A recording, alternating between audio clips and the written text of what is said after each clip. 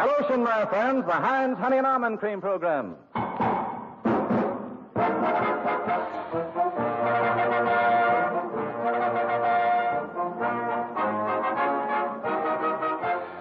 Starring George Burns and Heinz Honey, Gracie Allen with Frank Parker, Ray Noble and his orchestra, and Truman Bradley speaking. 100 million strong, that's right, you can't go wrong, my friend.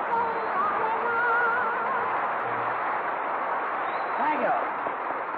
Thank you very, very much. Hello. Well, I'm very happy to be here on Treasure Island at the San Francisco World's Fair. Oh, so am I. You know, I've met all my friends. You know, George, I was born in San Francisco. As a matter of fact... If I were you, I'd keep it a secret. Well, that's right, George. You know, as my daddy said when he first saw me, why bring that up? Well, then, let's drop it. Yeah, he did. Want to build up? Yes, I'd be glad to. It's my life's ambition. You know, my whole family lives in San Francisco, but my daddy lives with my uncle in a house across the bay. And he commutes, huh? Yeah, every 10 years. That's very interesting. He's an old-fashioned man. I know. One old-fashioned after another. Was your daddy born in San Francisco, yes, too? South San Francisco. South San Francisco. Yes. Have you always been this dizzy, Gracie? Well, I got that way from following in my daddy's footsteps. Well, at least your daddy has his good pints. Oh, he said it. Don't mind George, folks. He's a Los Angeles boy. Well, if it isn't at Market Street, Donamici, Frank Parker. And Frank, I'm not a Los Angeles boy. I was born on the outskirts of Los Angeles, Boston. Say, Frank, what do you think of my hometown? Oh, I think it's terrific. You know, Gracie, there are 40,000 beautiful girls here. Frank, what are you up to? 3,634. Stop with those girls. You know, there are other ways of getting a bang out of life. Oh, you and your bubble gum. Yeah. Well, it's a noble experiment. Gracie, isn't it grand to be back in your hometown and get such a nice hand? Oh, And yeah. speaking of nice hands, Heinz Honey and Almond Cream, ladies and gentlemen. Truman Bradley. Thank you. You know, I bet Gracie San Francisco never thought that you'd be a presidential candidate this year. Well, why not? Why should I be an exception? Tell me, Gracie, has the town changed much since you were here last? Oh, yes. Well, I've been reading the local papers, and I see where men's clothes cost a fortune now. And Men's clothes cost a fortune? Oh, well, that's what it said. It said Billy Rose just got a $20,000 suit. Gracie, that happens to be a Seattle model. Well, I don't care if it has 2 pairs of pants. It's still not worth $20,000. Look, when it said suit, it meant lawsuit. And the model happens to be a girl. Oh, well, then maybe Billy Rose kissed her. Kissed her? How can he kiss a girl so much taller than he is? Well, maybe some of his friends put him up to it. Either that or he jumped. Say, Gracie, have I been having fun here? Oh, really, Bubbles? Yes, I had lunch today in 3 restaurants. Three restaurants. Yes. Bubbles eats all over town. Yes, I'm big that way. I know. Bubbles, do you like Italian food? And how? Have you tried DiMaggio's? Yes, and they're delicious with meatballs. Bubbles, DiMaggio's are ball players. Well, maybe she had them on the home plate. Well, I certainly slid into that one. Oh, Ray Noble. In the flesh. What there is of it, yeah. I say, Gracie, so sorry I'm late. You see, I'm playing at the Palace Hotel, and I had a little trouble getting here. The streets are all torn up. Why, Ray Noble, that's impossible. I read in the paper where the street commissioner said that as a whole, the streets in San Francisco were all right. Yes, they're all right as a whole. But how are their streets?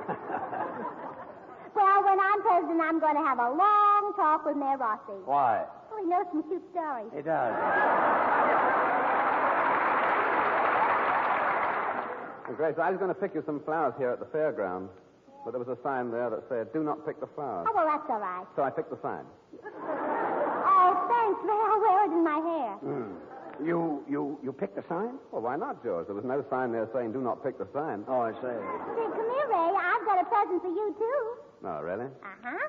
Well, put your arms around me. Like this? Uh-huh. A little closer. Like this? Mm-hmm. Now, put your face next to mine. Like so. What do I do now? Well, why don't you go on Major Bo's amateur program? Yes, why don't you do that?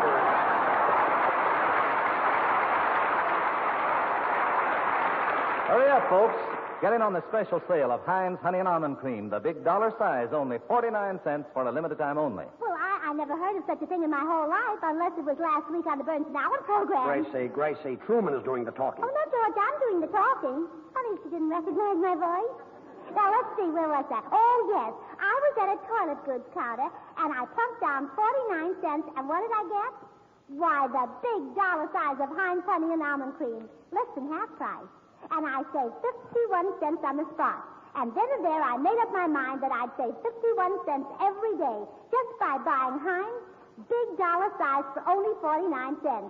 Oh, and Georgie, what do you know? I got my autograph on the Heinz bottle. Oh, good. And that's why this Heinz 49-cent special is called the Heinz Autograph Bottle. You get more Heinz Honey and Almond Cream for your money than ever before. And in addition, you get a Gracie Allen autograph right on the bottle, and it's detachable. Even at its regular price, this dollar-size Heinz is famous as the economy bottle. And now, at less than half price, it's phenomenal. It's genuine, fine, fragrant Heinz, the extra creamy, extra softening lotion for dry, rough hands. Get your Heinz 49-cent special tonight. Have softer, smoother hands for good. And now, Frank Parker. Tonight, Frank sings Stars in My Eyes by Fritz Kreisler, taken from the show The King Steps Up.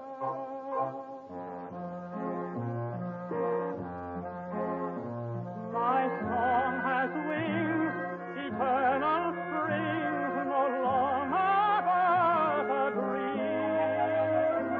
My cheeks aglow, emotions flow like sunlight on a stream. My step is gay along my way, the roses bloom at my feet. My love the rain, my being changed, my life is now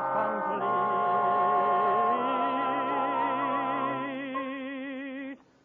Stars in my eyes tell how I feel. For this tender passion is real. I am loved, I am blessed. All that eager longing is laid to rest. Stars in my eyes will always shine when your heart beats with mine till your love for me dies. There'll be stars in my eyes. Stars in my eyes will always shine when your heart beats with mine till your love for me dies. There'll be stars in my eyes till your love for me dies. There'll be stars in my eyes.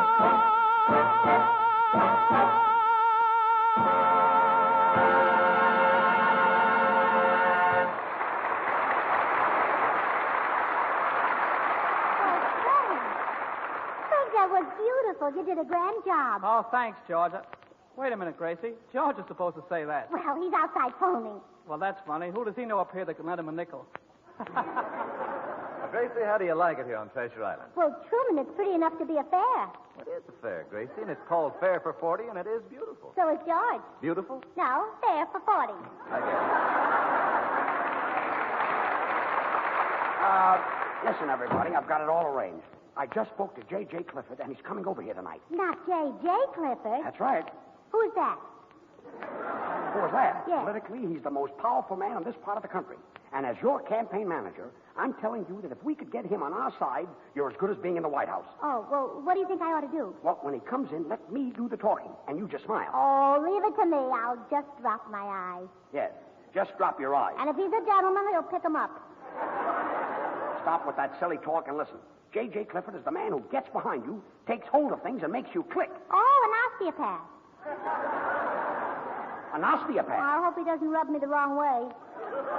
Now, look, Gracie. Say, George, you deserve a lot of credit lining up a big shot like J.J. Clifford. Thanks. I met him at the press club. That's all. I don't let any grass grow under my feet. Well, a little grass wouldn't hurt. It might cover up those shoes.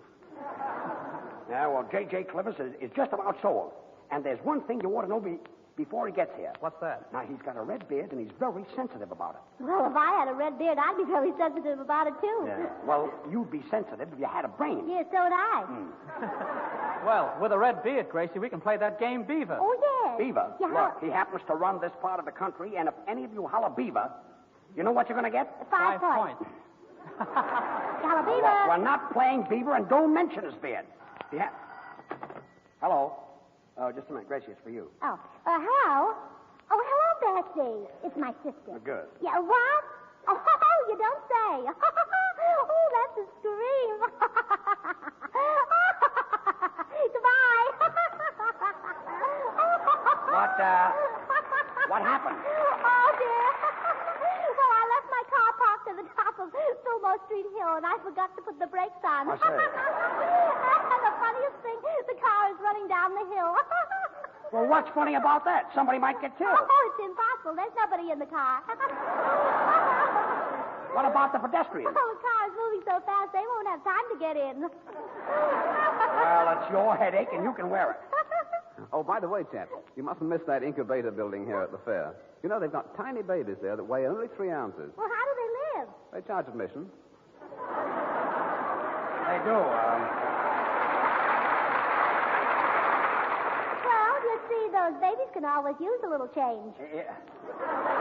I guess so. You know, now listen, everybody. This may be J.J. Clifford, so no wisecracks about his beard. Come in. Good evening. Miss Allen? Yes? My name is Agatha Pinwhistle. My, how can you remember things like that? Listen, yes, miss? Gracie, don't you remember me? I was your teacher in the 3rd grade. Oh, Miss Pinwhistle. Oh, well, I didn't recognize you without your slip showing. What? Boys, this used to be my teacher. How do you Hello, do? Penny. How do you do? Miss Pinwhistle, I'll bet Gracie gave you lots of trouble in school. Oh, no, you can be very proud of your daughter. Well, My daughter? Yes, Gracie always had an active mind. She learned things very quickly, but always backwards. Yes. I think I know what you mean. Miss Pinwhistle, remember how I was always getting mixed up in arithmetic and history? I used to think that 2 times 3 was Napoleon. 2 times 3 was Napoleon? Well, of course, I was silly when I was a little girl. Oh, sure. I know better than that now. Of course. Anybody knows that 2 times 3 is Julius Caesar. Yes. For a minute, I thought I had you. See, Miss Pinwhistle, whatever happened to Oakland and Berkeley? Oh, they're in Kansas City. Oakland and Berkeley are in Kansas City? Well, those are the twins who sat in front of me. Oh. Well, why did they name twins Oakland and Berkeley? Well, because they were only 5 minutes apart. I know they're twin sisters, Minneapolis and St. Paul. Oh. Gracie, whatever happened to that little girl you used to play with all the time? Oh, which one do you mean? Oh, the one that sat in back of you, that sickly little girl who was so frail and anemic. Oh, well, she's still my girlfriend. Bubbles, you remember Miss Pinwhistle? Sure. Oh, hello, Miss Pinwhistle. Why, Bubbles, I hardly know you. Haven't you taken on a little weight? Oh, about 275 pounds. Yeah, that's all. Say, Miss Pinwhistle, seeing you here reminds me of my school days. You know, my teacher used to slap me when I was naughty. Yes, he was a regular Mickey Rooney. Yes, but it never hurt. And the reason it never hurt was that my teacher had soft hands. Cut, and... Truman. A little music, boys. All right, you can take it, Truman. And Miss Pinwhistle? Yeah. Just because she used Heinz honey and almond cream. Yeah. And it wasn't a 10-cent size. No. No, it wasn't the 25-cent size or the 50-cent size. Yeah. No, it was the dollar size. Uh-huh. And would you believe it, Miss Pinwhistle? Today you can get it for only 49 cents. That's right. Oh, Miss Pinwhistle. Yes, sir. Miss Pinwhistle, whatever happened to that silly boy who sat next to me? You know, the one who called me Googie? Which one? Well, you know, the one with the buck teeth. The one who used to bite I love you on my desk. He bit I love you on your desk? Yes. Don't you remember, Miss Pinwhistle? He'd sit for hours and go like this. Let me see. Oh, Stinky. Yes, that's the one. Miss Pinwhistle. Yes, Gracie? Whatever became of that good-looking history teacher? Well, I got to go, Gracie. Well, remember when he tried to kiss you? Well, I didn't kiss him, did I? Well, I don't know, did you? No, not because he was a history teacher. It was the principal I was thinking of. Oh. Yeah, he was pretty, too.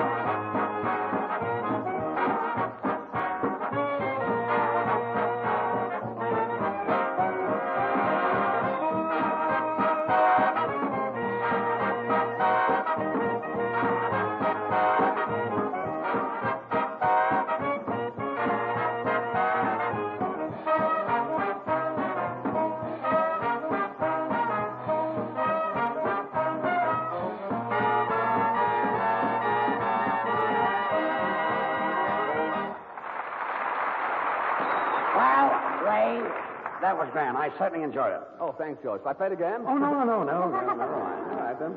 Oh, by the way, Gracie, right after the broadcast, how about you and me being my guests at Billy Rose's Aquacade, huh? Well, I'll be glad to go once, but I've been there again. Well, that's smart fella. You know, I was there the other night, and Johnny Weissmuller is really a swimmer. He starts out with the Australian crawl. George, have you ever seen the San Francisco crawl? There's no such a thing as the San Francisco crawl. Oh, no? Did you ever try to drive down Market Street at 5 o'clock? Well, anyway, that speed of Johnny Weissmuller's is great. Oh, yes, he's fast. You bet. I saw him last night, too. Did you see him go into all those dives? See him. I was with him. To me, Dan. He's a good dancer.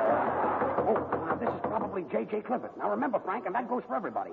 No wisecracks about his red beard. And Gracie, be on your toes. Yeah, your I whole will. campaign depends upon this. Yes. Come in. Is Gracie here? Well, I'm Gracie. Who is this? Don't you remember me, Gracie? I'm Rollo. I used to go to school with you. Why, Rollo, how you've changed. Yeah, I've grown. I've got on long pants. Oh, so have I grown. Gracie, take it easy. Gracie, you remember the day you left school 20 years ago? You gave me a sandwich. Uh-huh. Well, I brought it back to you. You mean you kept the sandwich all these years? I don't like peanut butter. And vice versa. Say, Rollo used to be the smartest boy in the 3rd grade. I still am. Say, Rollo, remember the fun we used to have in school? We'd drop our books under the desk, and then we'd bend down and pick them up. Mm-hmm. And then we'd drop them again, and we'd pick them up again. Oh, you had more fun? Where did the fun come in? Under the desk. Yes, well, your book's read. Hello, Rollo. Oh, Rollo, this is Bubbles. Remember Bubbles? I remember part of her. Why, Rollo, I hardly recognized you without your dunce cap. I don't wear it anymore. It makes me look too tall. Yeah. You look much prettier this way. Say, Rollo, whatever happened to the little boy who sat right across from me? You mean all he used to do was Stinky? Oh, yes. I haven't seen him in years. Well, why did he do Well, he was practicing to go with Sheffield. Well, I wouldn't pal around with Stinky. He was a dope. oh, quiet, Einstein. Gracie, who is this fellow Ray Noble who always wants to be alone with you? I'd like to punch him right in the nose. Now, look here, I resent that, old boy. I'm Ray Noble, and if I want to be alone with Gracie, I'll be alone with her. Yeah, what about me? No, I'd rather be alone with Gracie. Oh, isn't this fun? I've got two men fighting over me. And look here, I say, if you'll step outside, I'll repulse you. Oh, yeah? Then I'll repulse you. I'll repulse you first. And I'll repulse you right back again. What's going on here? Well, these boys are really repulsive. You said it. And boys, step outside. Who'll hold my coat? All right, I will. Say, that sandwich that Rollo brought back couldn't have been 20 years old. Well, it was. It didn't taste like it. Bubbles, you ate a sandwich that was 20 years old? Oh, why shouldn't she? It's too old to be outside. Well, that's nice because the sandwich in there will meet a lot of nice pickles. Yeah. Yes. Now, listen, everybody. This must be J.J. Clifford. And remember, no jokes about his red beard. Come in. Yes. Quiet, quiet. How do you do, Mr. Clifford? How do you do, Mr. Burns? Quiet, quiet. Mr. Clifford, this is Gracie Allen. What are you laughing at, Miss Allen? Oh, if I told you, Mr. Clifford, would your fuzz be red? She means this is the first time she's met you. She has an impediment. Oh, yes. Miss Allen, no doubt Mr. Burns has told you I'm in a position to sweep you into office. Well, thanks. You've got just the face for it. Well, not to change the subject, Mr. Clifford, but I want you to meet Bubbles and Truman Bradley. How do you do? How do you do? And this is Frank Parker. Beaver. Beaver. Beaver? Well, Beaver, can you spare a dime? One cycle to railroad and made it. Yes. Yeah, what's going on Well, you here? see, he's a tenor. He's got to rehearse. Oh. Now, Miss Allen, if our district is going to support you, we want to know what you can do for us. So let's not beat around the bush. No, not by the hair of your chinny chin chin. Who said that? The three little pigs. Mr. Clifford, what about the Power and Water Project? Remember? Oh, yes. Yes. Hetchy. What? Hetchy. Oh, coochie coochie. Gracie, please. Look, I haven't time for all this foolishness. Now, Miss Allen, let's get down to brass tacks. Well, wouldn't you rather go to the Bell Tabarin? Look, this is a very important man. Miss Allen, if you're elected president, what are you going to do about our street maintenance? You know, most of our streets run uphill. Oh, don't worry. I won't let them run down. Well, that's a new slant. Gracie, he means what kind of aid will you give California? Well, there are only two kinds of aid. Federal and state? No, orange and lemon. You certainly squeezed in that. Come in.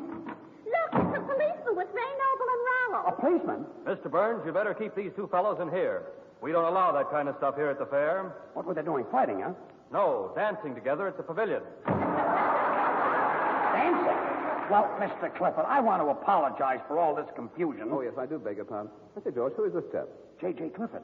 Looks like Santa Claus's high blood pressure. I can see that you people are taking my coming up here as a joke. My standing in this community is a very important one, and I do not intend to subject myself to ridicule. Good Just a minute, Mr. Clifford. You see, we're here at the World's Fair, and we're all having a lot of fun and a lot of laughs. So, and Truman, will you talk to him? Okay. Mr. Clifford, we realize that you're one of the most influential men in the state, sir. And if we did have a bit of fun, it wasn't premeditated, I assure you. As for having fun at your expense, it's out of the question, sir. After all, what can we possibly say that would be any funnier than that broken-down beard you're wearing? Oh, well, there goes California. Well, I've had enough of this.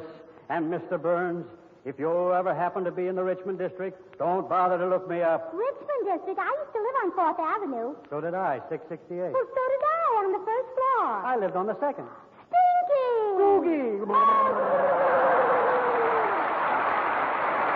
Tell me now that bare knees are smart. Girls are wearing short skirts that stop just above the knee and high socks that stop just below the knee. Well, those bare knees are certainly okay with the male population, as long as the knees are smooth and pretty. So be sure to smooth Heinz Honey and Almond Cream on your knees before you wear the new bare knee fashions. Heinz is extra creamy, extra softening for rough, sandpapery hands, and it's just as grand for rough knees. And say, right now is the time to buy Heinz. It's on special sale. The big dollar-size Heinz Honey and Almond Cream is only 49 cents. Yes, less than half price. Just go to any toilet goods counter and ask for Heinz Autograph Special. You get over twice as much lotion for your money, and you also get a Gracie Allen autograph on the bottle, and it's detachable. You can add it to your autograph collection. Now, don't forget, get Heinz 49 cent special while the getting is good. This amazing offer lasts for a limited time only.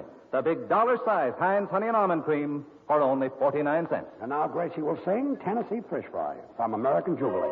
Sing it.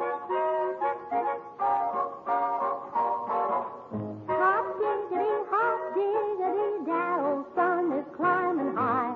Hop diggity, time to catch the catfish for the fry. Poor little you never been to a fry. Well, ain't that a shame? Ain't that a shame? Ain't that scandalous? Ain't you never been to a Tennessee fish fry? Ain't you never fished for your dinner down south? You ain't? If you never been to a Tennessee fish fry, then you never had a chunk of heaven right in your mouth. You ain't tasted cornbread when it's drowned in the pound of butter. You ain't swung your sweetest gal around in the do-si-do if you never been to a Tennessee fish fry.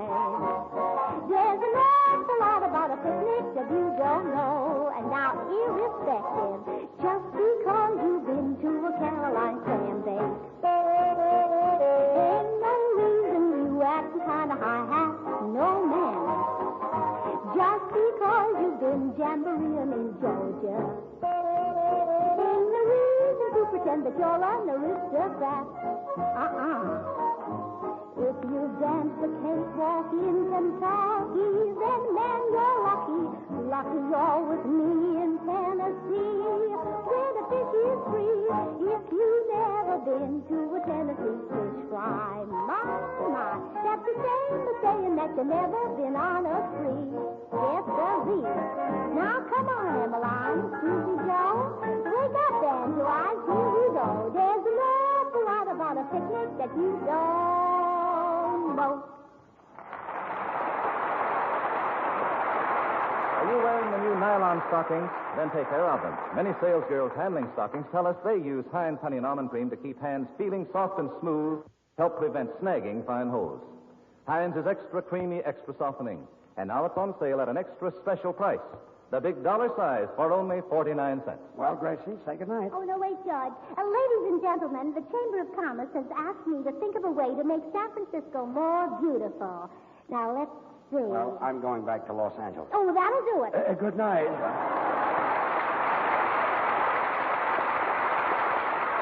We're lucky to live in a country where we can sing freely, talk freely. So let's stop a moment. Thank our stars, we're Americans, and give a thought to the poor unfortunates abroad.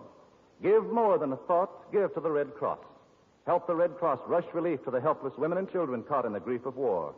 Send a dime or a dollar, or more if you can, to your local Red Cross chapter. Thank you.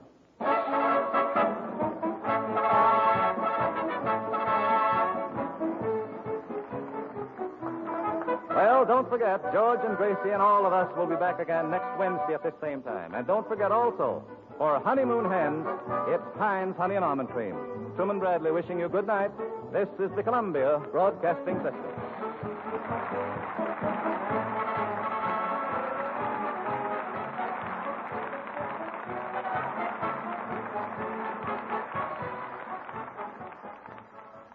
From Hollywood, the George Burns and Gracie Allen Show for Hormel and Spam.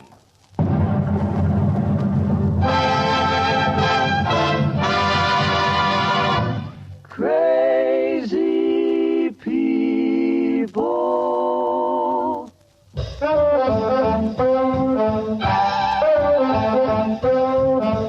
Spam, rebop, boom, spam.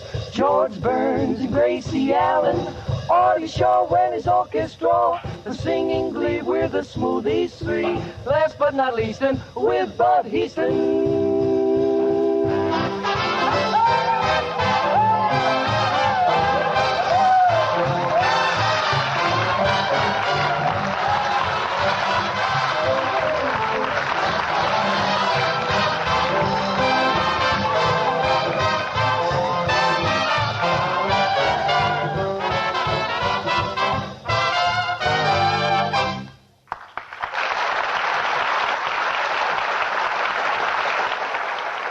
Yes, it's Burns and Allen night at your house again. Fun and laughs with George and Gracie, and a hint on how you can laugh at Old Man Warm Weather. Serve Spam and vegetable salad.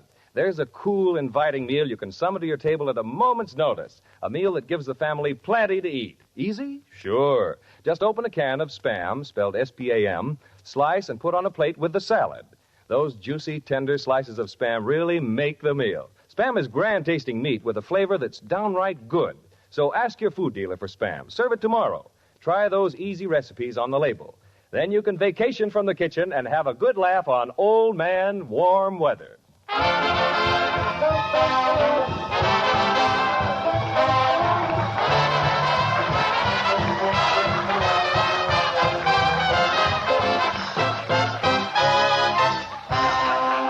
now for the stars of our show, those two Spam ambassadors of fun, George and Gracie.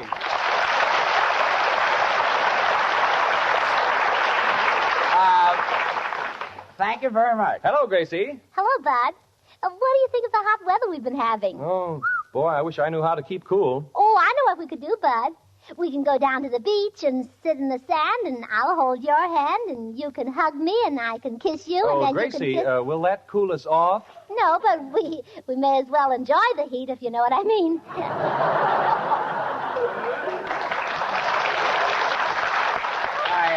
I think he knows what you mean, and Gracie, quiet about the heat. The tourists might be listening. Tourist? What's a tourist? What's a tourist? Yeah. Look, Gracie, let's say you leave the studio, you cross Hollywood and Vine, you get on a bus. Oh, it's impossible. What's impossible? To cross Hollywood and Vine. All right, forget Hollywood and Vine. You get on a train in Los Angeles and you travel and travel and travel and travel. What are you? Still in Los Angeles. Well, I'll try to explain what a tourist is again. I'm in the Brown Derby eating... What are you eating? A chicken sandwich. White meat or dark meat? What's the difference? $3.20. Well, then I come out of the Brown Derby. There are people waiting out there with paper and pencils. Are they waiting for you? Yes. What are they? Creditors. It's still very warm, and as a matter of fact, it's getting hotter, Bud. Well, George, if you're that warm, why don't you do what my brother does? What does he do? Well, he knows how to keep cool. He does? Yeah, every morning he spends 2 hours under a cold shower. Well, how does he stand that? He doesn't turn the water on. Which brother is that? Well, that's the one who's smarter than I am. Oh, the half-wit, the tall one. Yeah, yes. yeah. The good-looking kid. Yes. The golfer. Yes. Yes. The one who got his head caught in the Frigidaire. His head got caught in the Frigidaire? Well, yeah, you see, he didn't believe the light went out when you closed the door. Well, of course, that's a nice way to keep cool. No, I don't think so. That's a crazy way. Bet it is. The best thing to do is what my daddy thought of yesterday. What's that? Well, he attached an electric fan to his nose. Attached an electric fan to his nose? Yes. Where's your daddy now? Flying over Kansas City.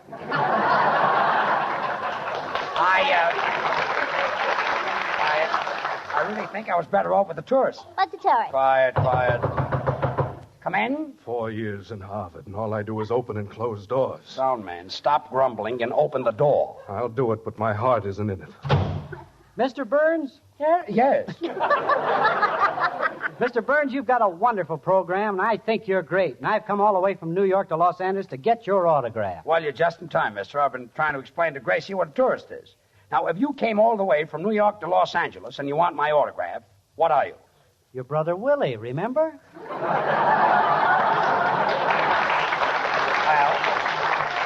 just for that, go back to the hotel and take my suit off. Quickly. Sound man, these door slams that you give out each week are going to knock down the building.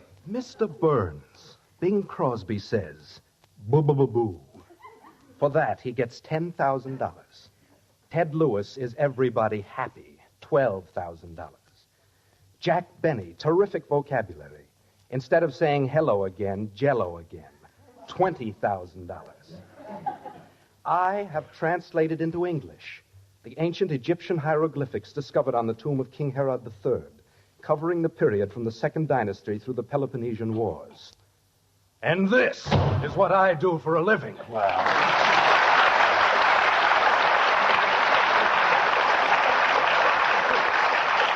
all right. Right after the broadcast, I'll give you a gold star and a Tootsie Roll.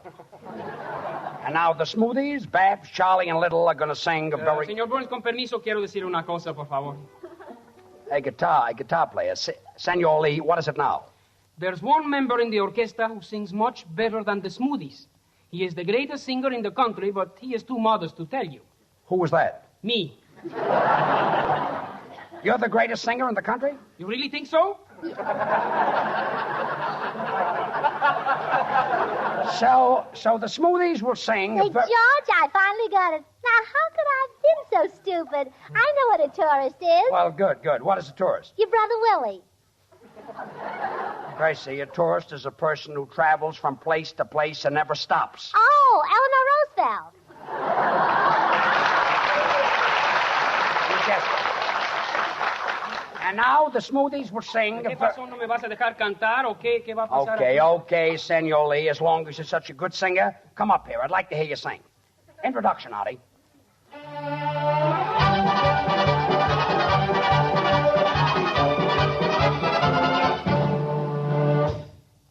Not in the mood. Well,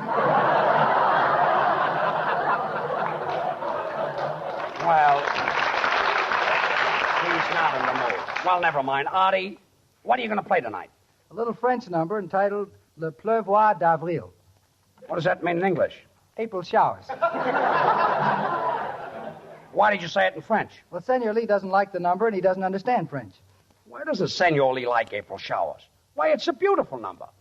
When April showers will come your way home. What's the matter?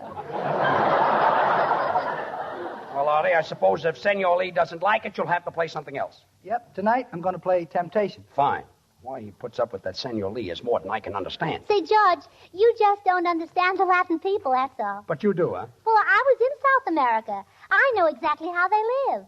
All night long, they sit under the moon and make love. And They sit under the moon all night and make love? Yeah. What do they do in the daytime? Well, they sit under the sun and cool off. Artie, Temptation, please.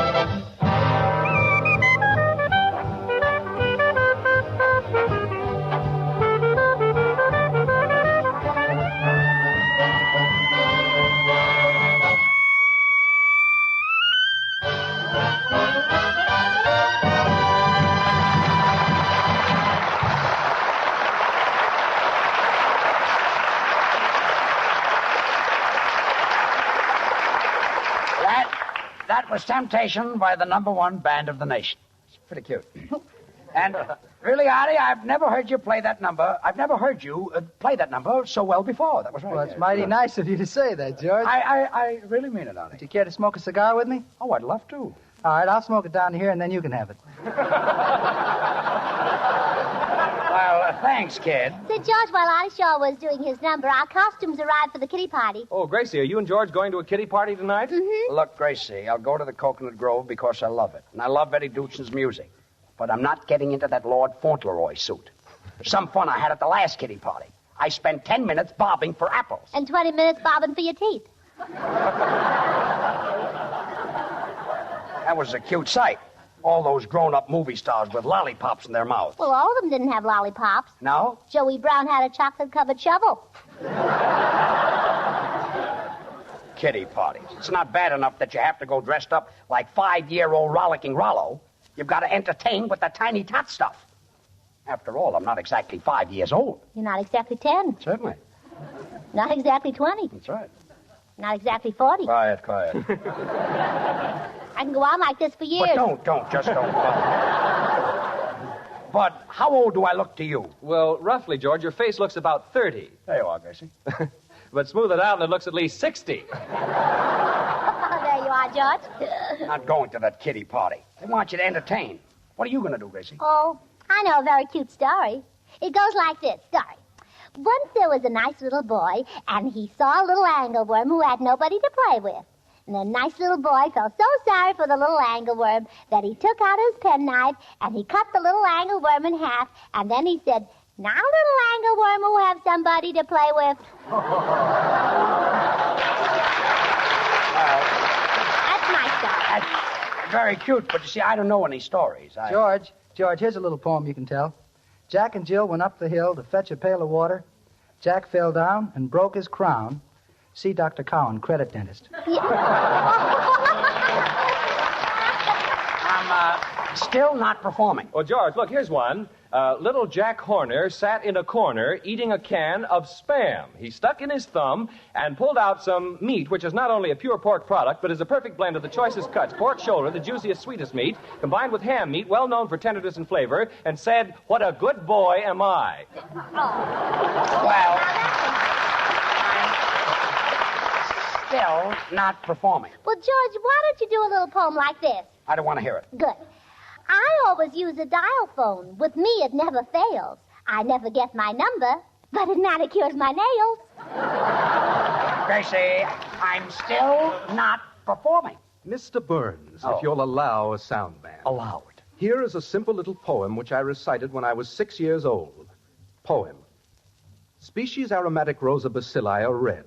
Species genus Viola septuri are blue. C2H4O16 is a split carbohydrate. And so are you. Oh, that's beautiful. Why did you do that, George? You think I ought to do that one? Oh, I love that one. Still not performing. Senor Burns, I have a children's poem. Well, keep it. I'm a little wildflower, growing wilder every hour. Nobody tries to cultivate me. Caramba, do I smell.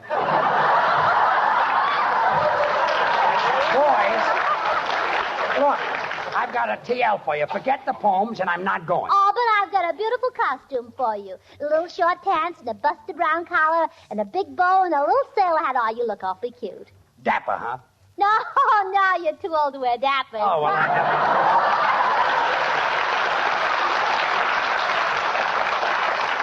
And now the Smoothies will sing Meet Senor the Sun Burns, Halfway. I think maybe I sing now. Well, I think maybe I let you, and I hope you're in the mood. Introduction, Artie.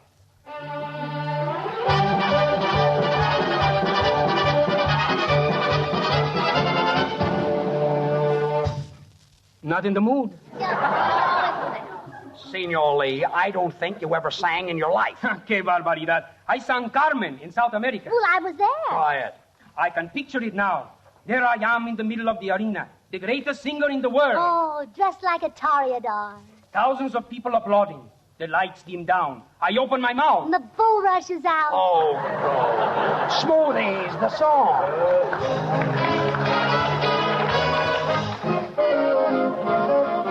stop hiding behind a pillow. Whenever the dawn looks gray, get up, come on, get out, and meet the sun halfway. There may be a fortune waiting, or maybe an ache to play. Get up, come on, get out, and meet the sun halfway. Get into the tub, and as you begin to rub and scrub, give out with your version of the road to Mandalay. Don't ever expect the bright side served up to you on a tray. Get up, come on, get out, you're late, and meet the sun halfway. You had a good night, you didn't count sheep, enough for that going back to sleep. Hey, sleepyhead, don't you know what you're missing? Hey, sleepyhead, life can really be gay, so stop hiding behind a pillow whenever dawn looks gray. Get up, get out, get on your way, and meet the sun halfway. There may be a fortune waiting, or maybe an ache to play. Get up, get out, and meet the sun halfway. Get into the tub, and start to rub and scrub. Why don't you give out with your version of the road to Mandalay? Don't ever expect the bright side served up to you on a tray. Why don't you get up, get out, and meet the sun halfway? Come on, get up, it's sunny outside. Get out of bed, you're on the right side. You meet the sun halfway.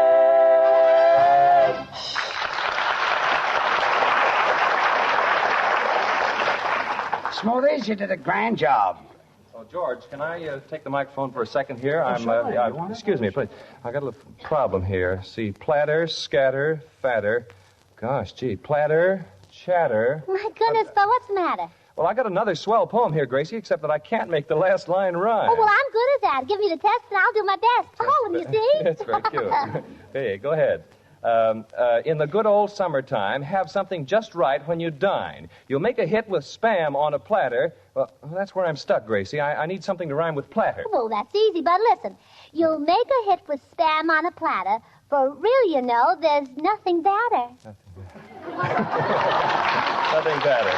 Not bad, Gracie, and thanks. That's what I needed to get me started on a swell suggestion for a grand warm weather meal. A Spam summer platter. Open a can or two of Spam, S-P-A-M, slice and arrange around a large platter. Next, a circle of luscious sliced tomatoes, then a ring of your favorite cheese sliced. Decorate the platter with crisp celery, radishes, olives, and raw carrots. With potato salad, iced tea or coffee, and a simple dessert, you bring to your table a perfect summer meal. Just wait until Dad and the youngsters taste those juicy slices of Spam. Delicious meat that pleases every appetite because Spam is meat with a hearty He-Man flavor. You'll like it, too, because Spam is so easy to use. Ready to eat just as it comes from the can, Spam is always handy because it keeps without refrigeration. Serve a Spam summer platter soon. Ask your food dealer for Spam when you shop tomorrow and try the easy recipes on the label. Then you'll discover that cold or hot, Spam hits the spot. Slice it, dice it, fry it, bake it, cold or hot, Spam hits the spot.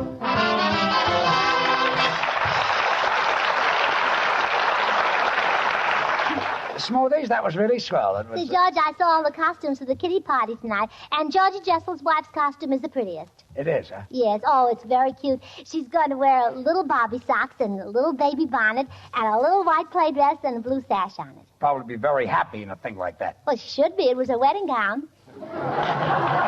Well, it's too bad, Gracie. I won't be able to see the dress. Why? We won't get there until after 9, and Mrs. Jessel will be home before that. Oh, doctor's orders? No, the curfew law. Curfew law? Yes. Oh. What's that? It's a law that's just been passed in California. It's for the protection of juveniles. Who are they?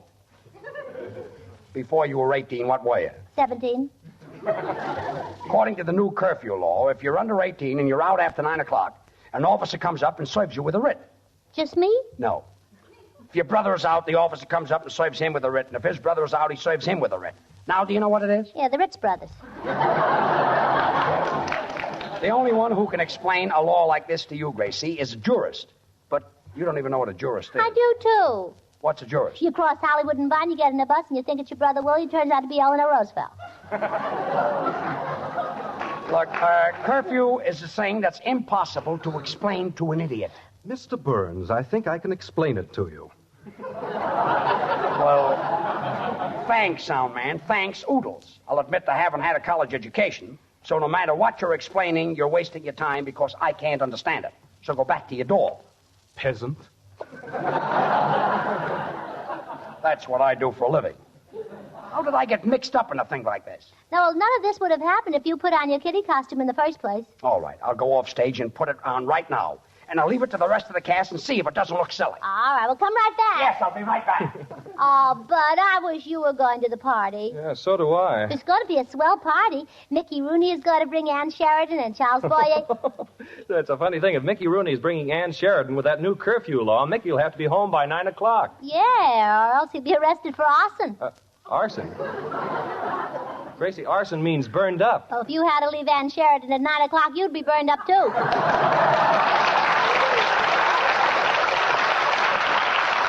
Well, it sure is tough on these kids with these curfew officers, but, boy, I'd give anything to go to the party. Well, I've just got 2 tickets for the kitty party. One is George's and one is mine. Oh, wait a minute. George is getting dressed up as a baby. We can phone the curfew officer. He'll take George home and put him to bed, and you and I can go to the party. Oh, that's wonderful. Well, why didn't I think of that? Oh, dear. Who knows the number of the curfew officer? Well, I think it's a rotten trick you're playing on as nice a fellow as George. The number is Gladstone 1131. Oh.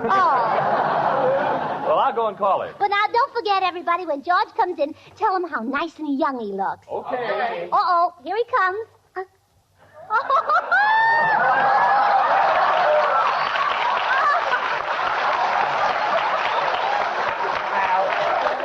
Here I am. Dad. Oh, how are you, little boy? Where's your mama? See, George, that's how young you look. I didn't know you. Oh, stop. Artie, how do you like me in my kitty costume? When I walked in, did you notice my rattle? Yeah, you ought to get your joints oiled. Just for that, I'll take my Shirley Temple doll and fracture your skull. That's a nice bow you've got on your hat, George. Thanks. It's a nice bow. It's a nice bow you have in your legs. Oh,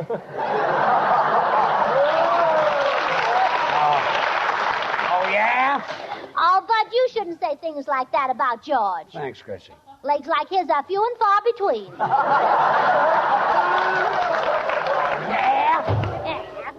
Pardon me, but I got a call from a Mr. Heaston. Oh, so I guess you're the little girl, or boy. What a cute little boy, and what a cute outfit. How old are you? Uggle, glubble, glubble. My, you look older than that. All right, so I'm uggle, glubble, glubble and a half.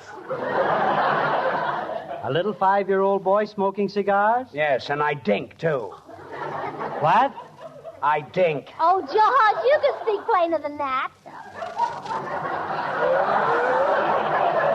Well, come along with me, my little man. I can't. I gotta go to a party at the Coconut Dove. I'm the curfew officer. We're gonna have a lot... Wait a minute, brother. I happen to be a very old man. Mister, did you ever see a 5-year-old with a face like mine? Yeah, I came in second yesterday at Hollywood Park.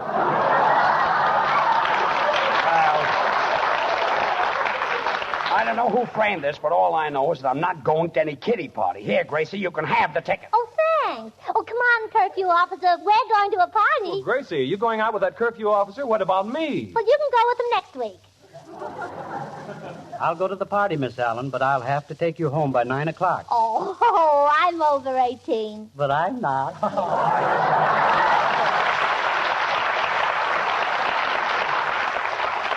Well, that's fine. Bueno, entonces, ¿qué pasó? ¿Siempre voy a cantar o no? Artie, what does the senor want now? Now he's in the mood to sing. Well, all right, come down here and sing. What is the audience in the mood? Audience, are you in the mood?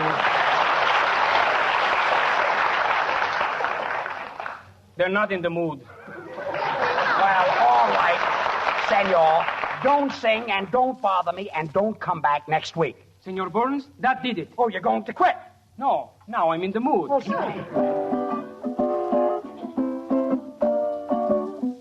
Una vez más te te pido yo que me perdones, te pido que no me abandones, ¿qué hago sin ti?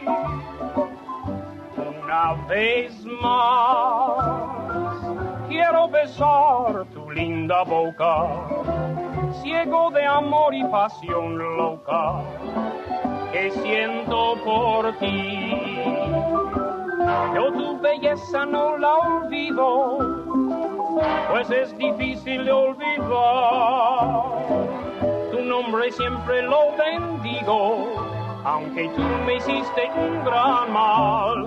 Te pido una vez más, quiero besar tu linda boca, ciego de amor y pasión loca, que siento por ti.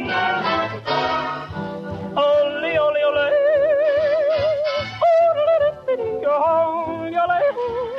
Ole, ole. Una vez más. Ole, ole, ole.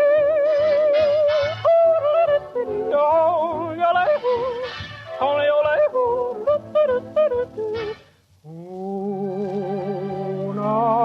vez más.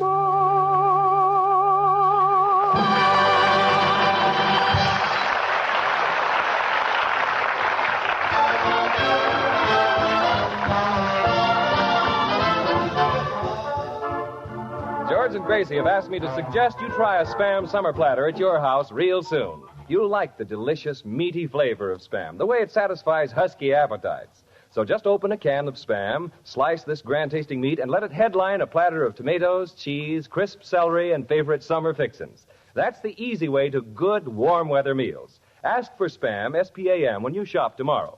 Try the simple recipes on the label. Thank you, Bud. Gracie, say goodnight. Oh, good night. Oh, say, George, Senor Lee's song made me feel so romantic, I feel like kissing somebody. Well, how about kissing me? Well, pucker up your lips. Well, they're puckered. Well? Not in the mood. Good night. Listen in again next Monday night, same time, same station, for George Burns and Gracie Allen with Artie Shaw and his orchestra and the Smoothies, brought to you by Hormel and Spam. Until then, this is Bud Heaston reminding you to remember that cold or hot, Spam hits the spot. Good night.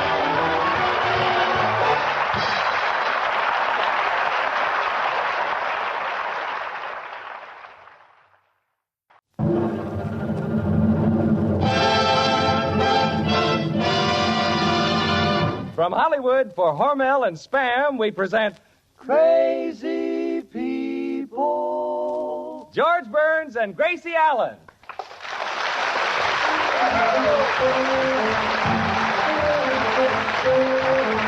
Spam, rebop, boom, spam.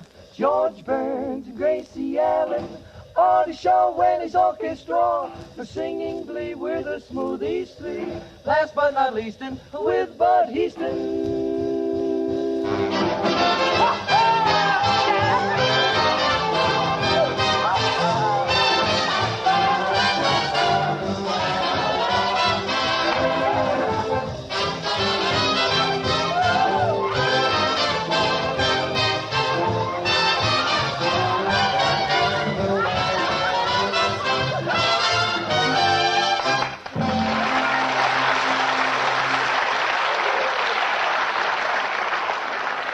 Monday night brings another gay Burns and Allen show to your house and another hint for serving a warm weather supper. Get a can of Spam, S-P-A-M. Slice this tender, juicy, grand-tasting meat and serve with tomatoes stuffed with cottage cheese. Add your favorite iced drink, a simple dessert, and you have a swell supper you can fix in a jiffy. Dad and the youngsters will like the tasty flavor of Spam. The way this delicious meat fills up a husky appetite. That's the easy shortcut to summer meals. Let Spam, a Hormel product, do the work. Get a supply at your food store. Just ask for Spam, the meat of many uses that keeps without refrigeration. Be sure to try the easy recipes on the label. You'll be surprised what Spam can do for your meals.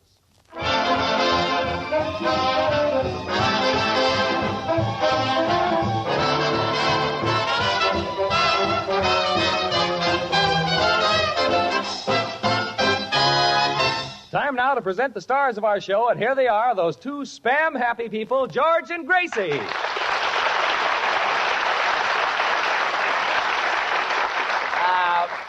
Thank you very much. Now, don't forget, Bub, what you promised before the broadcast. It's a date tonight. You and Bud have a date? Yeah. Yes, George. Gracie wants me to take her to the Hollywood Bowl. This might be a surprise to you, but there's nothing going on at the Hollywood Bowl tonight. Well, there will be when we get there, if you know what I mean. I think I know what you mean, but before you get yourself involved in this little romance, Bud, it would be sort of a nice idea to meet Gracie's family. Oh, are they a sociable lot? Congenial. I met her brother, the dentist, and I said hello, and he nicely pulled out 14 of my teeth. From which pocket, George? The inside pocket, some family. Oh, yeah, but you should see my uncle's family. 17 in one room, and yesterday... 17 people in one room? Yes. How do they live? They take in boarders. Guess that's better than walking around in the hot sun. By the way, George, how did you and Gracie enjoy the kiddie party you went to last week, given in honor of baby Sandy? It was terrific. All the grown-ups got into kiddie costumes, and all night long, baby Sandy sat in the corner. Well, George, I saw what she wore. She sat in 3 corners. Well, that covers that. Oh. For me? Oh, thanks. Some party. Edward G. Robinson and Jimmy Cagney skipping rope all night. Oh, yeah. Boy, was Skinny and us angry. Yeah, what was he angry about? He was the rope. Well, that's a new twist. Say, George. Say, you have to wait. I'm going to scream tonight. What? Come here. Oh, secret, huh? Yes. You know that every time Jimmy Cagney gets a new girl, he just can't seem to hold on to her. I see. Incompatibility? No, incompatible. Gracie, stop whispering, and I'm not going to any more of these boring kiddie parties. Well, what about the dart game? Now, wasn't that a lot of fun? Yeah, whoever would hit the bullseye got to kiss Dorothy L'Amour. I not only didn't hit the bullseye, I missed the target altogether. Well, George, instead of a dart, you should have used a can of Spam. Spam? You know, cold or hot, Spam hits the spot. Oh, yeah. Oh, George, Dorothy L'Amour was there? That's right, Bud. You know, I went out with her once. Really? Yeah. I took her out one night, and we went home and sat in the parlor, and I read poetry to her, and all of a sudden she turned out the light. Well, what happened? I turned it back on. I can't read in the dark. I see. You know, there's one thing I can't understand, Bud. At the party, the master of ceremonies introduced everybody to do something. And when it got to me, he forgot my name. Don't worry about it, Harry. Harry? My name happens to be George. Oh, pardon me? I keep thinking it's Tuesday. Well, it might interest you to know that at the party, I had an offer to make a picture from a gentleman named Joe Pasternak. Joe Pasternak? Who's that? Who's that? Yeah. He only happens to be the producer who's responsible for the success of the Anna Durbin and Gloria Jean. He started in the picture business with shorts, and in no time he came through. Wore out the shorts, huh? Yeah, slid down the banisters. Well, anyway, Mr. Pasternak is looking for a comedian for his next picture, and he's coming up here to see me. Oh, you going to help him find one? Remember me, George Burns, comedian? Last week the audience screamed when I wore those funny pants. Didn't I have them laying in the aisles? Yeah, well, you should have worn suspenders. Artie Shaw, you were here last week. How were those laughs? Great, George. About 106, weren't they? 107. 107, huh? Yeah, you got one, too. Oh, yeah, well, leave it to the boys. Boys, didn't I get a lot of laughs last week? Well, fellas, didn't I? Oh, sure. Thanks, boys. Sí, cómo no. Tú eres muy chistoso. Yo me muero de risa cada vez que dices un chiste. Guitar player, Senor Lee, what is it? Senor Burns, to me, you are a very funny man. Well, thanks. When you tell jokes, you tickle me punk. You tickle me, punk? That's wrong. Perdóname. You tickle me, punk. Yeah.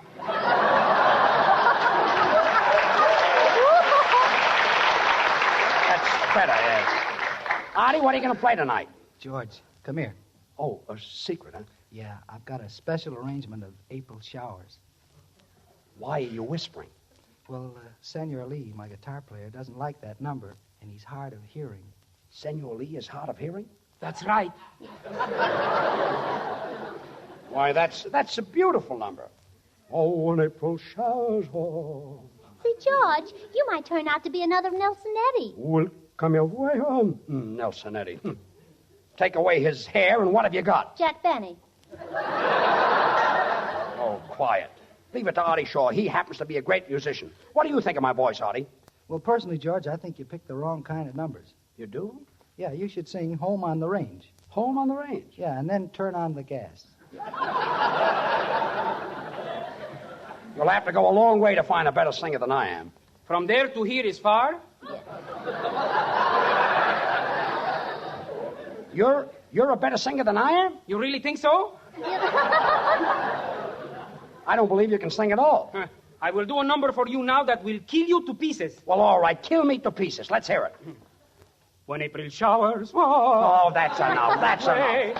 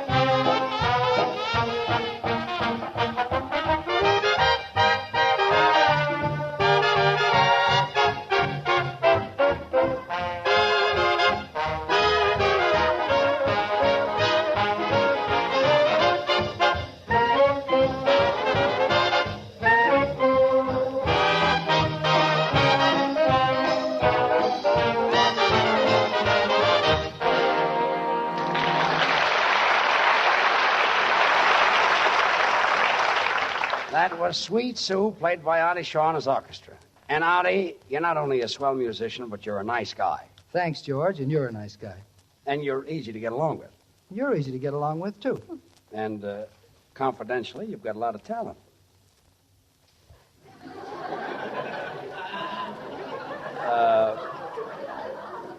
Well... Thanks, George.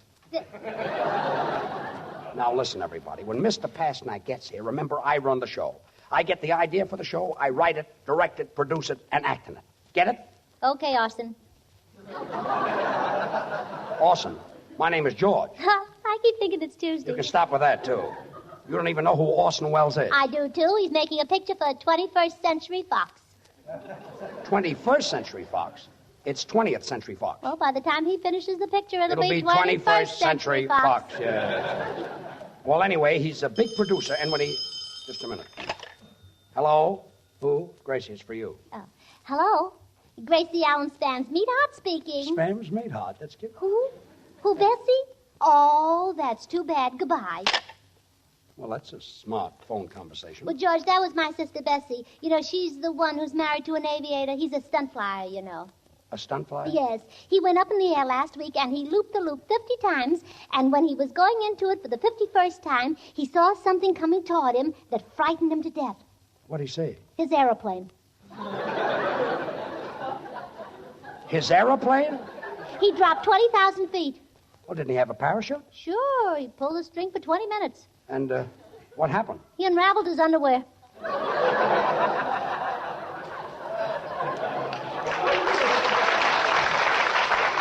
He unraveled his underwear. I wonder what's keeping that producer. Let me see. When he comes, what can I do to impress him? First, I'll get the orchestra to give me a terrific fanfare. Then I can do those Bob Hope type of jokes. Senor Burns, why don't you tell a griddle? A griddle? I know some very funny griddles. Well, let's hear the funny griddle. This is a very hard one to guess. Griddle. What's the difference between?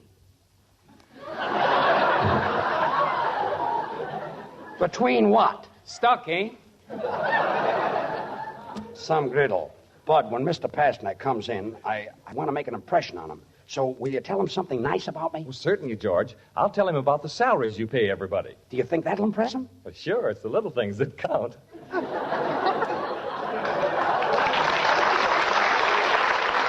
Well, that'll be nice. George, I've got an idea that might help you. What is it, Artie? Well, I've got a wonderful reference about myself, and when Pasternak comes in, I can switch it and say it's about you. Swell, Artie.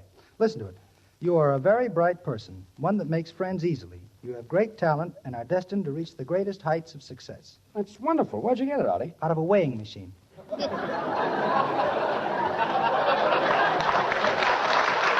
Well, that's a great help. Oh, George, I think you're silly. You don't need any help. When he comes in, just act natural. Just get up and tell a few jokes and sing a few songs. Let him see the real you. All right, so you won't get the job. Now, stop helping. I know what I'll do. I'll tell him a few of my ideas. I'll impress him with my brain. Sure, it's the little things that count. I think I've got it. Hey, sound man, 4 years in Harvard. Come here. Mr. Burns, just a moment. I'm reading the Encyclopedia Britannica. Would you mind turning to the last page? Why? I want to see who gets the girl. Oh, quiet. Sound man, come here. Look, I need a high-class introduction. And I know that you've had an education. In what language do you want this introduction? I know Esperanto, Arabian, Sanskrit, Phoenician, Latin... Do you know any Greek? Only Pakyakakis. Look, I want a flowery introduction in high-class English. Get the point? Mr. Burns, I believe I have formulated in my mind an introduction befitting one of your position in radio. Well, give out. Let's hear it. Listen.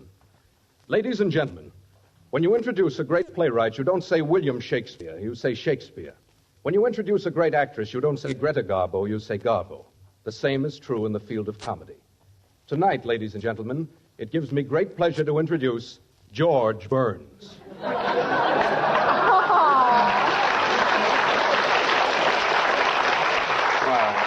thanks very much, and remind me to give you a new doll for Christmas. And now the Smoothies, Babs, Charlie, and Little will sing Mr. Meadowlark. George, Yeah? is there any chance of us getting in the picture? Well, have you ever had any experience? Experience? We've been in all the RKO pictures. In all the RKO pictures? What did you do? Oh, that's beautiful, beautiful. The beginning of the picture. Well, just sing your little number. Wait a minute. This is probably Mr. Pasternak. Come in. Hello, everybody. Hello, Mr. Pasternak. Gracie, it's your girlfriend, Bubbles. Pasternak is a producer. Did you ever hear of Three Smart Girls? That's Bubbles. It is, huh? Say, Say, George, the girl at the information desk told me to tell you that Mr. Pasternak called, and he said he'd be right over. Well, thanks, Bubble. And Gracie, did I get a thrill? I was just down at the drugstore, and they named a sandwich after me. Really? Uh-huh. It's a triple-decker chicken sandwich. You don't say. Yes, 2 chickens between 3 loaves of bread. Well, that's a nice little tidbit. What's killing you now, Gracie? Oh, remember, Bubbles, when you got on the scale at the drugstore the other day? Yes, and the scale was broken, and it only registered 60 pounds. One kid turned to the other. He said, "Look, Jimmy, she's hollow." Motives, the song.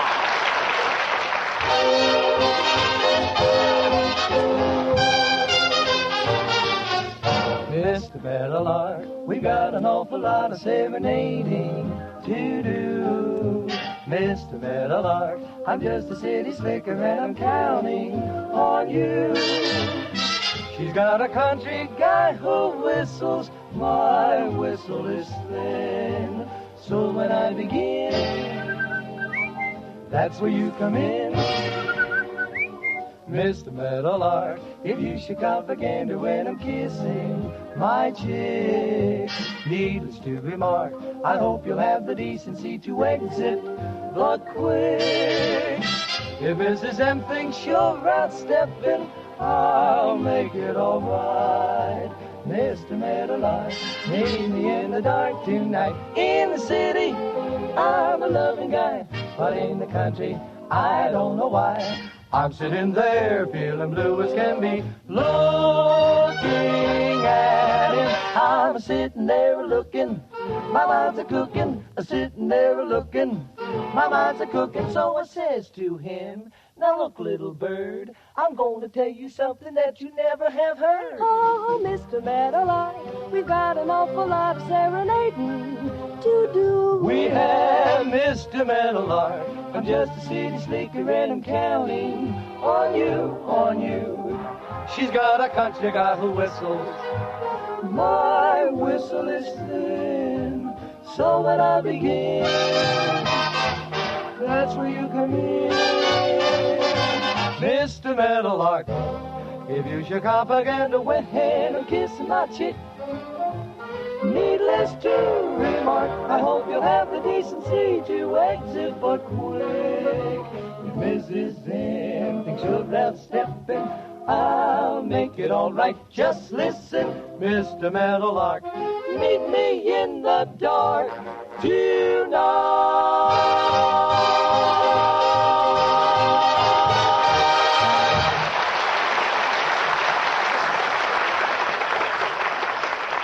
Friends, Spam keeps without refrigeration, and we... Bud, Yes, Gracie? say that again. Spam keeps without refrigeration? Yeah, say it again. Spam keeps without refrigeration. Again. Spam keeps without refrigeration. Again. Spam keeps without refrigeration. Say, what is this? I've already said it 5 times. Yeah, I know, but I like to watch you say it. You like to watch me say it? Why? Well, it's so cute the way it makes your Adam's apple go up and down. Well, Gracie, I don't know what Spam does to my Adam's apple, but I certainly know what it will do to your appetite. And friends, I know that you don't want to spend a lot of time in the kitchen these warm days, but when Dad and the youngsters say, we're hungry, you've got to fill them up. Now, that's the time to let Spam, S-P-A-M, do the work. Spam keeps without refrigeration. There goes again. So it's always ready for quick action. Just open a can of this tender, grand-tasting meat, slice, and serve with sliced tomato, cottage cheese, or any one of your favorite summer salads. Men folks like the meaty flavor, the satisfying goodness of Spam. And you'll like it because you don't have to cook Spam. Just open the can, and it's all ready to eat, the perfect thing for hurry-up meals. Get a can or two when you shop tomorrow. Just ask for Spam, S-P-A-M, and try the easy recipes on the label. Then you'll know why Spam is America's perfect hot weather food.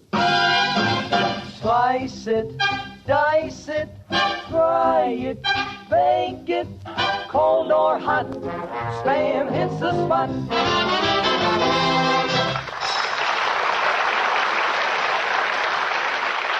Smoothies, that was a grand job with Mr. Meadowlark. You know, I love to listen to harmony. You know, I used to be with a quartet. Oh, pardon me. You know, I Gracie, when you sneeze the other way. I don't know any other way. You know, I used to sing with the Pee Wee Quartet, and I was. Now this might be Joe Pasternak. Now remember, everybody, I'm your boss, so on your toes, I want to impress him. Come in. Oh, Mr. Pasternak.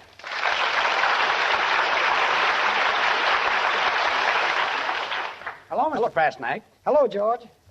Gracie, take Mr. Pasternak's hat and coat. While he's still looking? Just take it, Gracie. Just take it. George, I rushed right over, but I can't stay very long. You see, I'm in the middle of a new picture, Seven Sinners, with Marlene Dietrich. I know. I've been working very hard. Now, tonight I'll have to go back and probably be stuck with Marlene Dietrich until 3 in the morning. Should happen to me.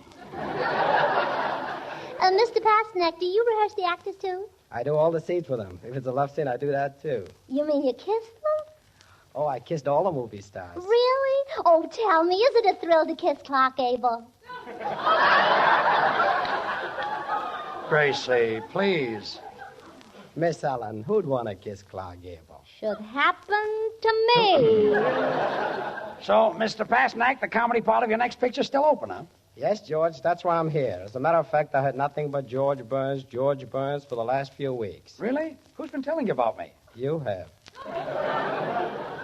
Well, you're not making any mistake. Artie Shaw, do I get a lot of laughs on this program? Yes, indeed. Mr. Pasternak, George has more talent in his little finger than Benny, Allen, and Hope together, it says here.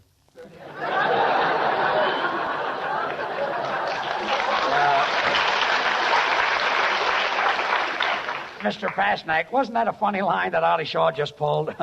I wrote that joke. It says here. Quiet. Senor Pasternak, Mr. Burns has a large talent.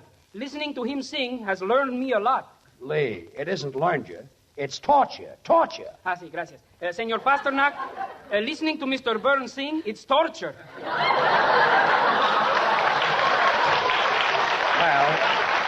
that's much better. Well, anyway, Mr. Pasternak, I'm not that I need the money, but I'd love to make a picture for you. I was on the Universal lot before. I got a big kick out of it. Oh, yes, he got a big kick out of Paramount, and he got a kick out of RKO, and he got a kick out of MGM. Quiet. Oh, I can go on like this for years. Mr. Pasternak, what's the plot of the picture? Well, George, you know, it's a typical Hollywood story. Boy meets girl, girl meets boy, girl meets girl, boy meets boy. They meet at 8 o'clock, they meet again at 10. Sounds like a lot of meat. I put a lot of meat in there because I know this was a spam program. Well, it's really nice of you to mention spam, Mr. Pasternak. George, I'm no fool. If the picture business blows over, I might try radio. Oh, well, what would you do in radio? When April showers move. Oh, I see. You too, huh? Let me out of here. Let me out of here. 4 years in Harvard. Sound man, what's bothering you now? Joe Pasternak, picture producer who has a voice like Donald Duck with a bad cold, is a guest star on this program. Mr. Burns, whose voice sounds like ripping a rag, is the star of this program. I won the Nobel Prize for diction. And this is what I do for a living. Mr. Pasternak, didn't you come up here to sign a fellow up for a comedy role in the picture? Okay, George, I'm ready. Well, let me take you into the control room, and then you can hear those big laughs I get much better. Come on, Mr. Pasternak. Now, listen, everybody. George really wants this job, and for once, I think we ought to help him. Sure, I do, too. Now, I've heard him rehearsing those jokes he's going to tell, and he needs plenty of help. But I've got an idea. Bubbles. Yes, Gracie. You stand at the back of George, and when he gets to the finish of each joke, you dance a rumba. But, Gracie, I weigh 350 pounds. When I start to shake, people will laugh. That's the idea. Well, I got it. That's wonderful, Gracie. Pasternak will think they're laughing at George. George will get the job. And we'll all live happily ever after. Well, here comes George now. Yeah, well, now get ready to rumba, Bubbles. Okay. Well, he's in there. Now for some funny stuff.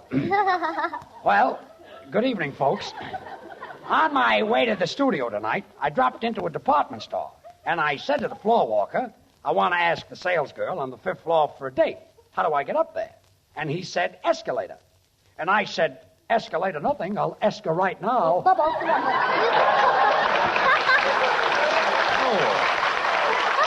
Oh, boy. Green. What a laugh. I got him rolling out front. They're rolling in back, too. Say, folks, you should meet my girl. She's really a honey. I call her Knob because she's something to adore. Oh, boy. What a scream. Am I a success? Hip, hip, hooray. Well, I don't know about the hooray, but those hips are doing all right. Of course, folks, my girl isn't very healthy. She's a little puny. You know what a puny is? A puny is a small horse. Imagine such an old joke getting such a big laugh. She's only 34. Who's only 34? Oh, here comes Mr. Pasternak. Oh, well, let me do the talking. Well, Joe, how did you like it? It was terrific, George. I never heard such a laugh. I got a contract right here. Really? You really mean it? A contract for me? No, for the fat girl who did the funny dance while you were telling those broken-down jokes. Fat girl? Well, doing a funny dance. Well, that's a fine thing. I give an audition and Bubbles gets the job. Well, goodbye, George. I'm leaving tonight on a talent search. I'm going east to get some new faces. New faces? But, Mr. Pasternak, what about me? Oh, you're Mr. Pasternak. Get one for George, too. Is that so? Okay, Gracie.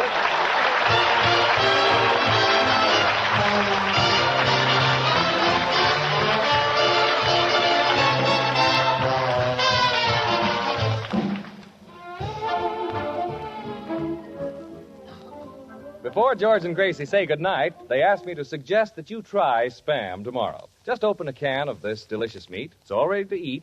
Slice and serve in Spamwiches or with your favorite summer salad. You'll find everybody in your house likes the meaty flavor, the lip-smacking goodness of Spam. Get a can or two at your food dealers. Try the easy recipes on the label.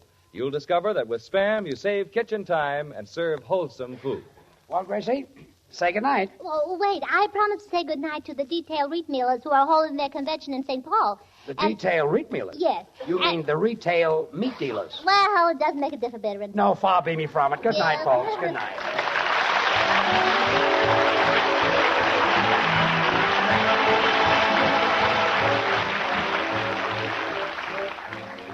Listen again next Monday night, same time, same station, for George Burns and Gracie Allen, with Artie Shaw and his orchestra, and the Smoothies, brought to you by Hormel and Spam. Until then, this is Bud Heaston reminding you to remember that cold or hot, Spam hits the spot.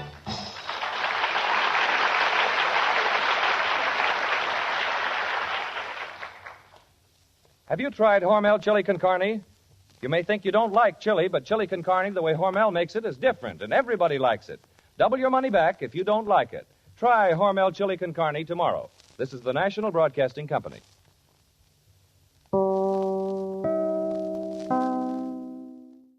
From Hollywood, the George Burns and Gracie Allen Show for Hormel and Spam.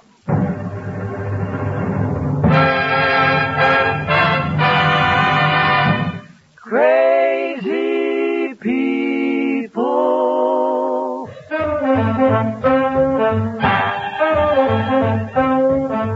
Spam, rebop, boom, spam. George Burns and Gracie Allen.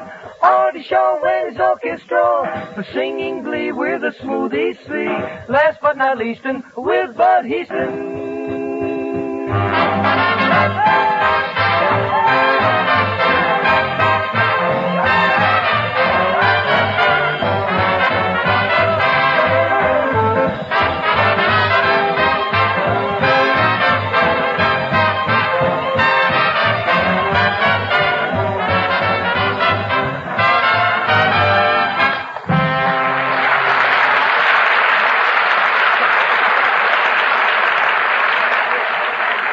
Monday evening brings another Burns and Allen show to your house, and in just one sentence, I'm going to tell you why Spam is so popular with families everywhere. Ready?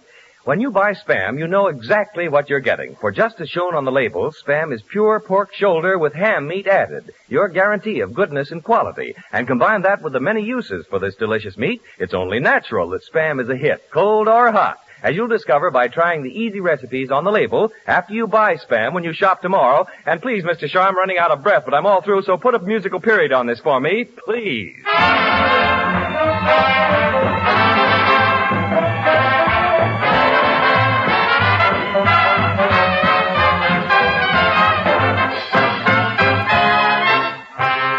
And here they are, those two Spam ambassadors of fun, George and Gracie.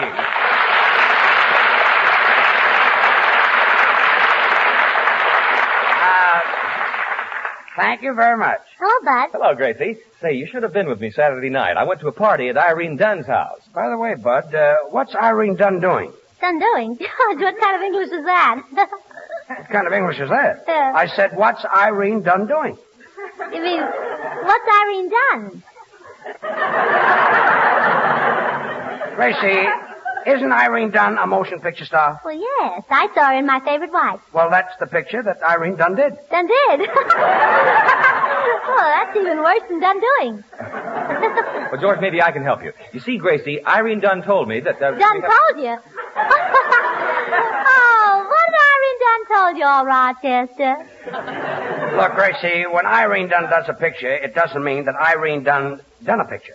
It means Irene Dunn did a picture. And the picture that Dunn did is what Dunn's done. Do you feel all right, Daddy? But why did you have to stop this? Señor Burns, you say una cosa muy graciosa de esa película. That's the guitar player, yes. What is it, Senor Lee? I saw that picture with that Irene Dunn and that Kenny Grunt. He's wonderful. Kenny Grunt? See. You mean Cary Grant? Remember in the picture when she puts her arms around him and hugged him and squeezed him? Yes. Well, Kenny Grunt? Artie, will you keep that South American pocket carcass quiet? Okay, Poopsie. And stop with that Poopsie. That's what the girl called me here last week, and now it's all over. Oh, George, I knew I had something to tell you. You know that sweet little girl who was up here last week? The one you promised to make your new partner on the radio? You mean Elsie Trellafas? Yeah, that's the one, Poopsie. Stop calling me Poopsie. And I was only fooling when I promised to put her on the radio. Don't tell me that she's taking it to heart. Oh, worse than that, she's taking it to court. She's taking it to court? Yeah, and when she told me that she was suing you for $10,000, I told her a thing or a couple. $10,000? Yes, I said to her, I said, Elsie, by the time you get through buying the clothes to wear in front of the jury, paying your lawyer and paying your court expenses, you'll have nothing left out of the $10,000. Well, What's the sense of it? That's right. Did she see your point? Certainly did. Oh, good. Now she's suing you for $200,000.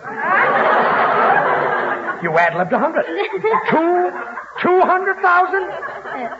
Oh, don't worry about it, George. A friend of mine was sued for $150,000, and he didn't pay a cent. Well, Artie, I'd like to meet him. Well, you can talk to him tomorrow. Well, good. Visiting hours are from 2 to 4. Well, I'm certainly in a lovely mess. Now I'll have to get a lawyer, and it'll probably cost me thousands of dollars. Oh, not the lawyer I hired for you. You hired a lawyer for me? Yeah, and he's very cheap. Well, how do you know he's cheap? Well, I had lunch with him today, and I had to pay my own check. Gracie, did anybody ever tell you that you were a little imbecilic? Yes, at a picnic once. I see. But I guess he didn't mean it because I never saw him again. Everything happens to me. A lawsuit for $200,000. Senor Burns? What? If you're looking for a good lawyer, get my uncle. He handled the Dreyfus case. The Dreyfus case? You mean Alexander Dreyfus from Devil's Island? No, the taxi Dreyfus from Coney Island.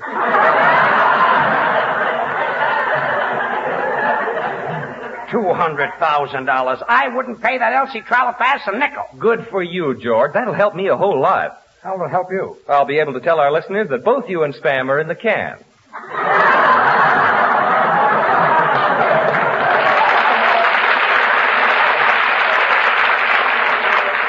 Well, that hit the spot. Thanks, George. I thought so. And here I was saving my money for when I was old and decrepit. Yeah, and just when you are, look what happened. This whole thing is absurd. Well, George is right. That Elsie is nothing but a gold digger, and I told her plenty, too. I told her that before she'd get a dime from you, George, you'd draw all your money out of the bank. Oh, that wouldn't frighten a girl like Elsie. Oh, it wouldn't, huh? It scared her so that she tied up your bank account. Tied up my bank account? Oh. Look, George passed out. Well, I can't understand it, Bud. Wouldn't you think he'd be interested in what I'm telling him? While the boss is out, the Smoothies, Babs, Charlie, and Little will sing Cherry Berry Bean. Oh, cherry bean, oh, cherry bean, he waits for her each night beneath her balcony. He begs to hold her tight, but no, she won't agree. She throws a rose and blows a kiss from up above. Chirpy-bing, chirpy-bing, chirpy-bing, they're so in love. When the moon hangs low in Napoli, there's a handsome Napoli. Every night he sings so happily, so his lady love can hear. In a manner so bravissimo, he repeats his serenade, and his heart beats so fortissimo when she raises her Venetian shade. Chirpy-bing, chirpy-bing, chirpy-bing, chirpy-bing, oh, chirpy-bing. He waits her each night beneath her balcony. Chirpy-bing, he begs to hold her tight, but no, she won't agree. No, she won't agree. Chirpy-bing, she throws rose a kiss from up above. Chirpy-bing, chirpy-bing. He sings to her each night under the pale moonlight. Chirpy-bing, he waits for her each night beneath her balcony. Chirpy-bing, he begs to hold her tight, but no, she won't agree. Chirpy-bing, she throws her rose and blows the kiss from up above. Chirpy-bing, chirpy-bing. Now they sing of love, they're both so much in love. Oh, chirpy-bing, oh, chirpy-bing, oh, chirpy-bing.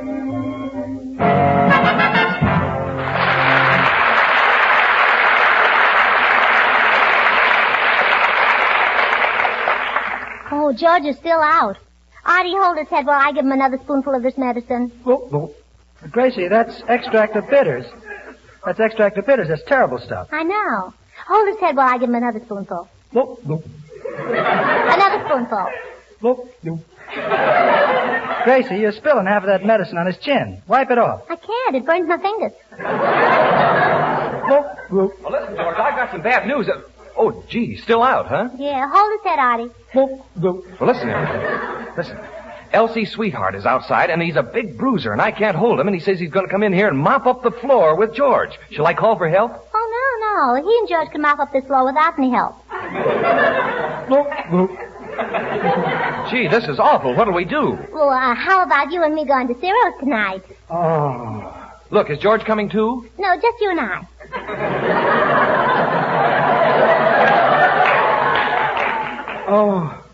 Oh. He's coming out of his faint. Shall I tell him about Elsie's sweetheart, that big bruiser who's coming here to beat him up? No, not that. He'll fight again. He'll faint again. Yeah.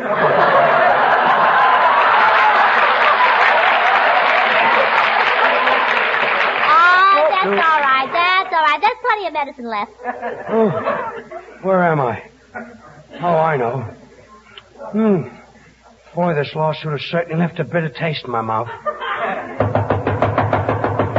Gracie, that's Elsie's sweetheart. Hey, soundman, that's probably my lawyer. Let him in. Mr. Burns, before I open the door, do your insurance policies carry double indemnity in case of death by accident? Well, yes. You are a very lucky man, weren't you?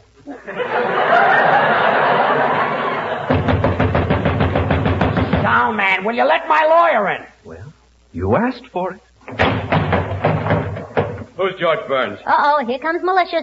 I'm George Burns. Oh, so you're George Burns. That's So right. what about you and Elsie Trellafas? Well, he doesn't know her. He's never heard of her, have you, George? Certainly I know Elsie Trellafas. I know her very well. And, mister, if you're going to help me out of this legal jam, I might as well tell you the truth. Good. I'll give it to you straight in the shoulder. Oh, vice versa. Just how well did you know Elsie Trellafas? Well, I'm not a man who likes to boast, but on the other hand, this is no time to hold anything back. Calling Dr. Kildare. One night about a week ago, I was taking her home in a taxi, and I put my arm around her. Like this? Yeah, but I held her a little tighter. You mean like this? Oh, wait a minute, not that tight. Oh, that was quite a crush. Yeah, it couldn't have killed me. And after I took Elsie home, we were standing in the hallway. Senor Burns? Standing in the hallway with Elsie, you see. Senor Burns? And we were both in the hallway. Hey, Poopsie! What is it, Senor Lee? Can I have your tooth powder after you get your teeth knocked out?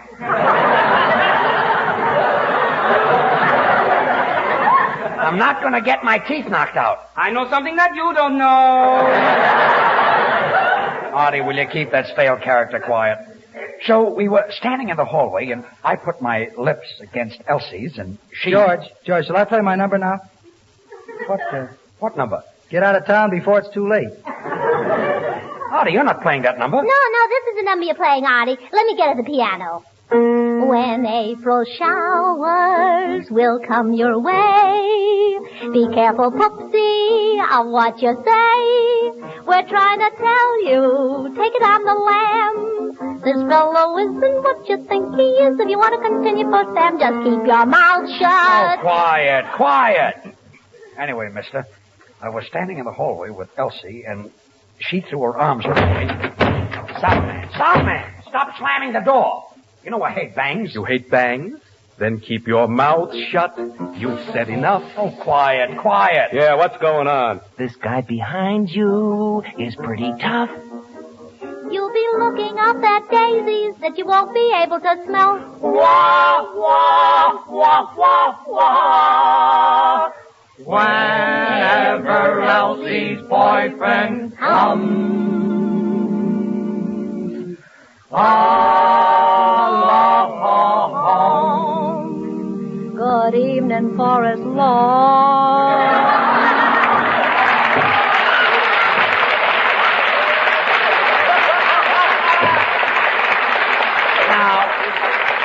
Look, what's going on here? Here I am worrying about $200,000 lawsuit, and everybody's singing. Say, did Elsie ever happen to mention her boyfriend? Yeah, I heard her say something. She's going around with some dope or something.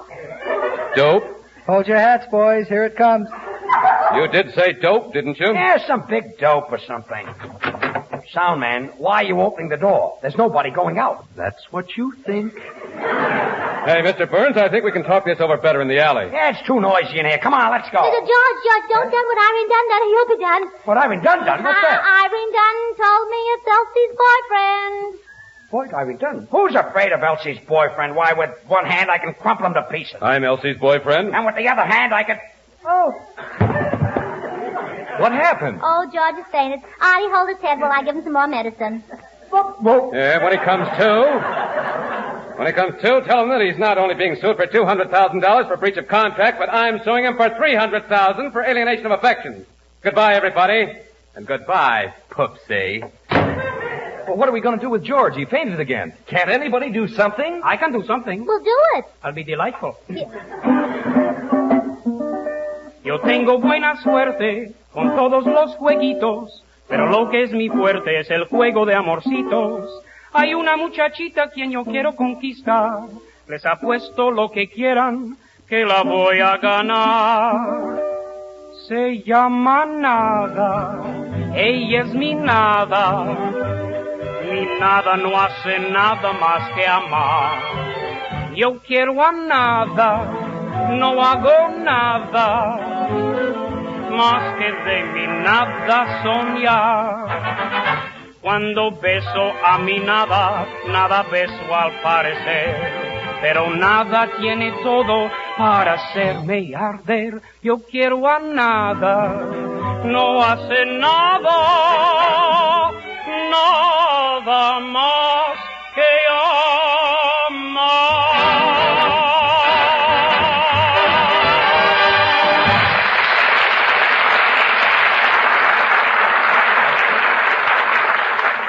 Artie, hold his head. I'll give him another spoonful. Boop, boop. Gracie, is this medicine good for fainting? Oh, it's marvelous for fainting. How do you know? Well, every time I give my daddy a spoonful, he faints. Oh. What happened? Who am I? George Burns. Where am I? George Burns. Oh, who types these things anyway? Where am I? On the spam program. What's spam? What's spam? Boy, you must be groggy if you don't remember what Spam is. Why, George, Spam is what you have fried with eggs for breakfast. Spam is what you have for lunch, sliced cold in Spamwiches. Spam is what you have baked whole for dinner. Oh, yes, but I remember now. And you ask me what's Spam. Why, George, you should be ashamed of yourself. Yeah, I'm a bad boy. Why, everybody knows that Spam is tender, delicious meat, all ready to eat as it comes from the can. All right, but I'm sorry. Easy to serve, economical to use. Spam is the reason housewives are spending less time in the kitchen and still giving their families good food on the dot. I apologize, Bud. Spam is wonderful. Well, thanks, George. Yes, I didn't mean it, Bud. I'm so sorry. Okay, sit down.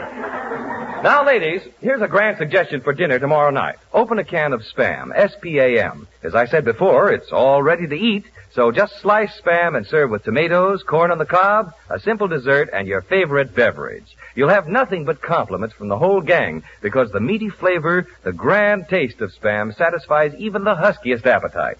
And when you try the other recipes on the label, you'll discover Spam has dozens of uses, cold or hot. So remember, you'll spend a lot of time out of the kitchen when you keep Spam on your pantry shelf. It needs no refrigeration. Get a supply when you shop tomorrow. Just say to your food dealer, I want Spam. I want Spam. Slice it, dice it, fry it, bake it, cold or hot. Spam hits the spot.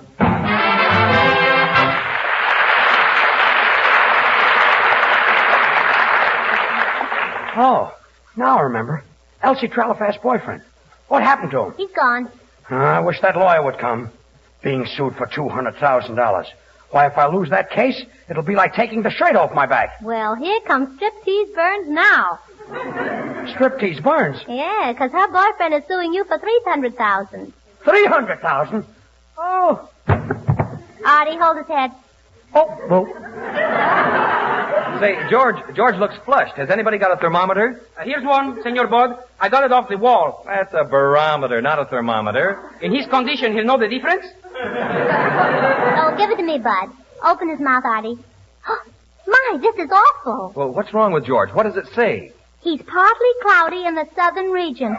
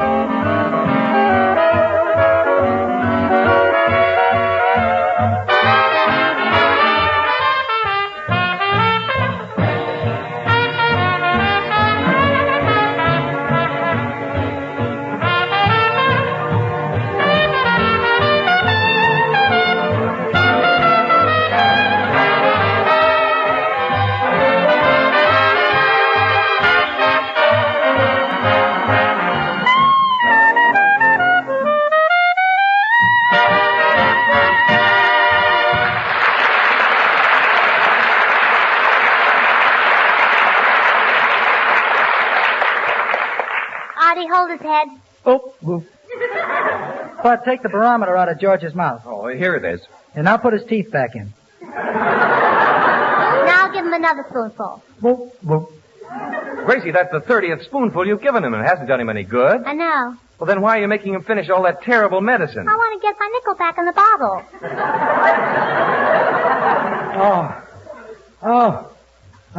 Where is he? Who? The lawyer. He's supposed to be here. Oh, my head. Oh, what's the matter, George? I don't feel well. I've got spots in front of my eyes. Oh, then that stuff I gave you is a fake. Fake? Yeah, look what it says here in the bottle. Good for removing spots.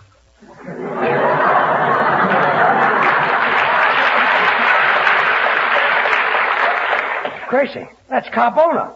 Senor Burns? Yes, what is it, Senor Lee? Once I had a date with Brenda and Carbona.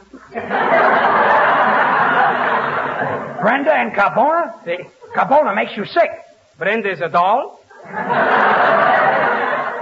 Artie, will you send that broken-down guitar player back to local 802? Oh, this must be him. Come in. Mr. Burns? Yes? My name is Jules Covey, attorney at law. I'm calling with reference to the Elsie Trellafas case. Well, I'm glad you're here, Mr. Covey, as I'd like to explain the whole thing to you. Well, that's what attorneys are for, Mr. Burns. Well, now, to begin with, I did take Elsie Trellafas out a few times. She was young and pretty, and after all, I'm only human. George, don't say anything you can't prove.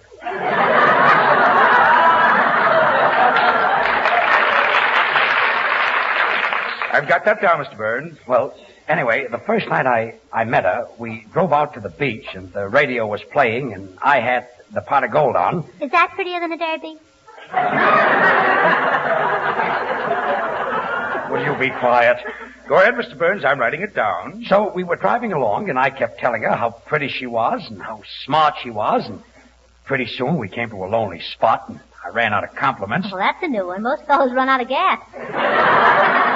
Gracie, for your information, there are lots of couples who don't neck in parked cars. Yeah, the woods are full of them.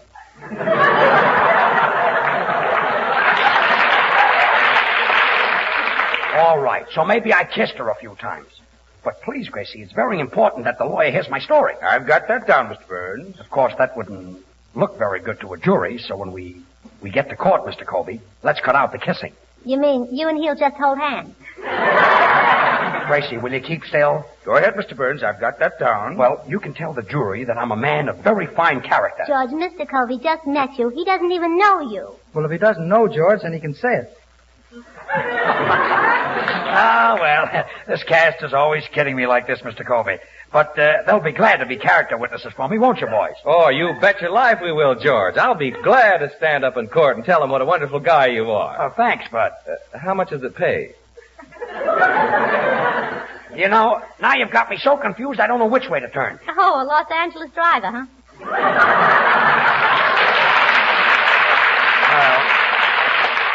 A lot of fine friends. Senor Burns? What is it, Senor Lee? For 50 cents, I will tell the jury that you are a perfect gentleman. 50 cents, huh? Okay. I won't pay it. All right, so I'll say you're good for nothing. You got that down, Mr. Colby?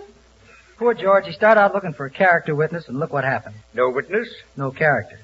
Oh, keep still. Anyway, Mr. Colby, I met this Elsie Trellafas in a restaurant, and you never saw anybody eat so much in your life. She ordered a double porterhouse steak, and in 2 seconds she looked up at me, and what do you think she said? I've got that down, Mr. Burns.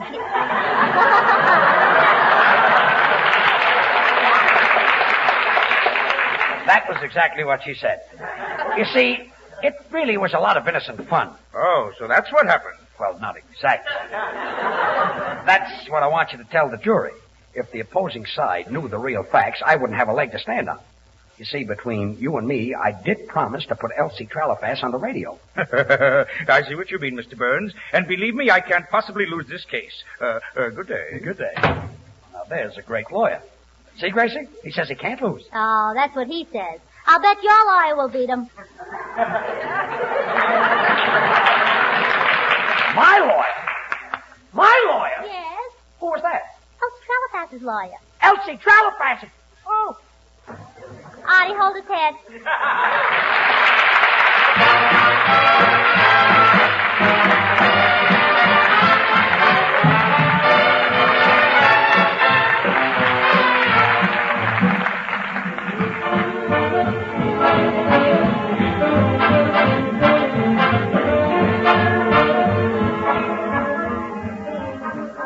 Before George and Gracie return to say goodnight, they want me to tell you that Spam is a mighty good mealtime hint for your household tomorrow and every day.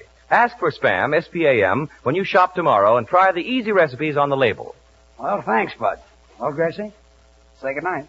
Oh, good night. And by the way, George, here's some good news. You know, it didn't do Elsie Trellafas any good to tie up your money. Swell, Gracie. Why? Well, I found out that your bank just failed. Oh. Artie, hold his head.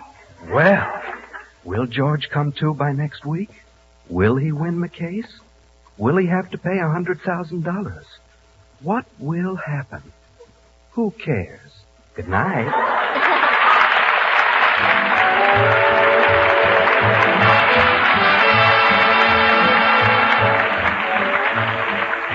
Listen again next Monday night, same time, same station, for George Burns and Gracie Allen, with Artie Shaw and his orchestra and the Smoothies, brought to you by Hormel and Spam. Until then, this is Bud Heaston reminding you to remember that cold or hot, Spam hits the spot.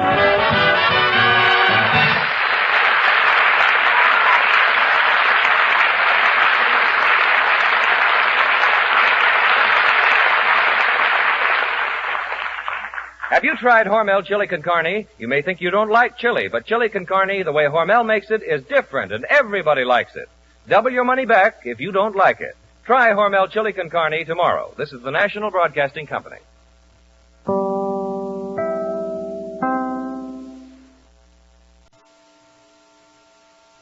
From Hollywood, the George Burns and Gracie Allen Show for Hormel and Spam.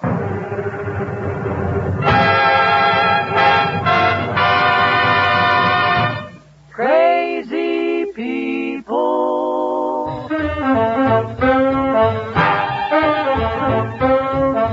Spam, rebop, boom, spam. George Burns and Gracie Allen. Artie Shaw and his orchestra for singing glee with the Smoothies three. Last but not least, and with Bud Heaston.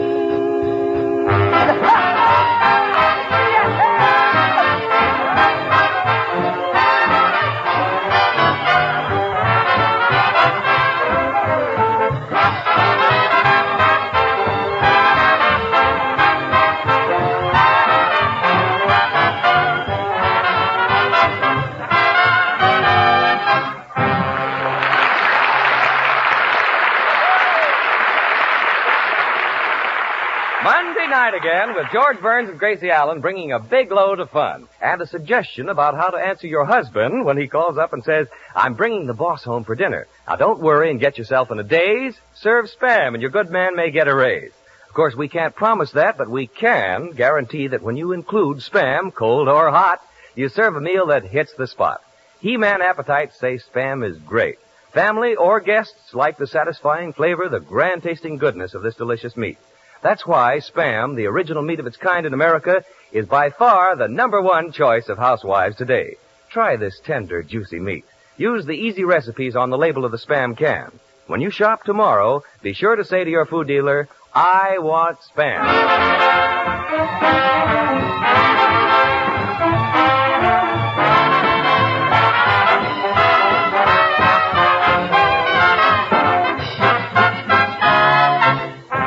Tonight we find George and Gracie about to leave for the courthouse where Elsie Trellafas, the girl whom George promised to put on the radio, is suing him for $200,000 for breach of contract. And here they are, George and Gracie.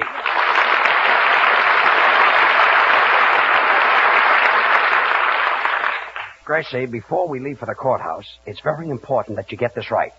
Now, I'll try again for the 50th time. Now, you're on the witness stand, and I'll pretend I'm the attorney. Now, you're going to be my character witness. What's that? What's that? Yeah. A character witness is someone who would say you're nice, you're sweet, you're charming, adorable. George. What? I was out with a character witness last night. I better reword this whole thing. Look, Gracie, if I were your character witness, I'd say you were kind, considerate, in fact, a lovely girl. Oh, now I get it. Good. Now we'll try again. Miss Allen, what do you think of George Burns? He's kind, considered, in fact, a lovely girl. Gracie, I'm not a lovely girl. Have you tried washing your undies in Lux? Gracie, for instance, if someone got up and said Mr. Burns is a straightforward, sincere, hard-working, industrious man, a credit to his community, what would that be? A paid political announcement. Bud, will you show Gracie what you're going to say when you're called as my character witness? Certainly, George. I'll say George Burns is good, fine, and wholesome, just like Spam. He's loved by young and old, just like Spam. People enjoy him at picnics and parties, just like Spam. As a matter of fact, they are alike in all respects but one. Spam doesn't need refrigeration.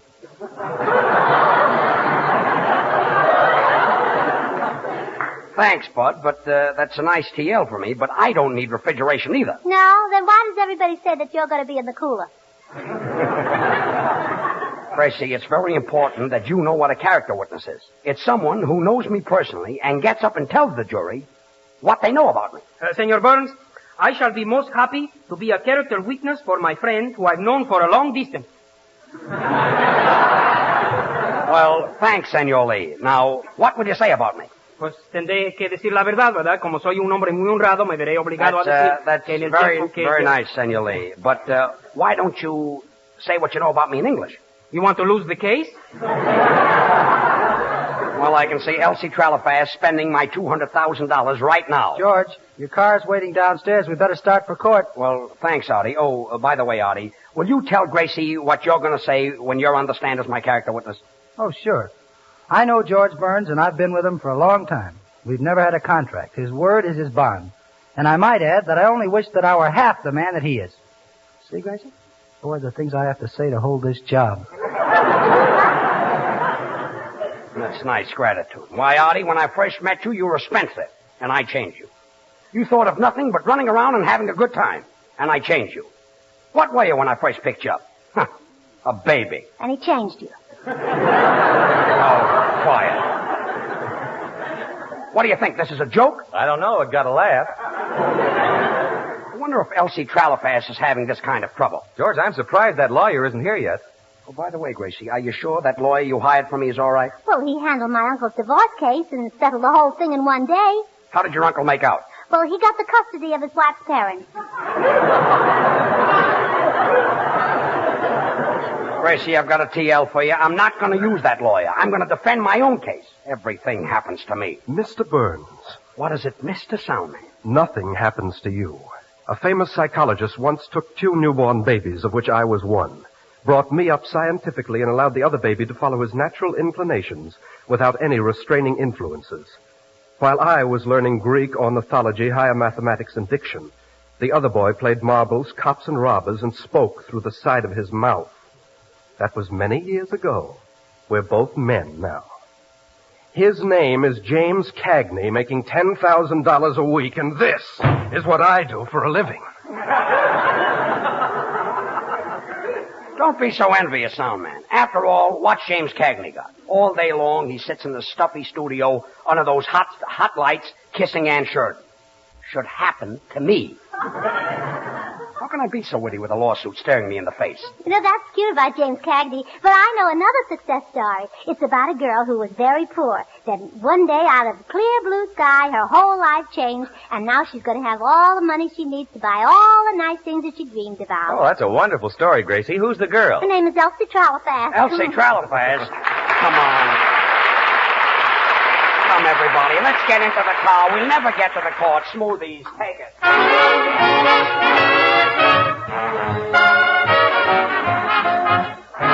You ask me why I'm always teasing you. You hate to have me call you pretty baby. I really thought that I was pleasing you. For you're just a baby to me.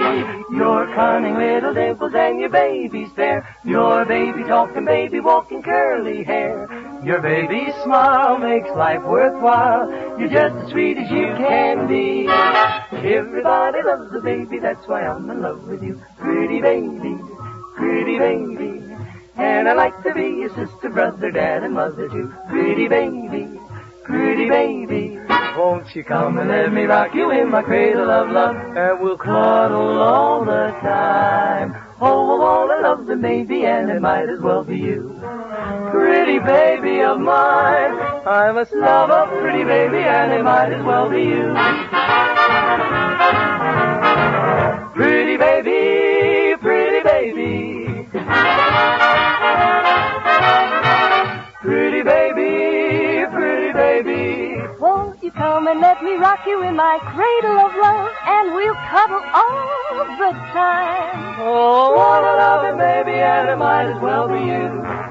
Beautiful baby of mine, oh my, everybody loves a baby, that's why I'm in love with you. Pretty baby of mine, and I'd like to be your sister, daddy, mother too. Pretty baby, won't you come and let me rock you in my cradle of love, and we'll cuddle all the time. Oh, I wanna loving baby. Well, I could be your loving baby. Well, could you love us, sort of, maybe? Oh, I've got plenty of love in me, baby. Oh, bad, pretty little baby of mine.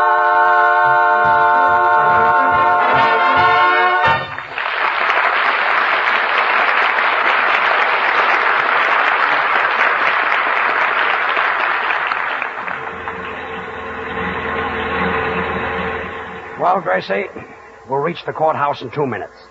Is everything clear in your mind? Yeah, except one thing. What's that? What's the character witness? Gracie, look. If you were on trial and I'd get up in court and say that you're intelligent, considerate, and a conscientious girl, a person who has a keen sense of responsibility, whose brilliance is matched only by her beauty, why would I say that? Well, because you're under oath and you've got to tell the truth. I don't know. I think I'm going out of my mind. Hey, look out for that car, George. What car?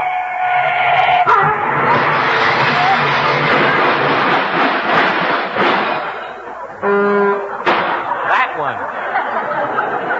Gee, George, that was your fault. The man's getting out of his car. I know, but leave it to me, Artie. I'll just start hollering and scare him to death. Hey, mister. He looks half your size. Hey, dope. He's standing up now. Look, he's twice your size. Now, listen, chum. Listen here, you. You drivers like you shouldn't be allowed on the street, driving through a safety zone. Don't you know the traffic rules? Do you know what the single white line is for? Yeah, that's for trucks to follow. What's the double white line for? That's for pleasure cars to follow. What are the zigzag lines for? That's what the Los Angeles drivers follow. Evidently, you don't know how to drive a car. My dear senor, he don't know how to drive a car? No. Don't be ridiculous. You mean ridiculous. Come on, I'm in a hurry. Out of my way.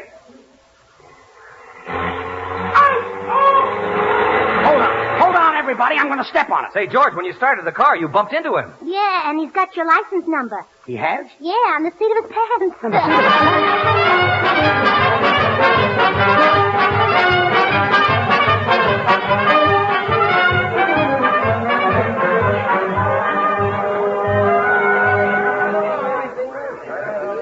I can't understand it. My case was supposed to have started a half an hour ago, and the judge isn't here yet. Hey, bailiff, what happened to the judge? He's back there ranting and raving. I've never seen him so mad. How do you like that? I'm being sued for $200,000, and he's mad. What happened? Well, on his way to the courthouse, some crazy driver ran into him. This is a fine thing. Some dopey driver running into... Oh... George fainted. Well, what's the matter with him? Well, he's suffering from a run-down condition. He's run down? No, the judge was. Oh, what happened? Now I remember. My case. The accident. The judge. Say, bailiff, don't tell me he's the judge who's sitting today. Yes, he's on the bench. He may be on the bench, but I'll bet he's not sitting. He's probably sore about something, if you know what I mean. I think I know what you mean. Look, I can't appear before this judge. As soon as he sees me, I'm a dead duck. Well, George, why don't you just comb your hair in front of your eyes? Then he won't recognize you. Senor Burns, nothing would help you with that thick head of hair. Leave my hair out of it. All right, nothing will help you with that thick head. Here's an idea. Why don't you comb your eyebrows down over your face? Comb my eyebrows down over my face? That's silly. Who'll the judge think I am? John L. Lewis. John L. Lewis? Oh, a Labor Day joke. I see what you mean. I wonder why I get up. I wonder if things like this happen to other people.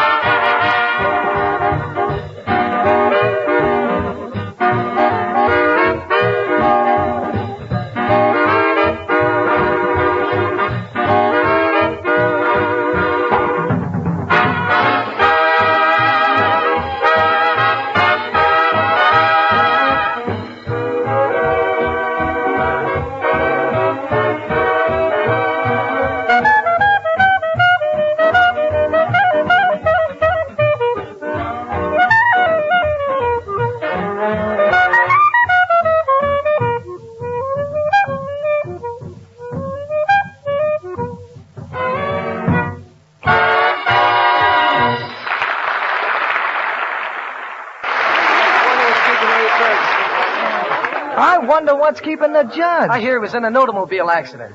Marie, which one is George Burns? I don't know. Pardon me, but if you'll allow a sound man. You see that handsome fellow next to the old man? Yeah? Well, the old man is George Burns. Gracie, the judge will be here any minute. Now, do you know what a character witness is? No. No. A character witness is a party that says nice things about another party. Oh, let me see. Can't be the Republicans and Democrats. Look, Gracie, let's... Pardon me, are you Gracie Allen on the radio? Mm-hmm. I'm Gracie Allen here, too. Well, that charming young man who always talks about Spam, is he here in court, too? Pardon me, I couldn't help overhearing your conversation, madam, and thank you very much. You know, tomorrow, millions of American youngsters go back to school. Oh, aren't you going to talk about Spam? Give him time, madam. Well, when school opens, times will be busy, so we want to give you this suggestion about school lunches. Spam? Right, Spam. Whether you pack a lunch or the children run home at noon, you'll make a hit with Spam, S-P-A-M. Youngsters love this delicious meat, the grand flavor, the satisfying taste. Spam keeps without refrigeration, is all ready to eat as soon as you open the can, and is easy to use in dozens of time-saving ways. Put plain Spamwiches in the school lunch box or serve sliced Spam with hot stewed tomatoes, bread, butter, and milk. A swell school lunch at home. Isn't he wonderful? Yes, he's a little dreamboat. Oh, and here's one more very important thing. Besides taste, you want quality. So you may know exactly what you're getting. Hormel is proud to put on the label of the Spam can this sentence: pork shoulder meat with ham meat added. That's your guarantee of goodness and quality. For Spam is a perfect blend of these two choice cuts. So solve your school lunch problems with food that's nourishing, tasty, satisfying, and good. Ask your food dealer for Spam, S-P-A-M, when you shop tomorrow. Try the easy recipes on the label and discover how this delicious meat solves mealtime problems in a hurry. I think this young man is the best announcer on the radio. And furthermore, I think you should give him a raise. I'll consider it, madam. Goodbye, Mr. Burns. Goodbye, madam. Goodbye, Bud. Goodbye, Mother. Slice it, dice it, fry it, bake it, cold or hot. Spam hits the spot.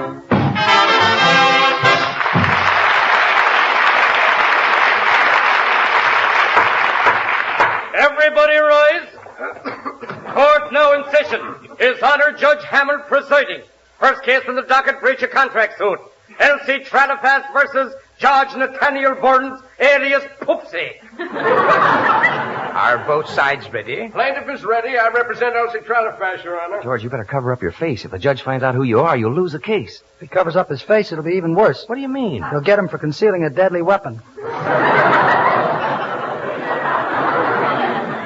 I know what I'll do. I'll just hold my head down. Come now. You're wasting the court's time. Will the defense speak up? Well, Your Honor, I'm George Burns, and I'm defending my own case. Young man, when you speak to me, stand up straight and look straight at me. Well, Your Honor, I'm down here tying my shoelace. Oh, never do that, young man. This morning I bent down to tie a shoelace and a car hit me right in the safety zone. Well, that's life, I guess. Why, the fellow who was driving that car must have been blind. Blind? He hit you, didn't he? Quiet, Gracie. Well, George, I'm not going to let anybody say you're blind and get away with it. Gracie, I think he's got you're spoiling the whole thing. Aha! Turn around, young man. So you're the fellow who hit me in the safety zone. That's George. Cold or hot, he hits the spot. Gracie, please. You see, it wasn't my car, Your Honor. It was the car that resembled my car. Oh, maybe the judge was struck by the resemblance. You see, Your Honor, what... Silence. Miss Trellafas, so this is the man you're suing. That's right, Your Honor. Well, let's get on with the case. And you're suing him for $300,000. No, Your Honor, $200,000. Such a small sum. Your Honor, you're not going to let a little thing like being hit in the safety zone affect my case. Mr. Burns, this is a court of law. What transpires between myself and yourself will absolutely have no bearing on the case whatsoever. I assure you, you will have a fair, unbiased, impartial trial.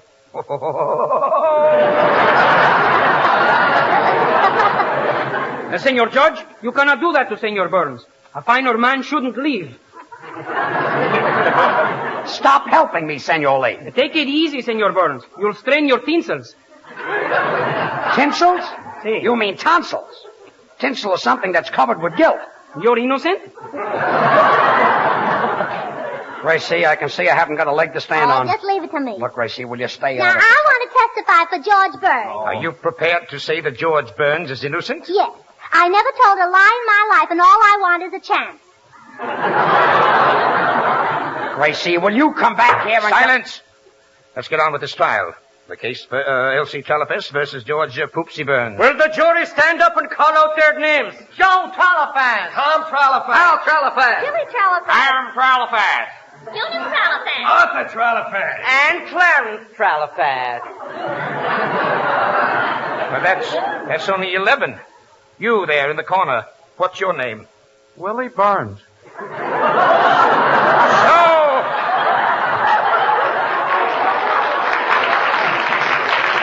So, Poopsie, you're trying to fix the jury, eh? Now, listen, Judge, I don't even... Silence! Quiet or I'll have you fined $100 for contempt of court. $100? That doesn't begin to show your contempt for this court, does it, George? Gracie, will you stop? Mr. Burns, is it true that you took Elsie Trellafas to the beach and played piggyback with her and well, promised nobody. to put her on the radio? You did? Next witness. But, Your Honor, I never... Silence!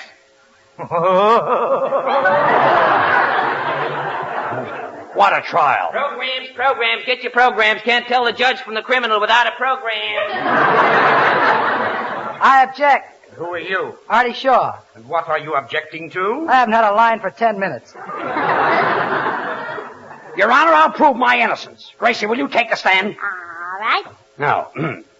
What's your name? Gracie L. Allen.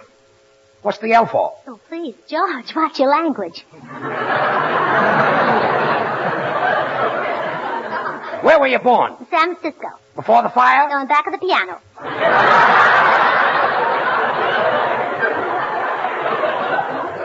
Listen, Gracie. You know what my father said when I was born? I object. You guessed it.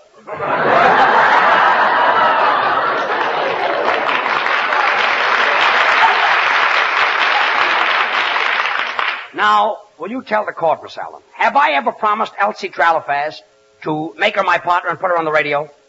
I don't remember. You don't remember what? I don't remember what you told me to say. But did I ever promise to put Elsie Trellafas on the radio? I don't know.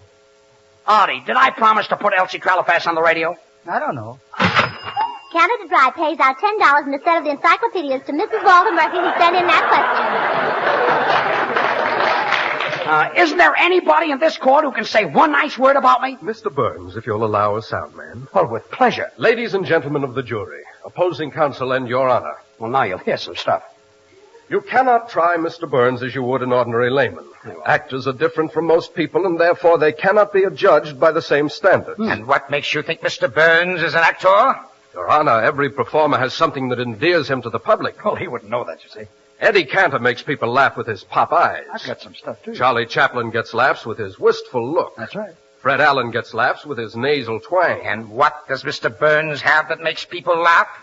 Gracie Allen.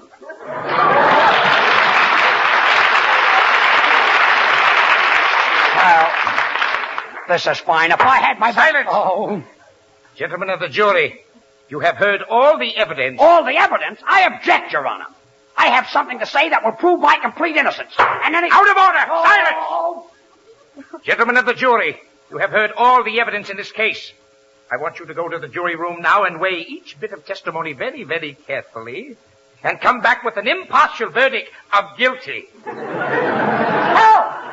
I'm being framed! Thanks, Judge. Oh, that's all right, Mrs. Trellafas. I'll see you again tonight. Oh, well, just a minute. Now, before this thing goes too far, I want to warn Elsie Trellafas right now that if she doesn't drop this lawsuit against George Burns, I'll tell all about her being out with Johnny Hyde. Oh, no, not that. I'll drop the suit and pay all the costs, but please don't tell them about Johnny Hyde. You, my client, you knew Johnny Hyde? She knew Johnny Hyde? She knew Johnny Hyde. She was out with Johnny Hyde.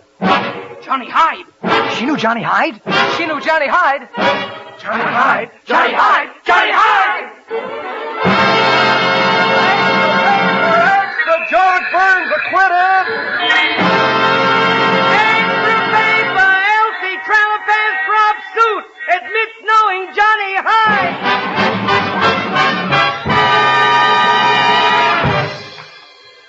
I see you were simply marvelous. You saved me $200,000, and I certainly appreciate it. But there's one thing I'd like to know. What's that? Who's Johnny Hyde? Who's Johnny Hyde? Yes. Who's Johnny Hyde? Who's Johnny Hyde? Well, who is he? I don't know. I don't know.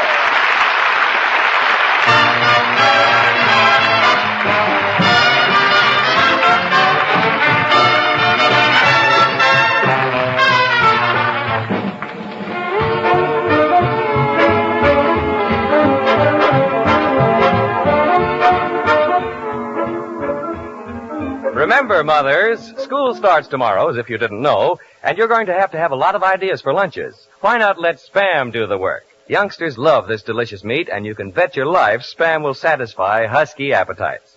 You'll like the way Spam saves kitchen time, too. It keeps without refrigeration, is all ready to eat as soon as you open the Spam can. In lunch boxes or on the table at noon, Spam is wholesome, nourishing food for school youngsters. Ask for Spam, S-P-A-M, when you shop tomorrow and try the easy recipes on the label.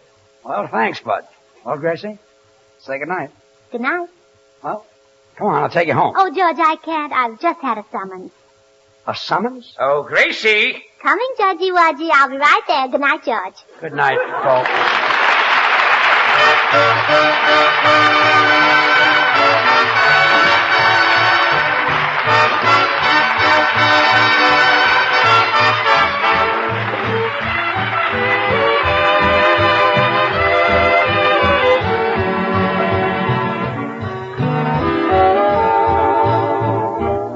Listen again next Monday night, same time, same station, for George Burns and Gracie Allen, with Artie Shaw and his orchestra and the Smoothies, brought to you by Hormel and Spam. Until then, this is Bud Easton reminding you to remember that cold or hot, Spam hits the spot.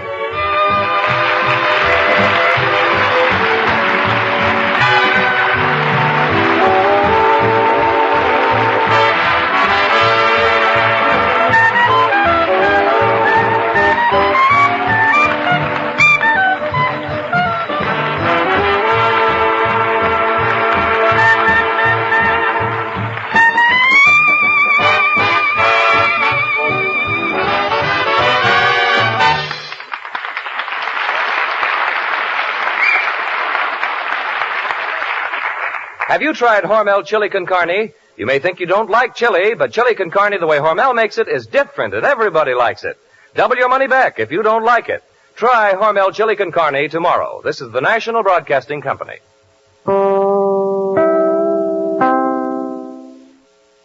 From Hollywood, the George Burns and Gracie Allen Show for Hormel and Spam.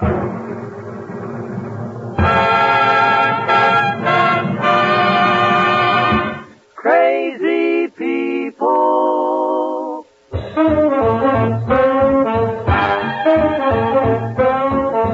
Spam, rebop, boom, spam. George Burns and Gracie Allen on a show where there's orchestra, the singing glee with the smoothies three. Last but not least, with Bud Easton.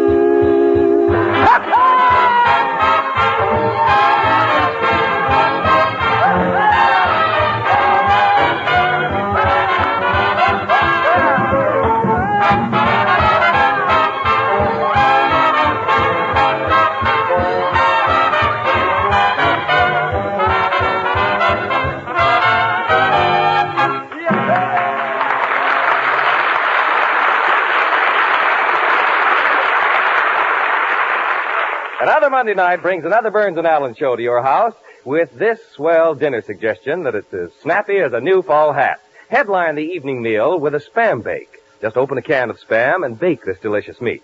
Takes only a jiffy, and you'll find the easy recipe right on the label. All summer, smart housewives have served Spam cold. Now that fall is here, baked Spam makes a real hit. When you bake Spam, you enhance the meaty flavor, the satisfying goodness of this delicious meat. You save time because Spam, a perfect blend of pure pork shoulder with ham meat added, is cooked by Hormel's own formula to preserve all the natural juicy flavor and tenderness of choice meats. Try baked Spam for dinner tomorrow. Ask your food dealer for SPAM Spam when you shop. You'll discover in baked Spam an economical main course that satisfies the family completely.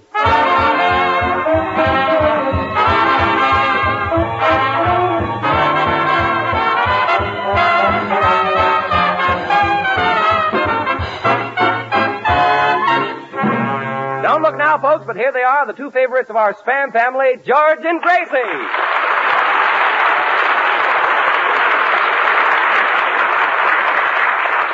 Well, thank you very much. Well, George, here it is September. Yes, Gracie, and the summer is practically over. Leaves are beginning to fall. It's starting to get cold. Squirrels are beginning to gather nuts. I'm staying indoors from now on. In 9 weeks, it'll be Thanksgiving. In 10 weeks, it'll be Thanksgiving again. Picture stars have stopped taking sunbaths. Tourists are leaving town. Dorothy Lamour's taking off a sarong. Tourists are coming back again. Pretty soon, the rest of the country will be snowed in, but California will be sending oranges to Florida, grapefruit to Illinois. Raspberries to Florida. Oh, yes, I just certainly killed that joke. Oranges to New York. Yes. Well, that ought to take care of the fall weather. Sí, yo siempre he dicho que el clima de California es una cosa preciosa. A mí me gusta mucho. Oh, yes, in spades. What is that, Senor Lee? In weather like this, I always go into the Brown Derby and order myself a nice glass of gold milk. Gold milk? Sí. You mean cold milk? The prices they charge, it must be gold.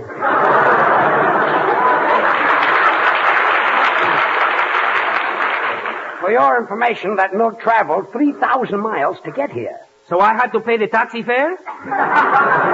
Well, this is fine. Now the Brown Derby will take my picture off the wall. Oh, they won't go back into the kitchen just for that. By the way, George, I saw Jack Benny and Mary Livingston at the Derby last week, and Jack invited me to sit down and have dinner. Really, Artie? Yeah, Mary ordered a steak, and I had a roast pheasant. What was Jack eating? His heart out. Stop kidding about Jack Benny being cheap. He worked very hard for his money. He's been on the radio for 10 years, and he finally came out on top. Yeah, by the handful. Well, now it's time for the smoothies, Charlie, Babs, and Little. Kids, what are you going to sing tonight? It's a song about two comedians talking to each other. What's the name of it? Trade winds. I don't get it. I don't... Oh, George, I knew I had something to tell you. Somebody suggested that with the fall programs coming back on the air, you should get the jump on everybody by getting a guest star. My dear Bud, whoever told you that could not have been listening to our programs. The sponsor suggested it. And furthermore, Bud, the sponsor? Yeah, sponsor. There must be a mistake. See, all the programs I've been on, they brought in guest stars only when the program needed help. The weaker the program, the bigger the guest star they needed. The sponsor wants you to get Clark Gable. What does he want with Clark Gable? I can't understand that. You can't understand what, Judge? Gable is a movie actor. He's only been on the radio for about 4 times. I've been on the radio for 12 years. I can't understand that either. Guest star. Artie, do you think I need to get any help? All I know, George, is that for years my family would gather around the radio whenever you were on. And they would sit by that radio until the program was over. Thanks, Artie. And then they'd turn it on.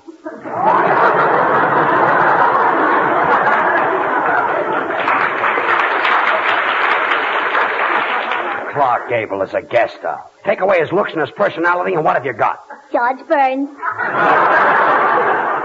Gracie. Mr. Burns. What does it sound, man? If you're thinking of getting a guest star, why not give me the opportunity?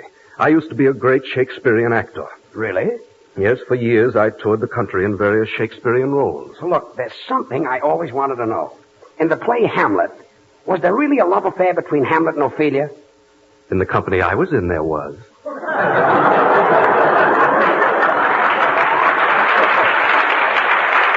Well, anyway, I don't need a guest star. Sponsor or no sponsor. Hello? Spam program. I'm not getting a guest star. Who? I'm the boss of just this a minute. program. And when I George. say something, I mean it. George. I wouldn't get a guest star if George. you paid me for a Hey, fortune. Poopsie! Quiet with that Poopsie. The sponsor on the phone. The sponsor? Oh, hello? Yeah, this is George Burns. Yeah. What? What? Yeah, but that shows that the male star of the program is weak. Yeah, but that shows... Yeah, but that... Yeah, but... Yeah, but... Sounds like Yebbet and Costello. Yeah, but... Well, all right, I'll get Clark Gable and Lionel Barrymore, but Ronald Coleman we don't need. Yeah, but... Well, I don't know whether I can get them. They cost a lot of money. Oh, you want me to call you back? Oh, you're at a board meeting discussing my option? Oh, certainly I'll get them. You wouldn't want me to get Mickey Rooney, too? Oh, later, huh? Well, goodbye, sir. And I'll spare no expams. Spams. That's a joke. Oh, he hung up. Well, that makes us one happy little family. Lionel Barrymore, Ronald Coleman, and Clark Gable. How do you get men like that? Oh, it's easy. I just drop my handkerchief and they pick it up and I say, "How do?" Oh, stop. I'll say that later. Gracie, they're discussing our option. We've got to do something. Well, George, why don't you get an impersonator who can imitate those stars? Say, that's a great idea. And I know just the fellow. He's a great mimic. A mimic? Yes. You mean mimic? No, a mimic. He imitates Al Jolson. I suppose if he could imitate Papa Dion, he'd be a puppet. Now, then he'd be a panic. A panic?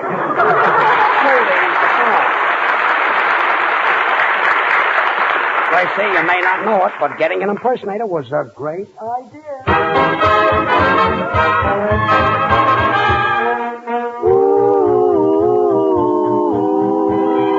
Down where the trade winds play,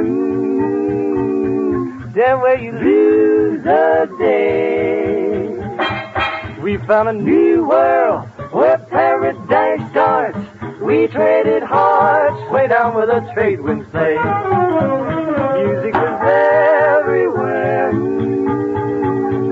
Flowers were in her hair. Under a lawning of silvery boughs, we traded vows the night that I sailed away. Oh, trade winds, what a vow that lovers make. Oh, trade winds are the only made to break. When it is May again, I'll sail away again. Though I'm returning, it's not the same. She traded her name down where the trade winds play. Oh,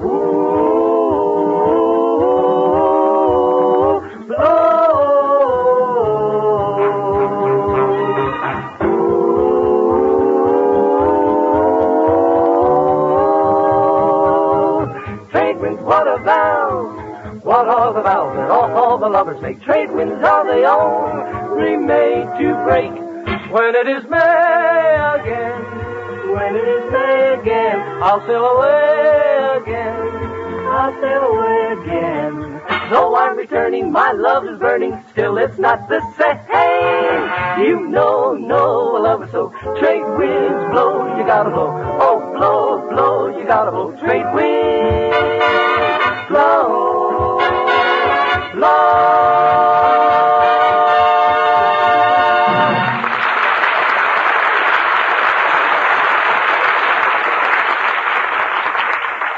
Well, Bud, we're all set. I just hired a great mimic. Well, can he do Gable? He can do anybody. In fact, Gracie is downstairs now, and she's getting a script of Boomtown. Oh, George, I just got it. Here's the script. Did you get the radio senses okay? Yes, except for a few minor changes. Good. Now, will everybody get around me, and I'll read the play? You bet. Okay. Now, the first scene takes place in a thriving oil town, and there's a lot of hustle and bustle. George, the censor says you can't say that on the radio.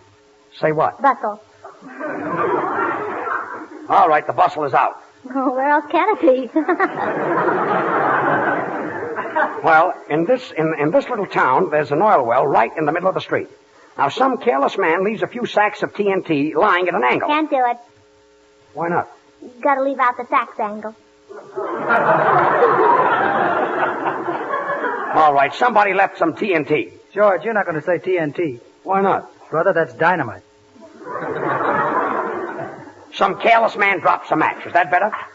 And sets the oil well on fire. And at that moment, the hero is entering the town saloon, and he's just about to step in. Can't do it. Can't do it. Can't mention step in. Well, I'm sorry. It was just a slip. Can't mention slip. Can't, huh? That comes under the ban. Underwear? Can't do it. Can't do what? Can't mention underwear. All right, forget the underwear. That's even worse. I suppose to do this play, I'll have to get an okay from the Secretary of the Interior. Can't do it. Can't do it. It's icky.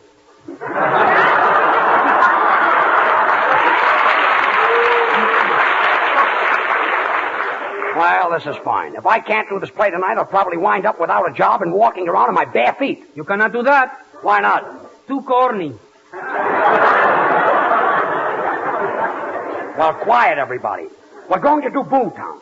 If it was good enough for the movies, it's good enough for the radio. I don't want any more interruptions. Oh, that's probably the impersonator. Sound man, open the door. You can't say that on the radio. Why not? This door is made of wood. Wood is made of pine. Pine is knotty, and you can't say knotty words on the radio. Sound man, open the door.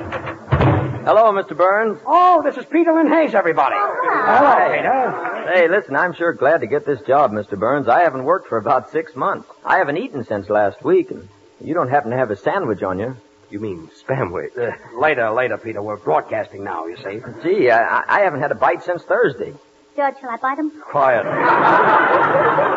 Look, say, Peter, it's very important that you do these impersonations perfectly. I want Lionel Barrymore, Ronald Coleman, and Clark Gable. No, but I can't do Gable. You can't do Gable? You can't do Gable? Well, now I'm in a terrible mess. Here, well, you can take the script anyway. Have you got a knife and fork? Look, don't eat it, just read it. Bud, will you get the sponsor on the phone? George, what are you going to say to him if he can't do Gable? Well, I'll suggest Gary Cooper. I'll suggest Charles Lawton. I'll suggest Georgie Rabb. Can't do that on the radio. Why not? Too suggestive. Bud, will you get the sponsor? Okay. Senor Burns, if you want a good mimic, I'm just the man you're looking at.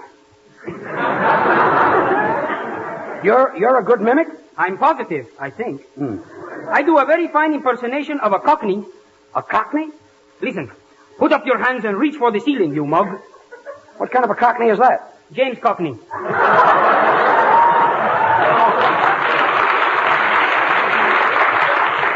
Oh, quiet. Here's the sponsor, George. I've got him on the phone. Oh, hello? Well, I finally did it. I got Ronald Coleman, I got Lionel Barrymore, and I got a big surprise for you. Instead of Gable, I got Charles Lawton and... Yeah, but...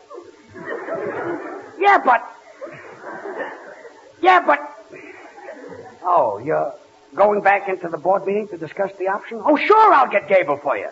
Yes, if I say I'll get him, I'll get him. What do you think I am? Oh. Goodbye.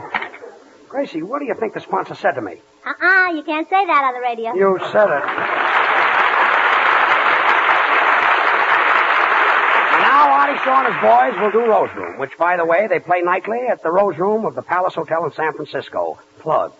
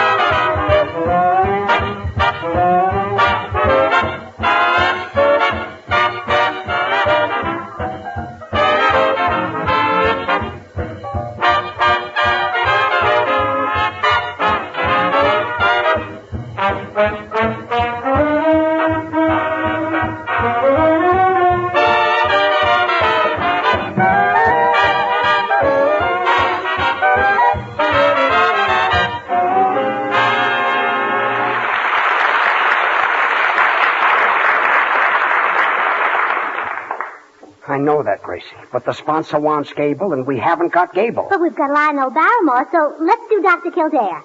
Yeah, but we've got to get Gable. And Gable was in Boomtown. All right, so let's make it Dr. Kildare goes to Boomtown. But that still doesn't give us Gable. Well, I've got an idea. Want to hear it? Yes, I'm all ears. Then you play Gable. Well, this is fun. I'll hire a mimic, and he can imitate everybody except the one I want. Oh, that's nothing, George. Great things can't really be imitated. Now, take Spam. I got you into that nicely. Thank you very kindly. Cold or hot, Spam hits the spot is a phrase that fits Spam to a T. All summer long, millions have enjoyed Spam served cold. This delicious meat will continue as a mealtime mainstay served for lunch, just as it comes from the can, because it's all ready to eat. Now that school has started, you like to send the family away in the morning with a breakfast that sticks to the ribs. Well, here's a suggestion for a mighty good breakfast that's easy to fix and never fails to get the family up in a hurry. Spam and eggs. You don't have to worry about the family going away hungry because Spam, S-P-A-M, is delicious meat with a satisfying taste and flavor. Just open a can of Spam, cut off thin slices, and fry quickly in a hot pan. And egg sunny side up with tender, juicy, golden brown slices of fried Spam is a hearty breakfast as bright as the morning sun, and certainly a welcome change. Give your family Spam and eggs. You'll save time in the kitchen and serve good, economical meals. Spam keeps without refrigeration and is always ready for quick action. So ask your food dealer for Spam when you shop tomorrow. Try the several easy recipes on the label. Then you'll know why Spam is good served cold or served hot. Slice it, dice it, fry it, bake it, cold or hot. Spam hits the spot.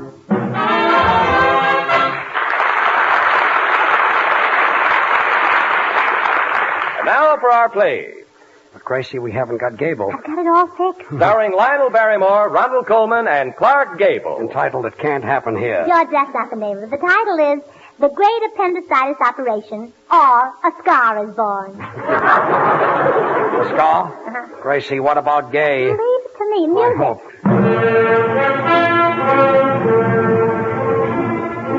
As the play opens, we find Dr. Kildare and Nurse Allen in the operating room. The doctor is performing a very delicate operation. It's a very tense moment.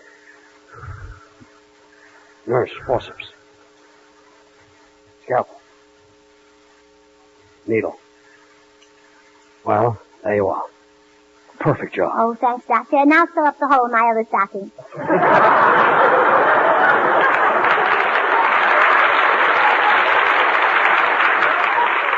Enough of that. Where's Dr. Lionel Barrymore? Quarreling with his brother John Barrymore about a face operation. Well, of course, there are two sides to everything. Except John's face. Nurse Allen, look, I've got my own troubles. Oh, please, Doctor, not so loud. You're disturbing the patient in 414. 414? Mm-hmm. What patient? The one who has a temperature of 109. A temperature of 109? Yes. How can he live? Well, he gets an allowance from his folks. Temperature of 109 is very dangerous. What did you do with him? Well, I put him to bed with that patient who's got the chills. Well, I better go up and see him. Nobody's allowed in 414. Gracie, what about Abel Gay? I've got it all fixed. You have, huh? Look, here comes Dr. Lionel Barrymore. Well, I hope you got it fixed. Oh, hello, Dr. Lionel Barrymore. See here, son, who said you knew anything about medicine? I left positive instructions that little Billy should be kept on a strict diet. And he's brought into surgery with a hamburger sandwich clutched in his hand. Well, I'm awfully sorry, Doctor. Well, you should be. So I placed this little tyke on the operating table, and I administered the anesthesia myself. And I stood there looking at him. I stood gazing at that poor face until those tired little eyes finally closed. Well, Doctor, what did you do? What do you think I did? I ate the hamburger. Still hungry, huh? You mean spam burger. I wonder where I can find Dr. Ronald Coleman. Please, Doctor, you're disturbing the patient in 414. Who is that patient in 414? The one who's got appendicitis. Well, then I must operate. Oh, no, his wife won't let you. Why not? Well, she says she won't have anybody else opening her mail.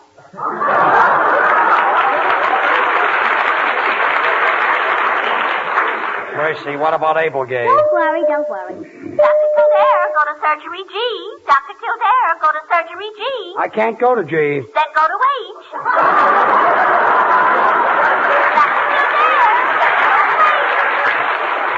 What kind of a hospital is this anyway? Please, Doctor, you're disturbing the patient in 414. Will you forget that man in 414? But, Doctor, he's got chills. Did you shake all over? No, only in 414. Gracie, did you fix that Clark on the wall? I'm not Gable to tell the time. It's all fixed. Is it? I hope so. Hello? Hello, this is Dr. Shaw. Yes, Dr. Shaw. They just brought in a patient wearing a white sweater. Send stretcher at once. What do you want the stretcher for? The sweater doesn't fit me. Some doctor. Dr. Kildare?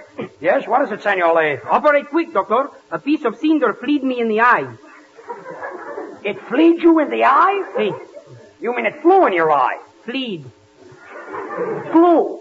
Look, what comes after flies? Flit. Nurse Allen, will you go out and look for Dr. Coleman? Please, Doctor. You're disturbing the patient in 414. Who is this fellow in 414? How did he get in here without me seeing him? Well, he was an accident case. He fell off an ironing board. A ironing board? He was pressing his pants and he forgot to take them off. Look, Gracie, if we don't get... We got. When? Later. I hope. Dr. Kildare. Yes, Dr. Heaston. I just got a telephone call from New York that might interest you. This person said there's nothing better for a person who expects a nervous breakdown than a good dish of mongoose. Raw mongoose? No, it's cooked. Who said mongoose is cooked? The sponsor if you don't get Gable. Gracie. Don't worry. Here comes Dr. Coleman now. Well, Dr. Ronald Coleman. My dear Dr. Kildare, It's an honor and a pleasure to be a visiting surgeon in your great hospital. I've devoted my entire life to medicine. As a medical man, you know I'm speaking the truth when saying the reward we seek is not material. I don't want glory. I don't want fame. I just want one thing for my work. Well, what is it you want? You don't happen to have a sandwich. No.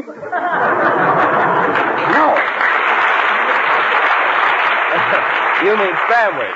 Quiet. This is going far enough. Oh, please, Doctor. You're disturbing the patient in Oh, 414. stop with that 414. George, the sponsor is on the phone again. Oh, well, good night. Hello. I know. Yes, I know. Well, I tried and I did my best and... Give me that phone. Hello? This is Gracie Allen speaking. What? What? We haven't got Clark Gable. We haven't got Clark Gable. Who do you think that fellow is in 414? Well, that's all I want to know. And from the new Jolson show, Gracie will now sing Would You Be So Kindly? Sing it.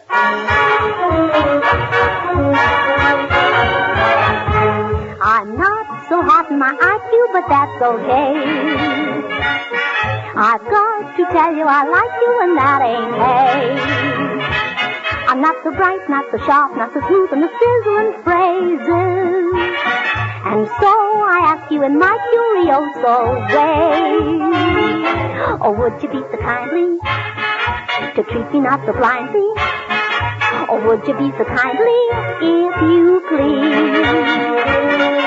Or would you be so sweetly to sweep me off my feetly? I'm asking you discreetly on my knees. Or would you be so gently to say that you'll be true and say it sentimentally, just like in cheaper too? Or would you be so cutely to love me absolutely? Because to put it brutally, I love you. Now, baby, would you be so kindly, so very, very kindly, to show me how to find me a little piece of mindly? Or would you be so kindly, if you please? Or would you be so goodly, wouldn't you, to treat me as you shouldly, shouldn't you? I'm so misunderstoodly. Why must you tease? Oh, come on, I'm waiting for an answer. Won't you be an angely and tell me I'm divine? I have a feeling strangely that you will soon be mine and bells will chime. Oh, don't be namby-pamby. Let's raise a little family. 'Cause being like I am, I love you. I do, and I do mean you.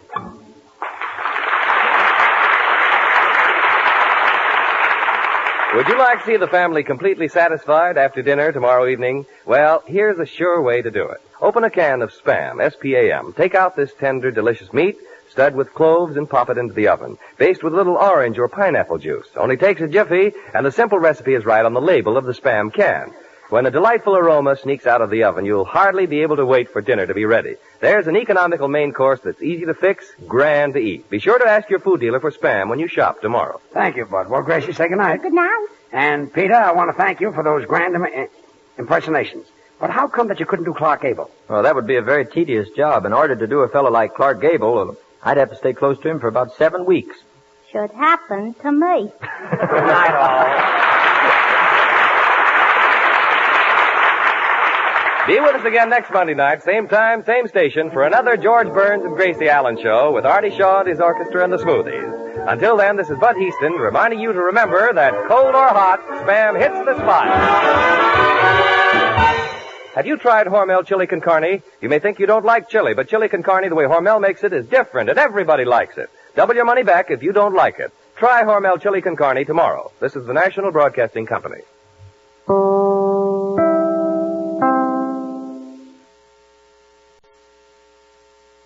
From Hollywood, the George Burns and Gracie Allen Show for Hormel and Spam.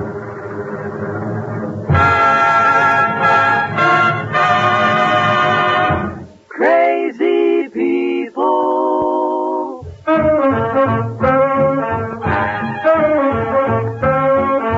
Spam, rebop, boom, spam. George Burns and Gracie Allen are the show and his orchestra for singing glee. We're the Smoothies three. Last but not least, with Bud Heaston.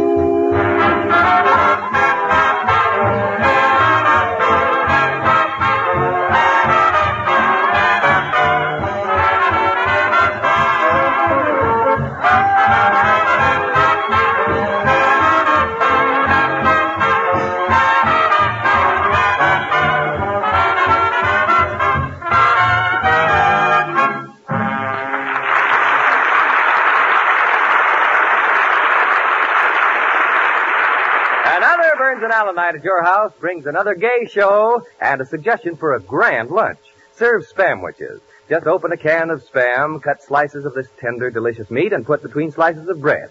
Use your own imagination, too, because Spam is taste-tempting meat that goes perfectly with plain ketchup, cream cheese, chopped olive, or any favorite fixing. Spamwiches always make a hit. In Boston tomorrow, the American Legion Convention Parade will last all day. The Legion marching units will be served Spamwiches with the compliments of Hormel. Lucky Legionnaires. So have a grand time in Boston, buddies, and enjoy those Spamwiches. Satisfying food that tastes well and sticks to the ribs. To those in the rest of the nation, we suggest you try Spamwiches for lunch tomorrow. Just remember to ask your food dealer for Spam, a Hormel product.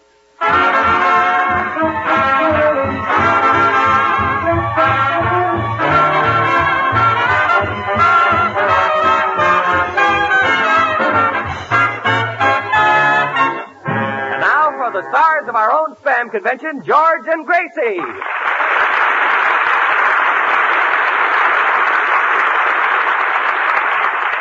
Thank you very much. Hello, Gracie. Hello, Bud. That certainly was a pretty girl you were with last night. Oh, Gracie, last night I was with you. I know. Well, that's a nice complimentary little opening. Bud, why didn't you take me to Ciro's? It's such a nice place. It only costs $10. Well, Gracie, you know how I am about going to a place that's full of picture stars and big personalities. You mean you're a little shy? Yeah, about $10. Listen, I've got some swell news for everybody. What is it, Poopsie? Gracie, I'm no longer Poopsie. No? From now on, I'm Snoopsie. Oh. I've just been asked to write a guest column for Ed Sullivan, Who's that? the newspaper columnist. I never heard of him. He's read all over. Oh, an Indian. When I say he's read all over, I mean he's syndicated. Oh, I was syndicated once. You were? On my left arm. Want to see the scar? No. You mean vaccinated. Oh. When a columnist is syndicated, it means they run all over the country. Oh, you mean like Eleanor Roosevelt? Yeah, that's what I mean. Anyway, I'm writing this column, and if you hear of any gossip, let me know. You can get lots of gossip? very... Well, listen to this. You got something? Well, let's hear it. Did you hear about Gene Autry? Gene Autry? Mm-hmm. No. What about him? His horse is going around Hollywood wearing dark glasses. His horse is wearing dark glasses? Yeah, he doesn't want to be recognized. He's ashamed.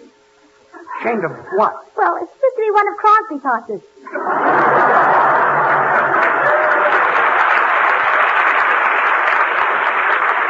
Well, it's a nice bit of news. Say, Artie, you ought to know some gossip.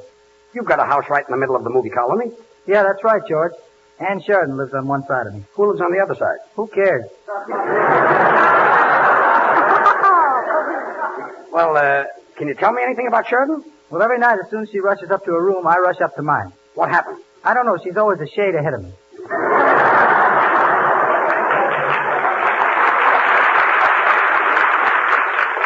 Well, thanks, Artie. So far, I've got nothing for my column. George. Yes? Come here. Oh, you've got something. Now, I don't want Artie Shaw to hear this, but Step away. this is really scandal. Mm-hmm. He was at a party the other night, and he got a certain girl out in the garden by telling her he'd teach her how to play the clarinet. Yeah. And that she gets sore. Why?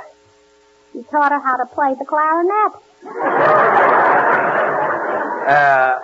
Who was the girl? Well, I don't want to mention any names, but would you like to hear me play Dinah?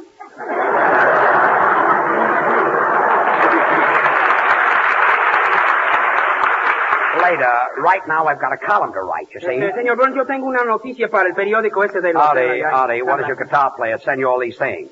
Well, George, you know we're playing at the Palace Hotel in San Francisco, and he's sore because he's not staying at the Palace. I see. So I got him a room in a little Spanish hotel, the El Flapo. The El Flapo? Sí, some hotel. 50 cents a day, and for 25 cents extra, they throw in your breakfast. What's wrong with that? They have to throw it in through the transom? Look, senor, the El Flapo's a nice hotel. Every room has a bath. With lukewarm water. Lukewarm water? You mean lukewarm water. Leak means it comes through the ceiling. That's the El Flapo. Now, boys, I just as soon not Say, have... you know, I was born in San Francisco. I know that, Gracie, but I've got to get a column. Hey, George, if you want things to write up about, go up there. San Francisco is big. In fact, it's one of the most beautiful cities in this part of the country. Well, why are you whispering? I don't want Los Angeles to hear me.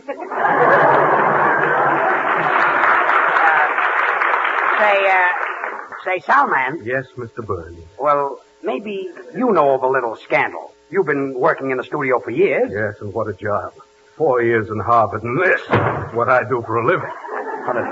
Look, disappointed Einstein. Have you got anything for my column? Well, here's a little item that might prove of interest. It concerns marine life, the creative and amatory instincts of the species Crustacea mollusca. To you, oysters. Well, thanks. But, Soundman, there's nothing interesting in the life of an oyster. Mr. Burns, you'd be surprised what goes on under those shells.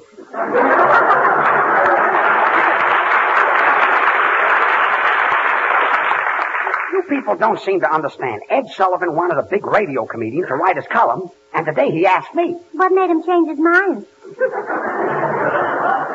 Look, I've got to get this column finished. But don't you know a little scandal? Well, I'm not the one to talk, but I met a certain Hollywood star the other day, and she invited me up to her apartment. Well, no, getting someplace. Yeah. She brought out a plate of Spamwiches, and I ate about 2 or 3. Then she looked into my eyes, and I looked into hers. Suddenly, she turned out the light. Well, what happened? I'm no fool. I ate the rest of the Spamwiches.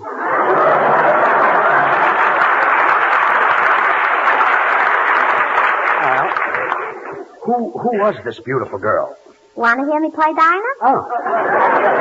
It was you, Gracie, don't you know something about Hollywood that would interest millions of readers all over the country? Oh, no. Nothing outside of that accident. Accident? What accident? Well, last Saturday night, Jimmy Durante was driving to the movies when suddenly his head started rolling from side to side. His head started rolling from side to side? Yeah.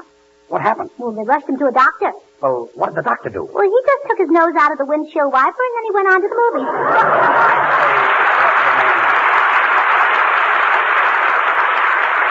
And now, the Smoothies, Bab, Charlie, and Little will sing That's For Me.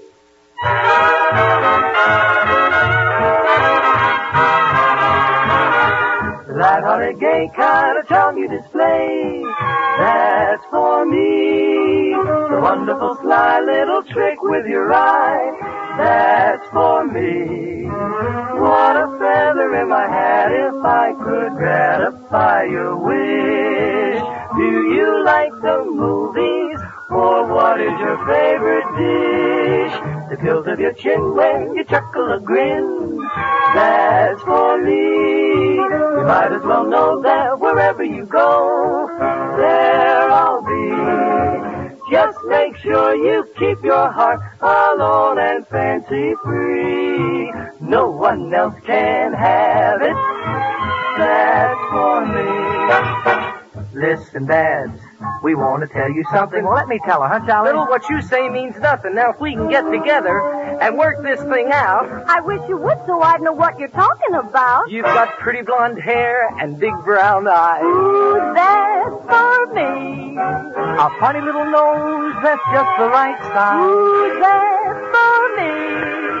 Kissable lips and a cute little grin. I've been told I'm not fat. Well, you're not too thin. Oh, Gracie, you boys will have my head in a whirl. Oh, Babs, we were rehearsing for some other girl. Who? Gracie Allen. You mean that's not for me? You're aloof from the rest. We love you the best.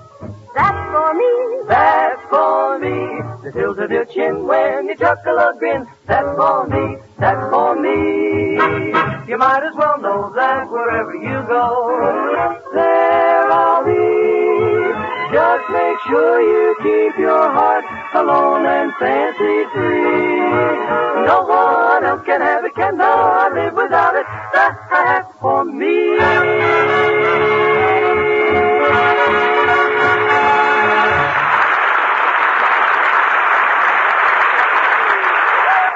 I know that, Gracie. But I can't use a news item like that. What if he did elope with a girl on the 2nd floor? Well, he was supposed to elope with a girl on the 4th floor, but the ladder didn't reach.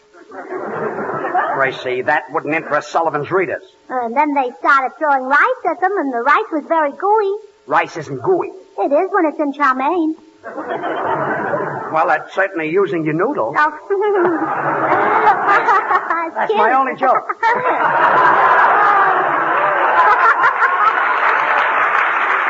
I better buy hats and stuff. I'd be a scream. Oh, sure. George, here's a news flash. Why don't you tell about George Jessel getting married? That's old stuff. Well, he is, but she isn't.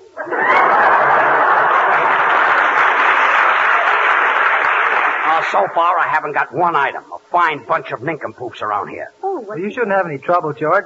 After all, the column's only about 1,000 words. Just write what you're thinking about. Say, that's a good idea. I'll just speak my mind. That's right. What are you going to do for the other 999 words? Artie, are you trying to create the impression that I've got an empty head? Don't pay any attention to him, George. There's nothing in it. Well, stop helping me. Senor Burns, if you want to get even with Senor Shaw, why don't you pan him in your column? Just say he's got a face like yours. You call that a pan? You call that a face? I can't see anything wrong with my face. Well, maybe that's on account of you're in back of it. Gracie, I'd like a few lines I could use in my column. Well, let's see. Huey Salas is in town. Huey Salas? Who is Huey Salas? Oh, he's taking Professor Quiz's place on the radio, that's all. Are you sure? Positive. Huey Salas is taking Professor Quiz's place, huh? Well, I'd better go out and wire this to Sullivan. Solomon, would you open the door? Please, Mr. Burns, would you mind opening it yourself? I'm watching one of my pet oysters. Well, is it a male oyster or a female oyster? Mr. Burns, that would only interest another oyster.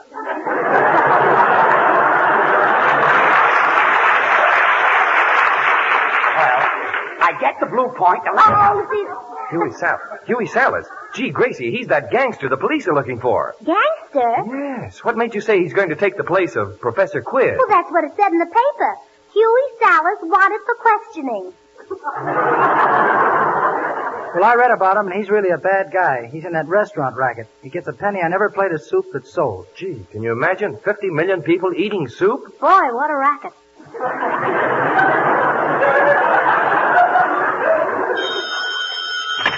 Hello? George Burns there. No, he's outside covering Huey Salas. When I get there, they'll be covering George Burns. This is Huey Salas. Oh. Gracie, that Salas is really a bad man. He's a gangster. He'll put the finger on George. Oh, yeah, that would be terrible. Yeah. George is so ticklish. Well, I got that Huey Salas item in the column. Sullivan says it's great. I can't wait to read it in the paper tomorrow. Oh, we're not going to dig you up just for that. You don't have to dig up anything from me. I've got my own news. Well, don't worry, George. No matter what happens, we'll all be behind you. Well, thanks. Walking slowly. What's the matter with you people? I never get any cooperation here. I feel like leaving the program and going where I'm appreciated. Hello? Sam Sneetheart speaking. What? What? You say whenever George leaves the program, you have an opening for him? Well. Oh, all right. Goodbye. Who is that? Forest Lawn Cemetery.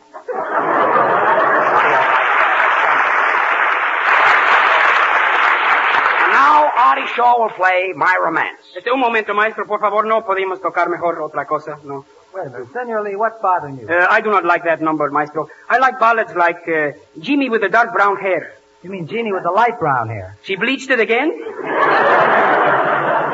Look, Senor, I'm boss. When I pick a number, I want you to play it. But I do not like that number. Why don't you play songs like Stardust or Indian Love Call or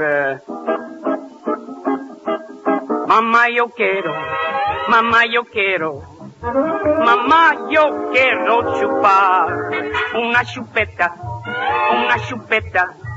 Una chupeta que le vamos al niño a dar. Mamá, mamá, mamá, yo quiero. Mamá, yo quiero. Mamá, yo quiero chupar. Una chupeta. Una chupeta. Una chupeta que le vamos al niño a dar. Mamá, mamá, mamá, mamá. Me quiere abrazar.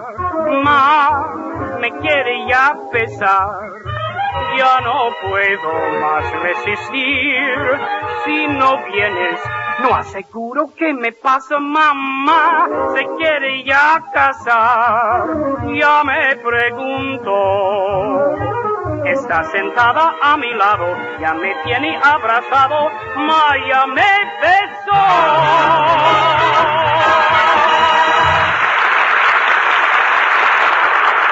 Well, Senor Lee, that was terrific. That Oh, my. She's making eyes at me. Ho, ho, ho, ho, ho, ho. Tonight I'm really in the groove. You mean in the grave? Now, quiet. Gracie, will you answer that phone? Hello? Gracie Allen. Sam's Meatheart and Bisquick's Beauty speaking. Bisquick's Beauty? Please, Judge. What? Wasn't that you said, Betty? Oh, I think so too, Betty. Well, sure. They'll make a grand pair. Yes. Oh, they get along swell. Oh, that's wonderful, Betty. Goodbye. Gracie, is it something I can put in my column? George, that was Betty Crocker, General Mills' famous cooking expert. She's getting married? No, but Spam and Bisquick waffles are. I say. Is that a combination? Oh, boy, oh, boy, oh, boy, oh, boy. Well, what is this? Mr. Burns. Well, let me begin by informing you that two of America's most popular food products get together to bring a grand taste surprise. Spam and Bisquick waffles. It's marvelous. Golden, fluffy waffles topped by a hearty chunk of melting butter and surrounded with sizzling hot slices of lightly browned Spam. The crisp flavor, the juicy, meaty taste of Spam, the delicious appeal of Bisquick waffles, and the syrup sweetness make a perfect meal. Easy to fix, too. Just open a can of Spam, S-P-A-M, grand-tasting meat that's all ready to eat, and fry slices quickly in a hot pan. Save more time by making your waffles with Bisquick, as you get most of your ingredients already combined in this easy-to-use General Mills product. The simple recipe for waffles comes right on the package. Try Spam and Bisquick waffles soon. Get a can or two of Spam, a Hormel product, and a package of Bisquick when you shop tomorrow. You'll be all set to give your family a swell taste surprise. Spam and waffles, they sure taste fine. Try this meal, it saves you time.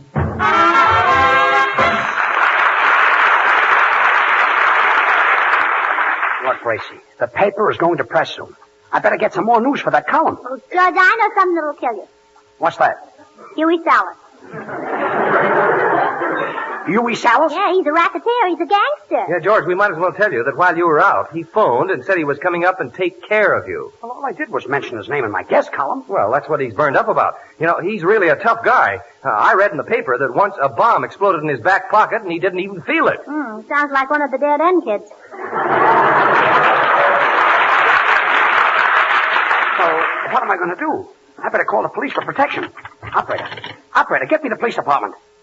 Hello, police department. Sergeant Mahoney speaking. Well, this is George Burns. Will you come out right away? I'm in a lot of trouble. We'll protect you. Well, there's a gangster coming out after me. Don't worry. His name is Huey Sallis. Wrong number.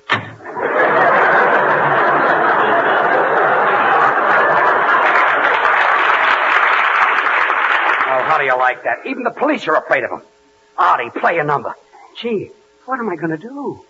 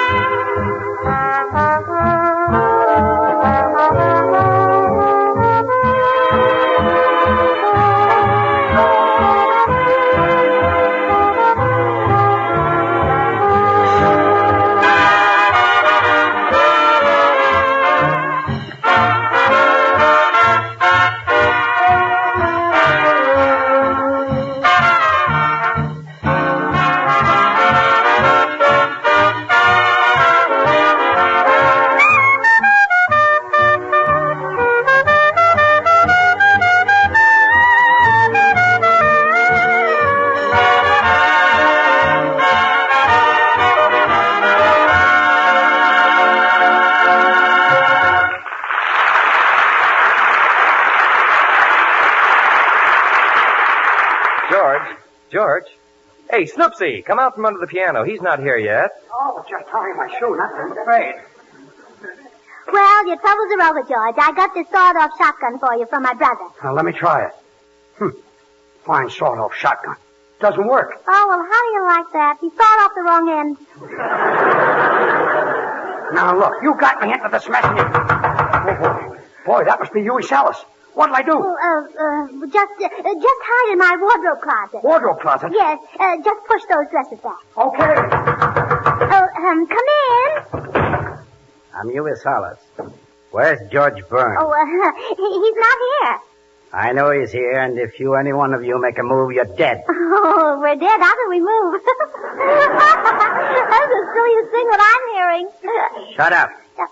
Say, he's pretty. You better not touch Mr. Burns or the police will get hold of you. The police? Ha! Every time they put me in jail, I break out. Well, maybe you're eating too many strawberries. Where is George Burns? I'm going to rub him out. You're going to do what, senor? Rub. How you be? Oh, I'm fine. How you be?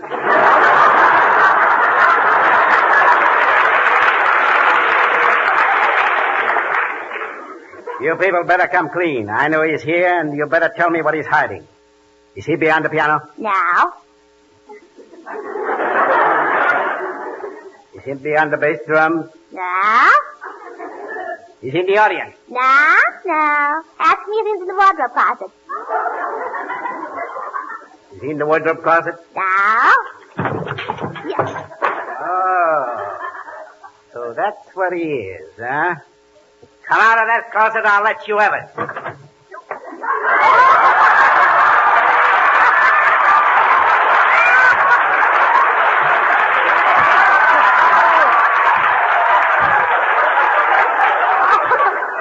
How do you like that? George is dressed up in Gracie's clothes. Well, hello, everybody. Hello, Gracie, darling. Haven't you got a big smile for your Aunt Clara?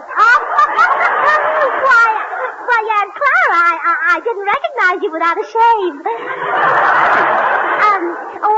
Meet a friend of mine. This is Huey Salas. How do, Miss Salas? And Clara, huh? Those look like trousers sticking out from under the dress. That's Aunt Clara. She wears the pants in her family. And Clara, you wouldn't happen to know what George Burns is. George Burns? Whatever happened to that lovely boy? He's getting lovelier and lovelier.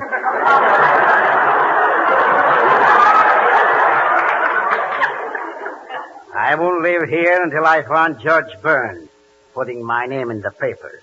And when I do, I'll take his little neck and go, ah! Oh! What's the matter, Aunt Clara? Oh, it's my girdle. It's killing me.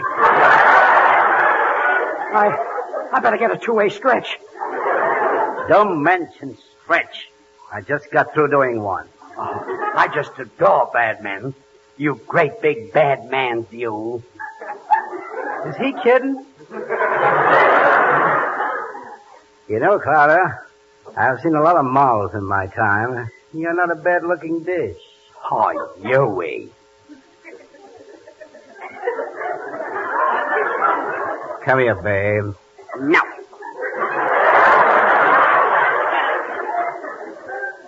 Come here, babe. No. Come here. I'm coming. I'm coming, Huey. Say, babe, you smell pretty classy. Is that Fleur de Lis, $12 an ounce? No, it's Corona, 3 for half. Now, Gracie, darling, you mustn't louse up Aunt Clara that way. Come here, babe. Let's get chummy. Now, tell me, whose little moll are you? Yours, Huey. Whose beautiful eyes are those? Yours, Huey. Whose little nose is that? Yours, Huey. Whose dimples are those?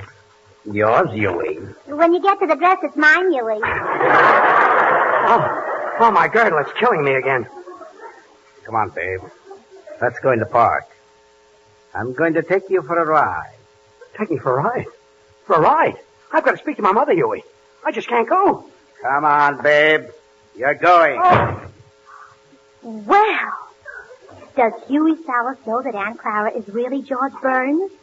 Is he taking her for a ride, or is he taking her for a ride? Will George Burns be killed? Will he be shot? Will he be thrown in the river? I hope not. It's my best friend. I just want to remind you, friends, to try the new breakfast or supper hit, Spam and Waffles. While the waffles are in the iron, just open a can of Spam, cut off thin slices of the tender, juicy meat, and fry quickly in a hot pan. The delicious, meaty flavor of fried Spam, served sizzling hot, is a perfect companion to the golden brown, fluffy waffles topped by a chunk of melting butter. Serve Spam and Waffles soon. Be sure to ask for Spam, the meat of many uses, when you shop tomorrow. Gee, Gracie, isn't it awful about George being taken for a ride? Yeah, isn't it awful? Isn't it awful? Isn't it awful? Poor George. Good night. Be with us again next Monday night, same time, same station, for another George Burns and Gracie Allen show with Artie Shaw and his orchestra and the Smoothies. Until then, this is Bud Heaston reminding you to remember that cold or hot, Spam hits the spot. Have you tried Hormel chili con carne? You may think you don't like chili, but chili con carne, the way Hormel makes it, is different, and everybody likes it. Double your money back if you don't like it. Try Hormel chili con carne tomorrow. This is the National Broadcasting Company.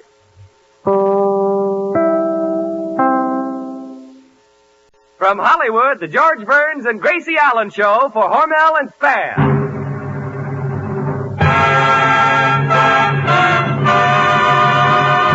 Crazy people.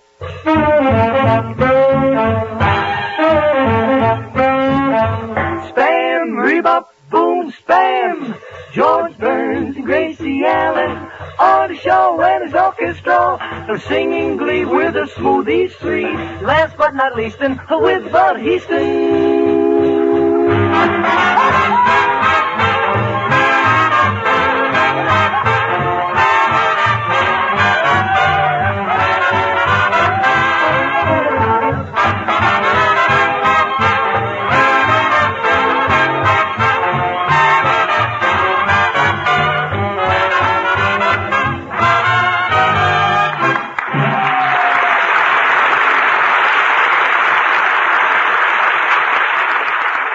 It's Burns and Allen night again at your house, and yours sincerely has another helpful hint for housewives. Here's a suggestion for a one-plate meal that's quick to get, economical to use, grand to eat.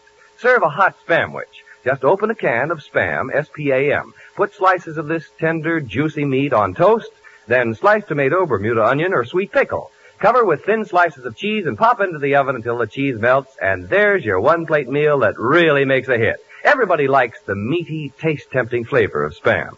You like a hot Spamwich because it's so easy to serve and does a grand job of pleasing even the huskiest appetite. Get a can or two of Spam when you shop tomorrow and surprise your family with a hot Spamwich. Then try the other recipes on the label of the Spam can. You'll discover that cold or hot, Spam hits the spot.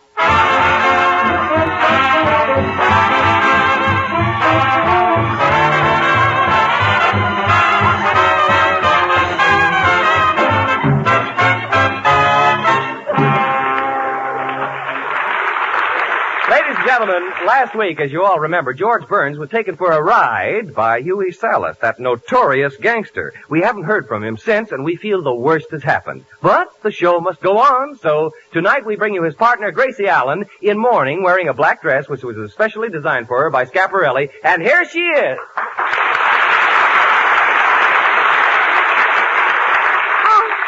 Awful. It's simply awful. I just can't stand it. Yes, it is. Every time I look at this black dress, I just can't stand it. Because George is gone? No, last night I saw a girl wearing a dress just like it. Well, Gracie, if you think you have troubles, I wonder what that gangster could have done to George. Well, maybe he threw George in the river and right now he's starving to death. If you're in a river, you drown. You don't starve to death. The Los Angeles Maybe he wasn't killed, though. Well, if he wasn't killed, where can a guy disappear to for a whole week? Maybe he's watching a double feature. Well, I don't know. I did everything I could. I was out with the chief of police every night until I couldn't keep my eyes open. You were, huh? Oh, boy, can he dance. Well, I'm certainly going to miss George. He was a great guy to work for. Oh, that's right, Artie. He was good to his folks. He never turned down a friend. Yep, and even though he yelled once in a while, he was the salt of the earth. He was kind, considerate, lovable. And so generous. Look, why don't we quit lying to each other? Yeah, wasn't he cheap? Now, look, I don't think it's nice of you boys to pan George before me. That's right. I've known him the longest, and I should pan him first. Yeah, wasn't he cheap? You remember the time he found a box of corn plasters? Yeah, and then he went out and bought a pair of tight shoes. Gosh, remember how he used to go over to his house and he'd play the Victrola for hours? Yeah. He was until we ran out of nickels. Oh, I don't know. He wasn't so cheap at that. For my birthday, he bought me a fur neck piece. It was real fox. Silver? No, terrier. That's Poopsie, all right. Fox Terrier. Yeah, when I told my friends I was putting on the dog, I wasn't kidding.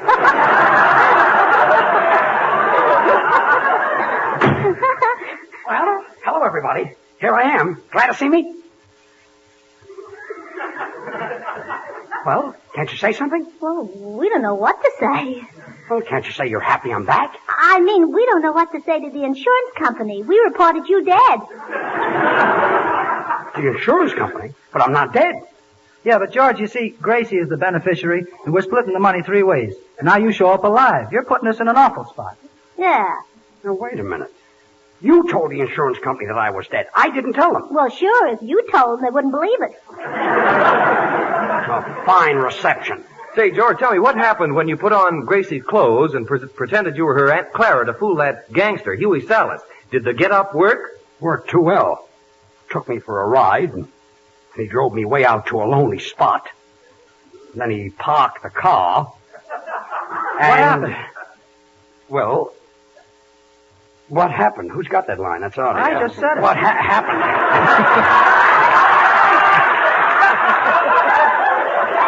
Well, Artie. Start again, Artie. All right, George. Let's take it to the top. I walked home, and I've got a TL for you later. Well, George, it doesn't take a week to walk home from a parked car. It does when it's parked in Albuquerque. Why didn't you try to hitchhike a ride like Claudette Colbert did, and it happened one night? That's just what I did. I saw a car coming, and I got out in the middle of the road, and I picked up my skirts and showed my legs, and what do you think happened? Well, with your bow legs, the car probably drove right through. How do you like that? Couldn't hitchhike a ride, and here I've got a $3,000 car in my garage. 2,000. 2,000? Yeah, that's all Bud could get on it. Bud, as soon as you thought I was gone, you sold my beautiful yellow car? Well, now, don't feel that way about it, George. Out of respect to you, before I sold it, I had it painted black. Well, I can see that everybody around here was certainly grieving over me. You said it, George. I was so unhappy that for 2 nights I forgot to wind your watch. My watch? Gracie, you've got no right to give my things away. Well, how did we know that Mr. Burns, if you'll allow a sound man to add a word of humble appreciation, I would like to take this opportunity to thank you for the gift of your library. My library? Gracie, you gave him my whole library? Yes, both books. Well, I hope you enjoyed them, sound man. Mr. Burns, I'm counting the hours until I can start reading them. Just think. Tom Swift and his electric flying machine and the Bobbsey twins at Spruce Lake. Yeah. Well, you people may not worry about me, but I don't care. I know someone who loves me. My mother. I can see her right now standing in the window waiting for me. And do you know why she's standing there? Well, she has to. We sold all the furniture.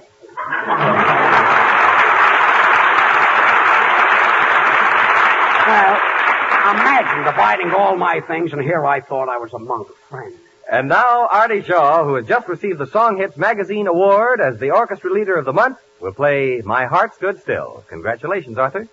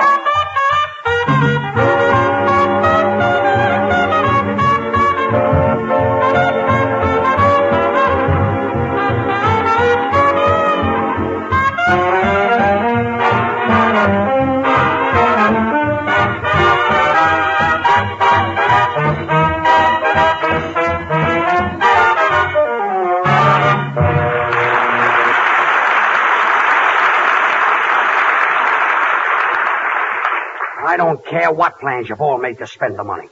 Life insurance isn't payable until you're dead, and I'm not dead. But, George, nobody will know the difference. Those ridiculous suggestions you make. Supposing they do find my hat in the river. That won't mean anything. Well, it will if he's got it on. Well, I'm not going to do it. Oh. Look, George, why do you want to live?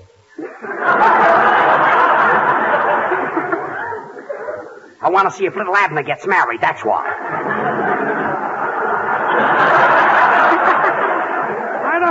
I don't know what you're complaining about, Artie. With your salary, I could buy myself a new suit every day. That's what I'm complaining about. You do. Oh, say, we forgot to tell George the insurance adjuster will be up here any minute now. We've got to think of a plausible story to tell him. Let me get you people straight. Senor Burns. If you think, Senor Burns, for 1 minute that I'm going to do Hey, Poopsie! Stop. Stop with that poopsie. We can tell You know, the I could get insurance- mad, you know what? We can tell the insurance man you died like my uncle from the weasels. The weasels? See. It's measles. How could your uncle die from the weasel? He was crossing the railroad track, and he didn't hear the weasel.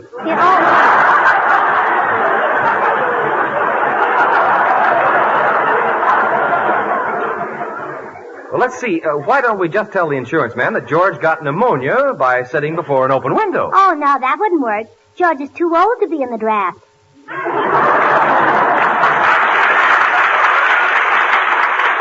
Now, look, I made one mistake last week, and I'm... Oh, boy. Gracie, answer that.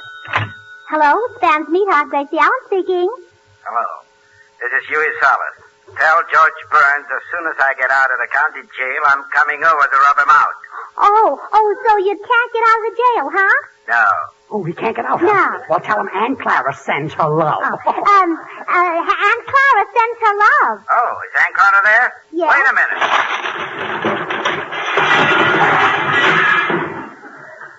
Tell Ducky I'll be right over. You mean he broke out? Oh, don't look now, Ducky, but your goose is cooked. Oh. This is awful. What'll I do? Well, look, I got an idea. When the insurance adjuster gets here, tell him that you died last week, and he'll declare you legally dead. And then nobody can kill you, not even Huey Salas. Well, how do you like that? I've got to die to save my life.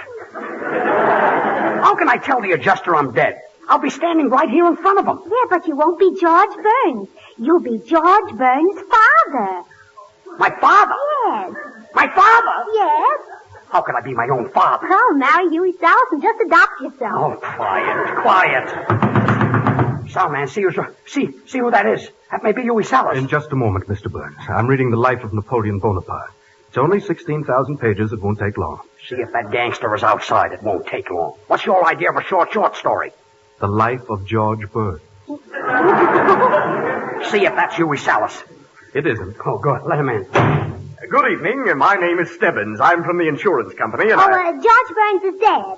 Say, wait a minute, mister. You resemble George Burns. Well, why shouldn't I? I'm George Burns' father. Yes. A man of your age, George Burns' father? Well, that's hard to believe. Well, thanks. But I guess it's possible. Maybe you got married late in life. If I were alive, I'd tell this guy something. I just can't get over Mr. Burns' resemblance to his son, George. Well, after all, like father, like son. He has my blood. I knew somebody must have had it. Well, you see, we're exactly alike. George was a handsome lad. He got his eyes for me. And he got that cute little nose for me. And he got those pretty little ears for me. And he got his teeth from Dr. Cowan. He did not. Poor George. I don't know where he went, but wherever he went, I hope he took a lot of Spam along with him. Spam? Where George is? Well, Artie... See, Spam doesn't need any refrigeration. Well, cold or hot, we got it in the spot.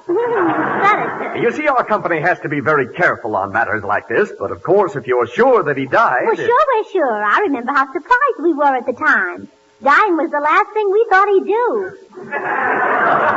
Well, that's life, I guess. You know what happens when your number is called? Yeah, you holler screen up. If it's a mistake, man, read the Never number mind, again. never mind. Forget the whole thing. Well, I guess everything's all right. You'll have to forgive me for asking those questions. We have to watch out for fraud, you know. Fraud? Yes, like trying to collect insurance under false pretenses. Well, anyway, now that Mr. Burns is dead, what do we get? $20,000. Well, assuming that George is not dead, does anybody get anything? Yes, he gets 20 years.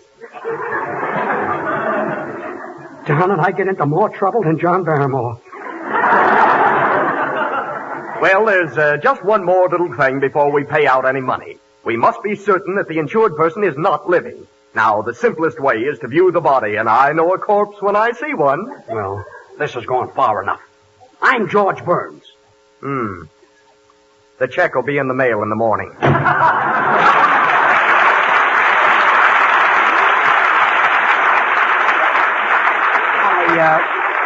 I wonder what he means by that. And now the Smoothies, Babs, Charlie, and Little will swing out on I Got Rhythm.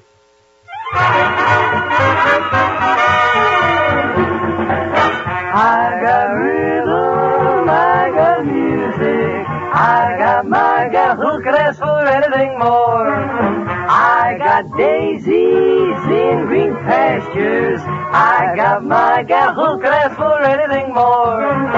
Oh, man, trouble, I don't mind him, you won't find him at my door. I got starlight, I got sweet dreams, I got my gal who could ask for anything more. Who could ask for anything more? I got the rhythm, I got the rhythm. Never feel low down, I got the rhythm and I'll strut on down. I got the music, I got the music.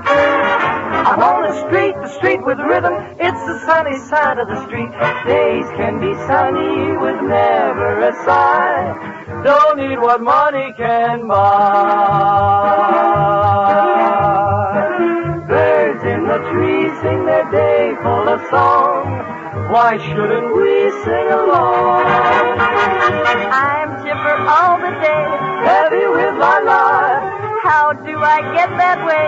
Look at what I've got. I got the rhythm. I got the rhythm. I got rhythm. I got music. I got my gal who could ask for anything more. I got daisies in green pastures. I got my gal who could ask for anything more. Oh, man, trouble, I don't mind him. You won't find him round my door. I got the rhythm, rhythm. I got the rhythm, rhythm. I got starlight. I got sweet dreams. I got my gal who could ask for anything more. I got the rhythm, rhythm. I got the rhythm, rhythm. Who could ask for anything more?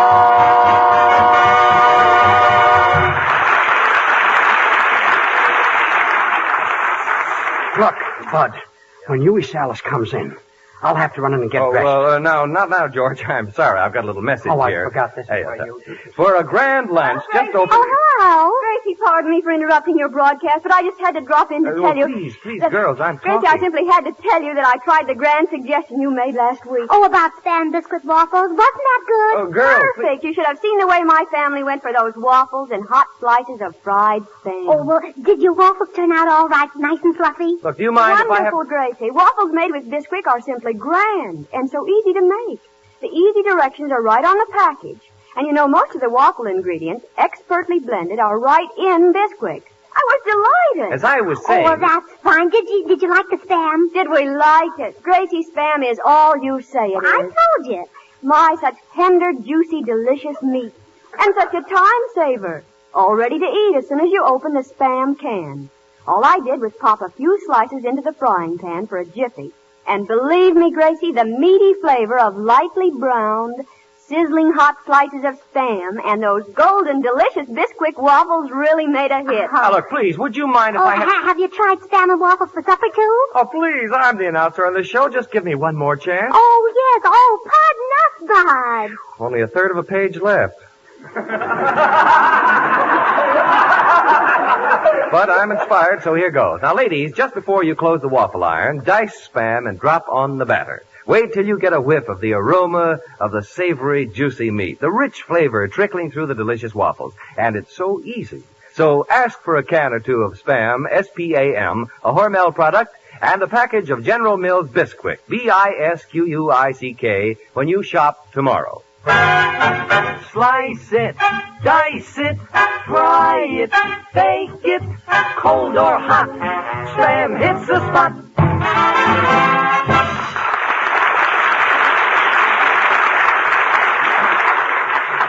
Say, where's George? Huey Salas will be here any minute. George is inside putting on one of your dresses. Oh, so he'll look like Aunt Clara, huh? Yeah. How can a smart gangster like that Huey Salas fall for that Aunt Clara stuff? George with that face that needs a shave and those hairy arms and false teeth and a cigar stuck in his mouth. Where can you find a woman that looks like that? On the Bob Hope Show. Now, look, we got George into this mess, and it's up to us to get him out of it. Oh, I've got an idea. Huey Salas wouldn't like Aunt Clara if he knew that she had a baby. Baby? But she hasn't got a baby. Yes, she has. Who? You. Me? Yeah. If I'm a baby, how can I play clarinet? Oh, put a nipple on the end of it. Aunt Clara, Huey Salas, why must I get into this triangle? Well, babies always get into triangles, if you know what I mean. Okay, but my heart won't be in it. Oh, look!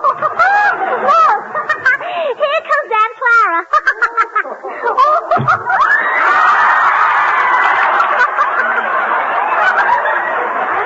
All right. Go ahead. Laugh. Go ahead, just laugh. Oh, boy. The things I have to do to make $1 million. What's so funny? Well, look at you, George. You've got your bustle on in front. So what? Oh, when Huey sees it, he'll think you're walking out on him. I'd be better off if I was taken for a ride than putting on the silly girdle. Gee, I can't breathe. What girdle? The red one that was hanging in the closet. Gee, I thought I'd never get into it. Girdle? That was a hot water bottle. A hot water bottle? Yes. There must be an easier way to get rid of that gangster. Mr. Burns. What does it sound like? While in Harvard, I wrote a book on criminology. Chapter 8 of this book deals with the fear psychosis. The procedure is to look the criminal straight in the eye, and the intensity of the stare frightens him. What happens if I look at him very intensely and he doesn't become frightened? Then you turn to Chapter 9, the care and treatment of broken noses. Look, Dr. IQ, if you don't... Oh, boy. That must be Huey Salas. Now, don't forget, everybody. From now on, I'm Aunt Clara. Come in. Hello, babe. Hello, Huey. Where's Judge Burns? Oh, George Burns? He's dead. He died. Oh, yes, he died. He's dead. Oh, boy, is he dead. I'm sorry to hear that. I'd give anything if that boy were only alive. Why, Huey? Because I'd like to kill him again. Oh. What's the matter, babe? Oh, nothing, Huey. When I see you, my blood begins to boil. Babe, that's love. No. Nah, that's a hot water Gracie, please. Babe, come over here and sit down on Huey's lap. No. Come here. No. Come here.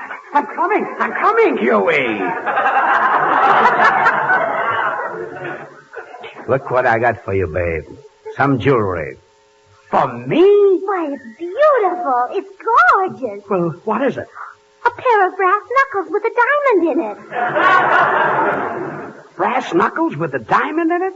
It belonged to my mother.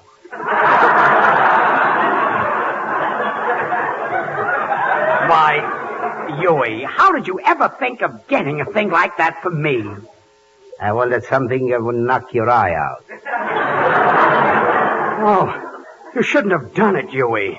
You deserve nice things. Why, you're pretty hoity-toity dame, Well, you he know. may be hardy, but he'll never see Toity again.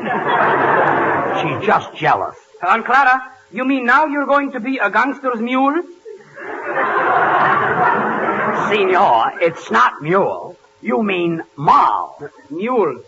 No. Mule is a jackass. You're a peacock? Hey, you cockroach. You can't talk that way to my dame. You don't scare me. I can fight anybody with one hand. Yeah? Why don't you fight me? You got one hand? Oh, don't mind him, Huey. Okay, babe. Well, I never told this to a dame before. Clara, I want you to be my wife. Your wife? Well, why don't you answer, babe? Well, Huey, this is so sudden. Yes, you probably touched a warm spot in this hot water bottle. Well, are you going to marry me? Why, no, Huey, I can't marry you. Not that. I'm young. I'm gay. I love life. I want to live. Babe, I'm not taking no for an answer. Huey, there's something that you don't know about Aunt Clara. What? Willamette. Oh, isn't it? Goo goo da da mama.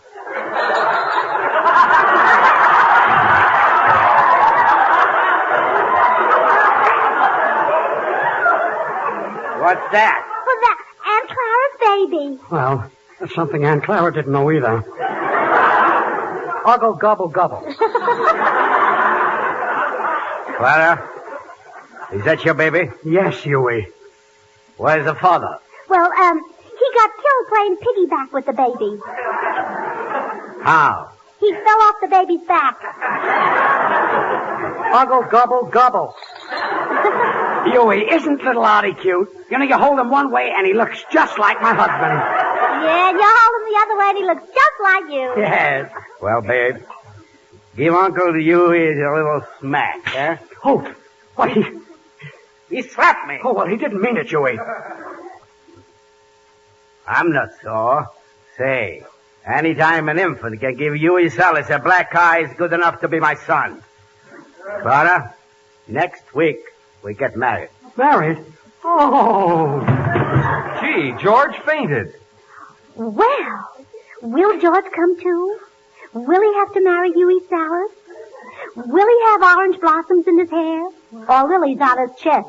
Will he ever get out of this mess? Will he ever get out of the hot water bottle? Well, come to the wedding. You're all invited.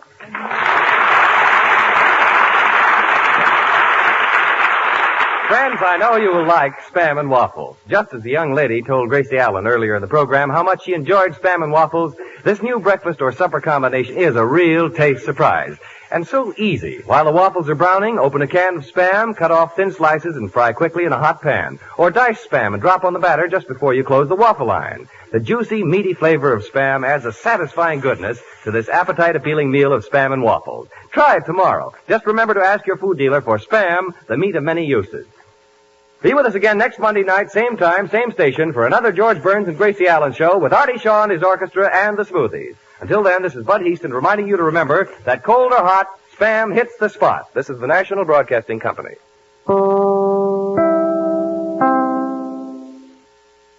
From Hollywood, the George Burns and Gracie Allen show for Hormel and Spam.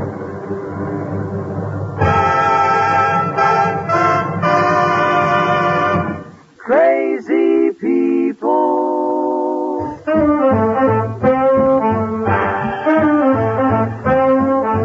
Spam, rebop, boom, spam. George Burns and Gracie Allen are the show and his orchestra for singing glee with the Smoothies three. Last but not least, and with Bud Heaston.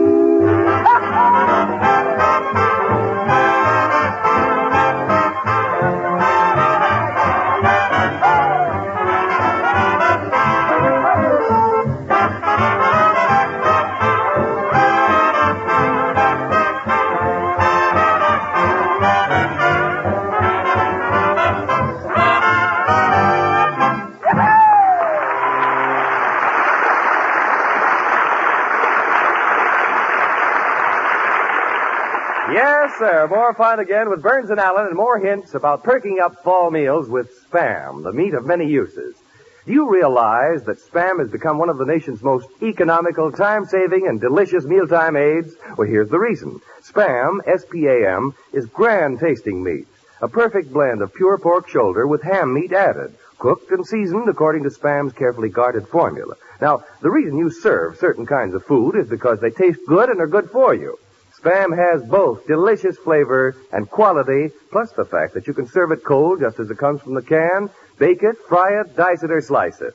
Try Spam. Try one new way to serve this meat of many uses tomorrow. Just ask your food dealer for Spam. Use the simple, easy recipes on the label of the Spam can, and you're all set to give your family good food for breakfast, lunch, or dinner.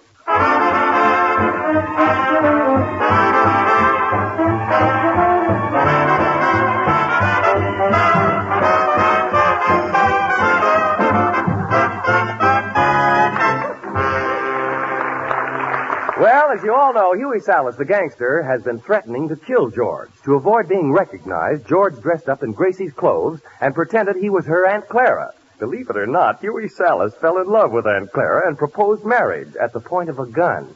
So, tonight we bring you Gracie Allen and that blushing bride, George Burns.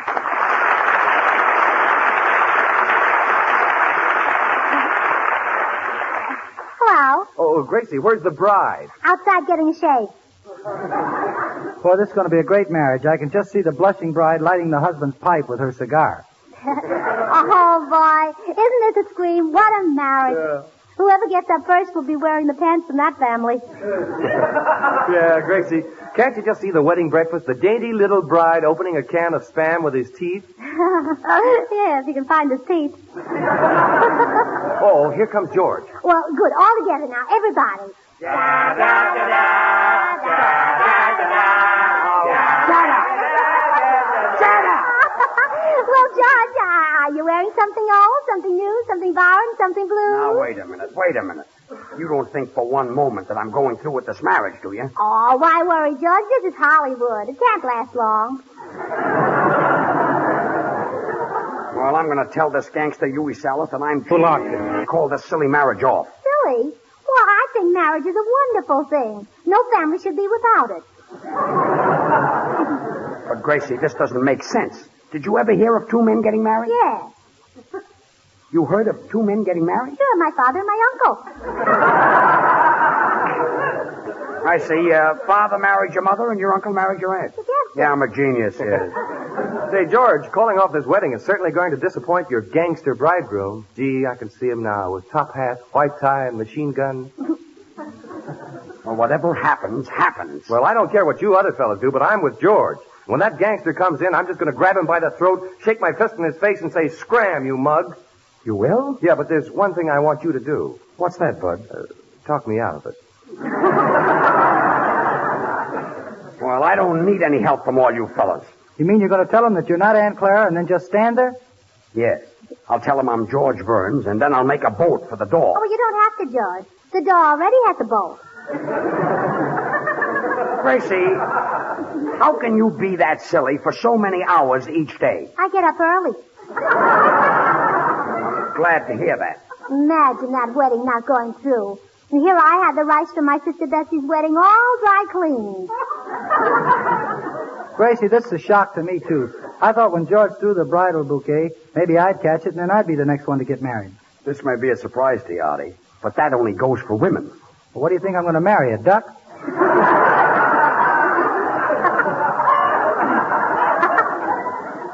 Well, that's a very funny quack. Oh, George, that's worse. How I could think of witty things at a time like this.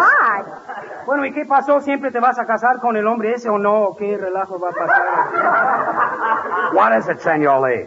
You mean that you and that gangster are not going to get married? You're not going away on your honeydew? It isn't honeydew, it's honeymoon. Honeydew? Honeydew? Si, senor. Honeydew the dishes, honeydew the laundry, honeydew these, honeydew...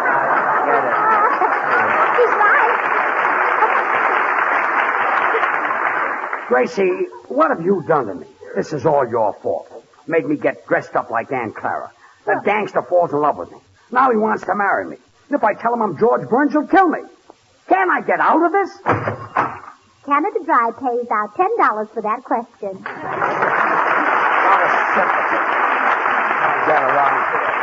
Now the Smoothies, Babs, Charlie, and Little will sing Ferryboat Serenade. I love to ride the ferry. I have never been aboard a steamer. I am just content to be a dreamer. Even if I could afford a steamer, I would take the ferry boat every time. I love to ride the ferry where music is so merry. There's a man who plays the concertina on the moonlit upper deck arena, while boys and girls are dancing, while sweethearts are romancing. Life is like a Mardi Gras, happy as we cling together, happy as we sing together, happy with a ferry boat serenade. When we hear the concertina play, we listen to the serenade, and the gang all listens to the sweetest music ever played, the ferry boat serenade. We all sway right with them, we all sway in rhythm. Sweet dreams we're dreaming, and our eyes are gleaming. I love to ride the ferry. My. The music is so merry. There's a man who plays the concertina on the moonlit outer deck arena. Wow, both the girls are dancing, wow, sweethearts are romancing. Life is like a Mardi Gras, putty-chilly. Happy as we sing together, happy as we sing together, happy. Happy are we, I'll say we're happy. Happy are we, I'll say we are. Listen to the boat. Listen to the boat. As it Drives along, keeps the ferry boat serenade.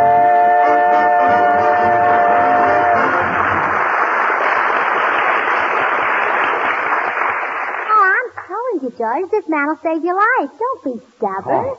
I've never gotten you into trouble, and all I want is a chance. Gracie, I've had enough. It's better this way. Let Salis come. I'm not afraid to die. I'm ready.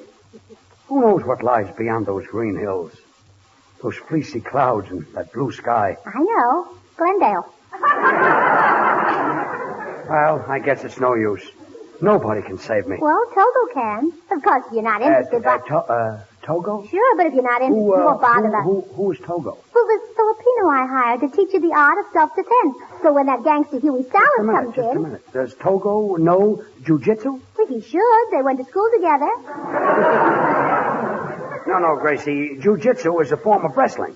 You know, they knock you down, and then you pick yourself up, and they knock you down again. Oh, you mean like Galladay? Yes, like Galladay. Say, that's not a bad idea. Where is this Togo? Right here. Oh, so happy to meeting you, Oliver, sir. This Oriental skinny Ennis is going to protect me? Sure. George, shake hands with Togo. Okay. Pick yourself up, George. What was that? Oh, that was lesson number 1, you know. He's pretty good, isn't he, George? He can do that all day. Well, he might be able to do it all day, but he can't do it to me. Yes, he can. Now, listen, Togo. Oh, that's all right. Now, Mr. Burns, please. Togo, now giving you lesson number 2, you know. I'm showing you how easy it is to escaping from attack when gangster rushing at you. I see. Uh-huh. Thank you. So, now, grab hold my right ear with one hand, please. Like this? So. Then grab hold my left ear with other hand. Like this? Thank you. Now holding very tight to both my ears. Oh, so. You see, I escaped. Well, what do I do now? Huh? What do I do now? Huh? George, give Togo back his ears.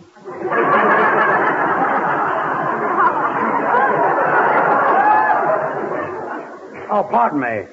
Senor Burns, yes. Hey, Poopsie. To be a great jiu-jitsu wrestler, you have to have strong muscles. Muscles? See? You mean muscle? Muscles. No. The way Togo threw me down, he needs a muscle. Sure. But the way you landed, you need a bustle. But he's right, too, George. You said it. Now, Togo giving you lesson 3, You also don't happen to be Madame Lozanga. Oh, he's also. He's also. Now, very simple, You're standing very firm on both feet, and when you're shaking hands, you twisting wrist gently, so. Oh. See? Nothing happened. Pick yourself up, George. Hey, I think I've got it. Say, Bud, will you try it with me? Oh, not me. Oh, a coward, huh? A coward? Say, if we weren't in the middle of a broadcast right now for Spam, which is a grand tasting meal of tender, delicious meat, which is great for breakfast and lunch, I'd tell you something. Yes? Well, what would you tell me? But it's good for dinner, too. Well, this is fine. I finally got a trick to throw this gangster down when he comes in, and nobody's here to try it with me. Well, why don't you try it on Artie Shaw? Benny Goodman says he's a terrible wrestler. Really? Yeah. What did Benny Goodman say? Well, he said that every time Artie Shaw tackles Old Man River, he goes flat in his clarinet. I know what I'll do. I'll try it on the sound man. Say, Togo. Yes, Mom? Now, all I do is just shake hands and then do that little twist, huh? Yes, oh, yes. Good. Hey, sound man. Hey, 4 years in Harvard. Come here. Yes, Mr. Burns. You always try scientific experiments, so I'd like to try a little scientific experiment with you. Gladly, Mr. Burns. Now, give me your hand. There you are. See? Now, I hold it like this, and then I twist it like this. Up! Well, look, he's on the floor. Pick yourself up, Mr. Burns.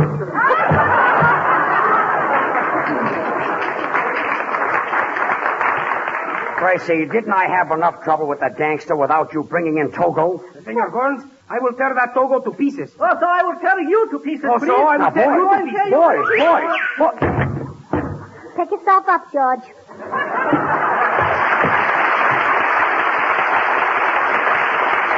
Say, Togo, will you get out? Go on, Togo, get out. Now that the fall season is ended, Artie Shaw and his boys will play Through the Years.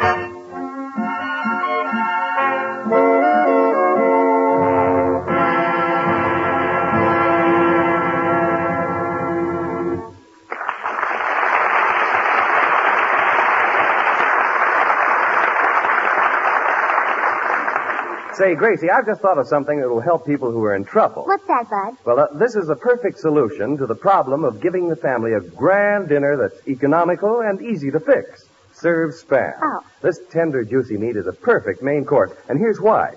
Just open a can of Spam, take out the delicious meat, stud with cloves, and pop it into the oven. Baste with a little pineapple juice, and in just a jiffy, you'll take to the table a taste-tempting surprise that will satisfy your family completely. Wait until your family gets a whiff of baked Spam. And watch the faces light up when they take the first bite of the tender, juicy, lip-smacking goodness and the meaty flavor of baked Spam. It certainly makes a hit with husky appetites these cool fall days. So serve baked Spam tomorrow. Get a can or two when you shop. Just be sure, though, to insist on Spam, S-P-A-M. Then try the other recipes on the label. You'll discover Spam has dozens of different uses, served cold or hot. Oh, Bud, you really got something there. Slice it, dice it, fry it, bake it, cold or hot. Spam hits the spot.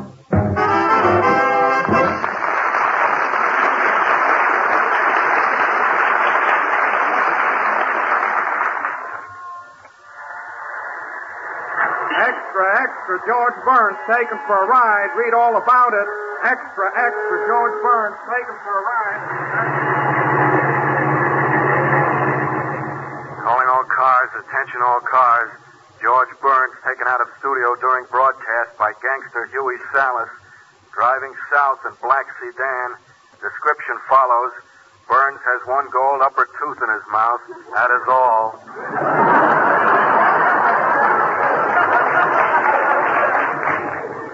Well, that's me, all right. Shut that radio off. Yes, Mr. Salas.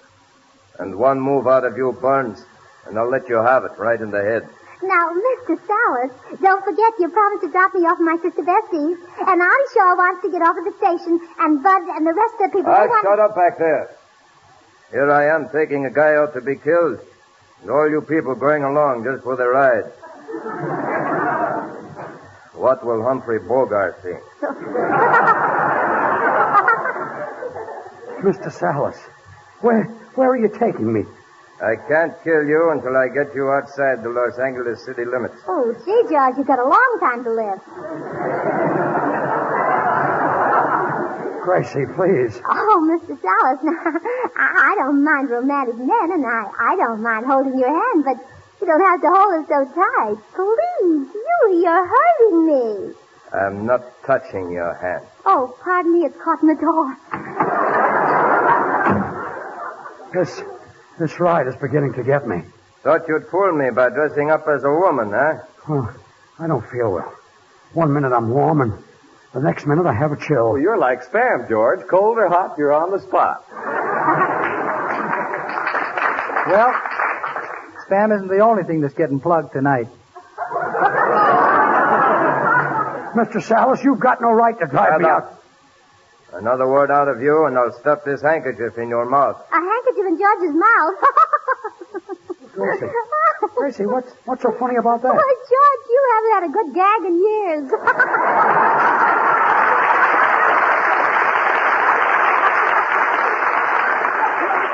Hey, Salas, stop the car. This is where I get off. Well, Artie, I want to say goodbye. And if I've ever said anything that hurt your feelings, I was only kidding. You know I didn't mean it. That's right, George, and I've never met or worked for a nicer boss. Thanks. You've been fair, square, and a true pal, and when you're gone, I'm really going to miss you, it says here. Well, goodbye.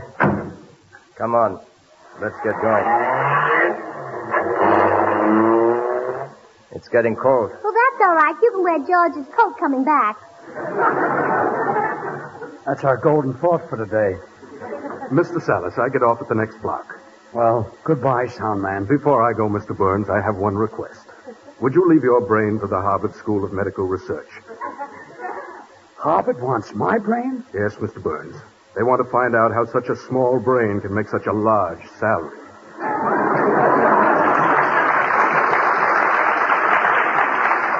Well, goodbye.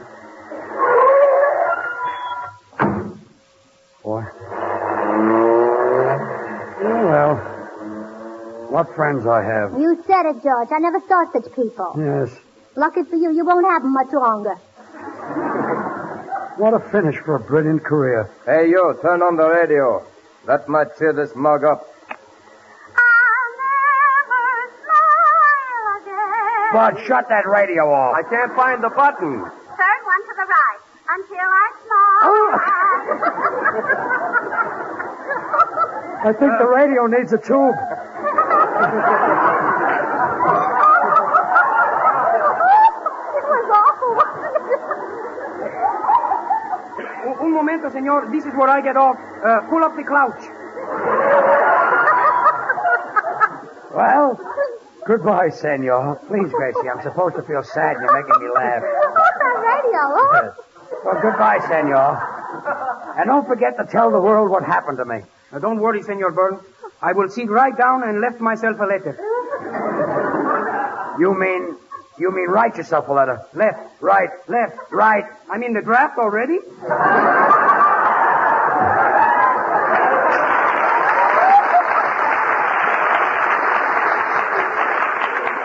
Well, goodbye.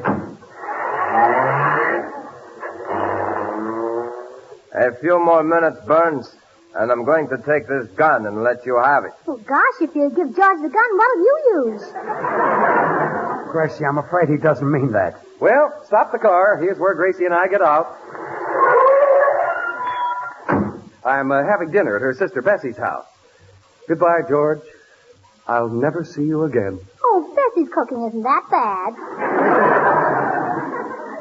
Well, Gracie, this is it. Oh, George, Yes. this is awful. I can't stand it. I know. Terrible. I just can't tear myself away from here. You feel that bad because I'm going, huh? No, my hand's caught in the door again.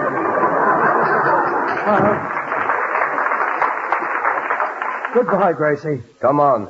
Now we'll get this over with.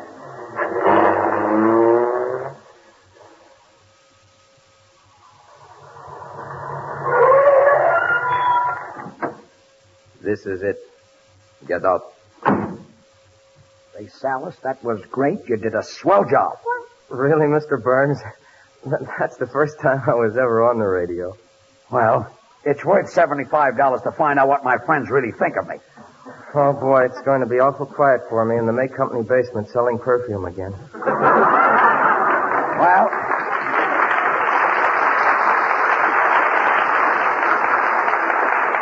kid, you were really grand, and here's your money. Oh, thanks. You've really been swell to me. I had such a good time. Before I go, I'd like to shake hands with you. Oh, sure. Put it there. Pick yourself up, Mr. Burns. I thought so.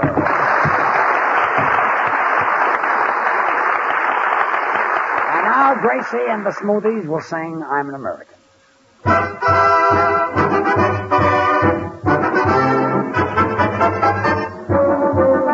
We are Yankee Doodle boys, Yankee Doodle dandies. We can shout and be proud that we can say what we want out loud. We can sing and be gay. And I can tell a funny story every day. We are thankful we live here. So let's all stand right up and cheer. I am an American. I am an American. I am an American. On the street, in the home, in the crowd or alone. Shout wherever you may be. I am an American. I am from the heart of me. Rich or poor, young and old, let this message be told. Shout wherever you may be. I am an American. I'm proud of my liberty. In the factory, in the mill, through each valley, from each hill, raise your voice and give America a thrill. On the farms, in the schools, let's have one set of rules. Shout wherever you may be. I am an American. I am every part of me. From Alaska's snowy peaks to the southern muddy creeks, listen in because America now speaks. I am an American. We are. I'm proud of my liberty. In the factory, in the mill, through each valley, from each hill. Raise your voice can give America a thrill. On the farms, The schools, let's have just one set of rules. Shout wherever you may be, say, I am an American. we are. I am an American. I am every part of me.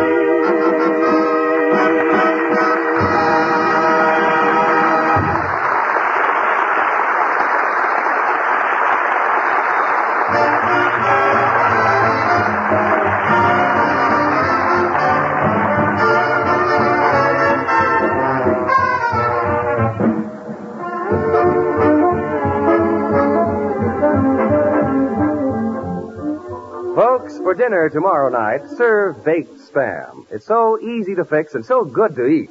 Just open a can of Spam and bake according to the simple directions on the label. Takes but a jiffy and brings to your table an economical main course that satisfies hearty appetites. That's because Spam, S-P-A-M, is tender, taste-tempting meat with a delicious flavor. So plan to serve a Spam bake for dinner. Just remember to ask your food dealer for Spam, a Hormel product, when you shop tomorrow. Thanks, Bud. Well, Gracie, say goodnight. Good night. Well, I was taken for a ride and you didn't even feel bad, huh? Oh, I knew he wasn't a gangster. How did you know? I listened to the broadcast. Oh, good night, all.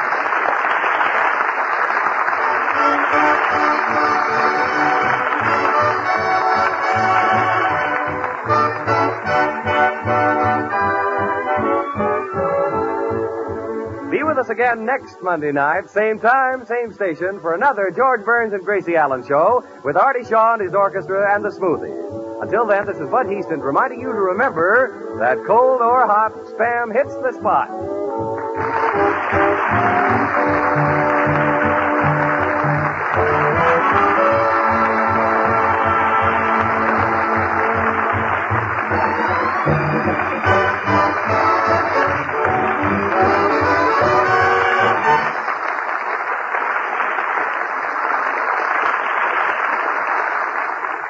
Have you tried Hormel chili con carne? You may think you don't like chili, but chili con carne, the way Hormel makes it, is different, and everybody likes it. Double your money back if you don't like it. Try Hormel chili con carne tomorrow. This is the National Broadcasting Company.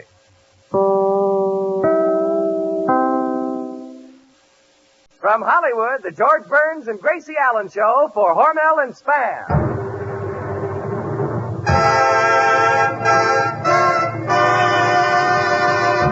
Crazy people.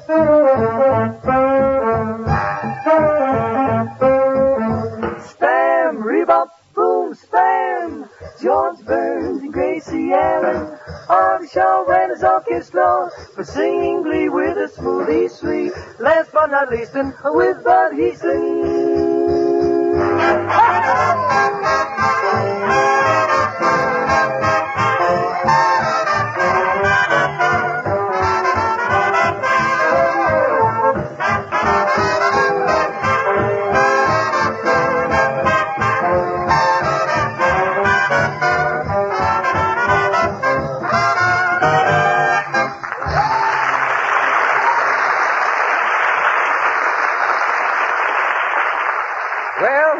It's time for Burns and Allen at your house. And looky, here's an answer to the question, how do you cook an egg?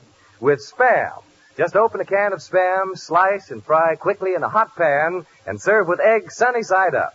Those juicy, golden brown, sizzling hot slices of fried Spam make an egg taste better than ever. Try Spam and eggs for breakfast. Then try the other recipes on the label and discover that cold or hot, Spam hits the spot.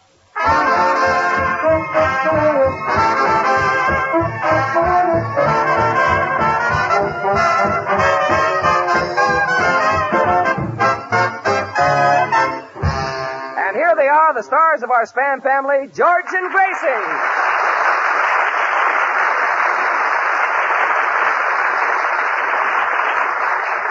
Thank you very much. Oh, by the way, George, I saw you and Gracie at the El Capitan Theater last week in Charlot's Review, and you're really swell. Thanks, Bud. And Gracie, wasn't Jack Benny a wonderful master of ceremonies? Yes. He certainly smart looking on the stage. Well, of course, gray hair makes a man look distinguished. Yeah. Of course, he's a little more distinguished looking in the back, though, than he is in the front, isn't he? She's kind of losing it a little bit. Yeah. Well, anyway, Gracie, I was on the stage with you. How did I look? When do you mean? When I was telling all those jokes. Oh. Well, you must have looked all right. Nobody laughed at you. Of course, I may not be as handsome as Jack Benny. I say I may not be as handsome as Jack Benny. Well, George, who's arguing with you? That's what I get for letting that makeup man put on my lips with a hairbrush.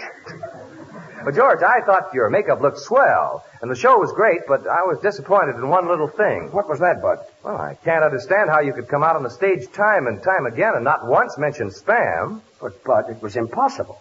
You see, I wasn't on the radio. I was on the stage. Well, I could understand you're not mentioning something like Chlorfmeyer's acidophilus milk, but Spam is just a small word. Look, Spam. See, did that take long? Well, I'm sorry, Bud, but I just couldn't mention it. Well, you should have. Well, anyway, Gracie... What's more, your makeup looked atrocious. Now he's mad. How do you like that, Bud? And just a moment ago, he complimented me.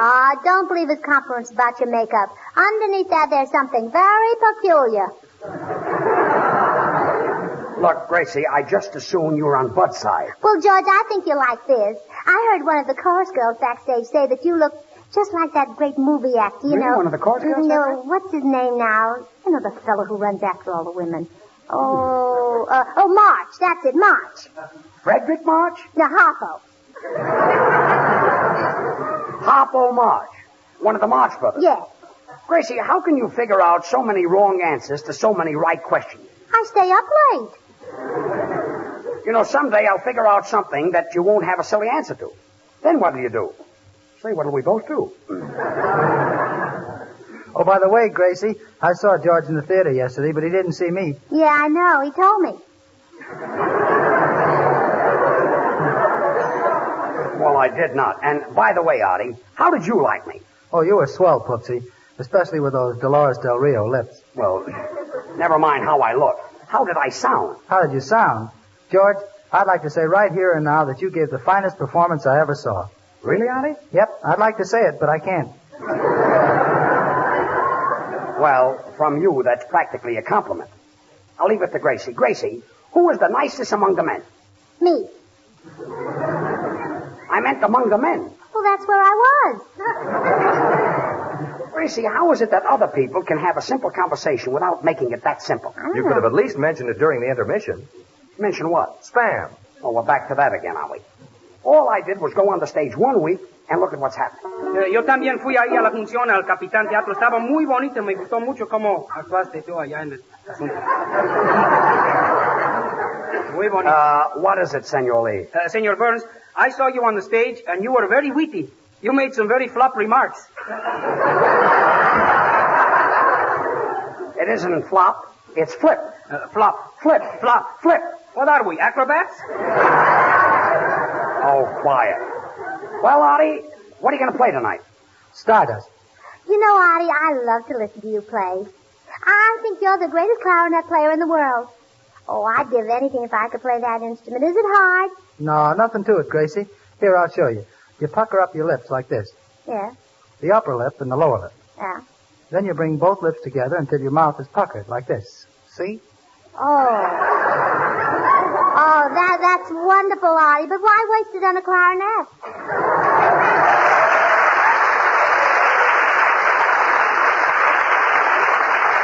Artie, will you please take it?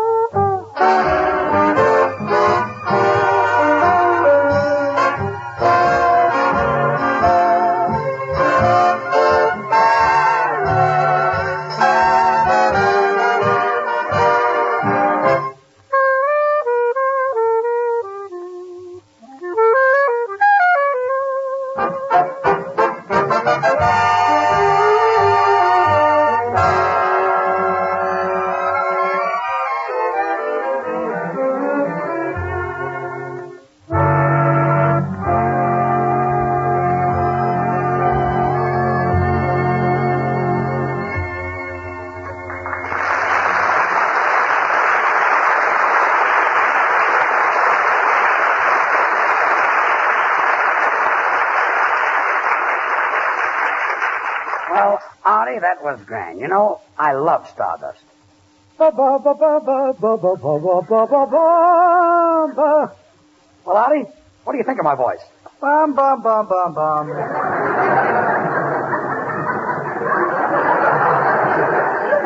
Jealous, that's all. Just Not a bad jealous. voice myself. Judge, you know that beautiful white dress I wore on the stage last week? At the El Capitan? Yes. Well, I got some brown makeup on the collar, and it worried me so. Well, I wouldn't worry about it. It's bound to come off.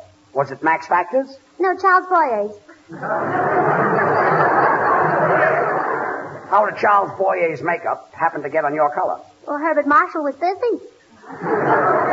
See what you mean. Well, all you had to do was send the dress to the cleaner. Oh, not me. I'm too smart for that. I went out and bought 10 cents worth of gasoline to clean my dress, and wait till you see it. It's beautiful. The dress or the gasoline? The car I bought. It's long and streamlined. You bought a car? Well, I had to have something to take the gasoline home in. So, you bought a new car? You could have taken it home in an old can, you know. Yeah, but I didn't know where you had it parked. Well, my car doesn't happen to be an old can. I want you to know it's streamlined. It has chrome wheels, chrome radiator, chrome bumpers. That's right, George. I saw it, and it's plenty chromy. Well, I like it. At least you could have mentioned it during Jack Benny's violin solo. Enough of that. No matter what I say or do, I get into hot water. Oh, I was in hot water last night. What happened? Nothing. I was just taking a bath. Well, congratulations, and let's talk about something else. All right, let's talk about my dress. You know that beautiful white dress? Gracie, I got some Gracie, makeup. you've already told me about that dress, and let's forget the dress. I never liked that dress anyway. Skippy likes it. Skippy? Who's Skippy? Oh, he's the man who's been driving me home from the theater. I met him at the Coconut Grove next week. Next week? Oh, pardon me, I'm ahead of my story. Oh. You mean last week? Yes. Well, how did you meet him? Well, I was at the Coconut Grove, and he was sitting at a table all by himself, and I walked by and dropped my handkerchief, and he heard it fall and said, how do you? Look, Gracie, And I said, how do you? just a second. How can anybody hear a handkerchief fall? I had it wrapped around the glass. Well, didn't that break the glass? No, but it broke the ice, if you know what I mean. I think I know what you mean, yes. Well, anyway, the music started to play, and he said, do you like La Conga? And I said, well, anything you're eating is good enough for me. So he ordered some La Conga, and we Wait a sat and minute, that ate. sounds like a very smart kid. Ordering a dish of La Conga, huh? Well, what's wrong with that? There's an R in this month. Well, I forgot about that. Oh, that reminds me, Judge. I've got to call Skippy on the phone and tell him I'll be a little late picking him up. You see, I'm having a few minor changes made on my new car. Oh, you're making a few changes. Yes. I put the headlights in the rumble seat, and then I put the radiator where the tail light was, smart, yes. and I put the motor where the gas tank used to be, and the steering wheel is right over the license plate. Gracie, and then Gracie, look. What did you do all those things for? Well, in case some crazy dope asks me if I got a car like that, I got one.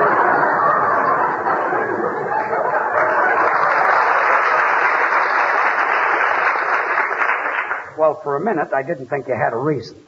Well, Judge, I'll see you later. I've got to go out and call Skippy. So, see, what's his number? Oh, yes. Gladstone 1131. Windshield wiper on the inside. George. Yes. George, maybe she's overworked. Maybe she's suffering from a pancreatic ganglia of the hypocattle of the cerebellum.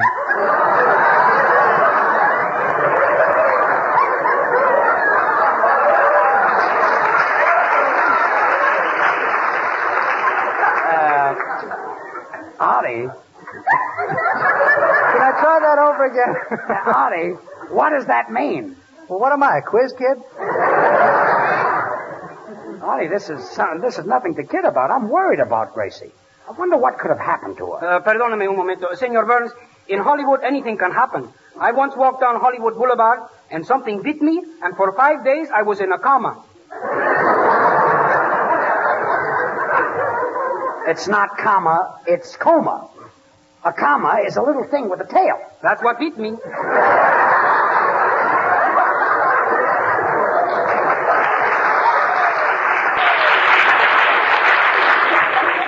Well, it's too bad you recovered. still can't figure this thing out. I can. It's very simple, George. Really, Bud? Sure, you could have mentioned it during the overture. All right, so I didn't mention Spam. Here's a whip.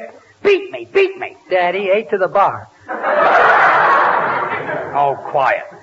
Look, I've got to do something to help Gracie. Well, Skippy wasn't in, but I told the operator to keep trying and call me back here. Well, look, Gracie, just take it easy. There's nothing to worry about. Nothing to worry about. There's plenty to worry about. That Skippy is kind of crazy. He does crazy things.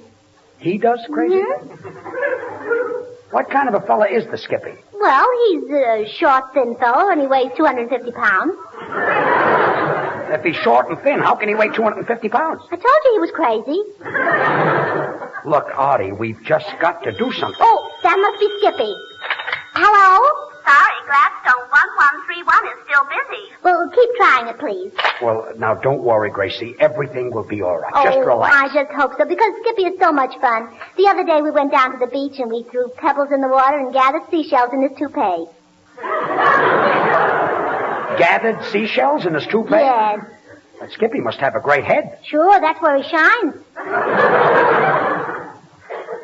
Oh, well, let's forget Skippy. Oh, I must tell you I that... forgot everything. He's really a card. While we were down at the beach, he buried his head in the sand, and I laughed and laughed and laughed for hours. He buried his head in the sand? Yes. Well, what's so funny about that? Well, 2 hours later, when I left him, he was still looking for it.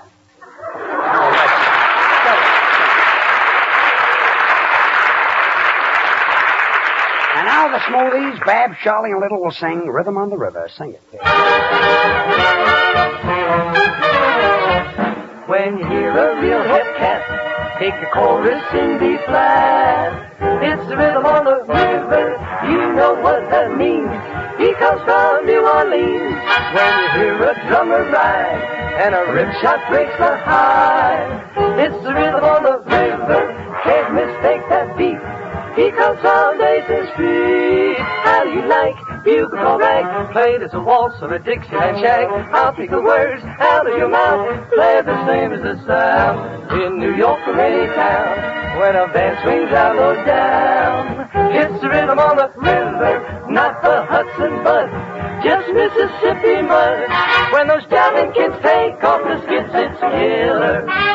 Ho ho, they're rock and roll rhythms in their soul. From gay Broadway to Mexico, feel the beat of the rhythm of the rhythm of the river. When the cats give out, it makes you quiver. Hep hep, we feel it. Let's get with the rhythm. Hep hep, the song. Let's ride along with them. Say there, Cadence, are you in the groove? I dig you, Jackson, and I'm ready, too.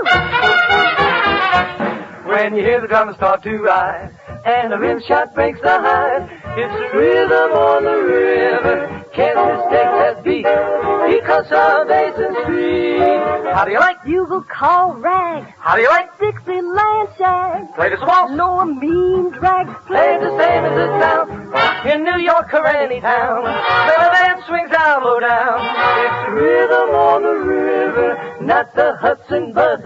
It's street to beat to beat on the Mississippi mud. It's street to beat on the Mississippi mud. Hear that shuffle, hear that scuffle, rhythm on the river.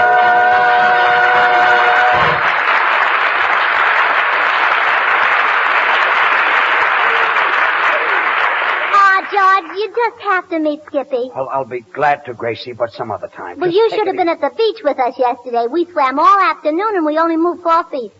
You only moved 4 feet? That's all the feet we had. Well, I don't know. I've been with you for years, but this is the first time you've really got me worried. Mr. Burns, I know I'm only the sound man, but I think I may be able to help you solve Miss Allen's problem with a scientific test. For years at Harvard, I studied psychiatry under that famous mind specialist, Professor Alvin W. Thorndike. Thorndike? A-B-B-S-M-A-Ph-D. Oh, that's not a funny way to spell Thorndike. Gracie, he's using pig Latin. Oh. Look, sound man, try your test on Bud and show Gracie what you mean. Don't talk to me. I'm mad at you. Now, please, Bud. Well, Mr. Heaston, I'd like to give you a simple test. This is called the free association of ideas. Now, when I say cold, what do you unconsciously think of? Hot. That's right. Now, what made you think of that? Spam. Spam? Yes, because cold or hot, it hits the spot. See, George, how easy it is to get in? But, Bud, it fits here. Besides, you've had more experience than I have. This is your 269th broadcast for Spam. 269th broadcast for Spam? That's right. So that's why you feel so chipper-bud. Sure, Gracie. You see, when I started, very few people knew about Spam. Hormel had found a new combination of meats, a more delicious way to season it, and a handier package to put it in. Spam was something new and different. Nobody else had ever even tried to make anything like Spam. And now there are more than 60 imitations of it. Oh, so that's what makes you feel good. You like imitations. Oh, Gracie, it hurts me when I see an imitation. When you have more than 60 imitations, you know there must be all sorts of products and all sorts of prices among them. I'm afraid somebody will be fooled. Oh, I get it. You feel good tonight because you like to see people get fooled. Oh, Gracie, I feel good tonight because apparently people aren't letting themselves be fooled. I just found out today that in the last 6 months, the housewives of America bought more Spam than they did all the other 60 brands combined. And that proved women aren't being fooled by low prices, special premiums, or by packages that look a good deal like Spam, or by names that seem like Spam. I feel good tonight, Gracie, because now I know women can really tell the difference. Oh, and you feel good, too, because we're going to let you tell us. What is the difference? Well, Gracie, when Spam first came out, people hadn't learned whether it was beef or pork or cheese or fish, so we labeled it all pork product. When someone else came out with some other product and called it all pork, too, we began to realize that all pork takes in a lot of territory and that we could make a lot cheaper product if we used just any kind of pork. Spam, Gracie, is a combination of pork shoulder meat and ham meat. Nothing else but those two. We use pork shoulder to make Spam a sweet and juicy meat. Then we put in the ham it takes to give it extra flavor and goodness that wouldn't be there without it. That is different than being just all pork.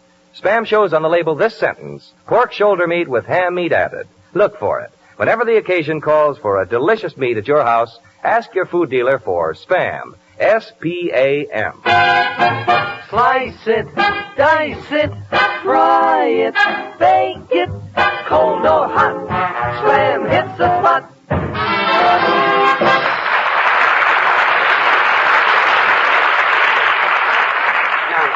No, Gracie, will you come here a minute? Look, this is what the sound man means. If he says black, you say white.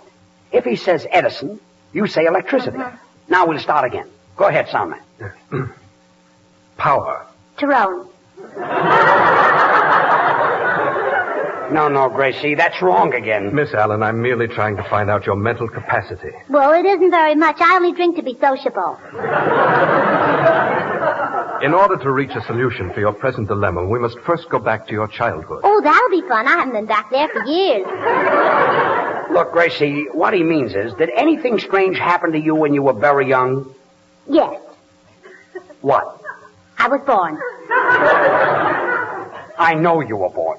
Now, let's see. When was I born? It was Tuesday. No, it was Thursday. No, maybe it was Wednesday. It couldn't be Friday. No, I'm never home on Friday. Sound man, are you sure those questions are right? You'd never know from the answers. Well, this is all beyond me. I wonder what could have happened to her. Senor Burns, maybe when she was a baby, she climbed on top of the house and fell off the reef. It isn't reef, it's roof. Reef. Roof. Reef. Roof. Look, an Airedale.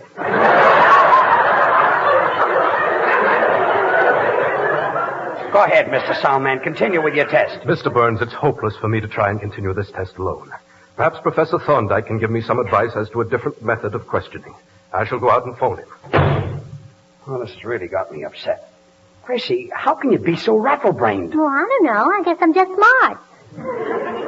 Look, this is really beginning to get me. I've been with you for years. Every year you get sillier and sillier. Why I stick by you, I can't understand. And what do I get out of it? A fortune.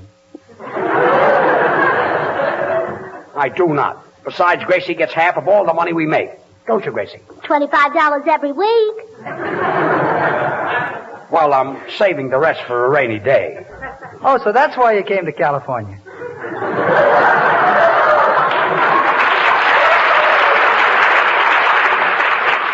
Well, go. Your line is over. Oh, that's Skippy. Quiet, everybody, now. Hello? Gladstone 1131 is still busy. Well, call me the minute they're through, operator. Can't imagine why Skippy is talking so long. Maybe it's hard for him to hang up, huh? On account of the phone is under the bed. His phone is under the bed? Yes. Well, you see, it's a Murphy bed, and he doesn't want Murphy to hear his conversation. Look, Gracie, instead of spending all your time... Mr. Burns, I have wonderful news. I spoke to Professor Thorndyke, and he was so interested in the case that he's coming right over here. I guess that's quite an honor, isn't it? What an honor. You see, he'll watch Miss Allen's mind and see what makes it tick. But suppose it doesn't tick? No ticky, no watchy. I hope Thorndyke gets here before it's too late. Oh, that must be Skippy. Hello? Gladstone 1131 is still busy. Well, keep trying, please. Gracie, will you stop with those silly phone calls? Can't imagine why Skippy's line is so busy. That's his private number, too. Oh, there's Professor Thorndyke now. Mr. Burns, would you mind opening the door? Me open the door? But you're the sound man. Please, Mr. Burns, just this once. Professor Thorndyke must never know that I, the winner of the Harvard Scientific Research Scholarship, do that for a living. Well, all right. Come in. Good evening, Elliot, my boy. Good evening. Folks, this is Professor Thorndyke, the famous psychiatrist. Oh, glad to meet you, Professor. Pull up a brain and sit down. Quiet. Say, Professor, you're pretty. You like men, I gather. No, I like men, I gather.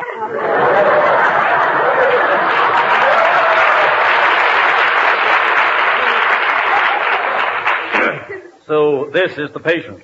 You guessed it. Professor, you see she has strange mental quirks. Miss Allen, do you have any inhibitions, phobias, or fixations? No, but I can let you have a Chesterfield. Well, Professor, how have you been? Miss Allen, do you sleep well? Well, no. Last night I couldn't sleep at all. All night long there was a fly on my nose. Why didn't you brush the fly off? Well, what for? It wasn't dusty.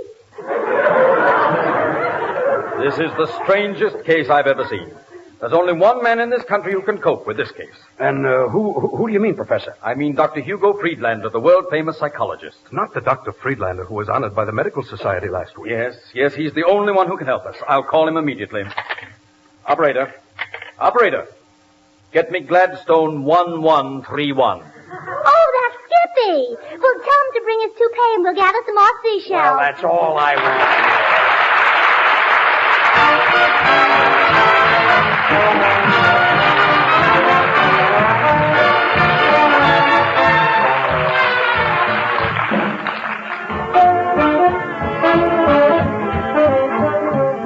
Folks, give your family Spam and eggs for breakfast.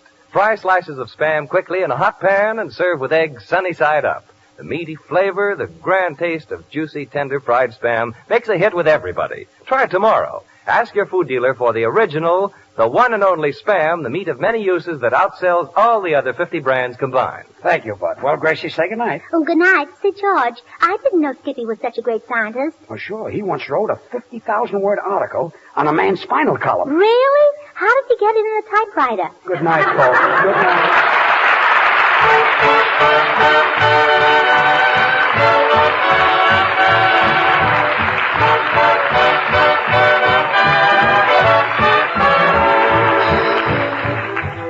Friends, we want to take this moment to remind you that in all parts of the country, community fund campaigns are underway, a most worthwhile cause. And one of the ways we can show that we're grateful Americans.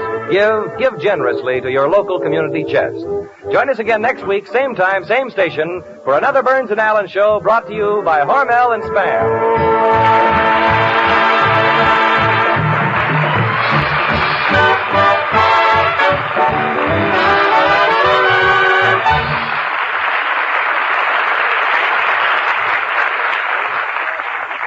Have you tried Hormel chili con carne? You may think you don't like chili, but chili con carne, the way Hormel makes it, is different, and everybody likes it. Double your money back if you don't like it. Try Hormel chili con carne tomorrow. This is the National Broadcasting Company.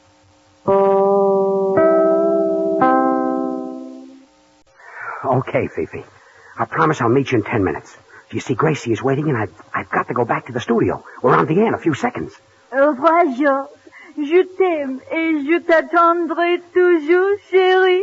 Oh, Fifi, that's wonderful. Do you really mean it? Oui, oui. Do you really love me? Oui, oui. How much? I will tell you later when you come to my apartment. Woo-woo. Just think, Poopsie Burns going out with a girl from the Folies Bergère. Now to get out of that broadcast. From Hollywood, the George Burns and Gracie Allen Show for Hormel and Spam.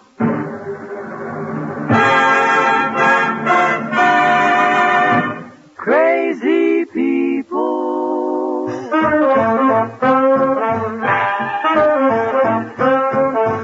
Spam, rebop, boom, spam. George Burns and Gracie Allen on Shaw Wright's orchestra for singing glee with the smoothies three. Last but not least, with Bud Heaston.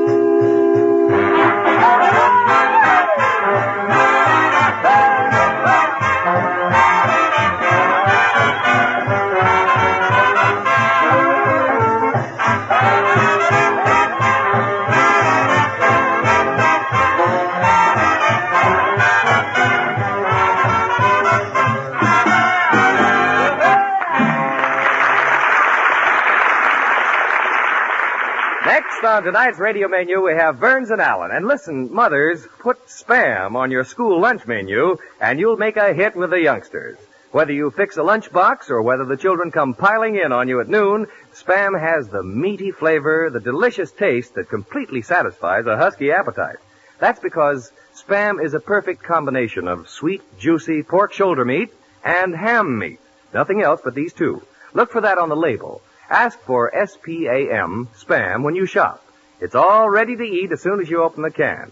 Use Spam and you'll discover how easy it is to make delicious, satisfying lunches that get A+, whether they go to school or stay at home.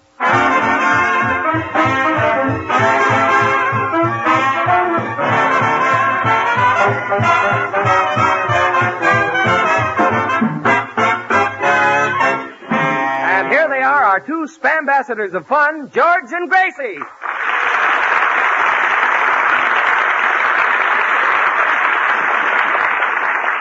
Thank you very, very much. Oh, George, the most exciting thing happened last night. Gracie, I have You know, got I time. was at Ciro's last night, and I was sitting opposite Spencer Tracy, and he looked at me, and I looked at him, and then I dropped my eyelashes, and he picked them up, and I said to him, I said... Gracie, he picked up your eyelashes? Well, why not? They weren't heavy. I say they were artificial eyelashes. Artificial nothing. I bought them at Bullock's Wilshire. Well, we all have our faults. So I said to Spencer That's a Tracy... joke. I said, It's the only one I've got. So maybe something would happen. George, I want to tell you this. Gee, I'm upset. Look, I said We to all Spencer... had our faults. You want to hear this or don't you, George? Yeah, but gee, I feel awful. It took me an hour to write that joke. Look, George, I said to Spencer Tracy, I said, my name is Gracie Allen, how about an autograph? And he said, sure. So I gave him one, and after that... Gracie. Look, Gracie, I'm sorry, but I don't feel well tonight. You see, I can't finish the broadcast. I just have to go home. But you can't go home, George. Well, I've got to. And, Gracie, while I'm gone, I want you and Bud to carry on. What? In front of all these people? This is no laughing matter, Bud. After all, a body is just like a machine. You know what happens to a machine after it's been used for 30 years. Yeah, Jack Benny buys it.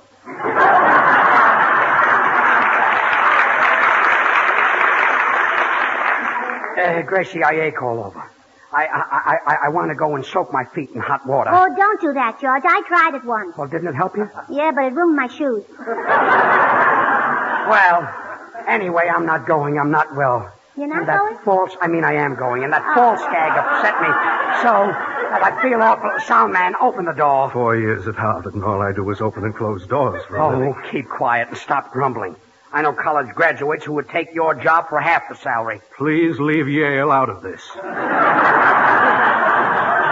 Well, open the door. Goodbye, everybody. Bye. Oh, open the door. I just ripped my coat. How do you like that? And Fifi is waiting. Fifi? What is that? Oh, well, Artie, I'm going to a doctor, and I have to pay my fee. But you said Fifi. Yeah, well, it's 2 doctors, and shut up. Now, look at my coat. Well, take it off, George, and I'll sew it for you. Well, thanks, Gracie, and please hurry. I want to get to the doctor. And see if he'll give me something for my stomach. Well, you get more if you trade in your car. I mean, I can't hold anything on my stomach. Well, why don't you wear suspenders? Gracie, sew the coat. Look at that. The whole back is ripped. Oh, let's see now. Where will I get some thread? Oh, yes. Bueno, ¿y qué clase de doctor es eso que vas a ver? ¿Es muy bueno o es cirujano? ¿Qué? He always gets tired at the finish. What is it, Senor Lee? If you're not feeling well, Senor Burns, maybe you've got very close brains. Oh, keep quiet, you pest. Pest? Did I hear you call me a pest? Yes. My hearing is pretty good, isn't it?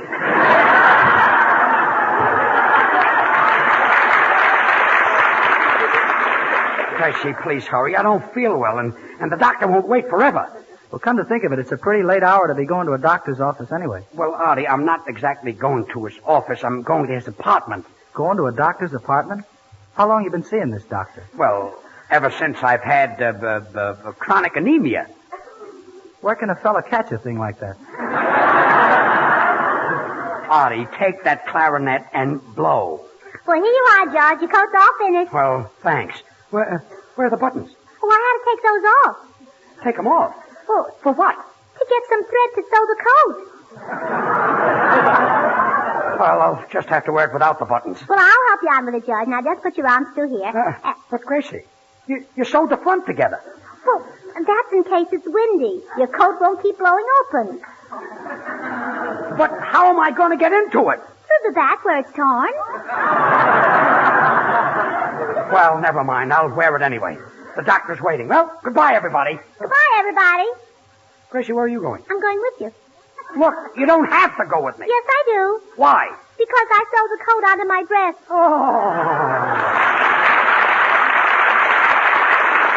And while Gracie's going to try and remove herself from George's coat, the Smoothies, Babs, Charlie, and Little will sing Moonlight on the Ganges. Moonlight on the Ganges, my little Hindu. When I whispered love's sweet melody, all our dreams and our schemes came true.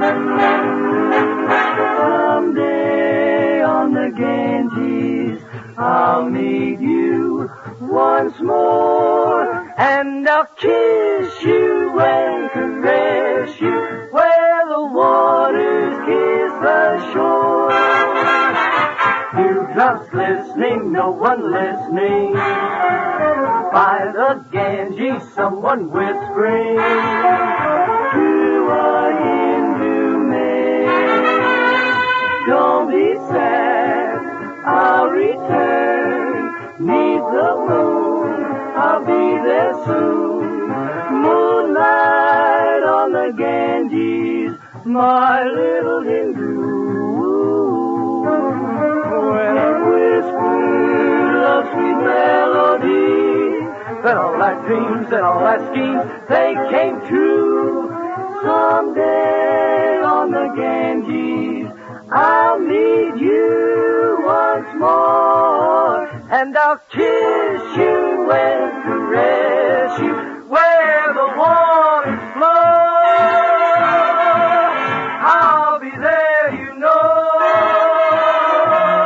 when there's moonlight on the Ganges.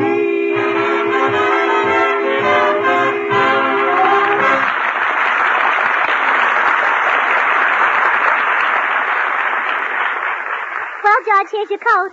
I had to put a big patch in the back. Patch? Where did you get a patch? Well, I cut it out of the sleeve.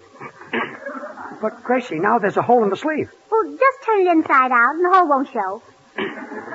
Look, Gracie, don't do any more with my coat. I'm in a hurry to get to the doctor. Senor Burns, if you're in a hurry, why don't you take a taxi cab? Shut up, taxi crab. You didn't even say it right. Perdóname. If you're in a hurry, why don't you take a taxi, crab? Oh, never mind. I'm in no mood for this stuff. Hurry up with the coat. George, don't get so excited. What's your rush? Look, Bud, I'm sick. And time and tide wait for no man. You know what happens when your number is called. Sure, you go to training camp. Just so happens that I'm not in the draft. I missed it by a year. Yeah, the year of 1880. Look, I've got to get out. Gracie, I'll answer the phone. Hello? If it's for me, I'm going, you see. Hello? Stan Sweetheart. Gracie Allen speaking. Who did you say you are? Who? How do you spell it? Yes. Yeah. Well, the name is very familiar. I think I've heard my sister speak of you. Oh, that's better. Oh, you're a friend of the family. You say you met me several years ago in the hospital? Oh, now I remember. Hello, Mother. Oh, Mother, that's some memory. What, Mother? Gracie, get off the phone. Well, of all things. Goodbye, Mother. Look, Gracie, I'm not feeling Oh, well. George, this is really something. I know, but... My sister was making raspberry sherbet for dinner, and Granddaddy was out on the back porch turning somersaults, and my sister said to him, she said... Gracie, look, how can a man 87 years old be turning somersaults? Well, his beard was caught in the ice cream freezer. So, my sister said to him... Look, I don't want to hear any more about it. This time I'm really going... Come in. Good evening, Miss Allen. Oh, hello, Charlie. It's all fixed. You'll be able to hear the political speech tonight. What's that thing? Well, that's an old radio. It's been in my family for years and years. What is it, antique? No, Aunt Clara's. Well, give me my coat. I've got to go. Well, here it is, George. Yes. Oh, and you're going to look a lot huskier in this coat. It'll build you up. I put a can of Spam in each shoulder. Spam will build me up? Bud. Ah, ladies and gentlemen, Spam will build you up, too. It will stick to your ribs like it's sticking to George's shoulder. Thanks, Gracie. You're welcome, Bud. The radio's all fixed, Miss Allen. Listen. He's down with a blow to the jaw. 6, 7, 8. The champ is down. 9, 10, 11, 12, 13, 14. The champ is up on his feet again. Wait a minute. That's the Dempsey-Tooley fight. Well, George, I told you it was an old radio. Gracie, are you going to finish that coat? Well, the radio's fixed. Now, to turn it on, just move this button over like this.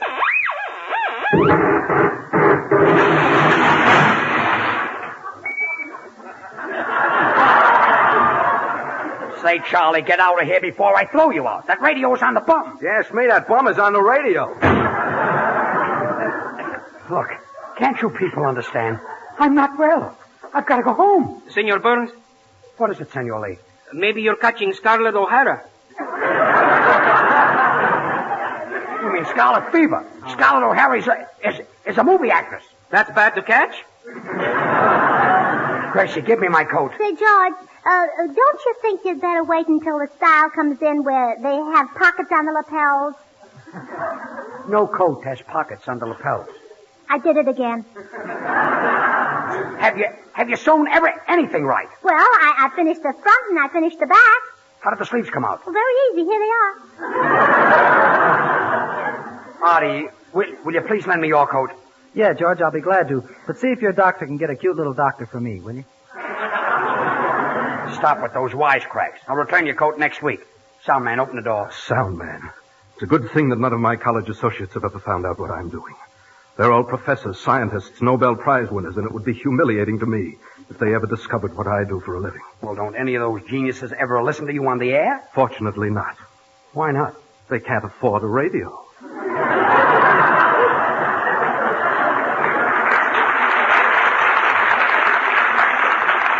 Well, I'll open the door myself. I'm late for the doctor. I've never seen such cooperation. George, give me a coat. I'll sew it for you. Oh, I did it again! Artie Shaw and his orchestra will play for the first time on the air Artie's latest composition, Love of My Life, from his new Paramount picture second chorus, vocal by Anita Boyer.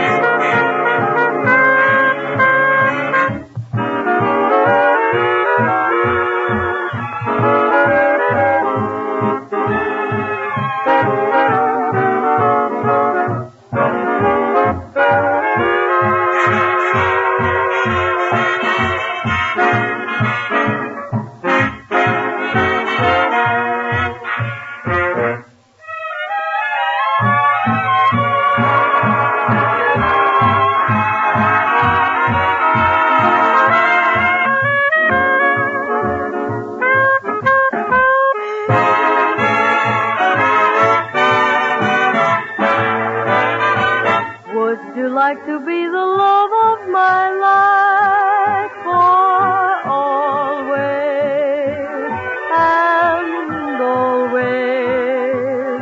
Watch over me to square my blunders and share my dreams. One day with caviar, next day a chocolate bar. Would you like to take the merry-go-round? I'll lead you. I'll need you. Wait and you'll see. I hope in your horoscope there is room for a dope who adores you. That would make the only dream of my life come true.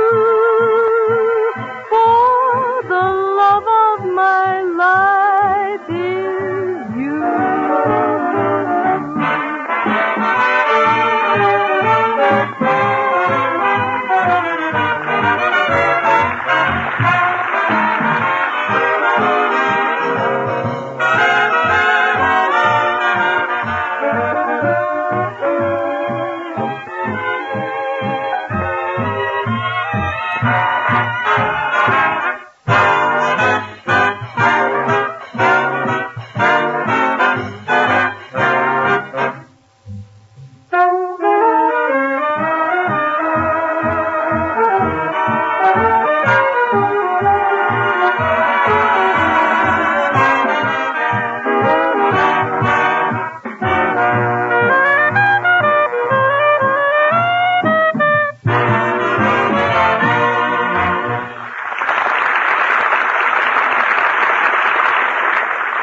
Gracie, will you hurry with that coat? Remember, I've got to see the doctor. Gee, you really must be sick, George. Sick? I may have to see the doctor every night this week. Gee, that's terrible. Yeah, should happen to me. Well, anyway, I'm going. Well, if you want to go, go. Far be me from it to interfere. Far be me from it. You mean it's far from it? It's Forget it, George. It doesn't make a difference. Difference? You mean it doesn't make a bit of difference? Oh, it makes a lot of difference. And that's just the way it is with Spam. Spam? Oh, you bet, George. Spam is the name Hormel gave to a brand new combination of meats, seasoned in a more delicious way and packed in a handier package. People prefer Spam because it is something different, George. Different? Certainly. So, you see, it does make a difference. A difference? Well, far be it from it. Well, Spam is the real thing, though. A combination of pork shoulder meat to make it sweet and juicy, and the ham it takes to give it extra flavor and goodness that simply wouldn't be there without it. That's why Spam served cold, just as it comes from the can, has the meaty flavor, the delicious taste people like. That's why sizzling golden brown slices of fried Spam are perfect for breakfast. That's why baked Spam is a main course that adds an extra good taste to any dinner. So you may know Spam has extra quality and goodness. It has this sentence right on the label. Pork shoulder meat with ham meat added. Look for it. When you want delicious, easy-to-prepare meat at your house, ask your food dealer for SPAM Spam. Slice it, dice it, fry it, bake it, cold or hot. Spam hits the spot.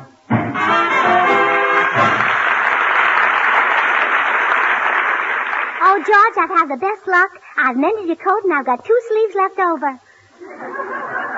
Boy, I can't stand this. Now I've really got a headache. Who's got some aspirin? Here, take these. Thanks. Oh, 2 sleeves left over. The front sewed on the back. The back sewed on the top. The top sewed on the bottom. Whatever I tell you to do, Gracie, you do wrong. Well, anyway, I'm leaving. No, you're not. Why not? I did it again. You did it again. They weren't aspirin. What were they? Sleeping pills. Sleeping pills? But I don't want to sleep. Oh, I got a date with a doctor. Oh, what'll I do? What'll I say to Fifi? I can't keep my eyes open. Oh. George is asleep. George is dreaming. George is dreaming. Ah, George, Fifi loves you. You're so charmant. And when you make love to me, your voice, It is so soft and sweet, just like a bell. Ah, do you really think so? Yes. Fifi, I'm really crazy about you. And I'm crazy about you, too. Wait, you sound like Gracie. But that is impossible. We're alone and I'm Fifi. But you sounded just like Gracie. Did I really? I could swear you were Gracie. But I'm not. I'm Fifi. Well, then, say something to me in French. I don't speak French. Then you're not Fifi. Would I lie to you, George? Now you sound like Fifi. She is Fifi. Then who are you? I'm Gracie. Why did you follow me up here? I had to. I'm so to you. How could you be so to me and come up here with me without my knowing it? Oh, George, this is your dream. You'll have to figure it out. Fifi, I love you. Gracie, I love you. That sounds like Senor Lee. But I'm not Senor Lee. Then who are you? Daniel Broom. It's not Daniel Broom. It's Daniel Boom. Broom. Boom, boom, boom. Oh, George, you just shot the man I love. Gosh, and I didn't know it was loaded. I'm dying. But I've got to go into the kitchen to die. Why? This is the living room.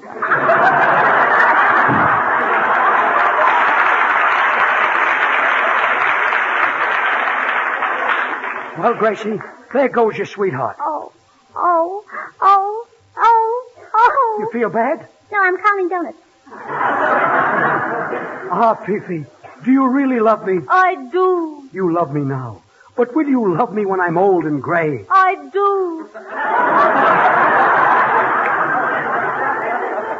At last we are alone. And I love you, Fifi. And I love you, Fifi. If you are Fifi, how can I be Fifi too? No, you're not Fifi 2. You're about Fifi 5.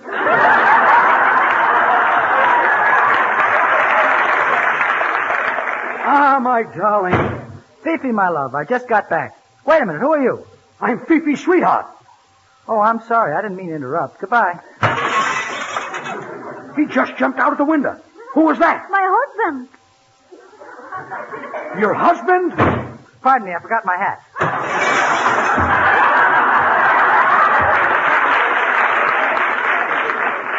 Ah, Fifi, I love you. Hello? What's that? Gracie, why are you answering the phone? It didn't ring. Yes, it did. Hello, who? George, it's for you. I wonder who can be calling me.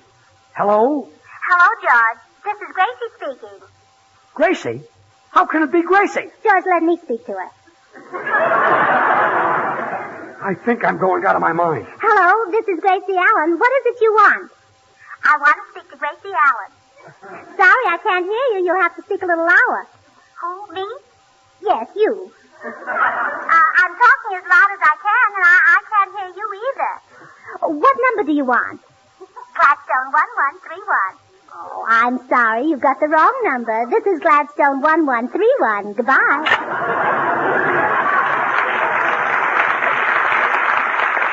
Give me that phone. I don't believe you can talk to yourself, operator. Operator. Oh, hello. Listen, operator. Is it possible for a person to talk to herself on the telephone? Well, if you ask me, it's impossible. You know what I mean. Fifi, my sherry. How do you say in French, I love you? Je t'adore. Ah, je t'adore. Je t'adore. And this is what I do for a living.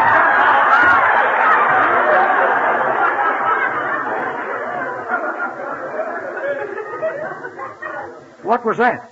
Mr. Burns, you said shut the door. But I'm trying to say I love you. Please, Mr. Burns, I'm a married man. Ah, Fifi, you are lovely. Will you marry me? No, you are too strong for me. I want a man that is like putty, one that I can mold. Fifi, I'm putty.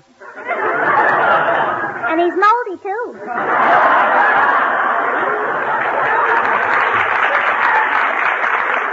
Gracie, will you please go? I'm making love to Fifi. All right, I'm leaving. Where's the leash? What do you want with a leash? I want to take the tree out for a walk. I don't care what you do. I want to be alone. There's someone at the door. Come in. Hello, Mr. Burns. I'm from the Sleeping Hollow Dream Company. Do you like the dream you've got, or would you be interested in a new one? A new one? Yes, we make our dreams to order. You mean you have your own slumber yard? Wait a minute. You look like Bud Heaston. Bud Heaston? Who's that? Well, cold or hot, what hits the spot? A Los Angeles driver.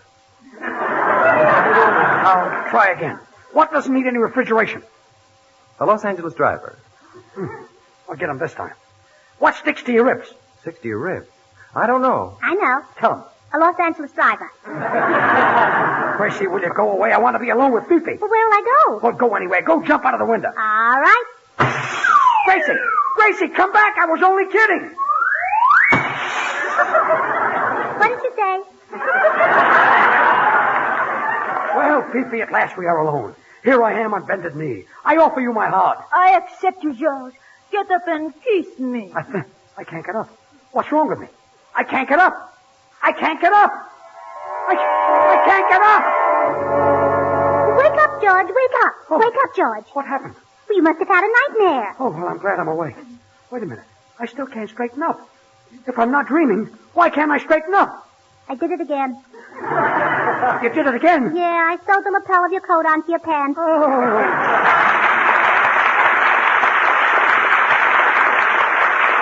Friends, Spam is absolutely the most popular new meat item brought out in a generation. Even though it is new, you'd be surprised how many families already use it regularly.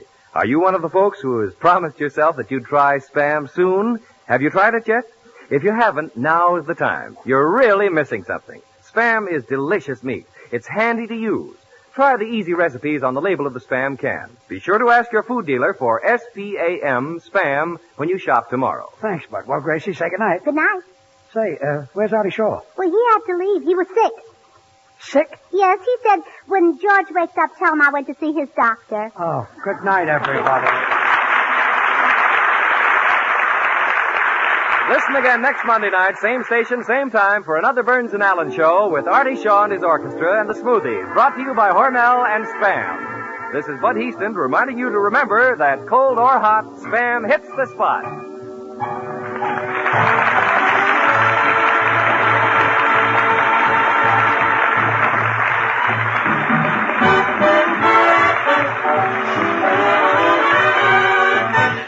Have you tried Hormel chili con carne? Even those who think they don't like chili do like chili con carne the way Hormel makes it because it's different and everybody likes it.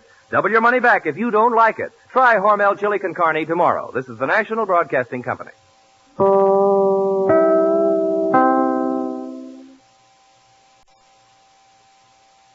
From Hollywood, the George Burns and Gracie Allen Show for Hormel and Spam.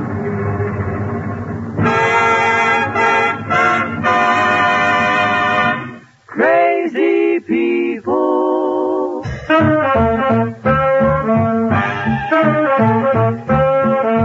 Spam, rebop, boom, spam. George Burns, Gracie Allen, Artie Shaw and his orchestra, from singing glee with the Smoothies three. Last but not least, with Bud Heaston.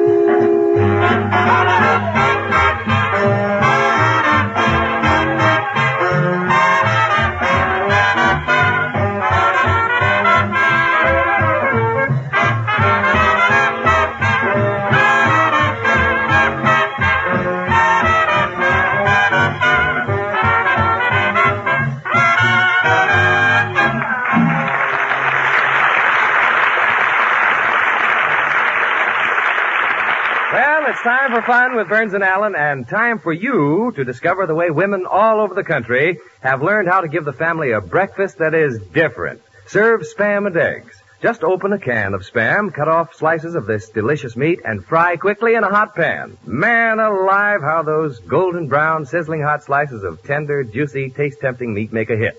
The family will say, "Gee, Mom, that's the best breakfast we've had in a long time." That's because Spam is different. A combination of pork shoulder meat to make Spam sweet and juicy, and the ham meat it takes to give Spam that extra flavor and goodness. Look for this sentence, pork shoulder meat with ham meat added, on the label of the Spam can. Then you'll know you're getting the real thing, the genuine SPAM Spam.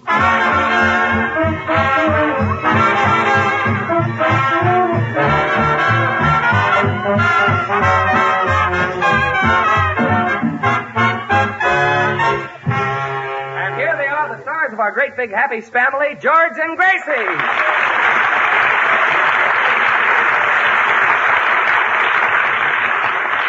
Thank you very much. Well, Gracie, tonight is election eve. Tomorrow is the big day.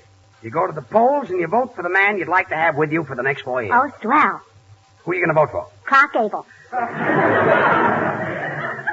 Gracie, Clark Gable is handsome, romantic, a great lover, has a lot of personality, but he knows absolutely nothing about politics. Well, nobody is perfect. Look, try to understand. In order to run for office, you have to belong to a certain party. That's Clark Gable. What party does he belong to? Carol Lombard. Look, Gracie, I'll try to explain election to you. Good. Let's start at the beginning. Good. Now, where did you register? Good. No, where did you register? Oh, at the corner drugstore. Good. So that's my store. Never mind. Now, tomorrow, when you go into that drugstore, someone at the door will hand you a folded piece of paper. Do you know what's printed on it? Giant size malted milk special today, 11 cents. No, it's the ballot listing the candidates. Anyway, in the drugstore, you'll see a voting machine. What's that? What's at the polls that votes every 5 minutes? My brother. Gracie, did you read your ballot? Oh, I know it by heart. What's proposition number 5? Let's park here, babe. I ran out of gas.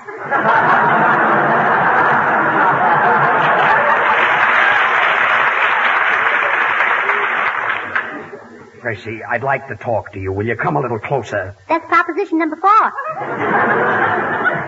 Gracie, proposition number 5 is daylight saving time. What's that?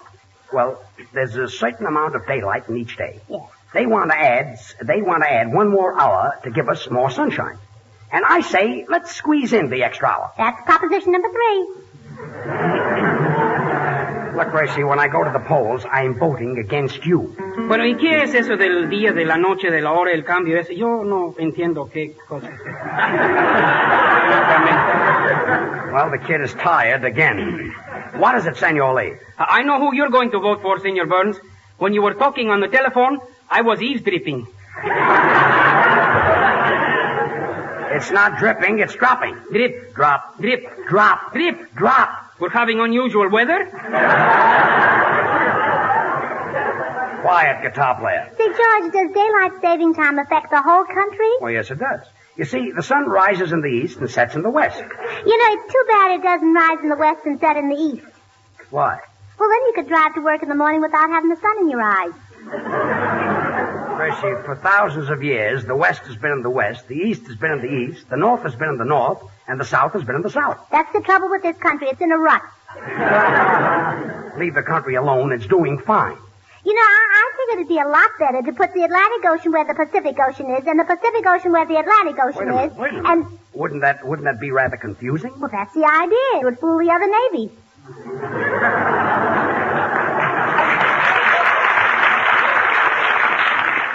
Yeah, well, you haven't thought of an idea for Pikes Peak, have you? Mm-hmm. I'd level it off. You'd level off Pikes Peak? Well, sure. So on a clear day, the people in Denver could see Catalina. Marty, what are you going to play tonight? The blues from William Grant Still's Lenox Avenue Suite, George. Well. By the way, I got it all in, too. George, who was that beautiful girl you were dancing with at Ciro's the other night? You really had a grip on her. Well, for your information, wise guy, she happened to be my aunt. Brother, if that was your aunt, somebody ought to tell your uncle.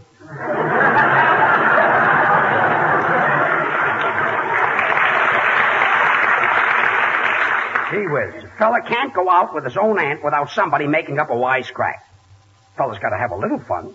After all, you take all the sunshine out of life, and what have you got? Daylight saving time. That isn't what I meant. George, I never knew you had any aunts. Well, I have.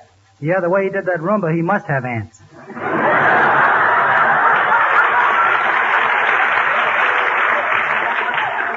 Well, as long as you fellows want to talk about something, it wasn't my aunt. She happens to be Fifi Lamont, star of the Follies Bergère.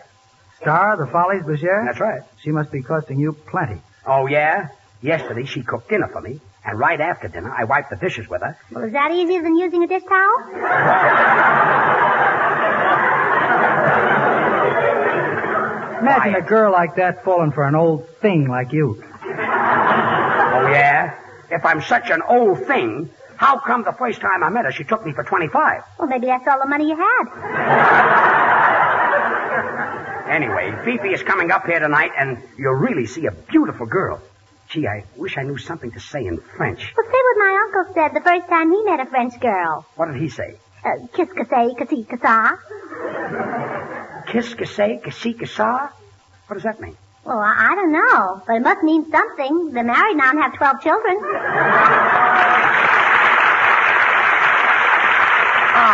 Play. Qu'est-ce que c'est, qu'est-ce que ça?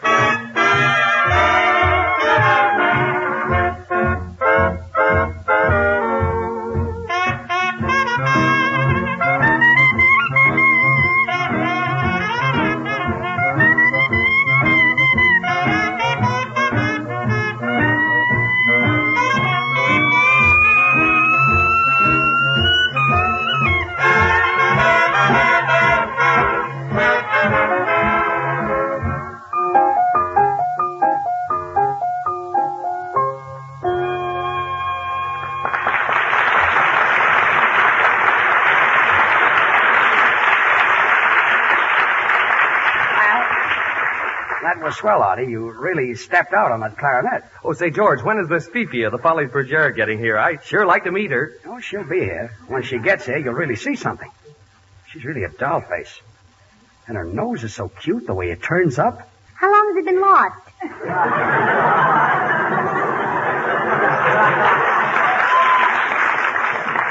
Imagine her being stuck on me. You know, she's a Follies Bergère girl, and she's got stage door Johnnies. Are they anything like the measles? Gracie, don't you believe me? Look at my face. Can't you see it in my eyes?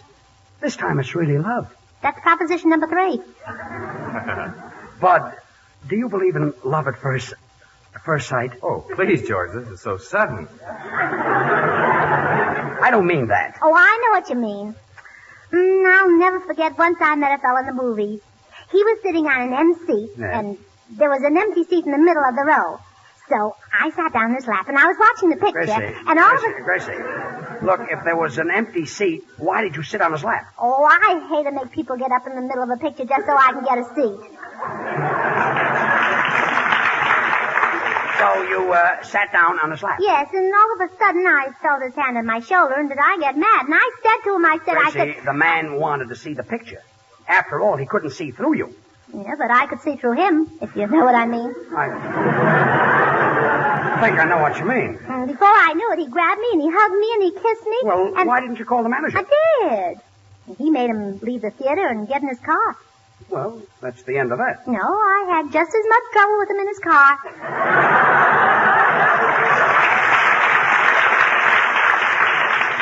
Well, anyway, wait till you meet Fifi. She's really something. Well, I was out with a showgirl the other night, George, who was really something. You, Bud Heaston, went out with a showgirl? Oh, shh, not so loud. I don't want my scoutmaster to hear.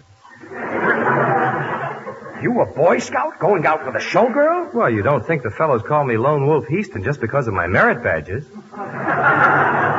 Well, what happened with this girl? Well, the first night I met her, she threw her arms around me and kissed me for 22 seconds. Well, how did you know it was exactly 22 seconds? Well, because while she was kissing me, I said to myself, Spam is such tender, juicy, delicious meat. Spam is made of pork shoulder meat with ham meat added. That's why it's different. Spam makes a meal that sticks to the ribs and needs no refrigeration. And that always takes 22 seconds.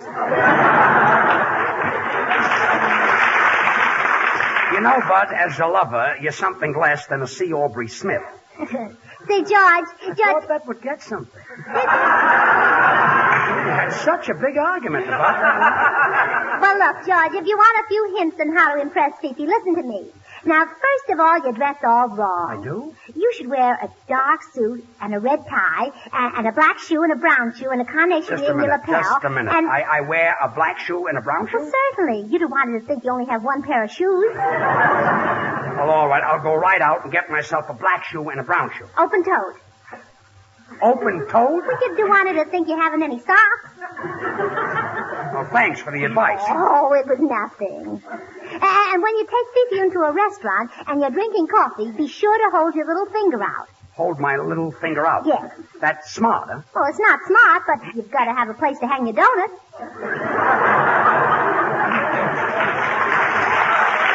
You know, Gracie, I'll make an impression on Fifi without your advice. Senor Burns, if you want to make a hit with a girl, why don't you do what I do? What's that? Last night, I took my girl to a movie and bought her some orchids. It's not orchids, it's orchids. The CH is pronounced like K. Oh. What movie did you see? The Dictator with Carly Kaplan. Well,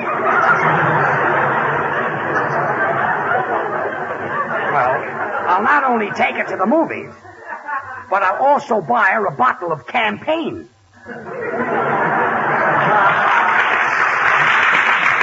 Didn't I get it over? Gee, I wonder what's keeping Fifi. I'm going out to phone her. Soundman, open the door. Gee, it's 7:45. 7:45, oh. Soundman, hey, 4 years in Harvard. What are you yelling about? What happened? Forgive me, Mr. Burns. That was my draft number.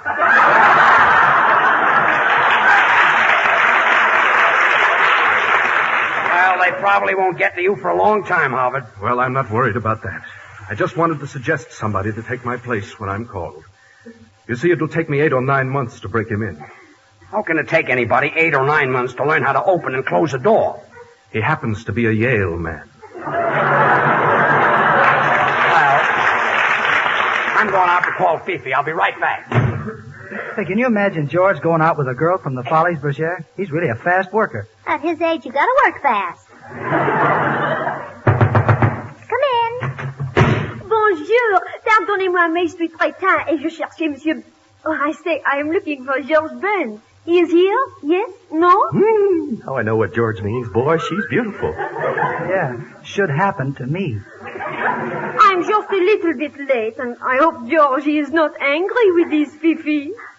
Why, Sadie Smith! Gracie! Well, I haven't seen you since you and my sister were waitresses in the chili bowl. Yeah, say, whatever happened to Bessie? Oh, huh? she gave up her job. She doesn't have to work anymore. You mean she got married? No, she got divorced.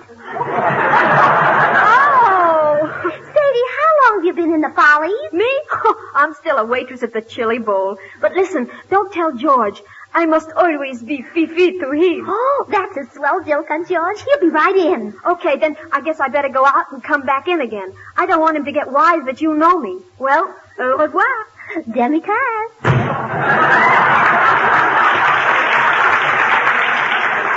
Well, well. So George's French beauty turns out to be a waitress in the chili bowl, huh? Shh, here he comes. Oh, I just called up Fifi and there's no answer.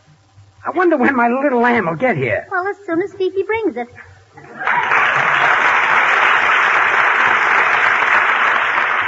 Now the Smoothies, Babs, Charlie, and Little will sing Trade Wind. Ooh, listen to the trade winds blow down where the trade winds play. Ooh, down where you lose a day. We found a new world where paradise starts. We traded hearts way down where the trade winds play. Music was everywhere. Ooh, flowers were in her hair. Under a morning of silvery Vows, we traded vows the night that I sailed away. Old trade winds, water vows that lovers make. Old trade winds are the only made to break. When it is May again, ooh, I'll sail away again. Though I'm returning, it's not the same. She traded her name down where the trade winds play. Old trade winds, water vows. What are the vows that all the lovers make? Trade winds are the only made to break.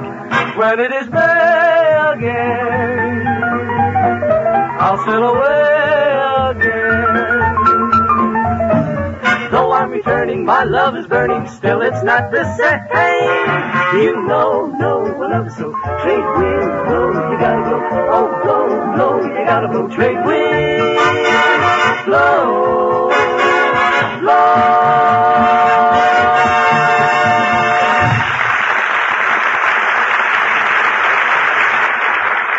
Look, Gracie, you can help me out. You've been out with fellas. Not since this morning. Well, anyway, when Fifi gets here, she'll probably want to go to a nightclub, and I'd much rather drive to the beach. After all, a fella... Well, anyway, what does a fella say to a girl when he wants a spoon? Well, that all depends whether you want a teaspoon or a tablespoon. Teaspoon or a tablespoon? I'd like to know what goes on in your mind. I'd like to know what goes on in every woman's mind. You would? You know, I got to thinking about you women in cities, towns, and villages all over this country, and the questions you must have in your minds when you go shopping. Being the wise shoppers that you are, you naturally are greeted with all sorts of claims and counterclaims about the food your family eats. But when are you going to tell them about Spam? Oh, right now, Gracie. Here's something you should know about Spam. The thousands of you who use Spam regularly have discovered that Spam is really delicious meat. Easy to use, handy to keep on hand because it doesn't need refrigeration. You know Spam is an ideal mealtime aid because fried, baked, or served cold, Spam really makes a hit. There's a reason for that. Spam is different. And to take the guesswork out of your shopping, we tell you right on the label just how Spam is made. Always look for this sentence on the label of the Spam can. Pork shoulder meat with ham meat added. There's the difference. Spam is nothing else but those two choice cuts. We use pork shoulder meat to make Spam sweet and juicy. We use the ham it takes to give Spam the extra flavor and goodness that simply would not be there without it. That's why Spam's meaty flavor, its tender goodness, has made it the most popular meat item in a generation.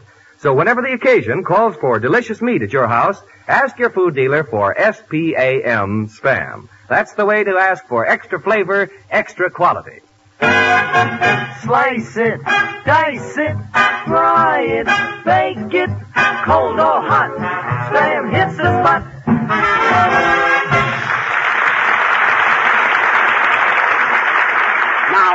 Now listen, everybody. When Fifi gets here, I may act kind of bossy, and that's only because I want to show her that I'm the fella that runs all the stuff around here, So you want to give her the impression that you're a big shot. You're going to lay it on thick, huh, George? Well, yes, I'm going to lay everything on a platter. Do you think she'll be able to lift it?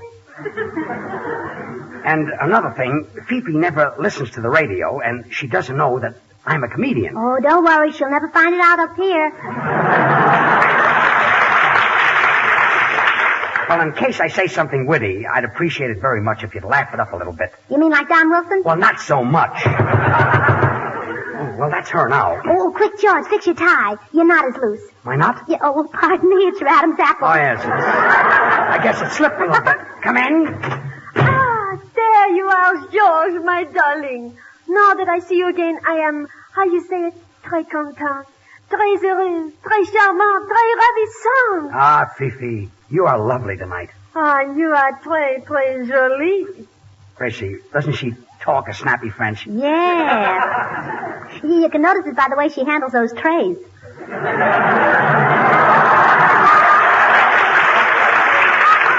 Well, anyway, Fifi, this is Gracie Allen. Oh, I am so very happy to meet you. And Gracie, this is Fifi Lamont, star of the Folies Bergère. How do, Fifi? Pull up a counter and sit down. Please, and Fifi, this is Artie Shaw. Oh, bonjour. Je suis très contente de faire votre connaissance. Monsieur Shaw, you are so ooh la la. Fifi, you are so à la carte, à la mode, table d'hôte. Well, don't mind him, Fifi. He probably learned his French off a menu. And this is Bud Heaston. Oh, you American man, you are so merveilleux. Well, what does that mean? Well, that means terrific in French. Oh, Fifi, spam. Spam? What does that mean? Well, that's terrific in any language. You know, that Bud always says the right thing. Oh, yes, he's smart. Want to see him make a fire with 2 sticks? A little later, not Fifi, now you've met the whole Spam family. Poopsie, you're so busy you forgot to kiss your little Fifi. Well, Fifi, you see, kissing, well, I read someplace that it shortens one's life. Well, who wants to live forever? Come here, baby. Never mind, Artie. I'll kiss Fifi. Come here, Fifi. Oh, some kisser. Yeah, hasn't he? Please, Gracie.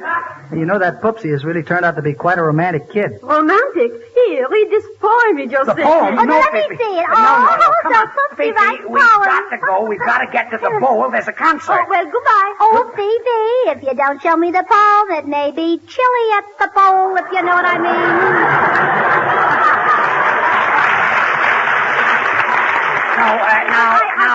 Now, don't do it, Fifi. Let me give you a little tip. Put it under the plate. Quiet. Oh, the poem, well, here it is. Let's see what Oh, isn't this Gracie, cute? give me that poem. Now, please, I won't George. let you read it. Please. Give me that poem. George. Well, Fifi, I'll talk to you later. Fifi, you for me-fee. And to put it very briefy, if you will be my weefy, I'll be down to get you in a jiffy.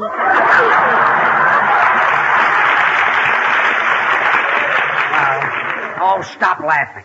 My name is George Burns, not Robert. Never mind, Senor Burns. Your poem sounded like it was written by Keats. The immortal Keats? No, the dead-end Keats. Well, come on, Fifi. Let's go. Au revoir. Goodbye. Oh, and George, I want to congratulate you. Fifi's a lovely girl. You can depend on her. Well, thanks, Gracie. No matter what happens, she'll always be waiting. Do you really think she'll always be waiting? Unless she gets lucky like my sister Bessie and marries one of the customers. What? Well, this is silly. Come on, Fifi, let's go. Goodbye, Fifi, and make George take you in for something to eat. Yeah? Well, don't worry about me being tight. I took her into Ciro's last night, and we had lobster, and you should have seen the one Fifi ate. Ay, caramba, qué barbaridad. That's my draft number. What's your draft number? 158.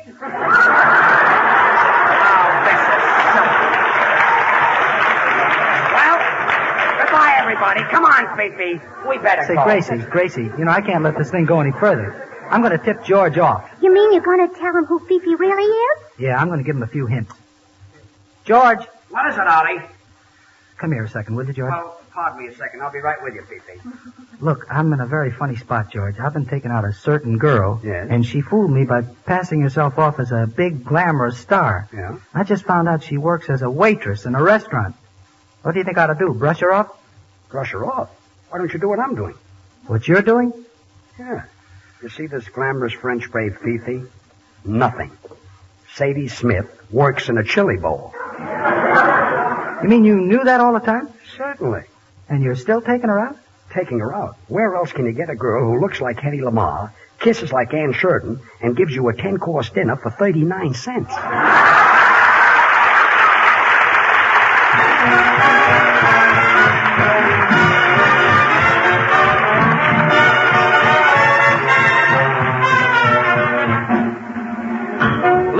Folks, Spam, a combination of meats originated by Hormel, has become a new word for something good to eat. Spam is the most popular meat item brought out in a generation. Hundreds of thousands of families from coast to coast are already using it regularly. Now, you've been listening to Burns and Allen each week. Are you one of the people who has promised yourself that you'd try Spam soon? If you haven't, now's the time. You're really missing something. Spam is handy, convenient, easy to serve, and downright delicious. Go to your food store tomorrow and ask for SPAM Spam. Well, Gracie, say goodnight. Well, just a minute, George. Before we go, I'd like to say something to all voters of this country. Well, that's a lovely thought. Voters of this country, Gracie has something to say to you. Go ahead, Gracie. Hello. Good night, all.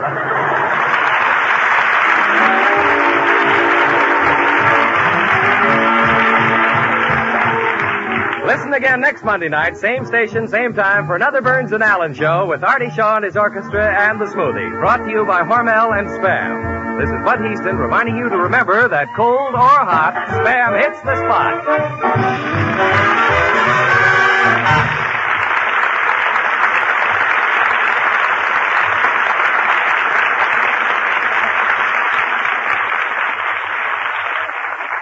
Have you tried Hormel chili con carne? You may think you don't like chili, but chili con carne, the way Hormel makes it, is different, and everybody likes it. Double your money back if you don't like it. Try Hormel chili con carne tomorrow. This is the National Broadcasting Company.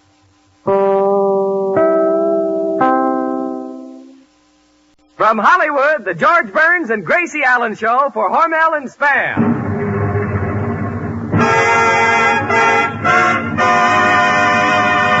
Crazy people.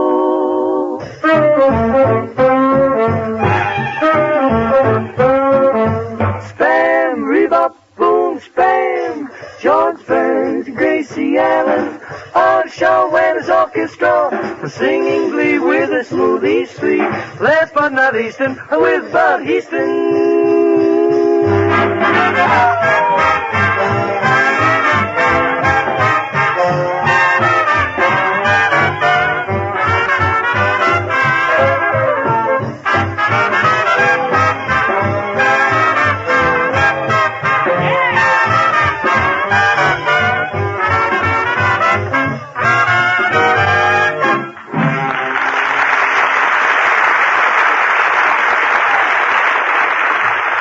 Here's the way to bring the family to the breakfast table in a hurry. You don't have to yell or beat on the wall. Just serve Spam with eggs, the breakfast hit of the nation. When those slices of Spam start sizzling in the pan, the family will come down the stairs 2 steps at a time. And when they taste the meaty, juicy flavor of Spam, you'll be classed as the best cook in the land. Serve Spam with eggs tomorrow. It's so easy. Open the Spam can, cut off slices of this delicious meat, and fry quickly in a hot pan. And there's a real breakfast that makes husky appetites say, "That's for me." And notice the other recipes on the label of the Spam can. You'll discover Spam is grand for lunch, served cold, or baked for dinner. Ask for SPAM Spam when you shop tomorrow.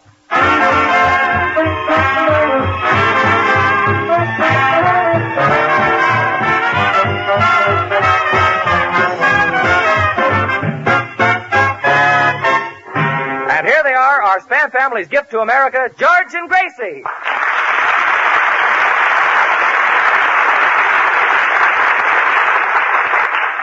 Thank you very much. Why, Gracie, you look very pretty tonight. I know. I got up late, had breakfast in the bathtub, and I was saying to myself, I said... You had breakfast in the bathtub? Yeah. Well, that way you can eat and wash the dishes at the same time.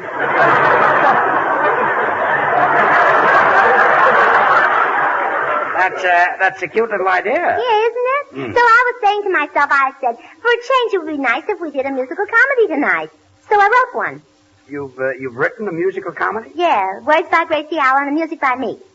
I see. You collaborated. I may have. I got so tired I didn't know what I was doing. I didn't know you wrote music. Well, I really don't, but while my sister Bessie was correcting my spelling, her pen leaked and made a lot of ink spots in the paper and we couldn't erase them. So? So we put little tails in the spots, and you should hear how nice they sound when Bessie plays it. Gracie, were you born an imbecile? No, a nudist. What's the name of this musical you wrote? Well, it's about King Henry VIII. I see. It's called The exciting lives of King Henry's wives are, when things got dull, he sharpened his knives. That's a cute bit of poetry. Poesía. Qué romántico, qué divino. A mí me gusta mucho la poesía. Es una cosa Every muy week bonita. that goes on, yes. What is it, Senor Lee? I like poultry. You like poultry? Sí, senor. Like simple seaman, made of peaman. Just a minute. Simple seaman, metapeman? Sí. What is that?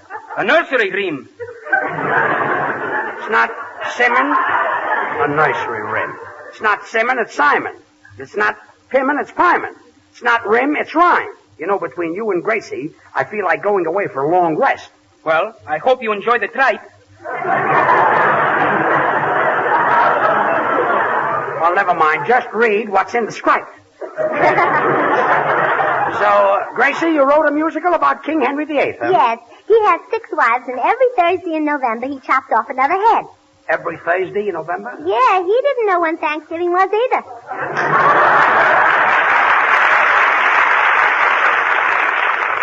Well, some stuffing, I'll say. Well, anyway. That's a joke. That's all I've got. All of Henry's wives were glamorous. They all look like that movie actress, Lamar, except for one thing. What's that? No heading. Neither have you. Now, I'll give out the parts. Now, Bud, can you play the part of a lover? Cold or hot, you've hit the spot. Okay. Now, you're Prince Vassal, and you steal away all the king's wives. You know how to do that, huh? Yes, I offer him a can of Spam. Oh, that'll do it. Artie, Yes, Gracie. would you like to play Henry VIII? Well, gee, I got a wedding job on the 8th. Can't we make it the 15th? Gracie, I'll play Henry VIII. Oh, good. And Artie is going to be the king's royal advisor, the Earl of Castor. Earl of Castor? Or vice versa. Okay, Artie, it looks like you'll be in my cabinet. Now, where's the sound man? That's another joke. I like that better than the stuffing joke. Sound man, Yes, Miss Allen. we're going to do King Henry VIII. You know how to act. During my 4 years at Harvard, I might say I was considered quite a thespian. Don't change the subject. You know how to act. You know, that's almost the same thing, you know. The last time I played in Henry VIII, I had women kneeling at my feet. You did? Yes, they lost their heads over me. What part did you play? The executioner. This kid is really a killer. Well, you've got the job. Gracie, what part are you going to play? I play all Henry's wives. But he had 6 wives. How can you play so many? I play them one at a time. That's the way Henry played them.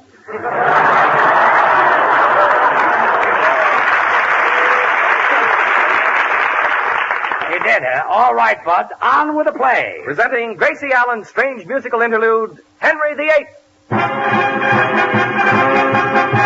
We'll take you on a musical excursion. We ask you for your confidence and faith. We're gonna give you Gracie Allen's version of Shakespeare's Henry VIII. I'm King Henry VIII. He is the king, he is the king.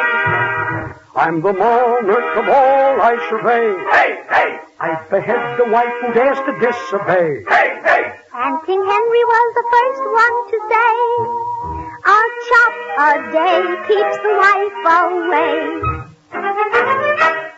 I'm the king's advisor. The king is very nice. He takes me here and he takes me there. He took my women twice.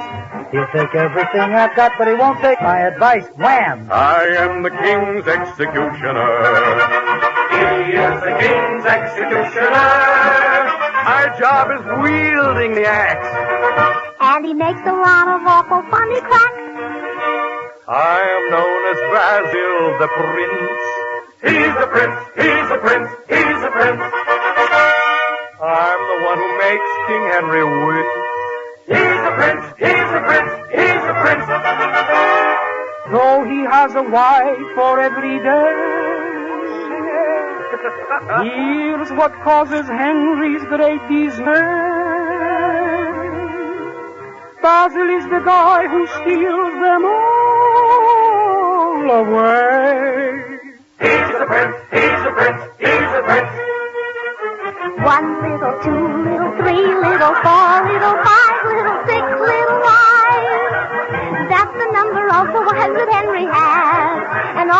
led merry, merry lives.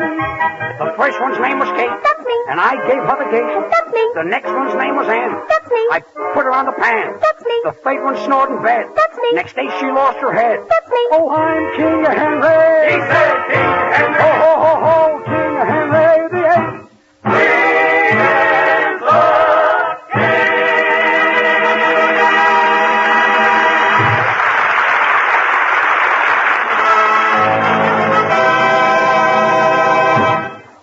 Good Queen. Queen, your lover's outside. Which one? Prince Basil, good Queen. Oh, the cute one. He's so handsome. He has a Roman nose. Yeah, and his eyes wander, too. Send him in. Enter, Prince Basil. Ah, my queen, I've been dying to see you. I kiss your hand. Oh, Basil, that's the lady in waiting. I'm the Queen. Oh, pardon me, I got my helmet on backward. My queen, I've been dying to see you. I kiss your hand, too. Please, that's all. It tickled. Catherine, I understand you and the king aren't getting along. No, he killed my great love. He did? Yeah, he found out who he was and shot him. Come, my beloved queen, elope with me before the king has you, too, beheaded. Prince, do you know what you are saying? Yes. Come, I will take you to a place where we'll be free from care and trouble, where we will find sunshine instead of sadness, a place where there is music, gaiety, love, life, and romance. Oh, that'll be wonderful. I've never been to Catalina.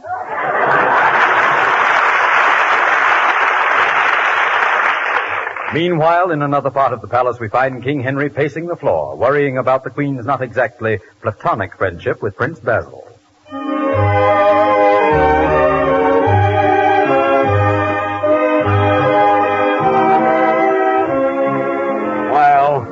This is a fine state of affairs. Where's my royal advisor? Here I am, Your Highness. I just got back from the bandstand. Stick to what's there. Where's my royal advisor? Let's see. Just got back from Nottingham. That's better. Nottingham. Mm. Yeah. What? Got back from Nottingham, huh? Yeah. What were you doing there? Nottingham. For that crack, I, the king, will knight you and give you a new coat of arms. A new coat of arms? 2 clarinets crossed with an ear of corn under them. Her Majesty the Queen.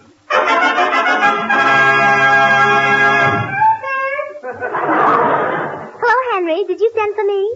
Speak up, Queen. What is this I hear about you and Prince Basil making love? Oh, what if I have? Well, that's bad. And I'm surprised. Well, I'm surprised, too. I thought it was pretty good. Frankly, Queen, as a lover, how is this Basil? He's colossal. He is? Well, wait till I get my hands on him. Now, watch out, King. He's very strong. Strong? Basil? He can wrestle any vassal in the castle. He can? Yassel. Yassel? You should feel his muscle. That's telling the old facile. Silence. Look, if you people don't stop with these silly rhymes, I'll jump out of the window. Senor Burns. What is it? Now you're cooking with gasoline. Oh, quiet.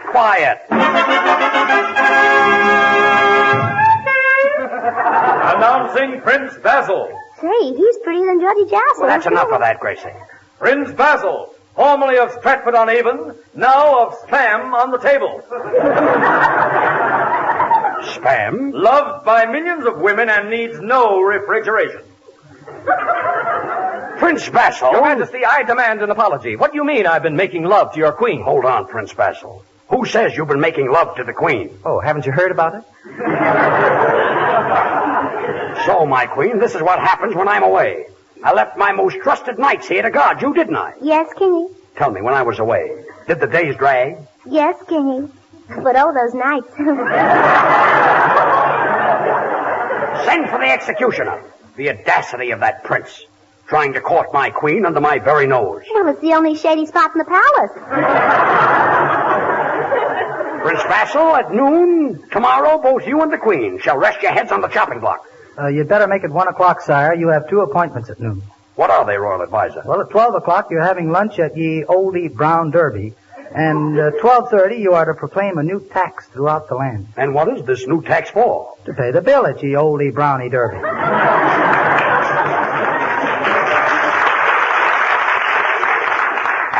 Every day the same thing. nightingale's tongue, truffle, caviar, crepe Suzette, and a Tootsie Roll. Senor Burns, this play here reminds me of the Knights of the Round Table. It isn't stable, it's table. Stable is a place that, well, it has kind of a bad odor. This is Chanel number 5? Quiet, we're doing a play. Go ahead, Bud. Okay. Sire, if you will spare my life, I promise to bring you a new delicacy to delight your palate. A new delicacy? Did you say new delicacy? Yea, sire. Go, knave, and fetch it.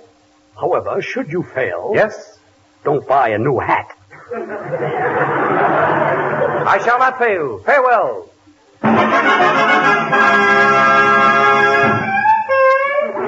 Announcing the Royal Executioner. Your Majesty, I've got an axe to grind with you.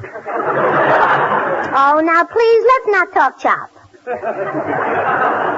It's smart stuff, sharp stuff tonight. That's smart job. I finally got it open up. Executioner, have the guillotine ready by noon. Yes, sire. Queen, before I deliver this warrant to the executioner, have you anything to say? Just a few last words. Well, say them, and when you're through talking, the executioner will show you a shortcut around the block. You mean when I stop talking, I get beheaded? That's the idea. Oh, well, then there's nothing for me to worry about. So I can save my neck by talking my head off, That's huh? right. Well, if I've got to die, I've got to die. Everybody's got to go sometime, but when you've got to go, you got to go. Yeah, but you can't But talk. I can't go now. I've got to live. I've got to live because pretty soon we're going to have another little mouth to feed. And when you've got another little mouth to feed... Queen, another little mouth? Yes. You mean... Yes. My mother's coming to live with us. Executioner!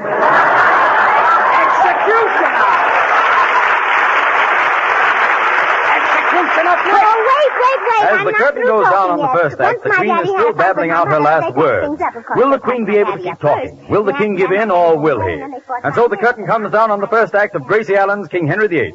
During intermission, you will be entertained by Artie Shaw and his orchestra playing Prelude in C-sharp major.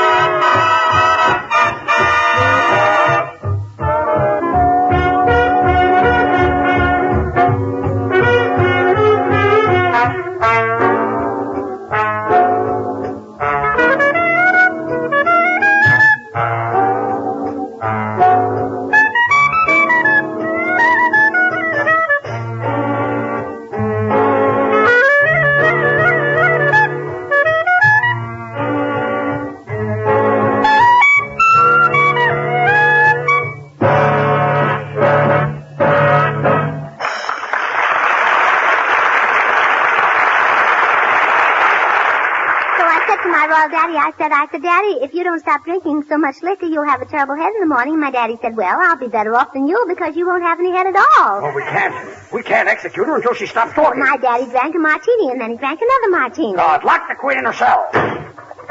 Well, that ought to take care of her for a while. Hark, Your Royal Highness. Listen to those hoofbeats. That must be Prince Basil. Yes, the gallop is getting closer and closer. Yeah, who can tell? Maybe next election they'll hit it right on the head.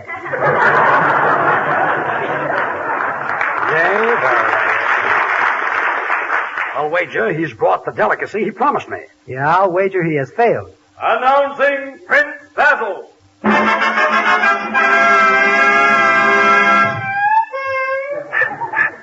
Your Highness, I brought the delicacy which I promised you. It has not been easy. I have been riding day and night until the seat of my trousers are worn thin. See, I told you he'd come through.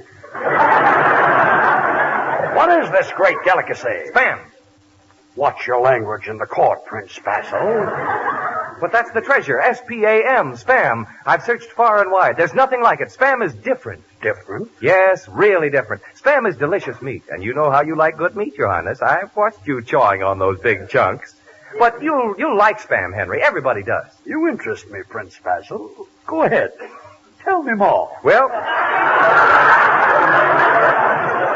as I started to say, Spam is a new combination of meats originated by Hormel, seasoned in a new and better way, and put up in a handier package. In all my travels, I found that Spam has become the most popular new meat item brought out in a generation. Spam is truly a meat of many uses. Yea, verily. You can serve it cold, just as it comes from the can. You can fry delicious slices or bake Spam whole. Yea, verily, verily, Spam has a meaty flavor, a taste fit for a king. And remember, Spam is different because it's a combination of pork shoulder meat to make Spam sweet and juicy, and the ham it takes to give Spam the extra flavor and goodness. Nothing else but those two. And to prove that I have found the real thing, tell all your wives that Spam always tells you about this extra goodness right on the label. Look for this sentence. Pork shoulder meat with ham meat added. Be sure of that. Yea, verily, insist on S-P-A-M, Spam, when ye shop at ye Oldie Market tomorrow. Well, I would like to sample the Spam. Here it is, sire. Oh, it's a very tasty morsel indeed, but quite difficult to chew. Your Highness, it would ease your chewing somewhat if you were to remove the Spam from the can. Prince Basil, Spam is a very tasty morsel, and for that I will spare your life. But the Queen must be executed. Guard, open the cell. Well, I'm bound to think of something, but I'll talk about that. Quiet. Right now. Quiet! Executioner. Yes, Your Majesty. Behead this talkative wife of mine and bury her beside a babbling brook. Yes, Your Majesty. Catherine Parr, here I come. Ready or not, you shall be cut. Take her away. If you execute this beautiful creature, I will have you arrested for bigamy. Your other 5 wives are still alive. They are? Executioner, why didn't you put those wives of mine to death as I ordered? Well, Your Majesty, I didn't have the heart to. You see, they're following the adventures of little Abner. Good night. 6 wives under one roof. Do you know what that means? 3 gin rummy games. 6 wives. What do you think of that? Boy, are you out of the draft.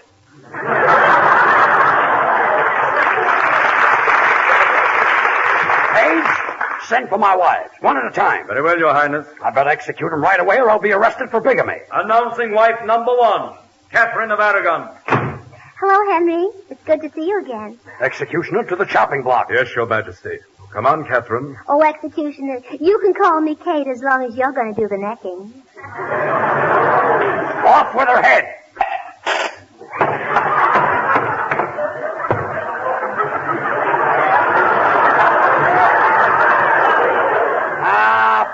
Poor Catherine. Announcing wife number 2, Anne Boleyn. Oh, hello, Henry.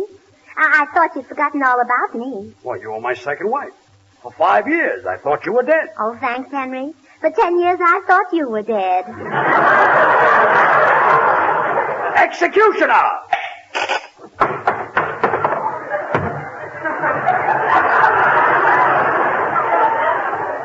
How do you like that? He banked it in the corner pocket. Wife number 3, Jane Seymour. Hello, Henry. It's nice seeing you, wasn't it? Yes, Jane, and you're looking very well, didn't you? To the block. Goodbye, Jane, dear. Goodbye, Prince Basil. I'll miss not having your pretty head on my shoulder. Oh, and I'll miss not having my head on my own shoulder. Executioner!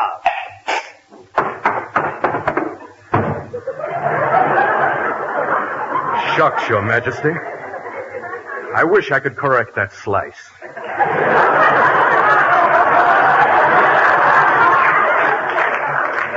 Wife number 4, Anne of Cleve. Goodbye, Henry. Goodbye, Anne. Goodbye, Basil. Goodbye, Anne. Before I go, wouldst thou kiss me? I will. First, wait till I kiss you. Executioner! Your Majesty, I'm getting tired of all of this work. When do I get my day off? Right after I get my weekend off. Put a block on the block. Wife number 5, Catherine Howard. Hello, Henry. Hello, Catherine. What's coming off here? Your head. Bye, Henry. Goodbye, Catherine. Ah, poor me. I'm down to my last wife. Wife number 6, Catherine Parr. Oh, Hank, you can't kill me. You promised me that as long as I keep talking, you wouldn't kill me. And I'm talking, I'm going to continue talking, so you just can't chop my head off. Darned if he didn't.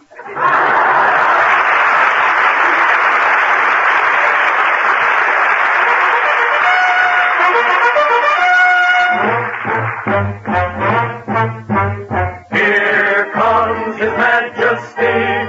All hail the King.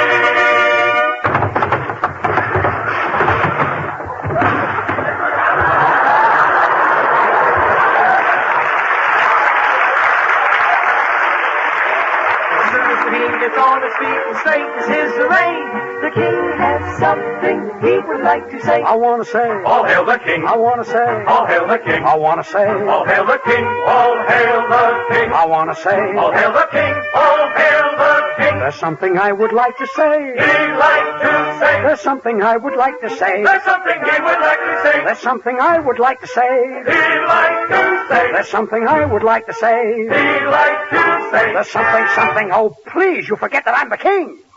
And the king can't do no wrong. The King can do no wrong. If I bestow a kiss upon a pretty miss, some evening when I'm mingling with the throng, surprised as she might be, she can't get mad at me, 'cause the king can do no wrong. The King can do no wrong. I command the queen to sing its song. The king likes to swing hard. When I sing, I've got to sing hard all day long. I'm swinging for the king. The king knows the right spot, spends his nights in all the night spots. He's the king who's gotta have his swing. He doesn't want to hear you sing about the birdies in the spring. No, sir, it don't mean a thing to the king unless you've got that swing. The King is ascending the stairs and begs us all to stay. He has something important to say. My subjects!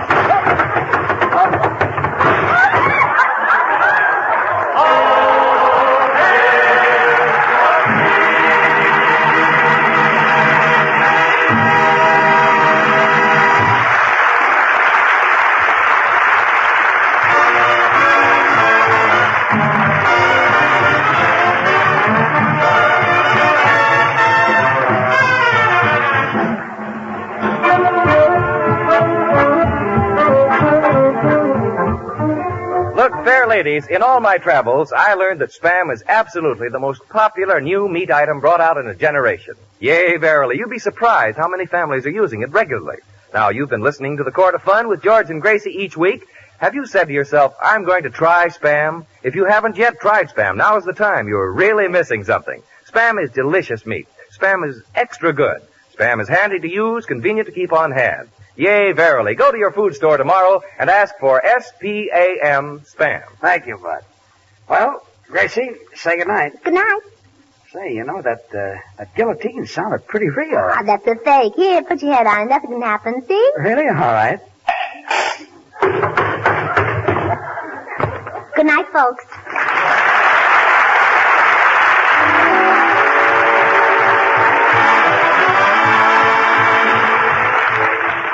Join us again next week, same time, same station, for another Burns and Allen show with Artie Shaw and his orchestra and the Smoothies. This is Bud Easton reminding you to remember that cold or hot, Spam hits the spot.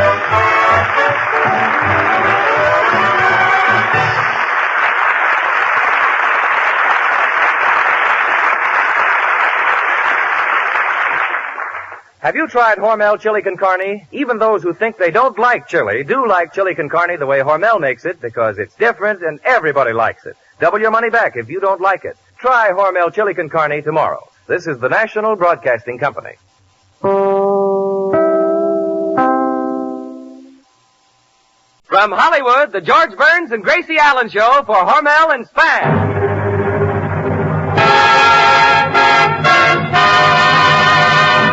Crazy people.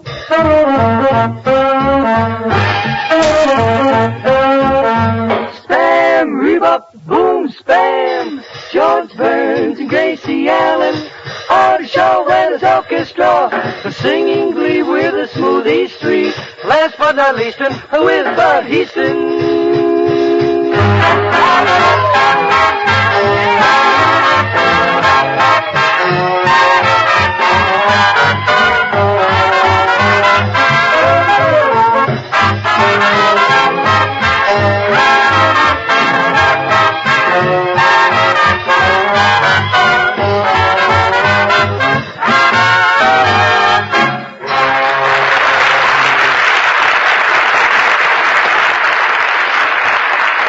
Here's a quiz question, friends, and it will pay you to know the answer. Ready for the question? All right. What is an easy way to serve the family a swell main course for dinner that costs but a few cents? There's no magic about it. Just open a can of Spam, S-P-A-M, and bake according to the simple directions on the label. Takes only a jiffy, and you'll set before the family a delicious taste surprise that satisfies even the huskiest appetite.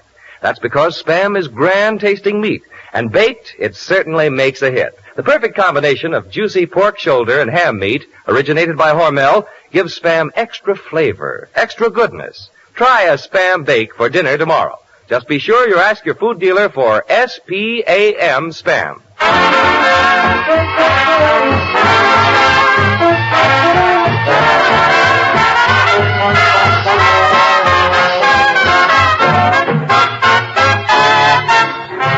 And here they are, the stars of our big happy family, George and Gracie.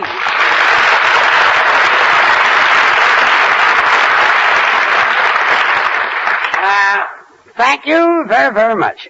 Tonight, ladies and gentlemen... Oh, George, where's Gracie? She's not here. Tonight, ladies and gentlemen... George, can you do a show without Gracie? Certainly I can do a show without her. Do you think I need Gracie? Certainly, Bud. He needs Gracie about as much as Dorothy Lamour needs a sarong. Yeah. Oh, yeah? Well, listen, I happen to have a lot of talent, and...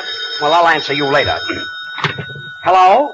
This is Spam's Meat House. Gracie Allen speaking. Gracie, where are you? We're doing a broadcast, and you're supposed to be here. I couldn't get down on account of my granddaddy's very sick. He was on the floor all last night, and we're awfully worried. He was on the floor? Yes. What about the bed? Well, we couldn't use that. We had a party here last night. Where could we put the hats and coats? Well, Gracie, where's your granddaddy now? He's down in the kitchen with a temperature of 105, and we're awfully He has worried. a temperature of 105? Yes, and we're... Well, why have you got him in the kitchen? Well, he's defrosting the icebox. Your granddaddy's in the Frigidaire? For 7 hours. Well, aren't you afraid he'll freeze? Oh, that's impossible. Every hour we open the Frigidaire and ask him if he's cold. He doesn't answer. Look, Gracie, we're doing a broadcast. Really? What station? I must listen in. Well, never mind. That's a smart idea, putting a man with a temperature in a Frigidaire. I suppose to cure him, they'll put an ice pack on his head and a hot water bottle on his feet. Oh, George, all they need to use is a can of Spam. Can of Spam? Sure, cold or hot, it hits the spot. Oh, yes. But you're a regular Dr. Kildare. Look, everybody, not that I need Gracie, but I think we ought to go over to Gracie's house and do the broadcast. Might make an old man happy. Well, if it's going to make you happy, George, let's go. Oh. Quiet. Bueno, podemos hacer una cosa. Yo tengo un carro nuevo. Si quieren, yo back again, puedo folks. llevar. Yes, allá. guitar player, I know. What is it, Senor Lee? Why don't you drive down in my car? I just got a brand new rooster. A rooster? Si, senor. A car made by General Motors. And it's not General Motors, it's General Motors. Oh. A mother is, well, for example, when you were a baby, who combed your hair? That's what I'd like to know. The part isn't straight. Well, quiet. Come on, everybody. We got to get to Gracie's house.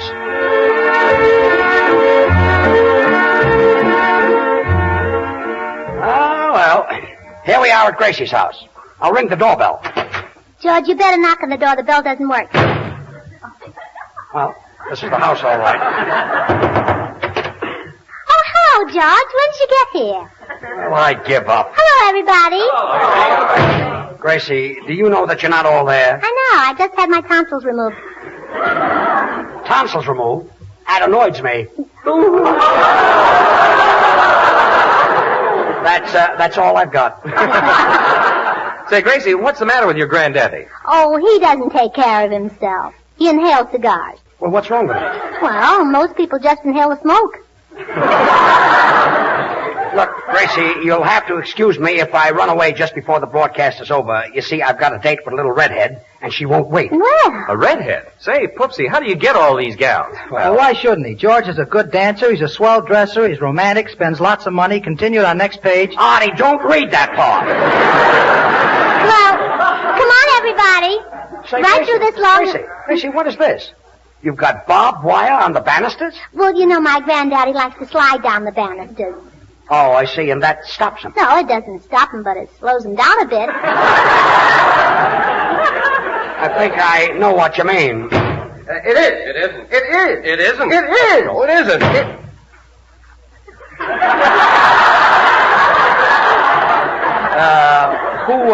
Who are they? Oh, they've been living here for over a year. Well, who are they? I don't know. Gracie, you know, this house is filled with imbeciles. Well, I better tell Granddaddy you're all here. Well, never mind that. We better start the broadcast.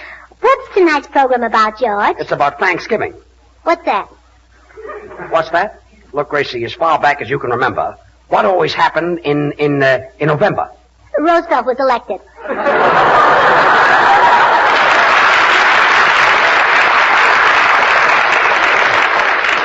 Well, I'll try to explain it to you. All right. You see, in 1620, the first Americans arrived in a new land to make a fresh start. Uh-huh. They decided to build homes. And do you know one of the first things they did? They applied for FHA loans. FHA loans didn't come until 300 years later. Well, you've got to go through a lot of red tape before you get the money. Anyway, these people were called Puritans. What's that? What's that? Did you ever read of those people who suffered and were punished in stocks? Oh, in 1929, some of my best friends were Puritans. Well, anyway, these people were so grateful for finding a freedom in a new country that they killed a turkey and called it Thanksgiving. Oh, what a cute name for a turkey. And the custom still remains. Even today, we chop the heads off turkeys. How can you knock off all their heads at once? A turkey only has one head. Then where do all the necks come from? Last year, my sister got a neck, my brother got a neck, my uncle got a neck. Oh, well, this is the end. That's the part my daddy got.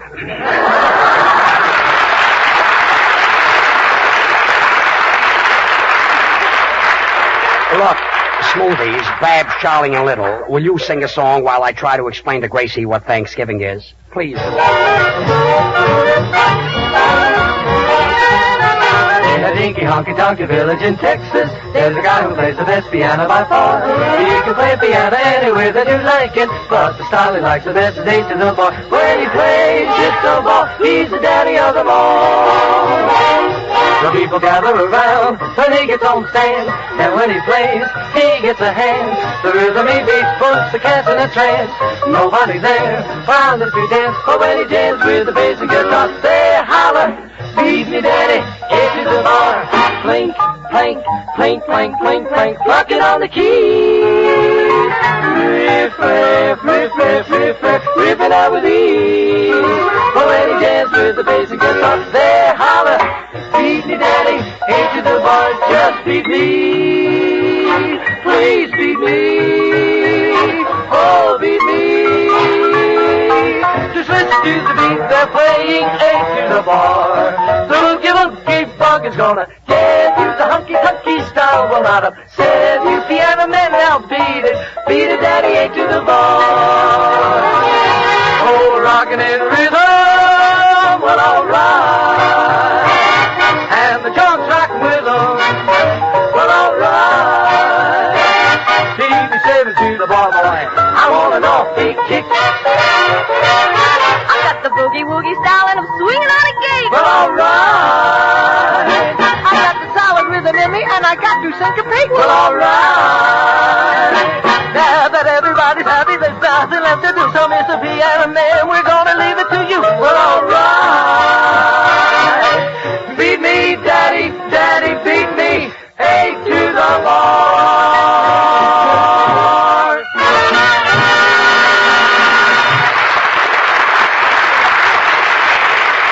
Gracie, I've never seen a house like this. People walking around and nobody knowing them. And this furniture. What kind of furniture is this? Well, it comes from the Hollywood Furniture Company. Yeah, but what about the period? Oh, pardon me. It comes from the Hollywood Furniture Company, period. Yeah, that's what I meant. Oh, say, Gracie, where's your kitchen? I want to get a Spam wing. Oh, Bud, we haven't got any Spam in the Frigidaire. No Spam in the Frigidaire? Not in the Frigidaire. Spam doesn't need any refrigeration. Oh, shucks. I forgot. I'll hate myself in the morning. Oh! Oh! No! Oh! What's that? That's my granddaddy. He's sliding down the banister. He's sliding down a barbed wire banister? Well, he does it 20 times a day, and the doctor told him to stop. Well, I imagine he would. Sure. It's bad for his heart. Well, I hope the kid makes a 3-point landing. It is. It isn't. It is. It isn't. It is. It isn't. Gracie, these fellas have been living in your house for over a year and you don't know who they are? That's right. Well, why don't you ask them? I don't talk to strangers. Well, this is some house. George, I better go and find Granddaddy and give him his medicine. You see, he hasn't got a nurse anymore. Oh, he had a nurse, huh? Yes. And the only way he'd take his medicine was when the nurse would kiss him after every teaspoonful. It was awful stuff. Bitter, huh? No, he hasn't any teeth.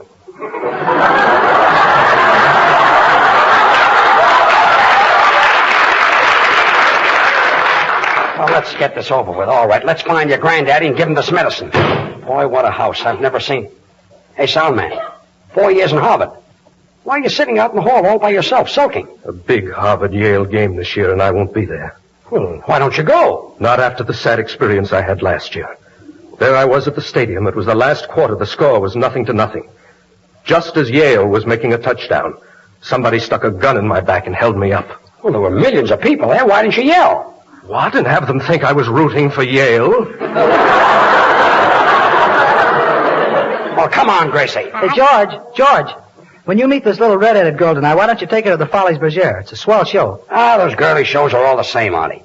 Take away their feathers and their little umbrellas, and what have you got? High blood pressure. Oh, quiet. Well, here's Granddaddy's room. Well, look, Gracie, before we all go in, what's the matter with your granddaddy? Well, we really don't know. In the middle of the night, we heard strange noises, and we ran into Granddaddy's room, and there he was shaking all over. He was shaking all over? Yes. Well, what did you do? What did we do? We sent for a doctor. Well, what did the doctor do? Well, he took the Madame Lazanga record off the Victrola, and we all went back to sleep again. Kid has probably got rheumatism. Hiya, Grace. Hiya, Grandpa. Well, what's the matter, Grandpa? Don't you feel well? No, Georgie boy. Say, hand me that picture of Hedy Lamarr on a sleeping tablet. Well, I can't find Hedy Lamarr's picture. Do you want this one of Van Sheridan? No, I'm saving her until I feel better. Yahoo! Well, wait, Grandpa. I'll look in this closet. It is. It isn't. It is. It isn't. I can't say this. Gracie, can't somebody else in your family give him the medicine? I've got a date with that little redhead. Well, my mother's at her sewing club, and my daddy went downtown to vote, and my Your brother... daddy went downtown to vote? Yes, and my brother... The election was over 2 weeks ago. I know, but my daddy's a Republican, and he never gives up.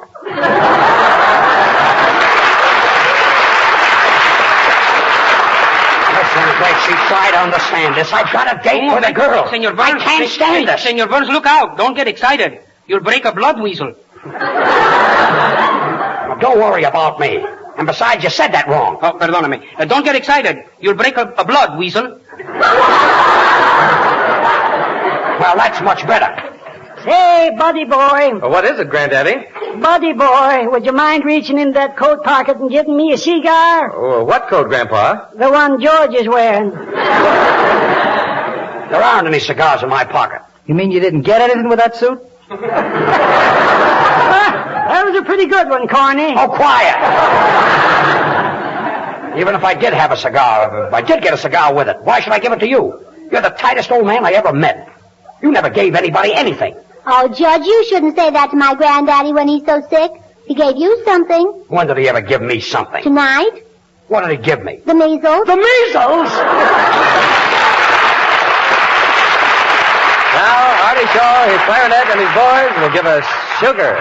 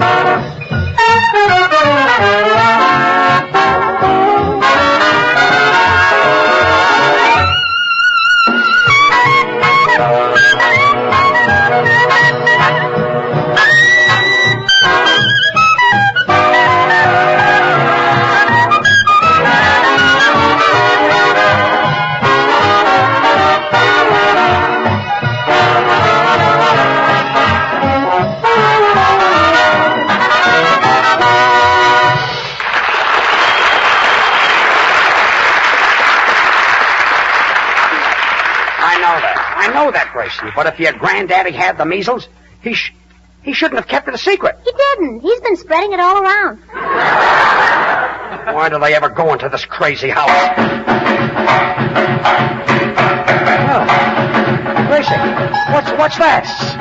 She's practicing up in the attic. Who's practicing? My grandmother. Your grandmother? Gracie, will you tell your grandmother to stop? We can't continue talking if she's going to make all that noise upstairs. Well, this is the craziest house. Listen to that. Beat, beat, beat, beat, beat, beat. Meat, eat, meat. I say there, lady, when a-shopping you go, here's some news that you should know. Help me out, George. I've gone this far. I'll beat it out, bud. A to the bar. Spam is the meat that you should buy. Spam is different, and here is why. We use pork shoulder to make Spam sweet, and the ham it takes for extra good meat. The extra good flavor that you get in Spam got there, folks, 'cause we added ham. Hormel started this new kind of meat, seasoned it better, made it grand to eat. I say, Senor Burns, serve spam for lunch. This delicious meat is good to crunch. Look, Senor Lee, it's crunch, not crunch. Crunch, crunch. Crunch, crunch. You'll buy it all the time if you try it once. To get the real thing to put on your table, look for this sentence on the Spam can label. Pork shoulder meat with ham meat added. Proof that Spam is really different. My, that doesn't fit. Yeah, that's right, Gracie. That's the worst one yet. Nothing is just like Spam, my friend. And so with this, our poem ends. When a shopping you'd go, tomorrow, ma'am, ask for S-P-A-M Spam. Slice it, dice it, fry it, bake it, cold or hot. Spam hits the spot.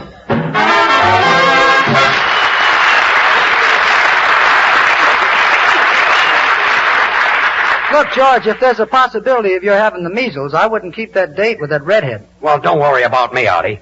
I'm going out right now and get myself inoculated. Well, why do it tonight? Why don't you wait until New Year's Eve? Look, Gracie, inoculation prevents sickness. You see, millions of germs can live on the head of a pin. How can they eat that stuff? They use a knife and fork. Oh! Well, I'm going to get out of this house before it's too late.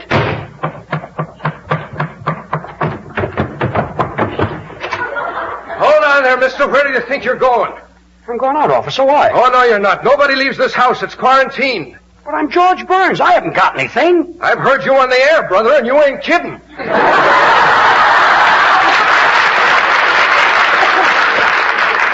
Let me tell you Get something. back in there. Well, this is a fine thing. And I've got myself... Oh, look who's here. Hello, George. Are you back from your date already? Did you meet that girl? Did you kiss her? Gracie, I was stopped by a cop. Oh, that's what always happens in those parked cars. I knew you'd understand me. Once I was in a parked car with the freshest fella, and you know what he said to me? Will you be reasonable? That's what he said to me. Oh, stop. That's what I said to him. Gracie, I didn't even get out of the door. There's a cop outside. He says your house is quarantined. He's crazy. It's Ducko. Well, never mind. I'll see you later. I've got to keep this date. Wonder where this door leads to. Oh, wrong door. Isn't that silly? The broom closet.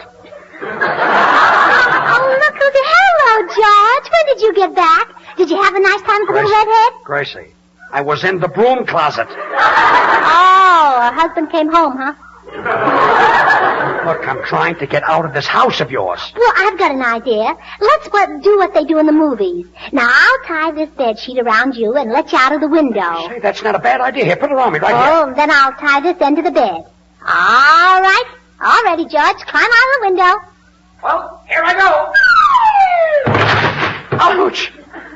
Gracie! Gracie! What? What part of the bed did you tie it to? The pillow! The pillow!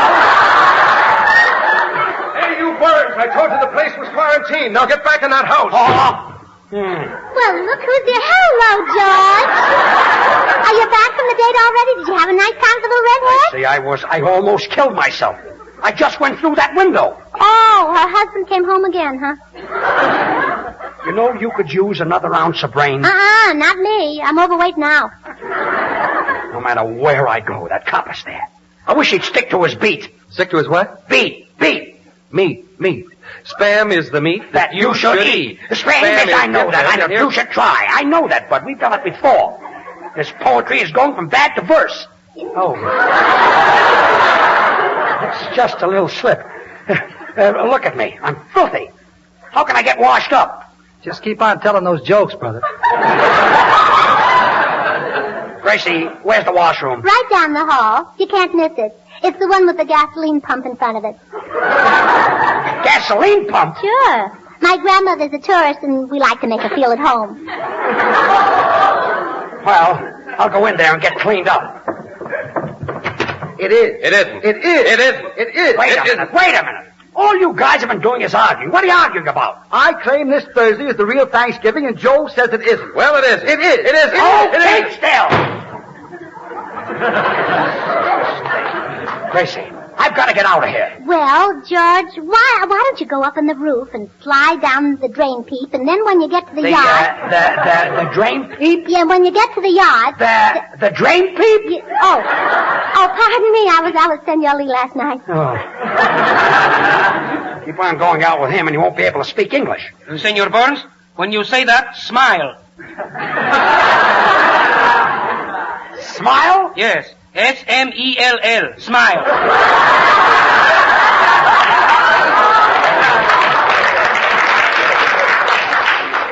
That smell. You're perfect?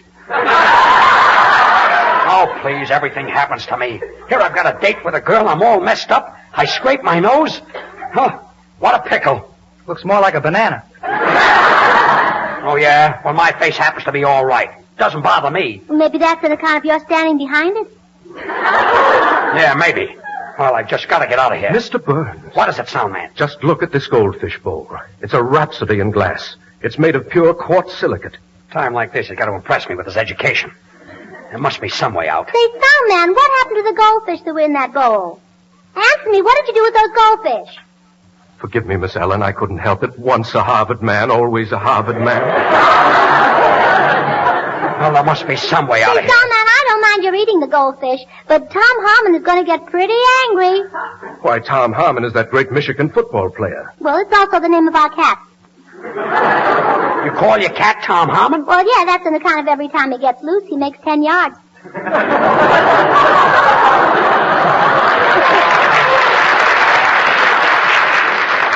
Say, wait a minute. Why didn't I think of this before? Gracie, where's the chimney? Right there. Well, goodbye, everybody. Goodbye. I'm going up the chimney. What a guy will go through for a woman. Well, here it is. I'm out. There's the blue sky. Blue sky nothing. That's my uniform, you see. Get back in there. Oh!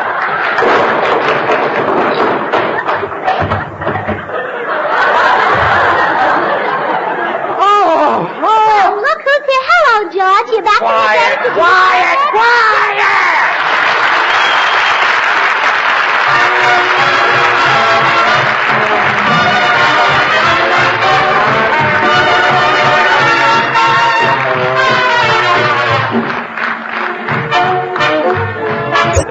Until then, this is Bud Heaston reminding you to remember that cold or hot, Spam hits the spot.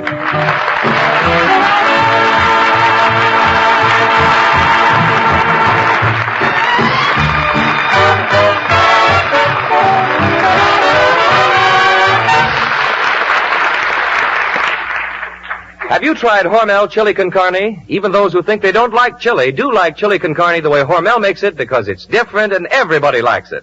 Double your money back if you don't like it. Try Hormel chili con carne tomorrow. This is the National Broadcasting Company.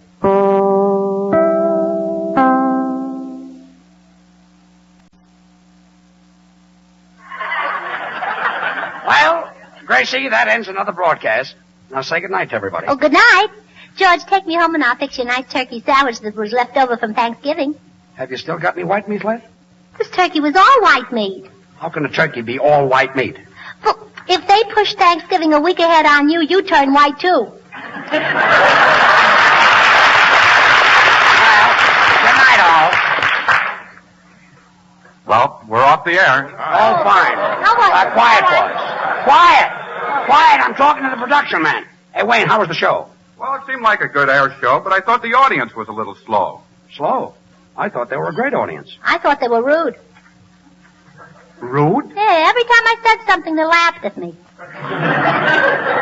Well, I don't know. I thought they were great. Well, you should. They didn't laugh at you.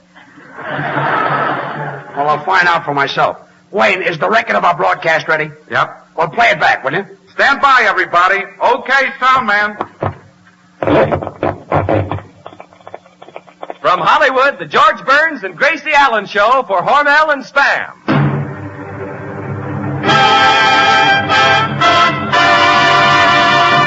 Crazy people.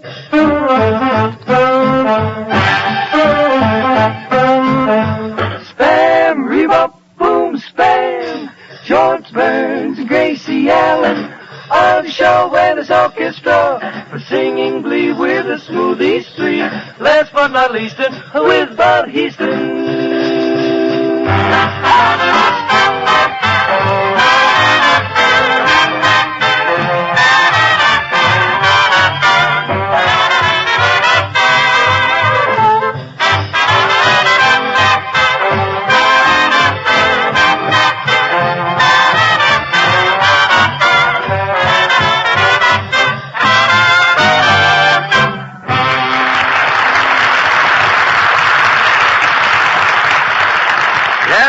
Folks, it's laugh night at your house with Burns and Allen. So listen closely. And you know something? You'll have no trouble getting your family up in the morning if you just take this tip. Open a can of Spam, cut off a few slices of this tender, tasty meat, and fry quickly in a hot pan. That delightful, rich aroma will bring the sleepyheads to the table on the run.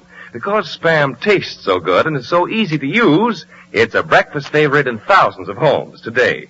You like Spam's mouth-watering flavor, its juicy, extra goodness. Tired appetites wake up in a hurry when Spam is sizzling in the pan. Serve Spam and eggs, America's modern breakfast. Be sure to tell your food dealer you want S-P-A-M Spam. Get a can or two when you shop tomorrow.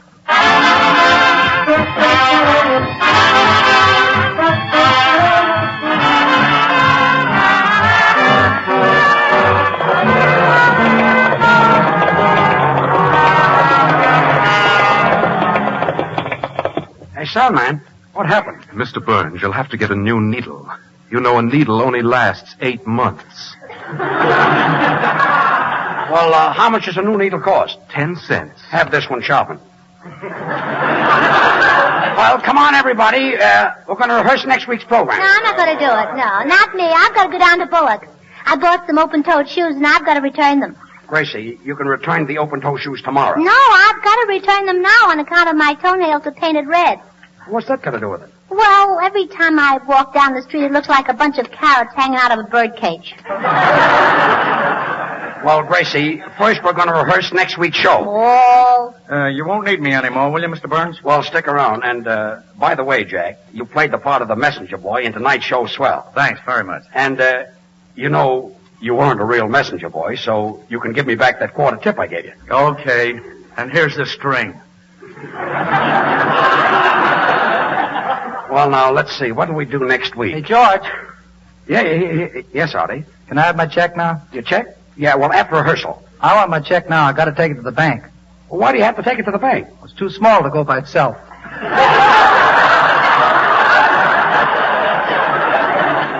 Well, here's your check, wise guy. Thanks a million. And here's your check, Bud. Thanks a million. And Senor Lee, here's your check. Thanks, $1.10.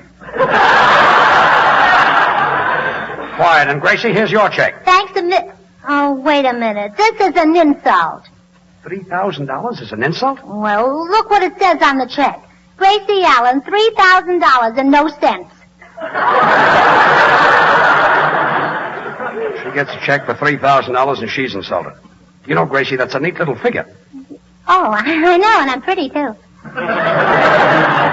Well, never mind. We've got to rehearse next week's broadcast. Now, let's see. George, I've got a swell idea for next week's show. It's a play where boy meets girl, girl meets boy, boy meets girl's father, girl meets boy's father, father meets father, father meets mother. But all I've heard so far is a lot of meats. Well, George, this is the Spam program, and Spam is a perfect combination of choice meats.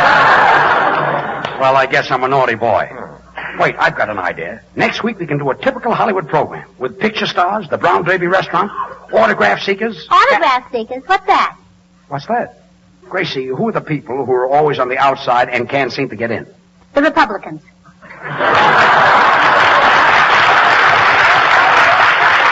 Yeah, that's what I meant, yes. Look, George, why don't we do a kiddie program next week? I've got a cute little poem. Well, let's hear it. Okay. Jack and Jill went up the hill to fetch a pail of water. Oh, yeah? Well, it's a nice little kiddie program. And, Artie, I've got a TL for you and that Senor Lee. When we were on the air a few minutes ago, I had one joke in the whole show, and you guys killed it by talking in on it. Why didn't you wait for my laugh? What? And Mr. Crosby show? Crosby isn't on until Thursday. That's right. Artie, tell that musician to stop with those wisecracks, and that goes for that whole broken-down band of yours, too. Broken-down band, huh? It happens to be a symphony. Yeah? Well, it may seem funny to you, but it doesn't seem funny to me. And wait for it. And that's without an audience. Say, George, I figured something out. Next week, let's do a Jack Benny type of show. Jack Benny? Yeah, you know. That's the fellow who plays those small parts in the Rochester pictures.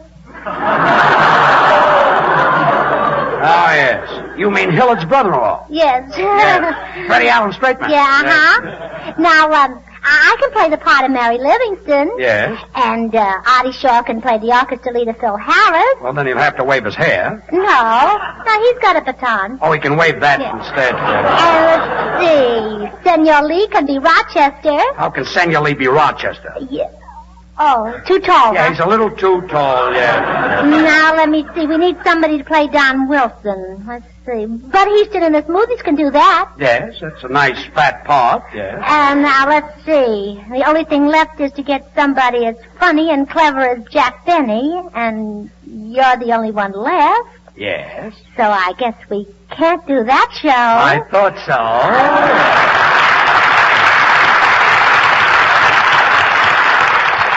Hey, Smoothies, Babs, what number are you, Charlie, and Little going to sing next week? Whispering. Well, let's hear it, All right.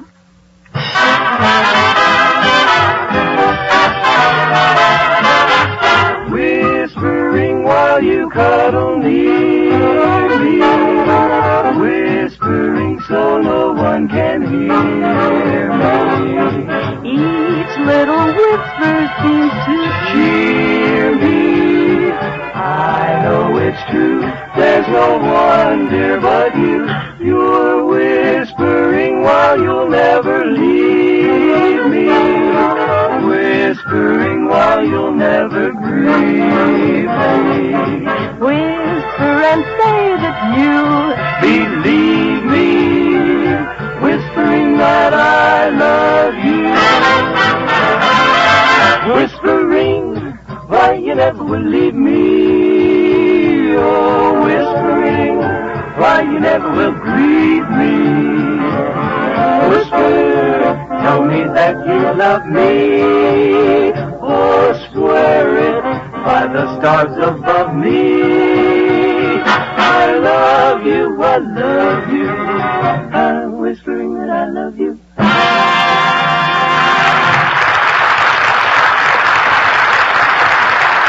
Well, that was great, kids. They'll love it next week. Thanks, Mr. Burns. Good night. Good night, Babs. Good night, Charlie. Good night. Good night, Little. Good night.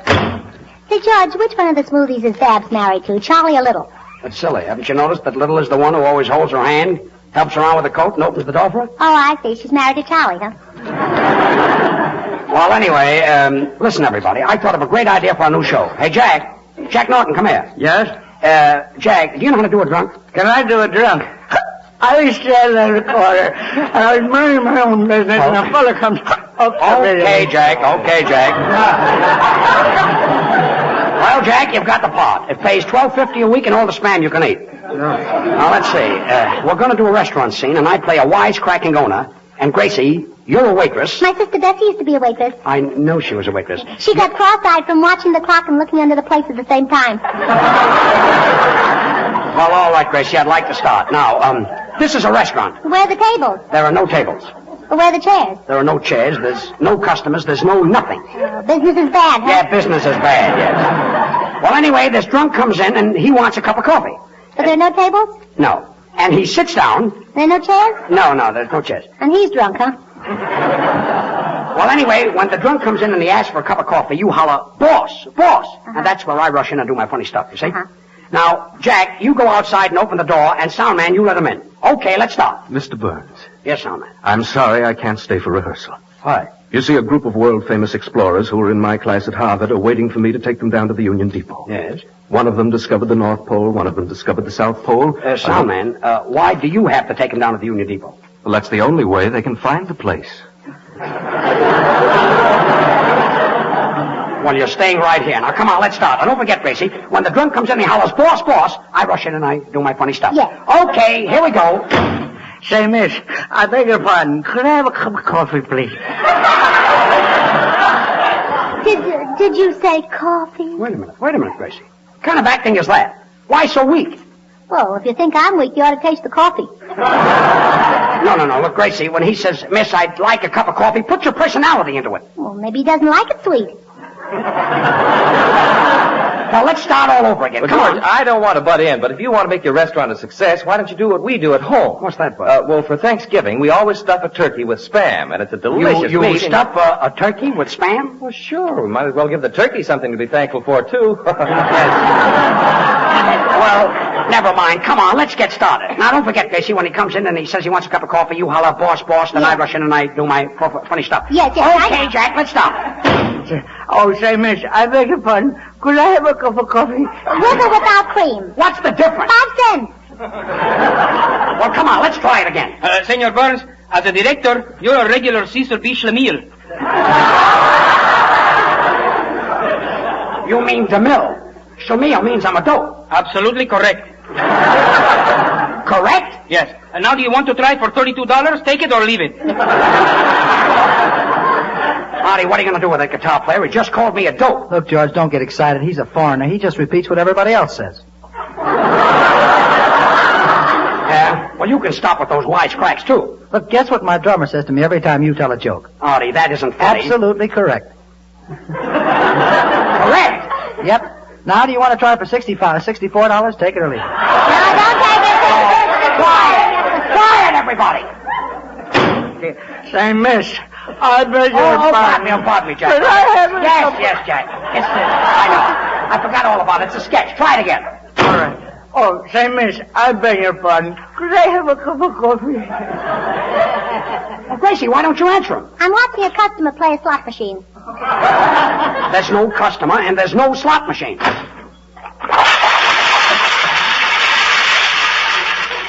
What's He that? hit the jackpot. I thought so, yes. Jackpot. I must be crazy. Absolutely correct. Give the man $64. Oh, quiet. Go ahead, Jack. Start again. Say, miss, pardon me. Could I have a cup of coffee? Well, I'm sorry, sir. You have to wait a minute. I'm folding napkins. Folding napkins? Oh, I love to fold napkins on account of I used to be a baby's nurse. Jack, let's start again. Hey, miss, I beg your pardon. Could I have a cup of coffee? Well, you'll have to wait. The boss is busy. He'll bring you coffee in a few minutes. Chasing Sanford? They're chasing the cook. Gracie, look, I'm going to cut your part down just a little bit. When the drunk comes in and says he wants a cup of coffee, Yes? you say nothing. I come right in and I do my funny stuff without you. Go ahead, Jack. Let's go. Pardon me, miss. May I use your telephone? What's that? You're supposed to be drunk. What about the coffee? I don't need the coffee. This thing took so long I got sober. You did,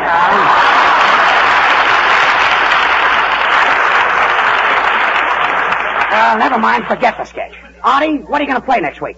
I'm going to play What Is There to Say? Well, all right, play it. I'm going into the control room and hear it.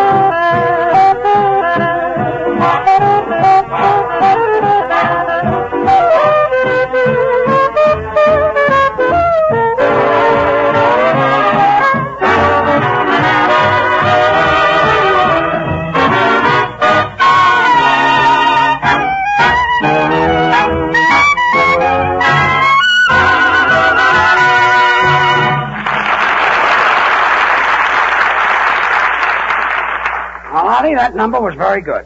But your fourth violinist wasn't playing. Well, he doesn't have to. He's my brother-in-law. Well, good night, Artie. Good night, George. Good night. George, say, I've got a little idea I'd like to try for next week. Yeah, but, Bud, what is it? Well, you see, George, people all over the country are singing the praises of Spam. Yes. And that's what gave me this idea. Now, look, I fixed up this little ditty for the Spam Glee Club. Glee Club? Yeah, you and me, Senor Lee, and the sound man. And look, I'll start right here. Hey, where's F? No, got an F there? Me, me, me. You like Spam, you bet you will. Serve it cold or hot. Delicious flavor hot. You will. Always make it hot. You like Spam, you bet you will. Always make it hot. Delicious flavor hot. Always cold or hot.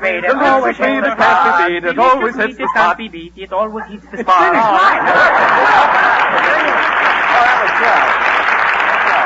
Well, then, George, I'll say now everybody is singing the praises of Spam, the most popular new meat item brought out in a generation. A meat whose popularity is founded on flavor, a flavor folks really get hungry for.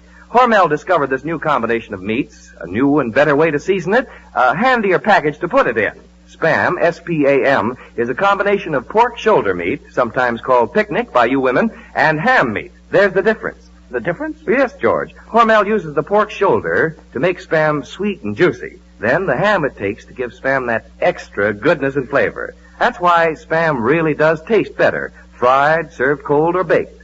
To make sure you always get this extra goodness, Spam tells you right on the label, pork shoulder meat with ham meat added. Look for that sentence. Try Spam tomorrow. Just be sure you say to your food dealer, I want Spam. Hey, that's swell, Bud. Then we have the tag, the smoothie sing it. Slice it, dice it, fry it, bake it, cold or hot. Spam hits the spot. Oh, that's good. Well, that's okay, Bud. We'll do it next week. Good night, Bud. Oh, good night, Gracie. And say, you were positively terrific when we did tonight's broadcast. Good night, Senor Bud. Oh, good night, Senor Lee. You were very funny on tonight's show. Good night, Bud. Good night.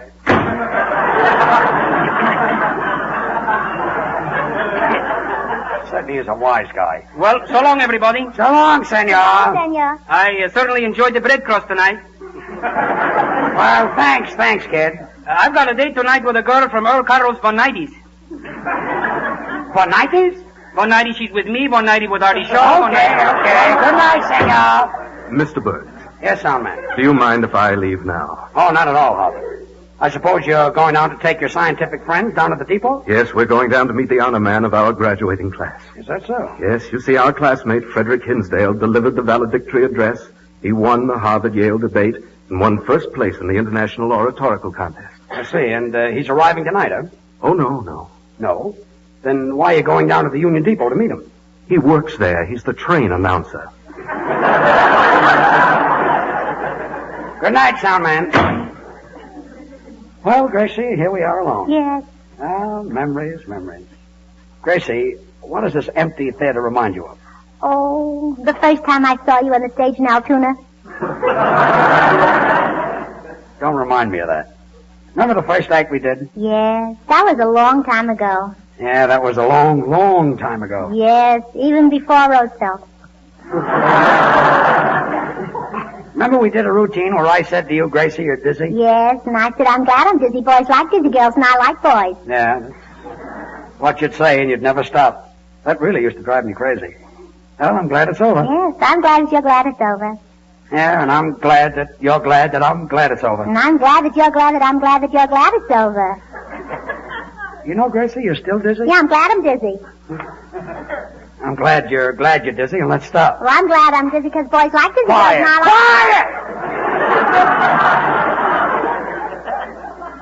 like... Ah, those were the good old days. Remember, Gracie, the first time I asked you to go to dinner? Oh, I'll always remember that. I didn't have a quarter. But you still took me to dinner. Do you know why? Sure, I had the quarter. We had flapjacks and coffee for 10 cents. Remember those flapjacks? How can I forget them? They're still flapping. Remember, Gracie, we were both trying to get jobs. One week I wouldn't eat. And then next week I'd get a job. Yeah, I can remember now how I used to tell everybody that someday I'd be a big comedian.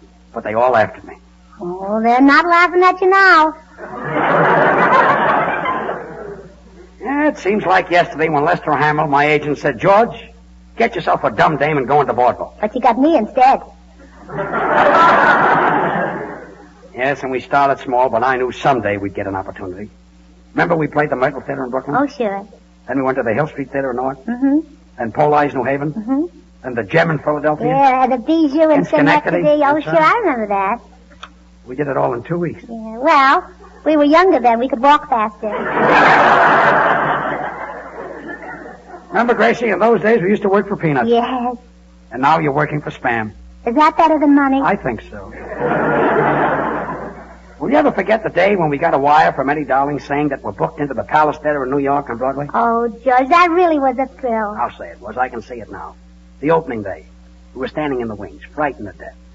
The orchestra started to play our number. We were petrified. We couldn't move. Eddie Cantor pushed us on the stage. Have you saw the roses in the garden? Have you saw? Gracie, what kind of grammar is that? Who told you that ain't high-class grammar? Who told me? Yeah. I seen it in a book where I live at. Oh. Say, whom teach you to speak the proper language? Whom teach me? Yes. Why, I can learn you how it should be spoken. Oh. Well, I suppose you got your knowledge? Yeah, up at Vassar I think them colleges are a joke. You do, huh? I know how to use the English language, and I don't use no adverb for no noun. But can you learn me how to pass a comma? Oh, sure. Don't that grammar make you frown? Ain't it fair some people don't know nothing? Oh, sure. For adjectives, they use the plural Q. Them words is hard to use, but there's much worse. Ah, but they don't trouble I and you. Now we dance.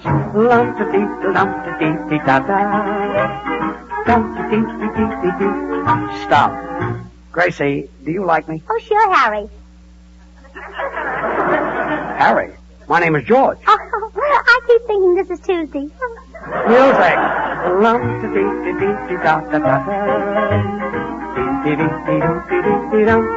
Stop. George, my sister just had a new baby. Boy or girl? Well, I don't know, and I'm dying to get home and find out whether I'm an uncle or an aunt.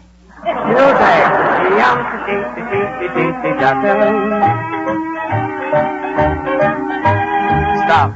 You know, a very funny thing happened to my mother in Cleveland. Oh, I thought you were born in Chicago. Music! Them but they don't stop lying you. That's the finish. They don't stop lying you.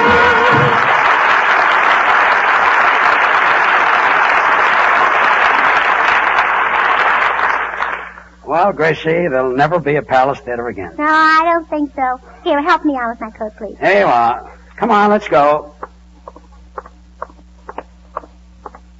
Good night, Miss Allen. Oh, good night, dollman. Good night, Mr. Burns. Good night, Frank. Wait a minute, I'll give you some change. That's change here. Gracie, have you got a quarter? Same old George.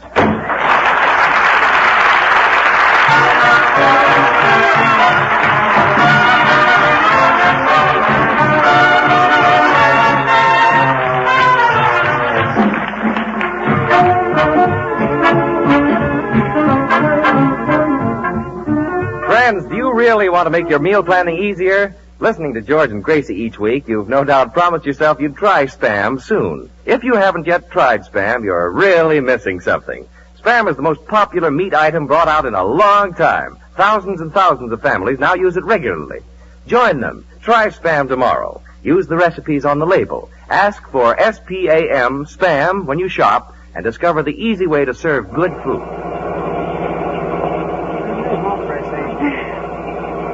Driver, turn right on the next corner. Gracie, remember the Apollo Theater in Boonton, New Jersey? Yes. Remember the ventriloquist? Oh, with that cute little dummy on his knee. What was his name? Edgar Bergen. Oh, good. Whatever became of him? He's selling coffee. Oh, couldn't get anywhere in show business, huh? You know, Gracie, you're still dizzy? Yeah, I'm glad I'm dizzy. Boys like dizzy. Quiet. Quiet!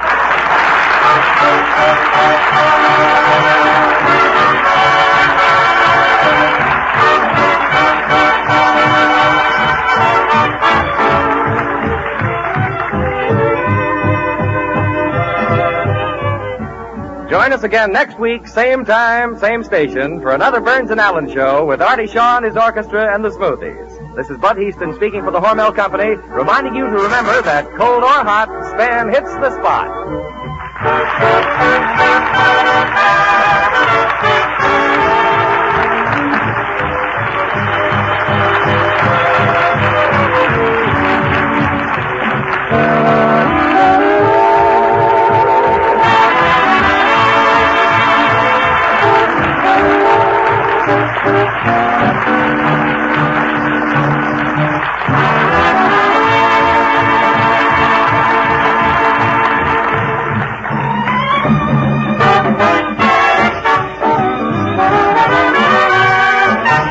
Have you tried Hormel chili con carne? Even those who think they don't like chili do like chili con carne the way Hormel makes it because it's different and everybody likes it. Double your money back if you don't like it. Try Hormel chili con carne tomorrow. This is the National Broadcasting Company.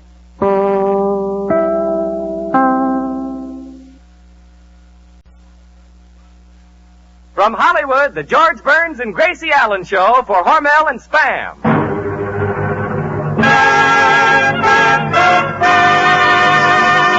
Crazy people.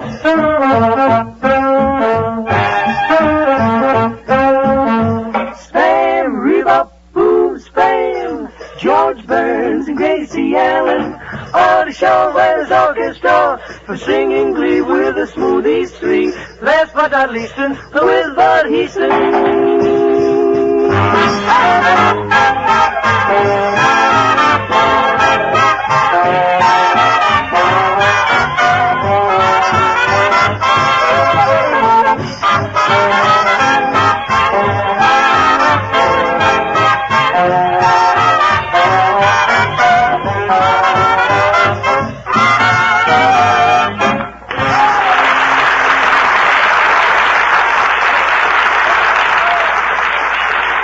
The way to have fun on Monday night is to listen to Burns and Allen.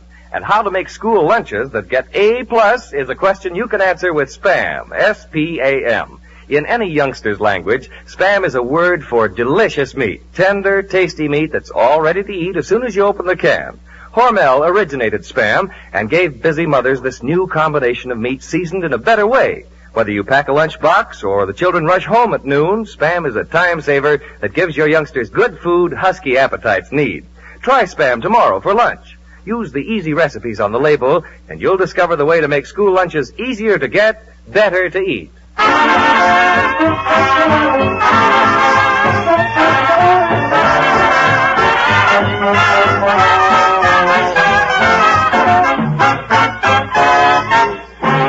And look who's here, those two lovable stars of our big happy Spamily, George and Gracie.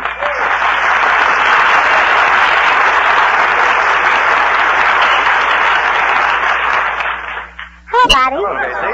George will be here in a minute. Oh, wait till you see him. He's all slicked up. He's wearing a full dress suit with tails and everything. He must be going to some swell place because this time he had both hands manicured. Well, Gracie, a full dress suit? Yeah. Where's George going? Well, I don't know. See, maybe he's going to the UCLA football team play. Maybe he's going to see them. No, that's impossible. UCLA hasn't got a football team. Maybe he's got a date with Brenda and Cubina. No, nobody wants a date bad enough to go out with George.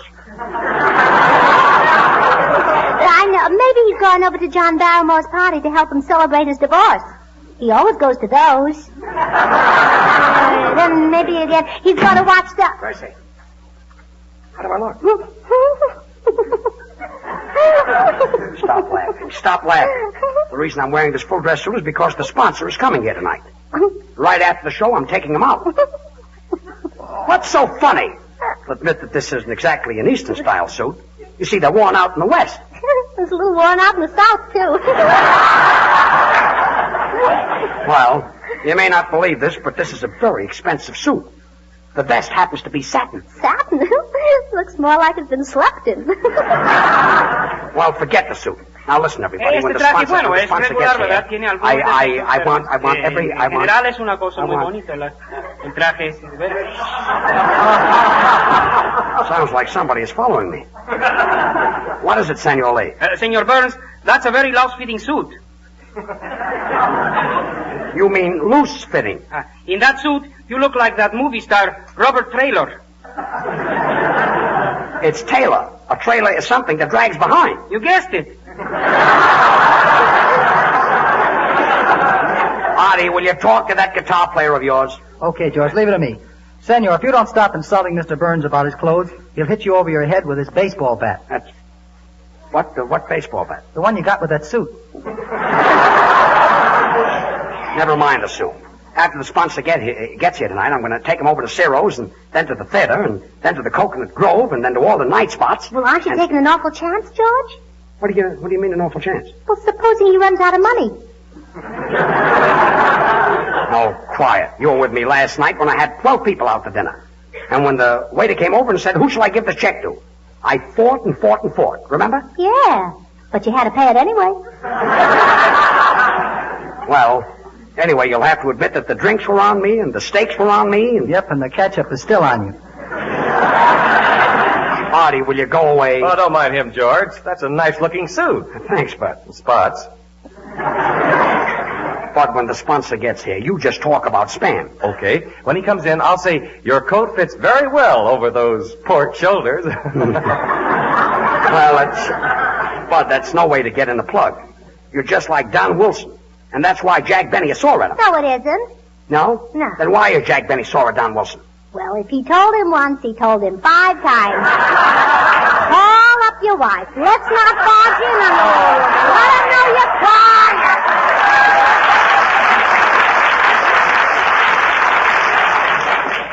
And Artie, there's something that's very important. The sponsor's favorite song is Blueberry Hill. So I want you to play it tonight. Senor Burns, I do not like it. You do not like Blueberry Hill? No. Why not? The seeds get in my ears. Well, anyway, Artie, tonight you play it. Well, how does it go, George? Well, I found my thrill in Blueberry Hill. You better throw yourself into second if you want to make that hill. Well, just play it. I'll shift for myself. Now, let me see. Is everything all set for the sponsor? Oh, yes. Gracie, did you buy that gold cigarette case I told you to get from? Well, I went shopping for it this morning, and those Christmas crowds are terrible. I know, but did you get the case? Look, you should have seen the way 2 women were fighting over a little pair of shoes. Gracie, the cigarette case. One woman grabbed one shoe, another woman grabbed another shoe. Look, Gracie. Oh, I had to walk home barefooted.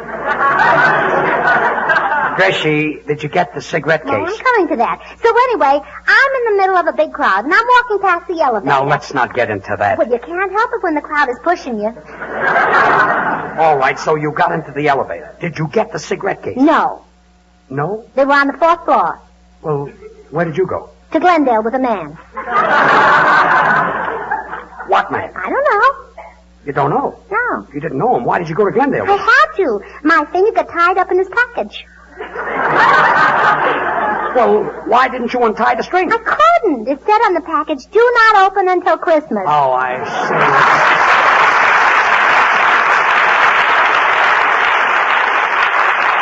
And now the Smoothies, Babs, Charlie, and Little will sing Argentina. Gracie, I told you to get that cigarette case. You'll find your life will begin the very moment you're in Argentina. If you're romantic, senor, then you will surely adore Argentina. You'll be as gay as can be if you will learn to see sea like Aladdin. For as soon as you learn, then you will never return to Manhattan.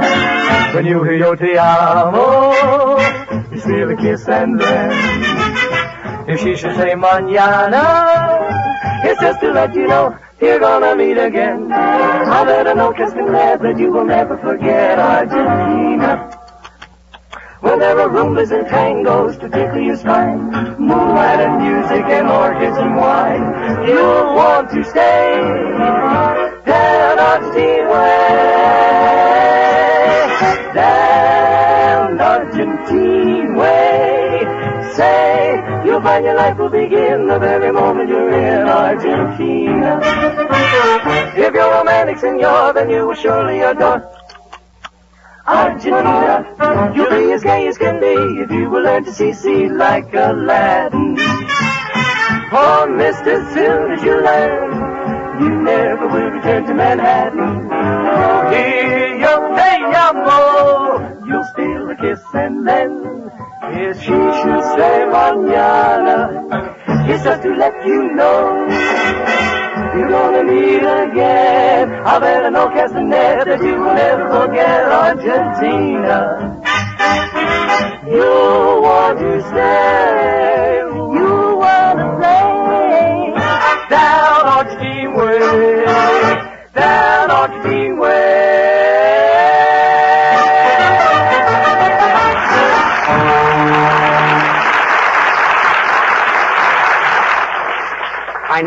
I know that, but Gracie, tell me, did you or didn't you get that cigarette case? I'm coming to that. So, I finally got to the men's department, and there was the most marvelous sale on electric razors. So you got the sponsor an electric razor? Well, I would have, except for one thing. What was that? Well, I didn't know whether his face was AC or DC. Look, Gracie, how many years have you lived in a coma? 2. Then we moved to Seattle. AC or DC.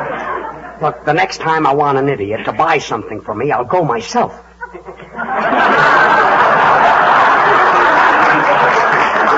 Thank you. You mean wait a minute, I said something funny. Mm-hmm. You certainly Just did. a slip of the tongue.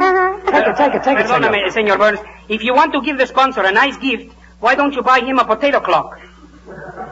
A potato clock? Si, senor. You set the alarm, and it wakes you up potato clock. Well, next week, do me a favor and oversleep. Hey, soundman.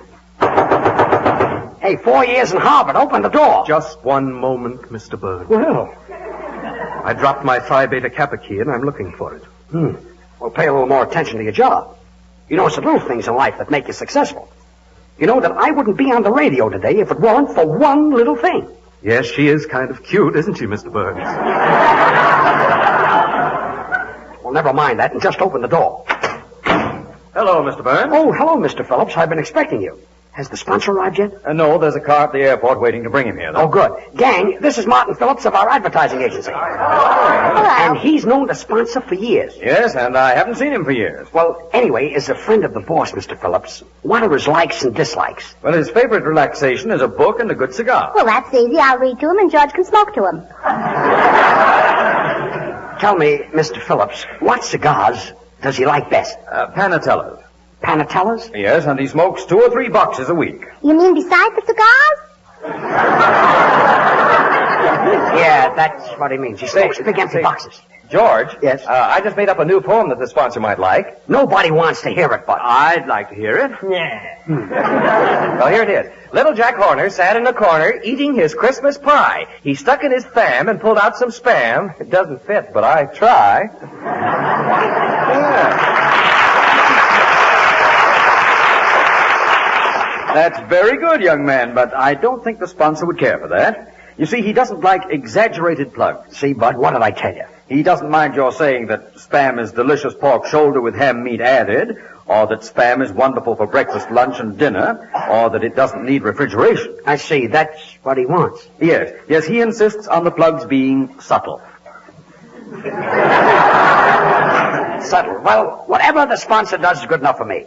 I've admired him for years, and when he gets here, I'm going to tell him just how I feel. Oh, no, Mr. Burns. You've got to be very careful about too much flattery. The sponsor is a very modest man. Oh, well, then he ought to like my sister Betsy on account of she's very modest, too. Now, I'll never Gracie, forget... I know your sister is modest, but we're not interested She even complained to the police because the people 6 blocks away didn't pull their shades down when they were undressing. How can she see people 6 blocks away? She has a telescope.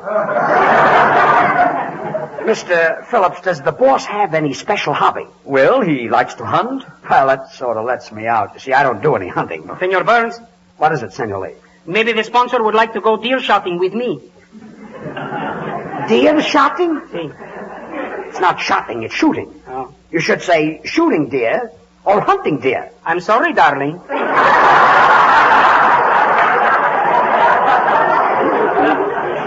Artie, will you stop that guitar player from butting in? Okay, George, tell me what he said and I'll punch him right in the nose.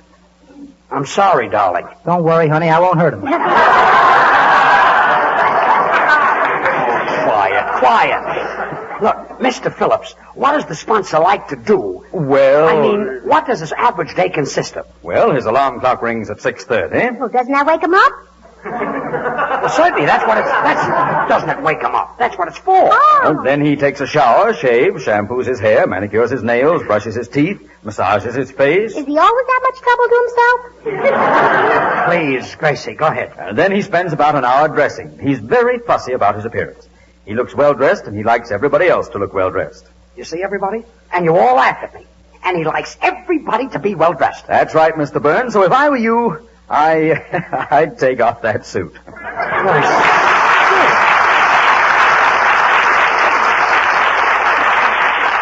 And now, Dig-a-Dig-a-Doo, played by Artie Shaw, his clarinet and his boys. Gee whiz, how could Jack Benny rent me a suit like this?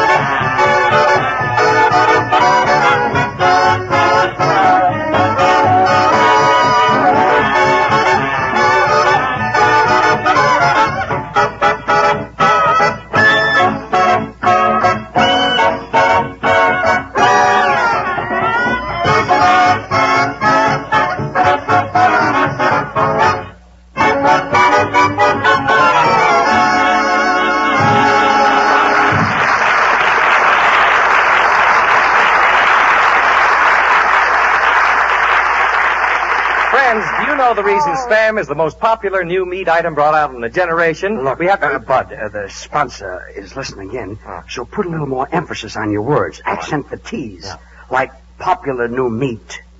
It hits the spot. I get it. Teat. Well, good. Friends, Spam is the #1 choice with the housewives of America. This delicious meat leads the parade because it's gesundheit. But you see, friends, Spam is a combination of meats originated by Hormel, seasoned in a better way and put in a handier package. You don't have to be a good cook to make Spam taste good. Spam really has a finer flavor because we use pork shoulder meat, sometimes called picnic, to make Spam sweet and juicy, and the ham it takes to give Spam extra flavor and goodness. There's the difference, the reason Spam tastes so good, fried, served cold, or baked. For example, give the family Spam and eggs for breakfast. It's so easy. Just open a can of Spam, cut off slices, and fry quickly in a hot pan. Those golden brown, sizzling hot slices of Spam really hit the spot. And that's the way to please your family. So you will always be sure of getting the real thing. Look for this sentence. Pork shoulder meat with ham meat added, right on the label of the Spam can. Make your meal getting easier with tender, delicious, taste-tempting Spam. Get a can or two when you shop tomorrow. Slice it, dice it, fry it, bake it, cold or hot, Spam hits the spot.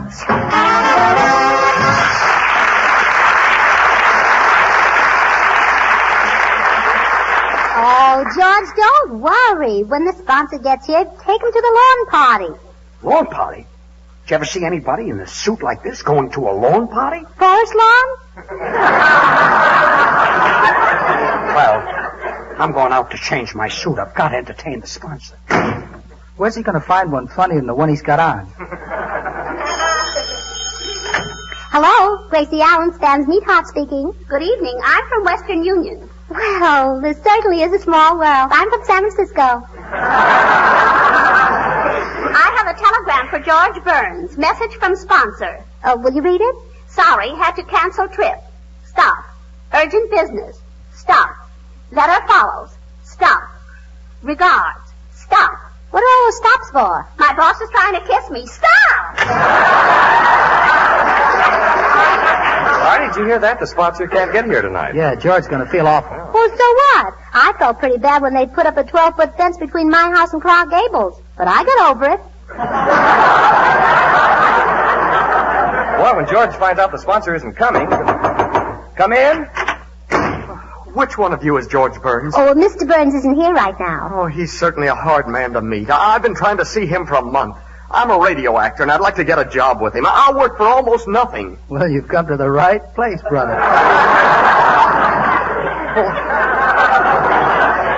I need money badly. I'm sleeping in the park. Well, it shouldn't cost much money to sleep in the park. Well, the landlord is holding my trunks. Oh, is that better than a safety pin? Well, I play all kinds of characters. Taxicab drivers and waiters, gangsters, bankers, businessmen, executives. Well, Mr. Burns won't be able to talk to you tonight. He's looking for the sponsor. Well, I can play a sponsor, too. Listen. Gentlemen, what we need is more sales appeal. Hey, wait a minute. There's an idea. Gracie, why can't this fellow be the sponsor? Well, sure. Why should George be disappointed, huh? Hey, I think we've hit on something. Look, you've got the job, mister. Come back in 5 minutes, and remember, you're the sponsor. Oh, thank you. I'm sure Mr. Burns will be pleased with my acting. You know, this is our chance to put George in a spot. We'll embarrass him in front of the sponsor, and he'll have to give us a raise to shut us up. Ooh, what an idea. Thanks. Aren't you glad I thought of it? You thought of it. Well, maybe now I'll look a little better. The sponsor isn't here yet. No, George, but he phoned, and he'll be here in a few minutes. Well, good. And then when we go out tonight, I'll tell him a few of my funny stories. I bet I'll get a rise out of him. I bet we'll get a raise out of him. Raise? If anybody dares to mention money when he gets here, there'll be plenty of trouble. Well, we can all use a little more money. Look at poor Artie Shaw. Has to play a clarinet full of holes.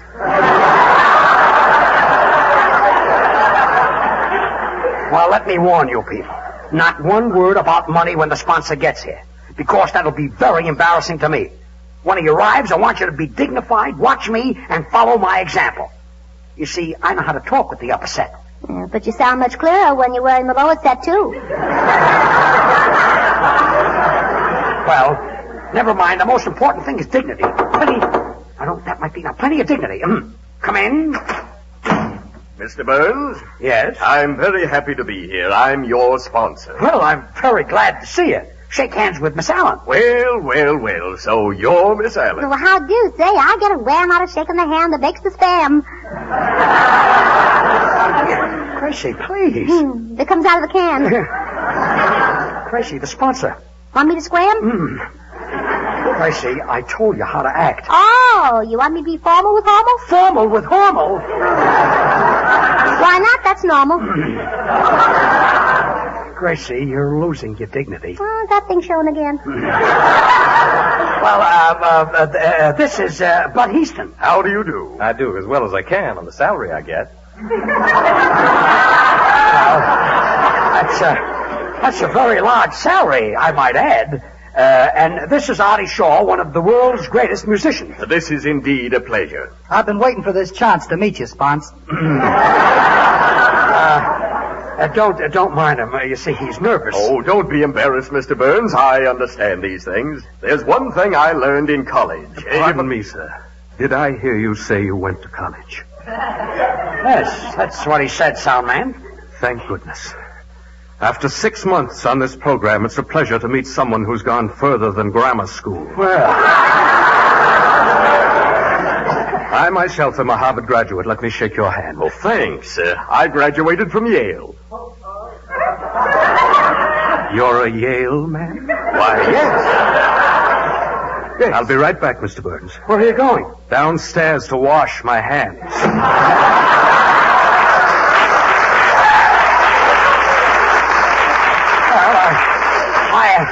I really don't know what to say. I'm sorry that happened. I understand, Mr. Burns. Yeah, Artie, I'm going to tell George right here and now. Where does he get that stuff? Who does he think he is? Wait a minute, Gracie. What is this? Tell me what. Well, Christmas is coming, and Artie Shaw wants a raise, and Bud Easton wants a raise, and Senor Lee wants a raise. Gracie, aren't you forgetting yourself? That's right, I want a raise, too. Look. Gracie, what about the sponsor? He's getting enough now. Quiet! Quiet! A raise. Give people a raise at my salary. Do you know what cost me $50,000 a year to live? It ain't worth it.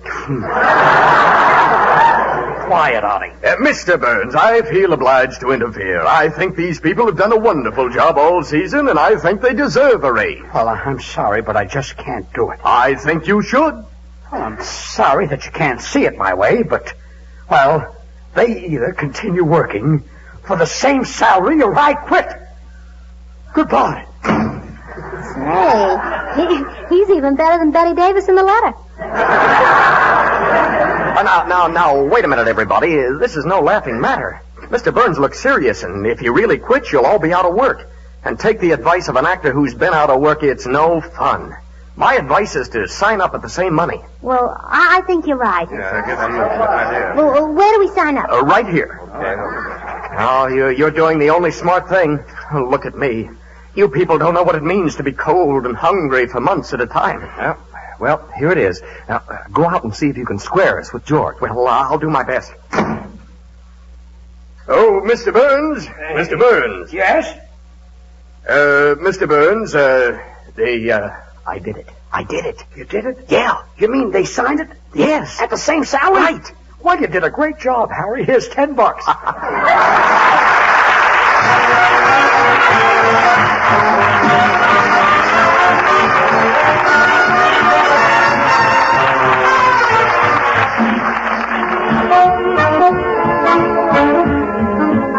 Will some member of the family be sure to remind Mother to get a can of Spam when she goes shopping tomorrow? She'll like Spam because it's so easy to serve. You'll all like Spam because this grand-tasting meat is so tender, so juicy, so full of flavor that you'll want to serve it often. Spam is the most popular meat item brought out in a long, long time. Thousands of families now use Spam regularly. If you haven't yet tried Spam, now's the time. You're really missing something. Ask for Spam at your food dealers tomorrow. Thank you, Bud. Well, Gracie, say goodnight. Good night.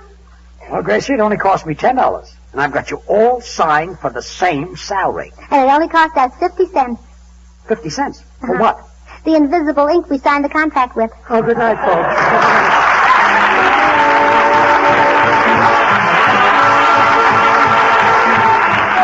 Join us again next Monday, same time, same station, for another Burns and Allen show with Artie Shaw and his orchestra and the Smoothies. This is Bud Easton reminding you to remember that cold or hot, Spam hits the spot.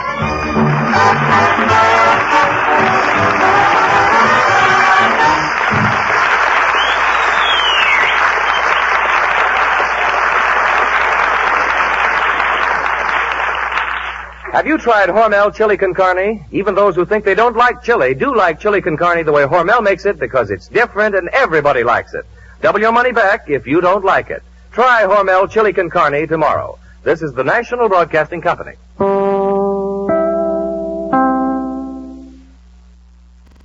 From Hollywood, the George Burns and Gracie Allen Show for Hormel and Spam.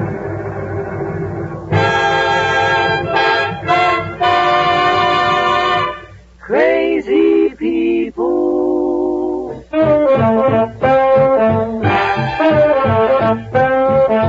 Spam, rebop, boom, spam. George Burns and Gracie Allen on the show when it's orchestra for singing glee. We're the smoothies three. Last but not least, and with Bud Heaston.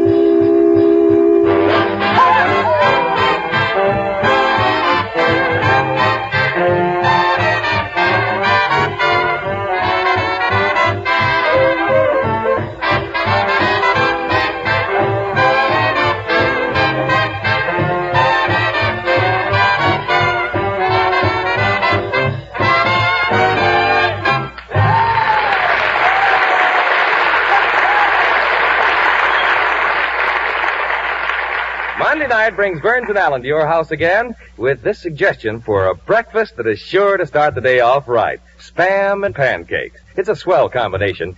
Golden, fluffy pancakes topped by a hearty chunk of melting butter surrounded by lightly browned, sizzling hot slices of Spam.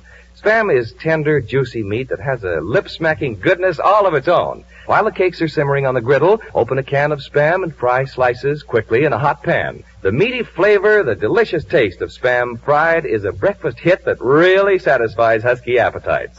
Give your family Spam and pancakes, the new way to start the day. Just be sure you say to your food dealer, I want Spam.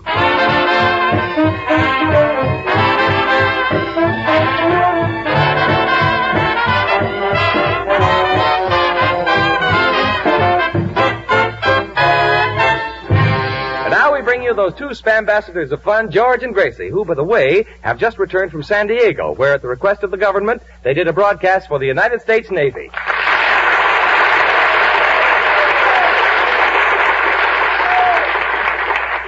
Thank you very much. Yeah, Bud, I wish you'd been with us.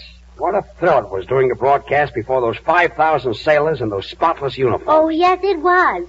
Gracie, wouldn't you love to be a mother to all those boys? What? And sew on all those buttons? Oh. Yeah, Bud, what an impressive sight to see hundreds of airplanes zooming overhead. You know, my sister Essie used to go around with an aviator. He was a skyrider. That's very interesting. Yeah, oh, and was he bashful. She went around with a bashful skyrider. Yes, every day he used to fly behind a cloud and write, Bessie, I love you. That must have been in Florida. Of course, in California, they don't have any clouds, it says here. So, you had a nice time, huh? Oh, did we? And, George, wasn't Captain Gearing a wonderful host? Wasn't Commander Wood charming? They certainly were. Oh, and what about that tall, handsome officer who took me riding? Oh, you mean the one with all the gold braid on the sleeve? Yes, I wish he didn't have all that gold braid on his sleeve, though. Why not? Well, it kept scratching the back of my neck, if you know what I mean. I think I know what you mean. Oh, by the way, Gracie, I saw you dance with him. He certainly was a wonderful rumba dancer. Oh, well, he should be. He's a rear admiral.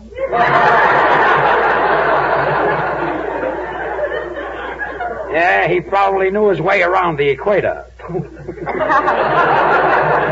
That's all I got. Will you make it a long laugh? Say, wait a minute. George, I just noticed something.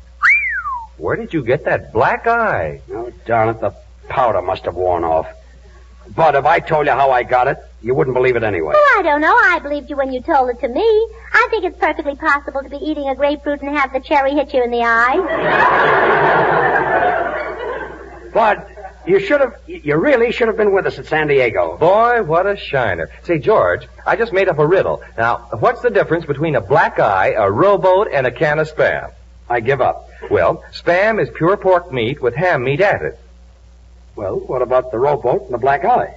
Who cares? You know, Bud, after that, I'm really glad. Hello, Gracie. Hello, Artie. Hello, George. Hello, Artie. I heard your show from San Diego, and where'd you get that black eye? Oh, well, he got it from a cherry and a grapefruit. Well, never mind, Gracie. Artie, is my eye that swollen? Put a bumper on it, brother, and you got a streamlined Buick. Don't be so funny. And his top comes off, too. All right. So I wear a coupe. Señor Burns, ¿qué tal? ¿Cómo les fue allá en San Diego? Me dijeron que estaba muy bonito allá el asunto de la... What is it, Senor Lee? ¡Qué barbaridad! ¡Qué ojo! Where did you get that black eye? Look, forget my black eye. We're talking about the Navy. I used to be a sailor on the battleship Mississippi. It's not Mississippi. It's Mississippi. She got married? Yeah, to a tall fella. She got married. You were a sailor on the Mississippi? Yes, the Mississippi. M-I-Ping, S-S-I Ping, P-P-I. Just a minute. What are the pings for? I'm dotting the I's. Nobody dots the I's. Somebody dotted yours. Look, if you don't sit down, somebody will dot yours. Well, that's that. Look, will you stop with my black eye? We've had enough of that. Gracie, what were we talking about? We were talking about the Navy. Oh, yes. And the most thrilling sight was doing a broadcast before 5,000 sailors. 10,000. 5,000. Oh, you only saw it through one eye. Look, you're all making such a fuss about my eye, and it's hardly noticeable. So, Gracie, will you please stop? The Navy. Yes, let's get back to the Navy. Yeah, all right. You know, the most thrilling thing I saw in San Diego were the trained termites that a sailor brought back from Singapore. And they were the cutest things... termites? Yes, he keeps them in the Frigidaire. And they were in a Frigidaire? Yes, and you should have seen that. How does he keep them from freezing? Well, he's got pants on his hands.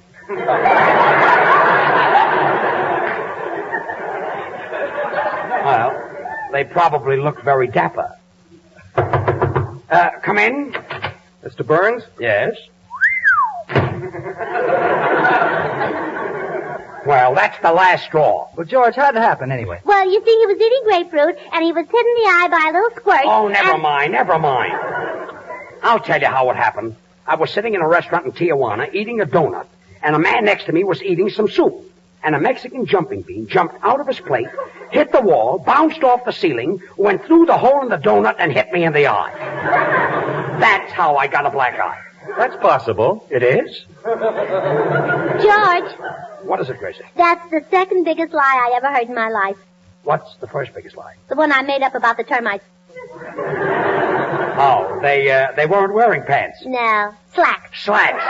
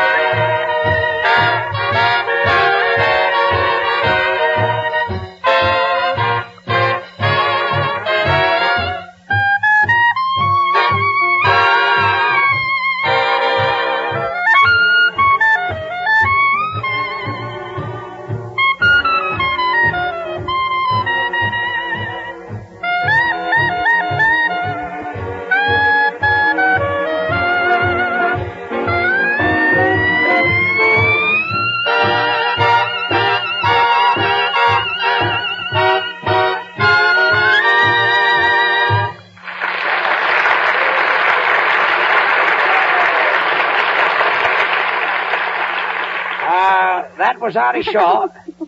Gracie, what are you laughing about? Oh, I'm thinking about San Diego. I had a wonderful time. Remember that handsome lieutenant? You mean the tall one? Yes. Oh, was he embarrassed? I kissed him in front of all his men.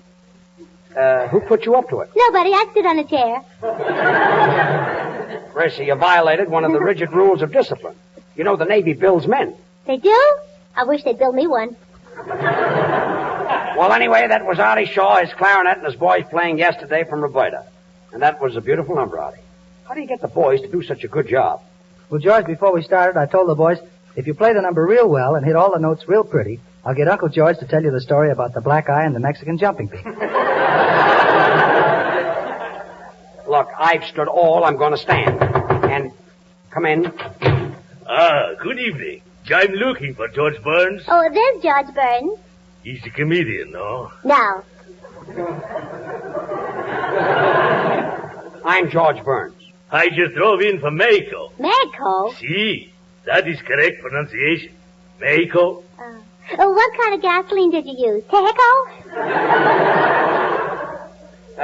What do you want to see me about, mister? Well, senor, I am from the Mexican Chamber of Commerce in Tijuana, and I'm so sorry to have missed you and you were there last Tuesday. Qué barbaridad que chistoso. Senor Lee, what are you laughing at? Don't he speak funny?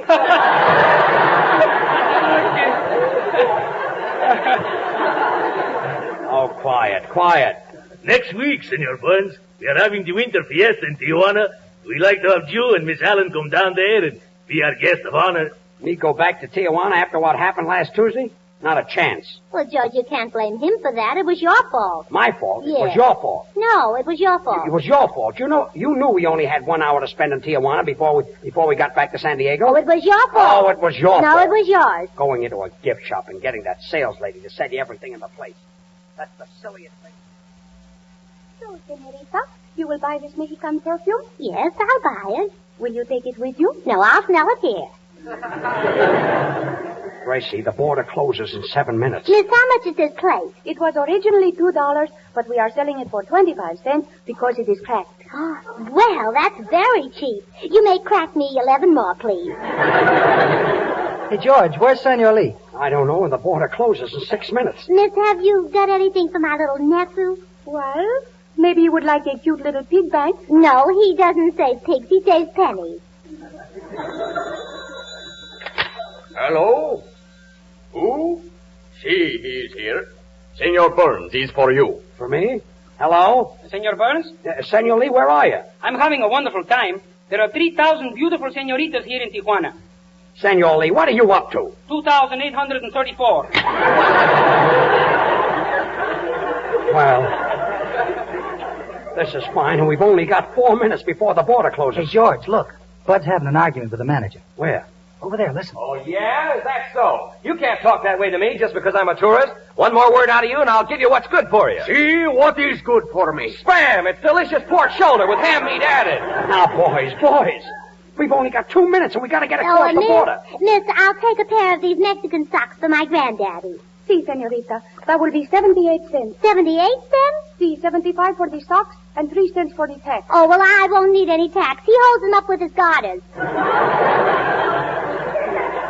Look, Gracie, we've only got 1 minute before the border closes. We've got to get across. Hello? He's here. Senor Burns, you are wanted on the telephone. Thanks. Hello? Senor Burns? I am hugging and kissing a beautiful girl, but I will be through in about 20 minutes. 20 minutes? What about the border? Oh, he can kiss her after I'm gone. Look, we've only got a half a minute. Miss, I'll take the small bottle. No, I'll take the large bottle. No, never mind. How much are those pianos? The pianos? Now, don't get excited, Senor Burns. The border just closed. The border is closed? Gracie, now we'll have to stay in Mexico. Oh, isn't that wonderful? Now I'll be able to spend a moonlight night in Mexico. Oh, just imagine one of those tall, handsome sombreros wearing a hacienda, playing his tortilla under a balcony of my enchilada.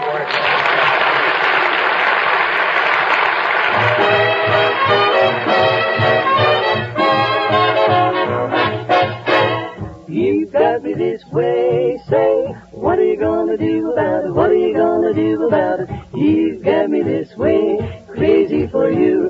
I've got you under my skin. You kissed me one day, then seeing that I was true about it. What did you go and do about it? You left me this way, bluer than blue. You thought it was so funny, my falling so hard. I'm laughing my sides off, honey. You're really a card. You've got me this way, say.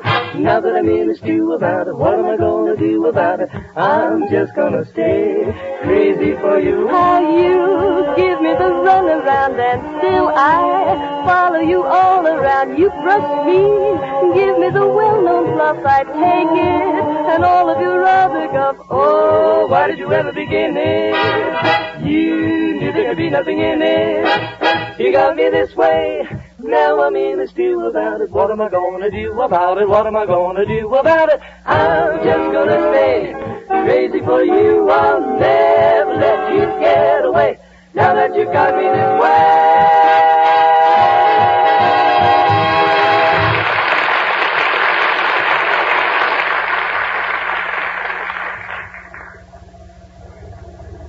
George, just leave it to me. I'll get you across the border in my car. Just get under the seat there. Okay, Bud. And good luck. Here we go. Hey there, halt for inspection. Now, what have you got under the back seat of that car? Well, it's a case of Spam. That's it, Spam. Spam? Yes, Spam. And never in your life have you tasted anything so delicious. Such juicy, tender meat.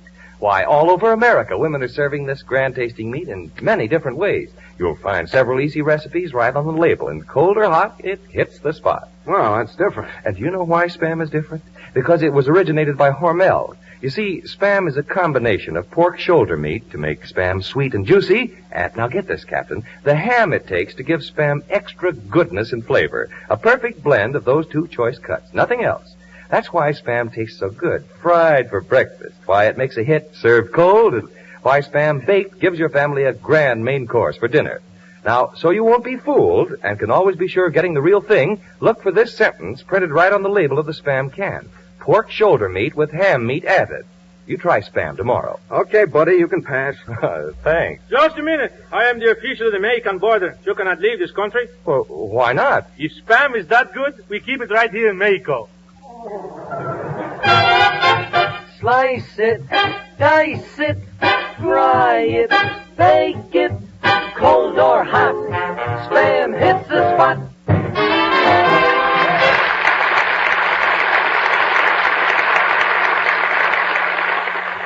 Look, we've got to get across the border. We've got a broadcaster doing San Diego. Well, why don't you get in touch with the American ambassador? Oh, he's in Mexico City. What about the consuls? Oh, George had those removed when he was a baby.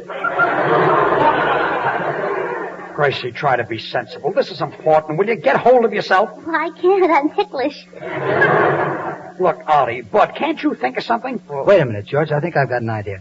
Bud and I can start a fight, and while the border official's watching us, you and Gracie can sneak across in the dark. Yeah. Say, that's a swell idea. Go ahead, boys. All right. Well, I'll punch you in the nose. Oh, I'll punch you in the nose. Yeah, I'd like to see you cross that line.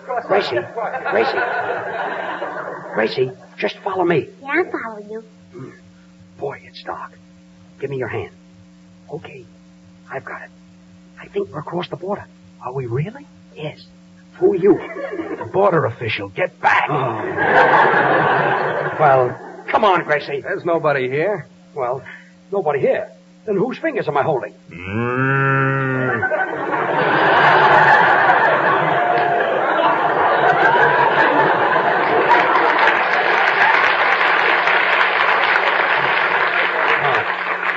It's a cow. Well, I beg your pardon. Gracie, where are you? Right here. Where were you? I was with you. With me? You weren't with me. No. Here, have a glass of milk.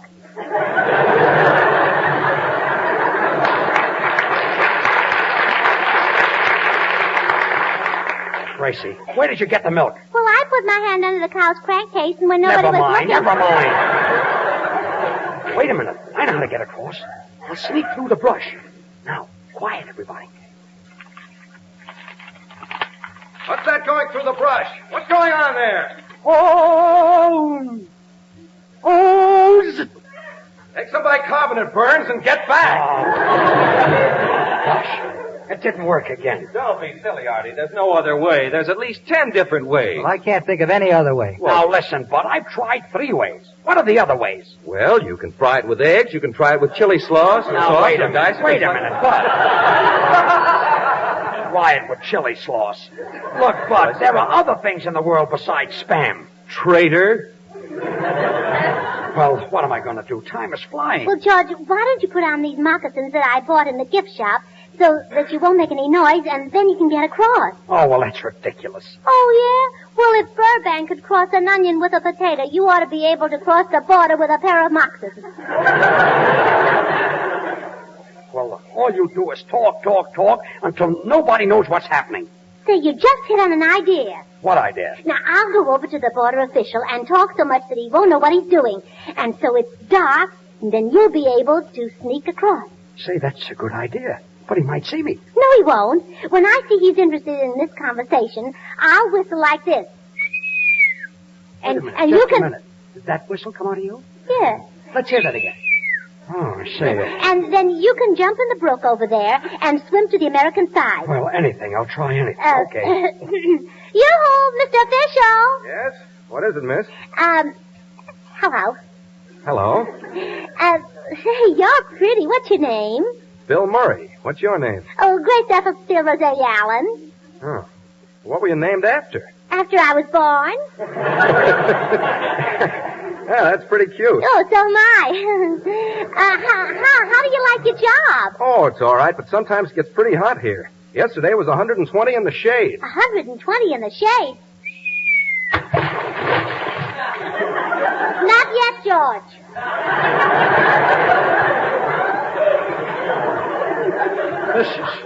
This is a fine time to tell me. Mr. Murray, are you married or do you live in Hollywood? I've got a wife and 2 girls. Oh, does your wife know about it? No, they're my daughters. You see, I've got 11 mouths to feed. Really? I thought the bottom 6 were wrinkled. Oh. No, I mean, I'm the father of 11 children. 11 children? Not yet, George. Not yet. There must be an easier way to get across the border. So, you're the father of 11 children. Does this border work take up all your time? No, I have a little fun on the side. Ah. Which side, the American side or the Mexican side? Both sides. Both sides. Gracie, stop whistling and come over here. Look, I'm soaking wet. I wouldn't jump in that water again if you paid me $1 million. All you do is stand there and go... I did it again. Look, George, give me your hand. Come on. Okay, boy. I got an idea now. Here, throw this blanket over you. Now, you just go over to that house over there. It's all dark. Now, the front of it is in Mexico, and the back of it is in the United States. All you have to do is go through it, and you'll be over the border. Well, this is my last chance. I'll try it. Oh, boy. Look at me. I'm wringing wet. Well, guess there's nobody home. See, the door is unlocked. Say, it's dark in here. Oh, just look. The phone has to ring. Oh, boy. Better answer it before somebody hears me. Ouch! Oh, darn it, I hit my eye. Boy, will I have a shiner in the morning.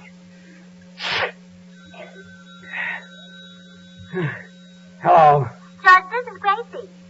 Gracie! What do you want? For some time.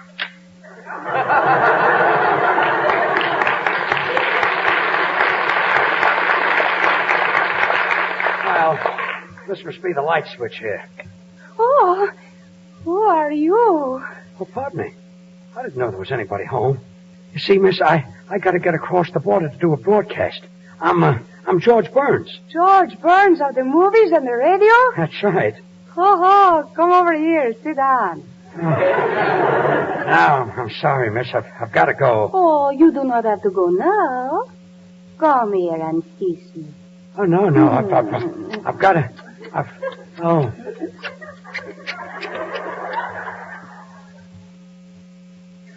See, mister, that's what happened in your country. Of course, that's only half of my story, but I finally got over the border and we did our broadcast. You know, senor, that is very interesting. Now you must come back to Tijuana to our festa. And you'll meet that beautiful senorita again. Oh, yeah, let's go back, George.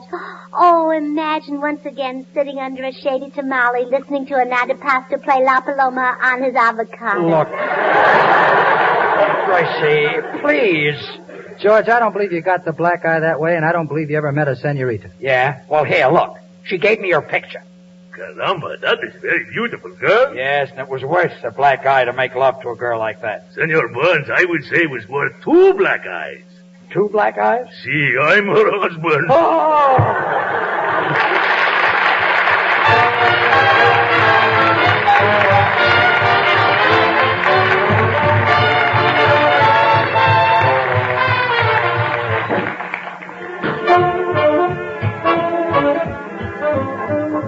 At some time or another, all of us have tried to work crossword puzzles. Well, here's a 4-letter word for a delicious meat that's different. The word is S-P-A-M, Spam. Thousands of families now use it regularly because Spam has a meaty taste, a finer flavor that satisfies the family served cold or hot. If you haven't yet tried Spam, now's the time. You're really missing something. Get a can or two when you shop tomorrow. But be sure to insist on Spam. Then try the easy recipes on the label and discover the modern way to serve delicious meat that's grand to eat, economical to use. Thanks, Bud. Well, Gracie, say goodnight. Oh, good night. Say, George, when you were in Mexico and you wanted to get over the line, why didn't you make out you were a bear? Make out what kind of a bear? A Chicago bear. They got over the line 11 times yesterday. They did, huh? Well, good night.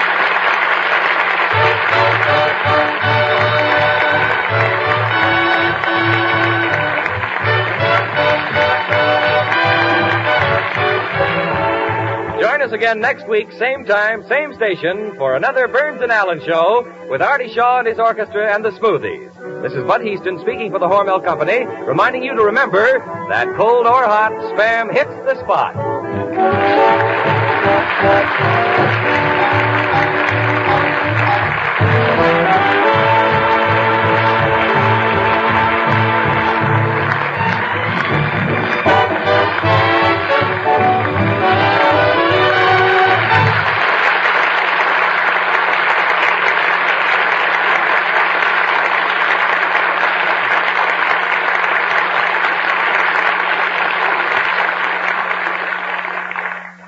Have you tried Hormel chili con carne? Even those who think they don't like chili do like chili con carne the way Hormel makes it because it's different and everybody likes it. Double your money back if you don't like it. Try Hormel chili con carne tomorrow. This is the National Broadcasting Company. From Hollywood, the George Burns and Gracie Allen Show for Hormel and Spam.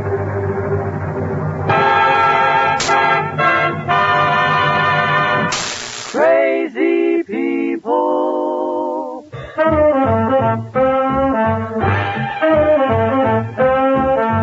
Spam, rebop, boom, spam. George Burns and Gracie Allen on the show and his orchestra, singing glee with a smoothie street. Last but not least, with Bud Heaston.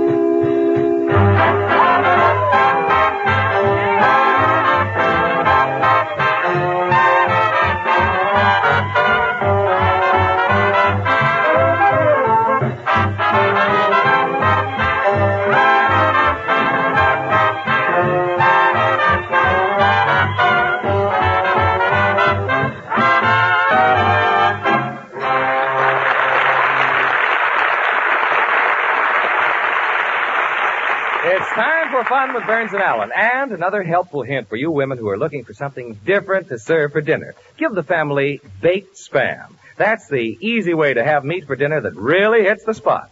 Just open a can of Spam, stud the delicious meat with cloves, and slip it into the oven. The simple directions are right on the Spam label, and it only takes but a jiffy. Now, once your family tastes the tender, juicy goodness, the meaty flavor of baked Spam, you'll find yourself serving Spam often. Spam has a finer flavor, extra goodness, because it's different. A perfect combination of pork shoulder with ham meat added. Try baked Spam for dinner tomorrow. Be sure to tell your food dealer you want S-P-A-M Spam.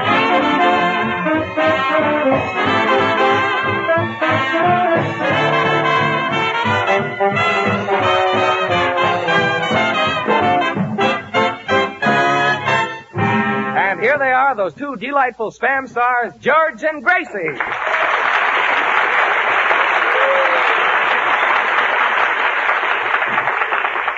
Thank you very, very much. Oh, George, you ought to see the cute new Christmas hat I ordered. In front of the hat, there's a little feather sticking out, and it's a beautiful thing. What's the feather for? Well, that's so when a fella kisses me, he'll really be tickled. Gracie, why don't you put a little windshield wiper under the hat so you can brush off the lipstick at the same time? Oh, you're just trying to mix me up so I'll say silly things. Yeah. That's hard to do. I love Christmas. Remember last Christmas? Yeah, there was your brother coming down the chimney with a sack on his back. Yeah, and there was Santa Claus right behind him, hollering, "Stop thief." Yes, and he looked very smart in his dark blue suit. Yeah. Got a pretty good laugh by chimney. And, George... Couldn't have got the flu with that joke. George, I spent all day making out my Christmas list. Here it is. Christmas list? Yes. Well, there's about 3 pages full of stuff. Well, those are the things I want you to get me. Me to get you? Yes. Well, this is fine. 1 diamond ring, 1 mink coat, 1 new Cadillac. Gracie, the only thing you left out is a ticket for the Rose Bowl game. Well, I wouldn't think of asking for anything that expensive. I could always get the Seaboard Loan Company to finance it. To write a list like this, you must have had a lifetime fountain pen. Well, as a matter of fact, I had some ink left over, so I wrote a play we're going to do tonight. You wrote a play that we're doing tonight? It's a newspaper story. Look, I wish you'd stop writing these silly plays. The name of the paper is the Los Angeles Sun. The Los Angeles Sun? Comes out once a week.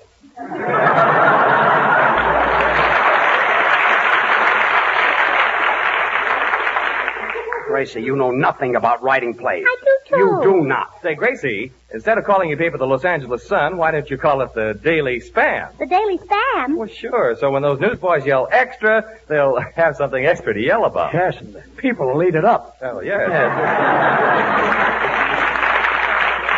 You know, Bud, you're really a genius. Yeah, he's a genius with the light brown hair. Well, anyway, Gracie, you're not going to do this play, and you know nothing about plays. I do, too. And I just assume you'd stop writing. Bueno, una vez antes de que se meten en líos, yo tengo una cosa de Christmas que es muy importante. Quisiera yo arreglar. A ver si... Well, he's down in the cellar again. What is it, Senor Lee? Senor Burns, maybe you can help me out. My brother, she's a musician. I want to get him a little knock-knick for Christmas. Well, if your brother's a musician, why don't you get him a saxophone? He's got one. What about a trombone? He's got one. Does he have a fife? Oh, yes, and 2 kids. No, a fife is a long, skinny thing. That's her. Look, guitar player, will you just stay back there with the band and stop interfering down here? Hello, Spam's Sweetheart, Gracie Allen speaking. Who? Oh, how are you? What? Yes, I read it, but I think the second act should have a little more suspense. Well, my advice would be to keep the husband out of the cafe scene and bring him in just before the curtain. And in that way, you'll have a stronger finish. Oh, that's all right. Don't mention it. I'm always glad to help. Goodbye. Who was that? Noel Coward. Noel Coward? Yes. Well, I give up. All right, on with the play. No, just a minute. Soundman, I want you to be on your toes today because there are a lot of sound effects in the play. Hey, Soundman, 4 years in Harvard. Gracie's talking to you. Just a moment, Mr. Burns. Oh. I'm reading a letter that my 2-year-old boy wrote to Santa Claus. A 2-year-old boy can write? Oh, yes. Listen. Dear Santa Claus, ? Question mark?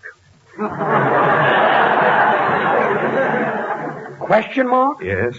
If the rigors of your seasonal voyage from your polar habitat are not too strenuous, would it inconvenience you to remit to the undersigned the following paraphernalia post haste and to wit? A 2-year-old child wrote that? Yes. Backward, isn't it? Yes, very backward, yes. The following are his requests. 1 copy of Roget's Thesaurus, 1 micromatic solar telescope with a 22-millimeter lens concave ground, and 1 guinea pig, 1 rabbit, and 1 frog for scientific dissection. How can a 2-year-old child write anything like that? Mr. Burns, he happens to be a quiz kid. Well, just watch the sound effects and on with the play. Music. Hear the clanking of the presses as the paper goes to press. It's a goofy gazette, and it's Gracie Allen's pet. Georgie is the star reporter. I'm the reporter. He's the reporter. This is Gracie's latest play. Artie writes the scandal column. I looks through the keyhole. He looks through the keyhole. Yes, this is Gracie's latest play. But Easton draws the funny. I'm a regular Peter Arno. Does he get a lot of money? I know. Senor Lee is the gayest one of all. The reason is a secret, and I'll tell you why he's gay. The reason I'm so happy is 'cause I'm not in this play. Gracie wrote the part that way. Now, Gracie, will you tell me who are you? Who am I? Who are you? Who am I? Who are you? Who am I? Oh, nuts, who are you? Yes, who are you? Me? Yes, you. Oh, me? Oh, my? Oh, me? I'm the owner of the paper. Ha, ha, ha, ha, ha. This is Gracie's latest play.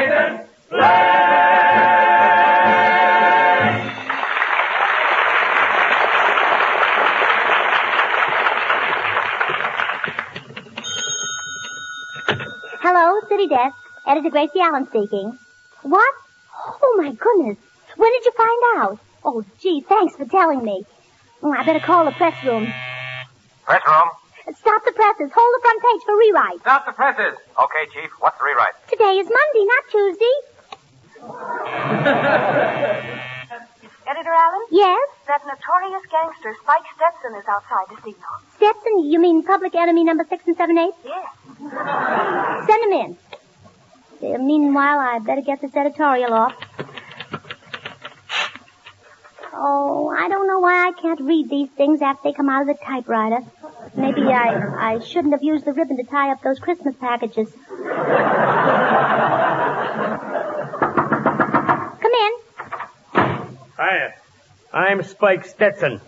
I heard a lot about your paper. Is it true that you're trying to clean up conditions here in the city? Oh, just a minute. Let me read my paper. Yeah, it's true.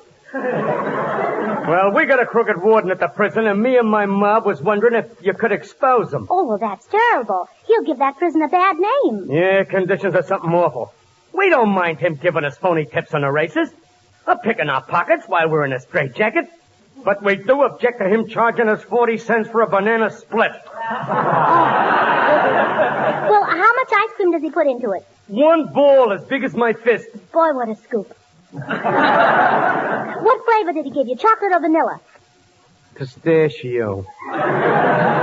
Pistachio? Why, the brute. Then you'll do something? Do something? My father before me was a publisher. He was a great crusader for honesty and integrity, and before he died, he said one thing. What's that? Oh. Well, you made me a happy man. Goodbye. Yes, Editor? Send in reporter Burns, reporter Houston, and reporter Shaw. Yes, ma'am. Hello, Chief. Hello, Chief. Hello, Chief. Hello, Steve. It's Steve. Who are you? Isn't this the Big Town program? No. Oh, pardon me. I'm the wrong script.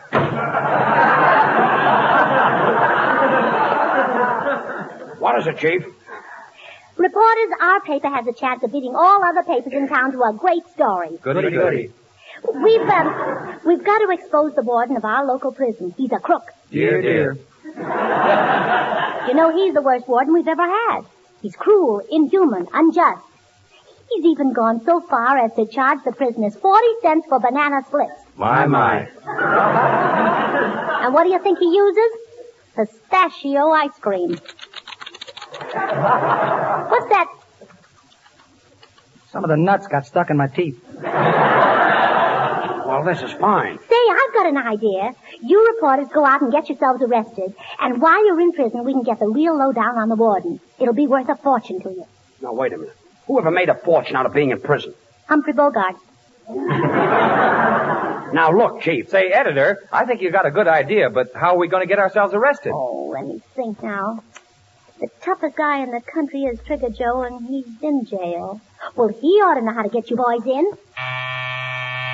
Yes, Editor? Get me Trigger Joe at the penitentiary. Yes, ma'am. Very well, Chief, yeah. I shall incarcerate myself in prison, yeah. The traditions of the paper are far greater than any individual, yeah. Senor Burns, with that acting, you sound just like Edward H. Robinson. You mean Edward G. Robinson? I don't know. You sound like H to me. Quiet back there. We're doing a play. I've got the penitentiary for you, editor. Hello, penitentiary? Yes? I want to speak to Trigger Joe.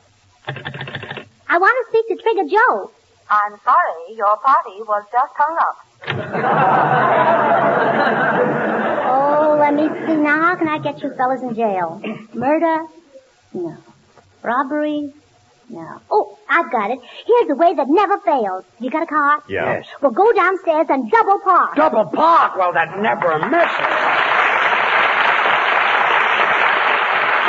Now the curtain goes down in our first act, and during the intermission, Artie Shaw and his orchestra, who are now appearing at the Palladium here in Hollywood, will play Dancing in the Dark.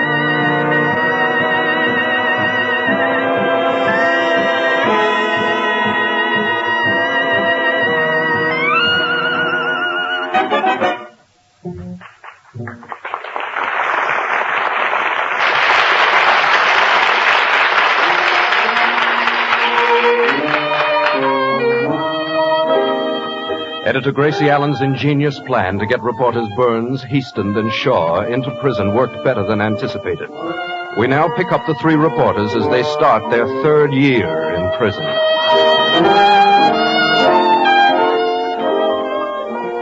Oh, don't worry, boys. I'll get you out of here if it takes me the rest of your lives. 2 years. It's driving me mad. Driving you mad. It's driving us all mad. All we hear day and night and day are those shuffling feet out in the yard. There they go again. Feet, meat. There he goes, folks. Meat. He's going stir crazy again. Meat. Say, George, did you hear how Susie got her man? The one all the girls call Smooth Talking Sam? It looks like I was right. Sure enough. We better humor Bud. He might get rough. No, Bud, I didn't hear how Susie got Sam, but I'll bet a wooden dollar It's got to do with Spam. Well, Artie, all men like delicious tender meat. So Susie served Sam a meat you can't beat. She served baked Spam when Sam came to dine. Yum Yum, said Sam, would make Spam taste so fine. Spam has a better flavor, said Susie to Sam. It's pork shoulder meat combined with ham. That's why Spam has an extra good flavor. Serve it soon. Do your family a favor. You can serve Spam cold, you can serve Spam hot. No matter how you use it, Spam sure hits the spot. For tender, tasty meat, put Spam on your table. Easy recipes you'll find on the Spam can label. It's easy to serve. Baked Spam, said Susie, gives you plenty of time for an afternoon snoozy. So Susie said to Sam, Spam sure tastes fine. And Sam said to Susie, will you please be mine? Thus ends the story of Susie and Sam, the gal who got her man 'cause she served him Spam. Tomorrow, when you go to your favorite food store, shout, I want Spam when you open the door. I wish the smoothies were here to get me out of this thing. I'd stop talking if I could hear them sing. Slice it, dice it, fry it, bake it, cold or hot, Spam hits the spot.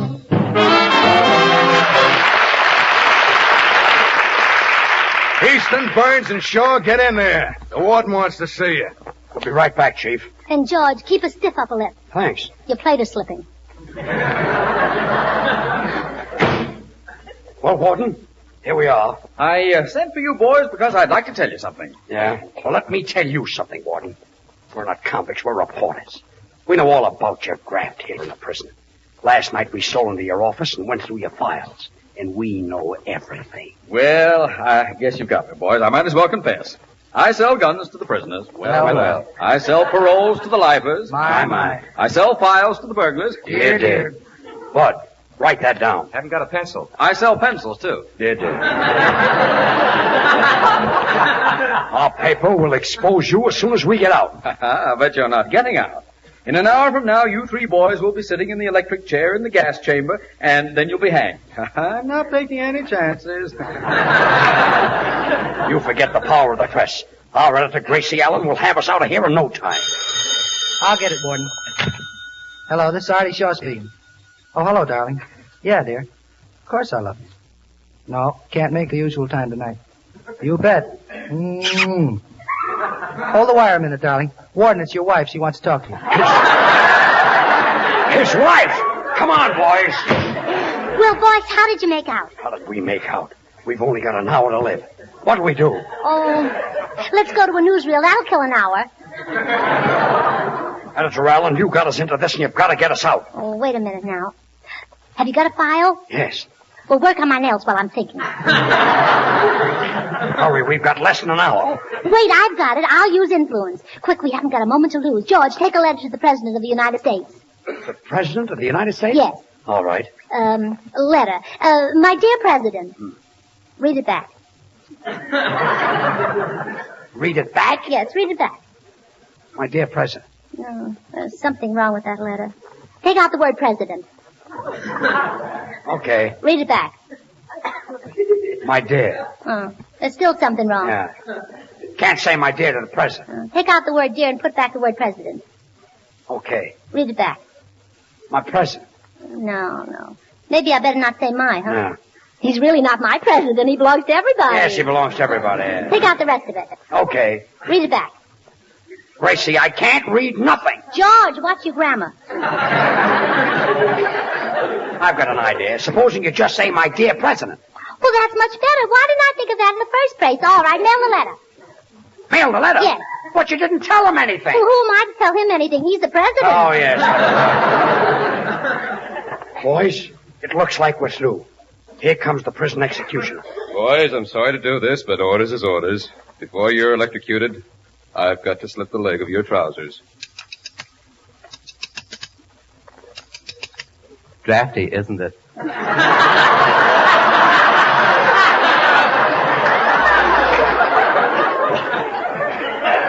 You said it. Well, boys, my last request will be for them to let me take along a can of Spam. A can of Spam? But how do you know where you're going? What difference does it make? Cold or hot, it hits the spot. Well, I guess this is the end. No, there are 3 more pages. Oh, quiet. Well, after I'm gone, I want them to scatter my ashes on the dance floor of the Palladium. Why, Artie? It's slippery there. Editor Allen, this is all your fault.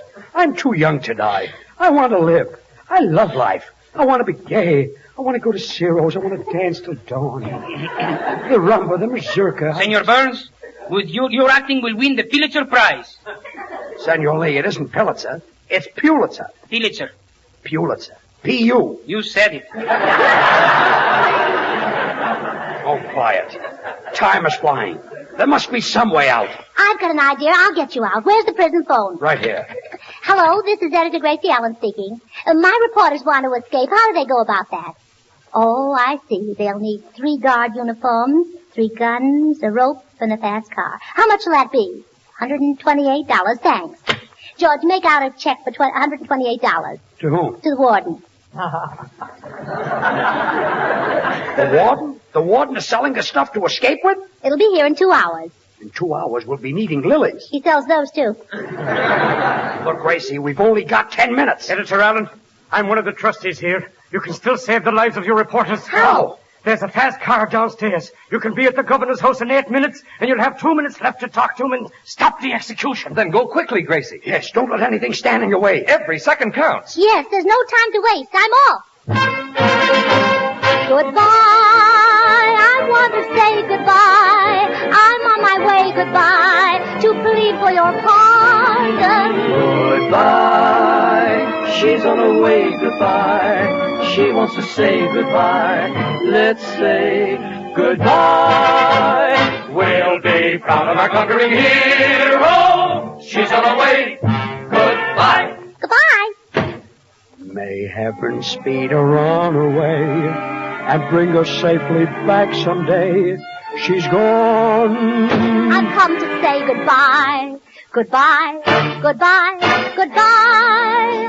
In fact, I've come to say goodbye. I mean, I've come to say goodbye. I'm on my way, goodbye. I'll fly to the governor. She wants to say goodbye. She's on her way, goodbye. Let's say goodbye. We'll be proud of our conquering hero.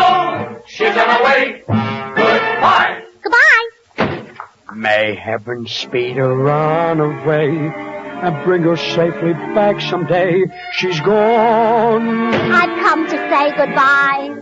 Goodbye, goodbye, goodbye. In fact, I've come to say goodbye. I mean, I've come to say goodbye. I'm on my way, goodbye. I leave to reprieve you. She says she wants to say goodbye. She's on her way, goodbye. Let's say goodbye. We'll be proud of our conquering hero. She's on her way. Goodbye. Bye. May heaven speed her on her way and bring her safely back someday. She's gone. I've come to say goodbye. Get out! Well, there's 9 minutes left, but she can still make it. Listen. That's the car. Yeah, that means she's on her way up. Do you hear that, prisoners? We're saved! We're saved! Hooray! Hooray! I've come to say goodbye. I give up.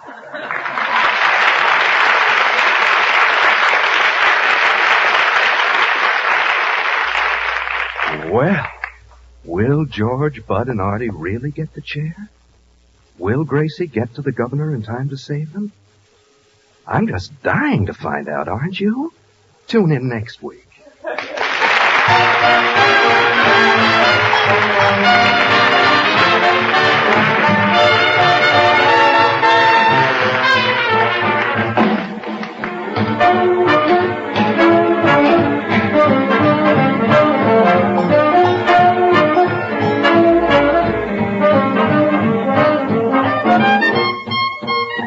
How to give your family good meals and yet save time for your last-minute Christmas shopping is a problem you can solve with Spam, S-P-A-M. Originated by Hormel, Spam is absolutely the most popular new meat item brought out in a generation.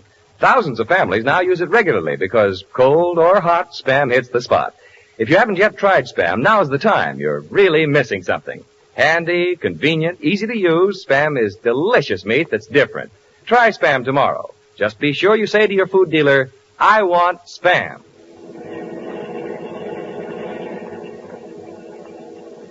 Driver, step on it. We've only got 2 minutes. Miss, I'm going as fast as I can. We'll make it. Oh, dear. Oh, wait a minute. Stop the car right here. Is this the governor's mansion? Oh, no, it's the May Company. Isn't that the cutest house in the window?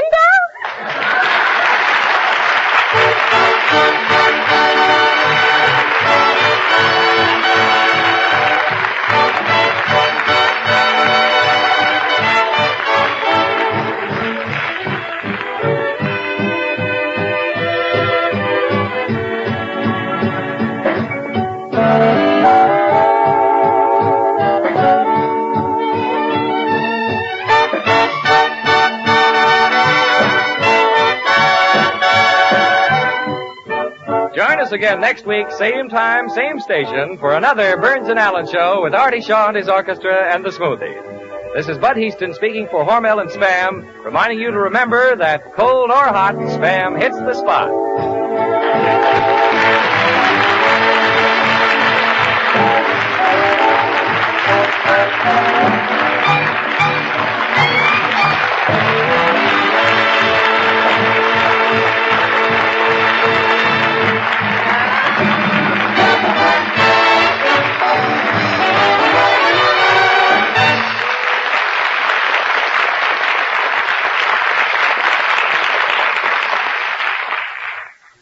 Have you tried Hormel chili con carne? Even those who think they don't like chili do like chili con carne the way Hormel makes it, because it's different and everybody likes it. Double your money back if you don't like it. Try Hormel chili con carne tomorrow. This is the National Broadcasting Company.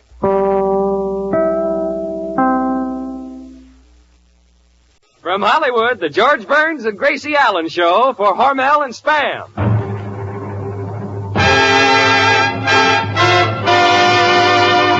George and Gracie.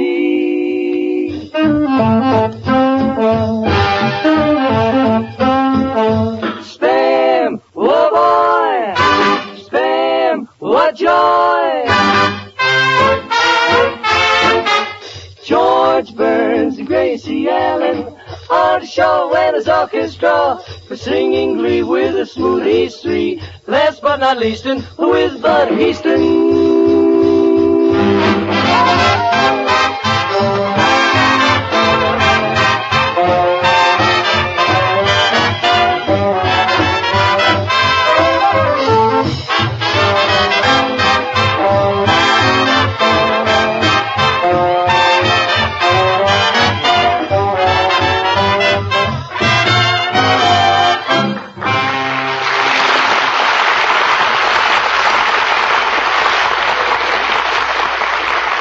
Time for Burns and Allen at your house. And say, have last-minute Christmas chores got you in a whirl? Now look, Mother, even though you don't get home until just before supper time, here's the quick, easy way to give your family swell food that satisfies husky appetites. Serve baked Spam, S-P-A-M. And baking is easy when you serve Spam. All you do is open a can of Spam, stud it with cloves, and slip it into the oven. The easy recipe is right on the label. In just a few minutes, you'll have a delicious main course. Spam is tender, juicy meat with extra goodness and flavor because Spam is a perfect combination of pork shoulder meat and ham meat.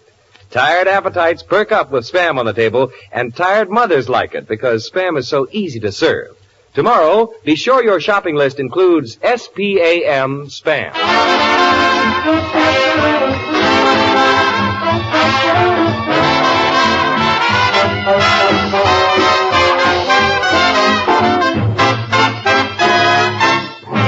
And here they are, your two favorite Spam stars, George and Gracie.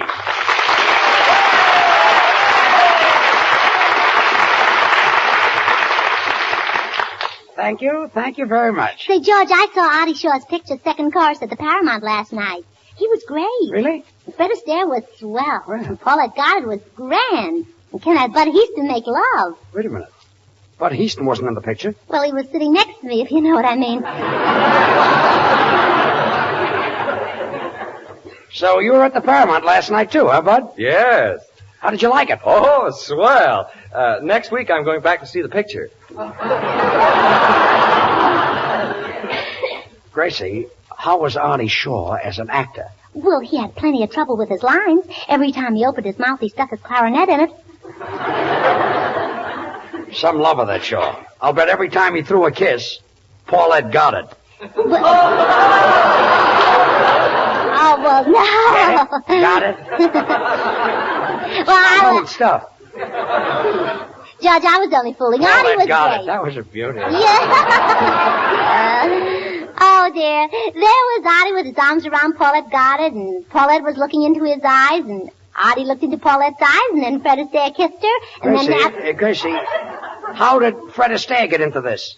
Well, he's very fast on his feet, if you know what I mean. Well, I'm not bad either. No? You know, in vaudeville, I used to be Goldie of Goldie Fields and Glide. No. So did I. Really? And you could tell by that Goddard line that I did the comedy. Yeah. Oh, yeah. I'll show you something right now. You know how Fred Astaire jumps up in the air and clicks his heels 3 times? How many times? 3 times. Yeah? Yeah. Well, I can jump up in the air and click my heels 4 times. Okay, watch. Well, how do you like it, Gracie? Oh, swell. You can come down now. Well, anyway, Artie, we've done a lot of kidding, but I hear that you're really great in the picture. Well, thanks a lot, George. I understand you play a romantic kid. Nah, George, those love scenes aren't all they're cracked up to be. For example, that scene at the breakfast table where I'm reading a newspaper and Paulette Goddard comes in and kisses me. Every time we did the scene, something went wrong. You know, she kissed me 52 times. Boy, that was awful. Awful? What was awful about that? I never got a chance to read Little Abner.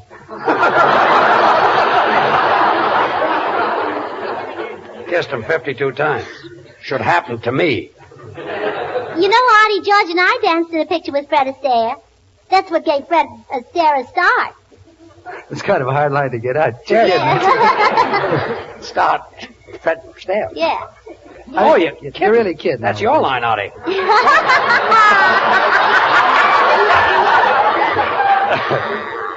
No, really. When he saw George dance, it gave him an awful start. Well, we got 2 laughs before that, Yeah. so this doesn't... Well, let's continue from there. Where are we? Yo también vi esa película, esa señorita Pauletta Goddard. Well, there goes Senor Lee. Muy bueno. You said something funny, huh? Well, there goes the guitar player interrupting again. Hey, Senor Shaw. Hey, Artie. Hey, boss. Hey, lover. What is it, Senor Lee? You in the picture with Fred Astaire? That's a strange coincidence. Senor Lee, you said that wrong. Perdóname. Senor Shaw, you being in the same picture with Fred Astaire is a strange coincidence. Well, that sort of finishes up Artie Shaw's new picture, second chorus. And Artie, you noticed I mentioned it 3 times. Is that enough? Yeah, and someday I'll write a little song about Spam. Well, thanks, kid. Gee, that'll be swell, Artie. Spam's bound to become #1 on the Eat Parade. On the Eat Parade. Well, now let's start our play. Gracie, give out the scripts. Okay, Bud, take it. Ladies and gentlemen, as you remember, last week we did a play, and we left off with George, Artie, and myself in jail about to be hanged, and Gracie on the way to the governor to try and save our lives. Lights, curtain, music.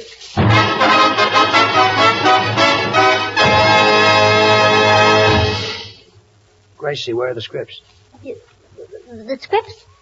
Yeah, the scripts for the play. Oh, the radio scripts. Yeah, the radio scripts. I gave them to you this morning. Where are they? You want to talk about my brother? Who's interested in your brother? The woman across the street. Well, who cares? Her husband.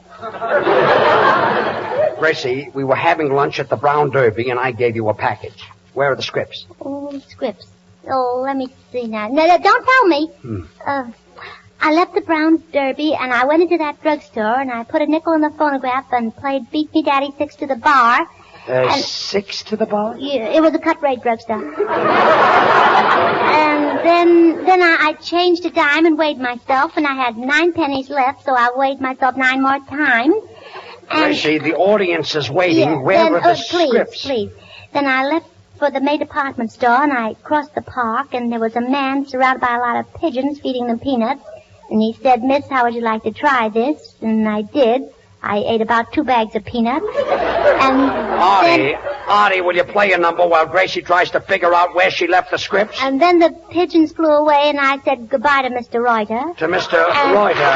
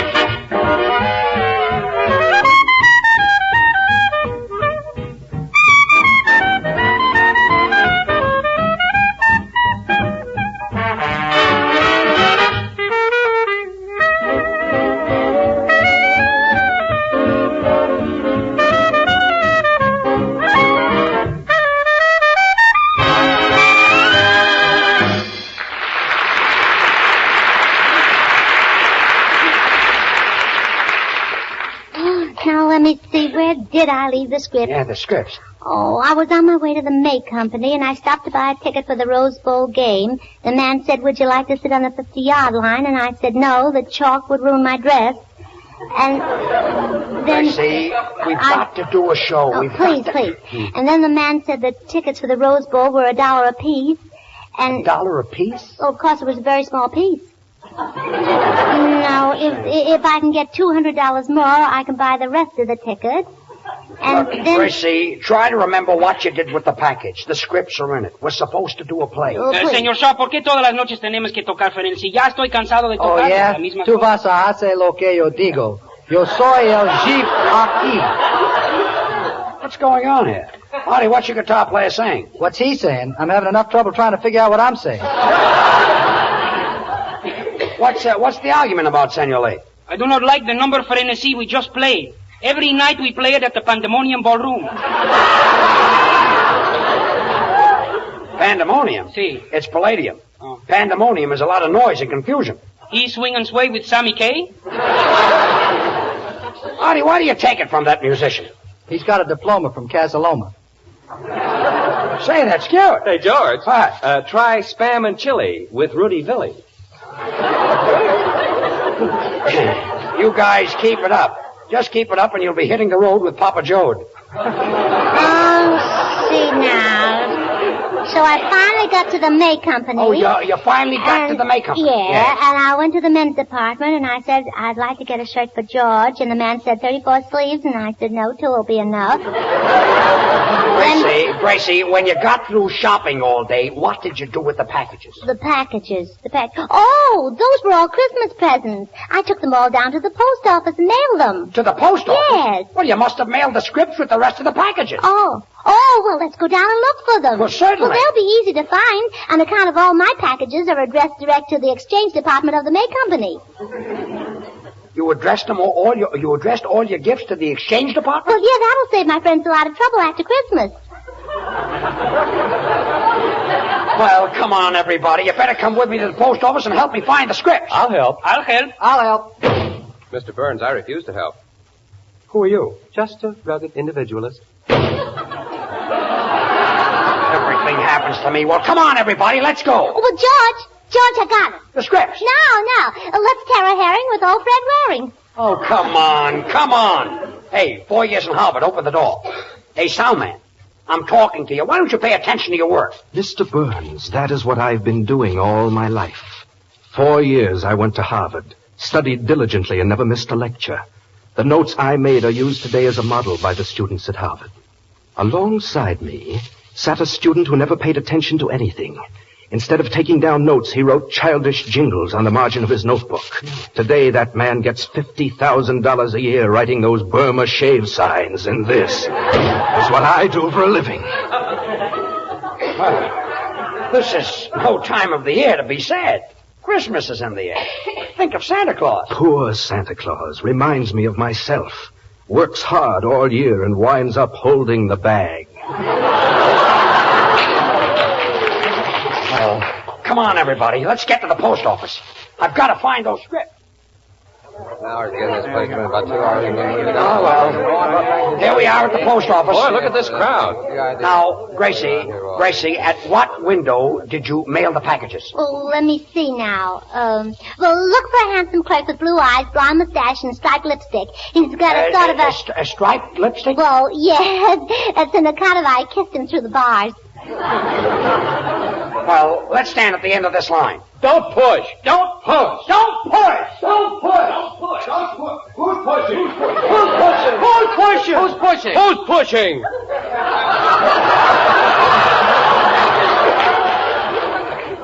Well, we'll never get to that window. I had to give you the scripts. Say, George, I know how to get in front of this line. With all these men? Well, yeah. Never. Well, just watch me. Look, here comes Teddy Lamar.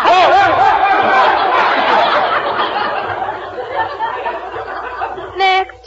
Who's first in line? I am. Oh, what a day. Have we been rushed? Do you know, miss, that today I sold 1,000 1-cent stamps? Well, if I were you, I'd sell 3-cent stamps. Why? Well, you meet a better class of people. Oh, have I been busy? I've been standing on my feet since 7 o'clock this morning. Oh, you must be tired. Why don't you let me stand on them for a while? Gracie, ask her about the package. What? Ask her about the package. Ask her about what? The package. The package. The package. The package. The package. The package. Thanks for your help. You're welcome. You're welcome. You're welcome. You're welcome. You're welcome. You're welcome. Hey, George, when you get down to the window, will you mail this Christmas gift for me? Sure, if I ever get down there. Well, look, it's for me. Artie, what are you sending me? It's a lounging robe. That's funny. Last Christmas I sent you a lounging robe. Well, it's the same loungy robe. Well, thanks, kid. And you know what I want this Christmas? Now what? A great big sailboat. Well, in this weather, you can use it. Senor Burns, will you please mail this package of dishes for me? But be careful with it. It's high-class crookery.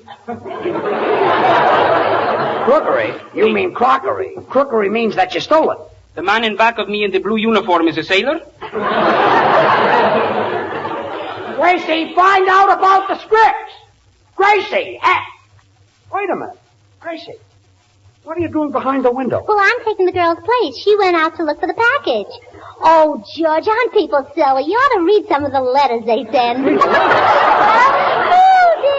Listen to this one. Dear Santa Claus, please send us a man for Christmas. And if you can't find one, please come yourself. Signed, Brenda and Cubina. Gracie, you mean you're opening the mail? Yeah, isn't it fun? I'm so glad I took a place.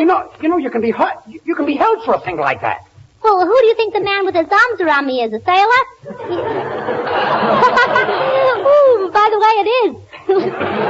Gracie, the package. We've got Oh, look, isn't this a sad letter? Dear Santa Claus, we've been waiting for you for a long, long time, but you never come to visit us. If you don't come this year, what will I tell the children? Signed, Mrs. Santa Claus. Gracie, you've got to find the script.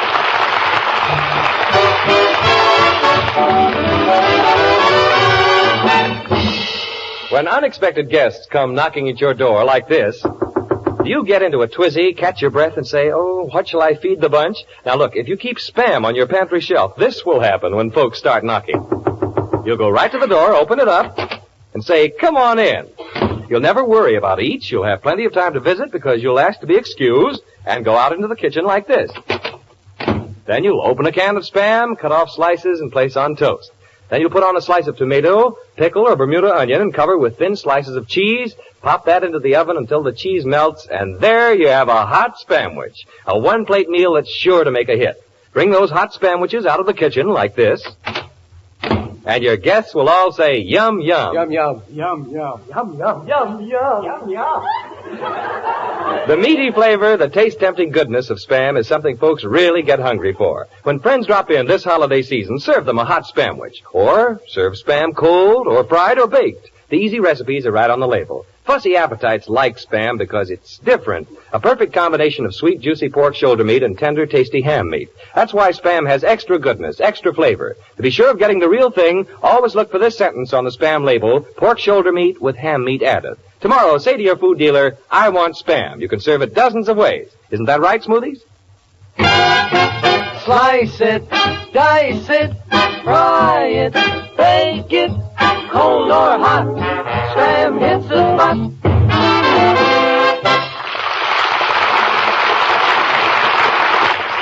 Gracie, get away from that window. We've got Hey, you stop pushing! Stop pushing! Stop pushing! Stop pushing! Wait a minute! Wait a minute! We did that. We did that! We did that. We did that! We did Quiet! Quiet! Well, who's next? Gracie, will you come out from behind that stamp window? We've got to find the script. Say, sourpuss, get back in line. Miss, can I have a 1-cent stamp? Well, we've got a 1-cent stamp if you really want it, but if I were you, I'd take one of our 6-cent stamps. They're a little more expensive, but they'll last longer. And they're washable. And besides that, they look very pretty on your tongue. Miss, I'd like a 1-cent stamp. The one that has Lincoln's picture on it. Oh, well, which Lincoln do you mean? Henry Fonda or Walt Houston? Never mind. Next time I'll go by train. Well, isn't that a silly man? Next. And what can I do for you, sir? Remember me, I'm George Burns.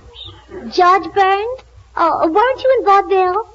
Yeah, we played together at the DeKalb in Brooklyn. Well, didn't you work with a very beautiful girl? Yes, and that happens to be you. Oh, well, imagine running into me. It certainly is a small world. Gracie, what about the script? Hey, mister, Come out get from... back in line. Oh, what can I do for you, madam? I hope I'm not too late, miss. Can I catch the China Clipper? Well, you might be able to if you put another feather in your hat. Look, Gracie, what about the script? Will you come Get back in line! Listen here. Get back in line! Well... Look, miss, I've been writing with one of your pens, and I've got a handful of ink. A handful of ink? Well, thanks for telling me. You may keep it for your honesty. Gracie, what about the script? Get back in line. Look, I'm not getting back in line. Attaboy, George. You stay out of this. Anybody that talks that way to George Burns gets a punch in the nose. You know who I am? No, who are you? I'm the vice president of the Hormel Company, makers of Spam. You know who I am? No. Thank goodness.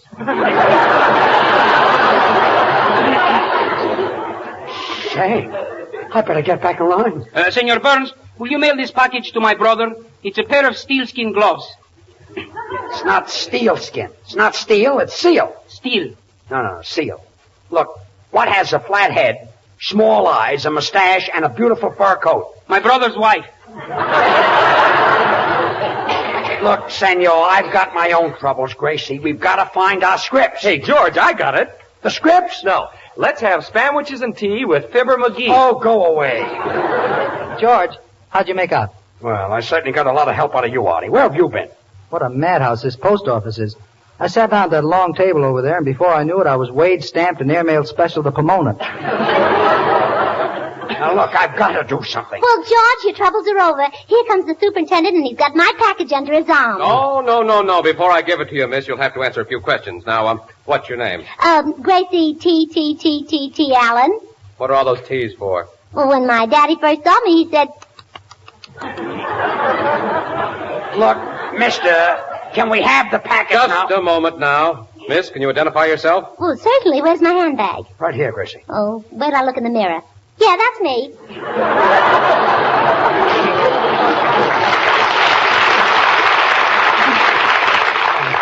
I can't stand it. This is awful. Well, never mind. Here's your package. Well, thanks.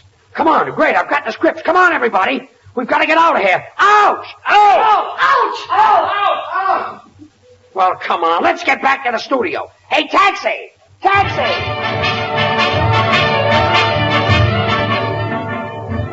And so tonight, ladies and gentlemen, we bring you the second episode of Gracie Allen's dynamic play. As you remember last week, George, Bud, and Artie were in the jail, sentenced to be hanged. And Gracie was on her way back from the governor's offices, where she'd been making a plea for their lives. The scene opens with the boys anxiously pacing their cell as Gracie arrives. Well, this is simply awful. Oh, she's been away for hours. Never get over it. Oh, boys, I've got some terrible news for you. You mean we're going to the gas chamber? Worse than that. We're going to be hanged? Worse than that. Electrocuted? No, worse than that. Well, what can be worse than that? I left the scripts in the taxi. Oh.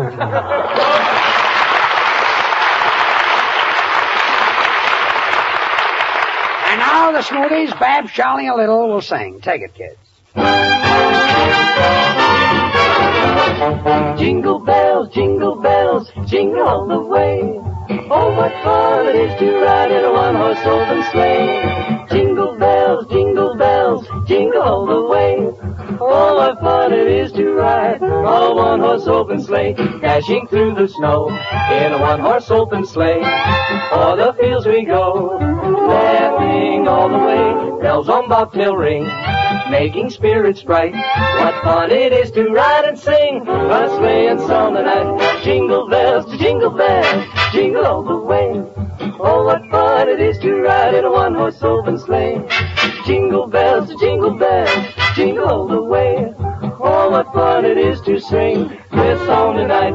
Now's the time to bring good cheer. Jingle, jingle, jingle, jingle, jingle bells. Jingle, jingle, jingle, jingle, Sanjali.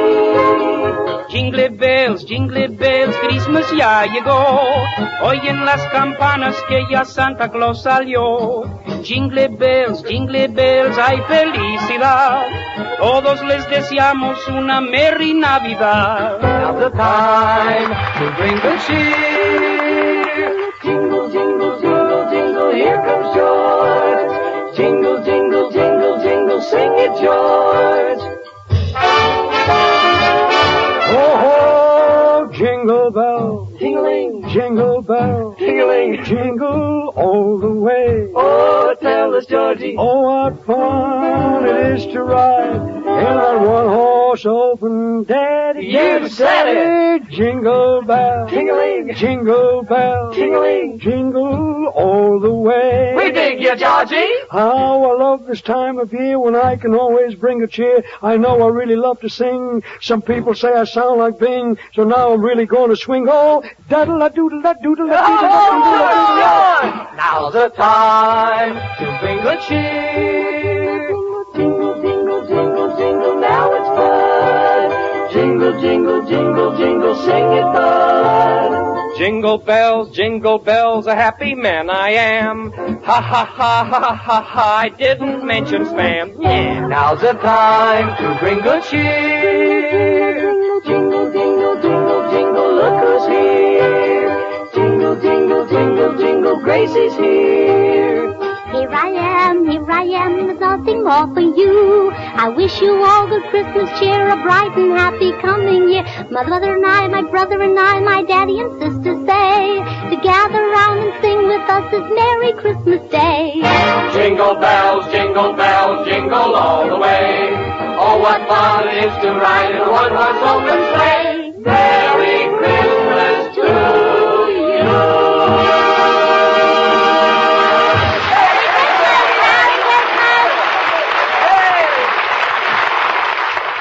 Every day, more and more families discover that Spam solves mealtime problems quickly. Originated by Hormel, Spam has become the most popular meat item brought out in a generation. Spam is tender, juicy meat with a taste and a flavor all its own. Fry golden brown slices for breakfast. Serve Spam cold for lunch, just as it comes from the can. Bake Spam for dinner. Look for the easy recipes on the label. If you haven't yet tried Spam, now's the time. You're really missing something extra good. Tomorrow, ask your food dealer for SPAM Spam. Thanks, Bud. Well, Gracie, say goodnight. Well, good night. Say, George, I just thought of a riddle. Riddle? What is it? What did the governor of North Carolina say to the governor of South Carolina? What did he say? Merry Christmas. Good night, all. Have you tried Hormel chili con carne? Even those who think they don't like chili do like chili con carne the way Hormel makes it because it's different and everybody likes it. Double your money back if you don't like it. Try Hormel chili con carne tomorrow. Join us again next week for Burns and Allen with Artie Shaw and his orchestra and the Smoothies. This is Bud Heaston speaking for Hormel and Spam, reminding you that Spam hits the spot. This is the National Broadcasting Company.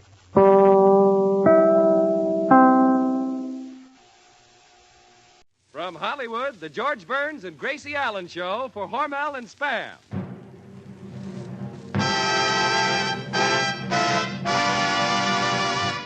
George and Gracie.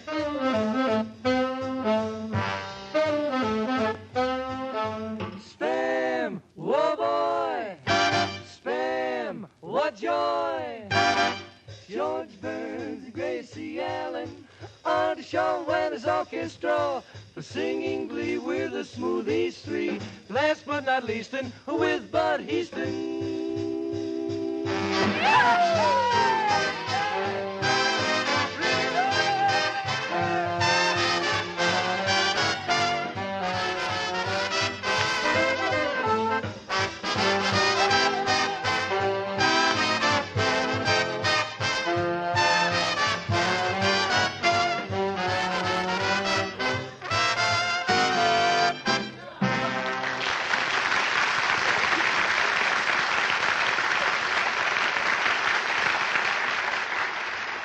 Well, it's Monday night, the 13th.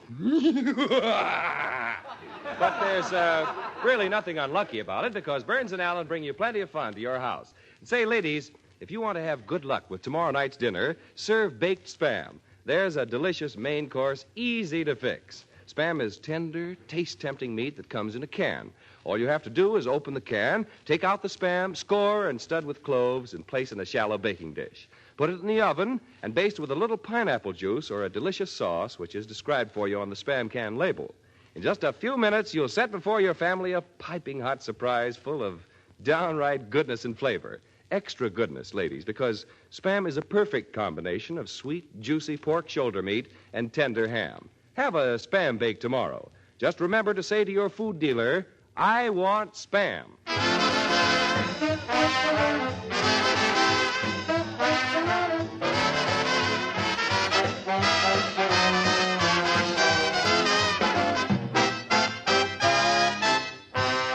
And here they are, like Spam, cold or hot, they hit the spot, George and Gracie.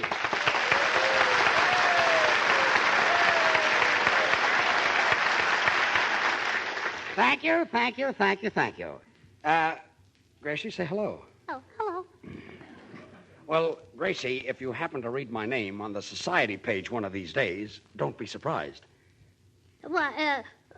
What'd you say, George? I say, if you happen to read my name on the society page one of these days, don't be surprised. Oh, no, I won't be. Well, there's no reason why you shouldn't right be in there all society. the time, but well, you I didn't say it, George. You know, it's very hard to see when you're looking up. Yeah. Have to look down, yes. You know, George, only yesterday I was saying to my sister Bessie, what does Cornelius Vanderbilt got that George hasn't got? He's got position, he's got friends, he's got money, he's got culture. Me? No, Cornelius Vanderbilt. Oh. But my sister Bessie says I still think he's a lowbrow. Cornelius Vanderbilt? No, you.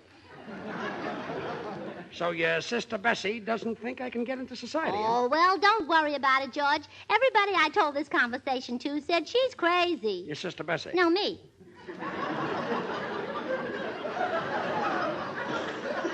Well, anyway, Gracie, the reason I said that you would see my name on the society page was because last night I went out You with did? Well, last night I went to the Palladium Ballroom where Artie Shaw is working. Yes. And as I came in, the band was playing Jeannie with the light gray hair. So I checked my Just coat. a minute. And Jeannie with the light gray hair? yes, so I checked my coat. Gracie, and then it's Jeannie with the light brown hair. Yeah, I know, but she turned gray from overwork.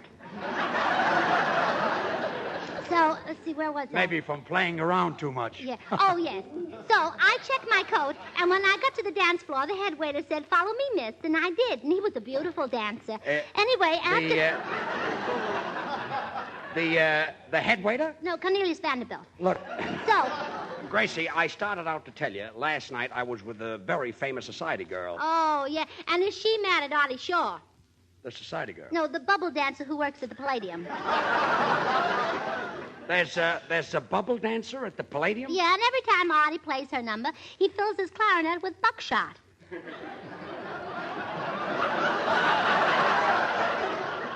With buckshot? Yeah, and that way he plays fantasy and pops the bubbles at the same time. Pops the bubbles at the same time? Yeah. Boy, oh boy, I wish I were there last night. Why, Bud, I'm surprised at you. I can't help it, George. I'm just crazy about fantasy. This Bud is really a musical genius. He is. Say, did you know that Bud plays all the popular songs with one hand? Well, what does he do with the other hand? Drops in the nickels. Anyway, last night I was out with this society girl. Oh, who cares? As I was saying before I was rudely interrupted. And if it happens again, a certain guy is going to get fired. Last night I was out with... Look, it might interest you to know that there's a certain clarinet player that you can't bully because he doesn't have to take that kind of talk. Who? You? No, Benny Goodman. Very funny, Artie. A big scream. Artie, that's a fine thing to say to George after the hundreds of nice things he's done for you. Hundreds of nice things. What's he ever done? Yeah, George, name one. Name one? How about the time... Yeah, Artie, how about that time? What time? Yeah, George, what time? When I first found him. What was he? Yeah, Artie, what are you going to say to that? Nothing. Well, that may be true. But, George, you've got a lot of nerve saying Artie was nothing. I said Artie was nothing? Oh, please, George, once is enough. Wait a minute. Who does George think he is? Yeah, George, who do you think you are? This is stupid. Please, Artie, you can't say George is stupid. What? Well, he is stupid. You're nothing. Yeah, you're nothing. You're nothing. Oh, yes, please, yes, Please, you're boy, nothing. That's enough for you. please. What's the argument about? Well, he said I was nothing. He said I was nothing. Oh, aren't you two boys ashamed of yourselves arguing over nothing? Come on, boys. Shake hands and make up. Well, against my will. All right, Ollie. I guess it was my fault. Yeah, well, it's against my will, too. And it was my fault, I guess. After all, you have done a lot of nice things. You have done a lot of nice things for me anyway. Name one. Yeah, name one. Oh, quiet! This is going too far. You people are just jealous because I'm stepping into society. Yes, George, I think it's great, wonderful, marvelous, delightful. Society? No, spam. Look, will you stop? This girl is coming up here tonight, and I'm trying to tell you Pero that ¿de qué it's se very trata de la important ¿Por qué no that- me dijeron de la sociedad? Yo sé mucho de esas cosas, hombre. Well, Ya, nada más. now it's the guitar player. Senor Lee, why are you butting in? Senor Burns, this society girl, this debutante. Debutante? Sí. Is she pretty like that movie star Catherine Hartburn? Heartburn? It's Hepburn. Hartburn. Hepburn. Do you know the Philadelphia story? Is it clean? What an ignoramus. I'll bet he can't even spell his own name. I can't so spell my own name. Well, let me hear you do it. What? From memory? Gracie, I don't think that was so funny. Well, neither do I. Well, what are you laughing at? Well, my brother Willie's letter. He's the one who's been drafted, you know. Oh, yes, he just joined the army, Willie. Well, here's the letter. Dear Mother, Dad, Gracie, and Mr. Faversham. Who is Mr. Faversham? Well, that's the mailman. He always reads the letters first. Well, that stands to reason. Thanks very much for the birthday turkey you sent me. My tent mates and I lit the 21 candles, and we really had a wonderful time. Yesterday I was on 21 candles on the turkey? Yeah. Yesterday I was on the Your brother is 21 years old? No, the turkey. Oh, the turkey. Yesterday I was on the target So he range. put 21 lit candles on the turkey? No, under the turkey. Lighted the candles under the turkey? Yeah. Well, how else could he cook it? Well, I never thought of that. I see what you mean. Yesterday I was on the target range with a group. George, what letter is this? An A or a V? Looks more like an R. No, it couldn't be R. His R's look like G's. What about his eyes? They're very weak. That's why his R's look like G's. I see. Oh, well. His O's look like M's. His O's look quiet. He was on the target range, yeah. remember? Yesterday I was on the target range with a group of rookies, and I shot for 3 hours. I would have shot longer, but I ran out of rookies. Your brother ought to get a medal for a thing like that. Oh, he did, but not just for that. Hmm. He's also the only tank in the regiment who doesn't need armor. That's a nice kid. He probably parts his hair with a corkscrew. Yeah, well, so does my brother. I was going to say corkscrew. Yeah. I should have said it. Yeah. Got a big laugh. Well, say it. Thanks. You see, you don't have to write for me. No. I just make a mistake, and what a wow, what a wow. Well, anyway, more letter. Yes. Thanks for the picture of Daddy you sent me to wear next to my heart. I had a little difficulty at first, but now I slip the picture inside of my woolen underwear and then climb in with it. He climbs in with it? Yes. It's a full-length picture, I George. see what you mean, yeah. Even so, I had to cut the feet off the picture, as Daddy is 5 inches taller than I am, and I look silly being that far off the ground. Signed, Willie. That's the finish of the letter. Yes. Good. P.S. I've got 3 marvelous tent mates, but one thing seems to be lacking. We haven't got a tent. Well, I've heard everything. Well, that's plenty, Gracie. Now the Smoothies, Damn Charlie and Little, was saying there'll be some changes made, and I wouldn't be a bit surprised if Senor Lee would chime in. For there's a change in the weather, there's a change in the sea. From now on, there'll be a change in me. My walk will be different by talking my name. Nothing about me, honey, is gonna be the same. I'm gonna change my way of living, honey, if that ain't enough. Then I'll change the way I strut my stuff, 'cause nobody wants you when you're old and gray. There'll be some changes made today. Honey, there'll be some changes made today. For there's a change en el clima, there's a change en el mar. También cambiamos nuestro modo de amar. Y si tú lo quieres, me cambio también. Buenas noches, cucaracha. Boriodo and cha-cha-cha. Yo lo que yo te digo, no te quiero mentir. Voy a cambiar mi modo de vivir. Entonces es cuando tú me vas a amar. Y yo lo sé muy bien, my darling sweetheart, porque me voy a cambiar. For there's a change in the fashions, and there's a change in the shoes. There's a new way people get the blues. I must make changes from old to new. I must do things the way the others do. I'm gonna change my tomorrow. I'll make my changes today. 'Cause I must have lots of lovin'. Ooh, I gotta have it or I'll fade away. Just hold your horses, lover boy is on his way. There'll be some changes made.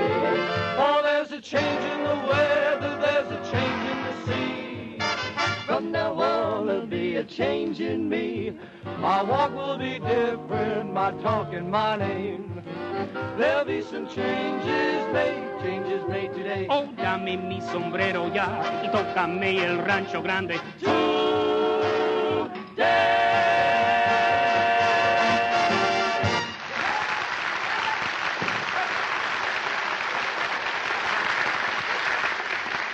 Well, Smoothies and Sanya Lee, that number was Tres Tres Chick. That's French for in the groove. But none of you people would know that because you don't mingle with society, you see. All right, poor man's Charlie Knickerbocker. Who we out with? Doris Duke or Barbara Hutton? Happens to be Cubina Wright Jr. Cubina Wright Jr.? That's right. Well, pull my tooth and call me Duchess.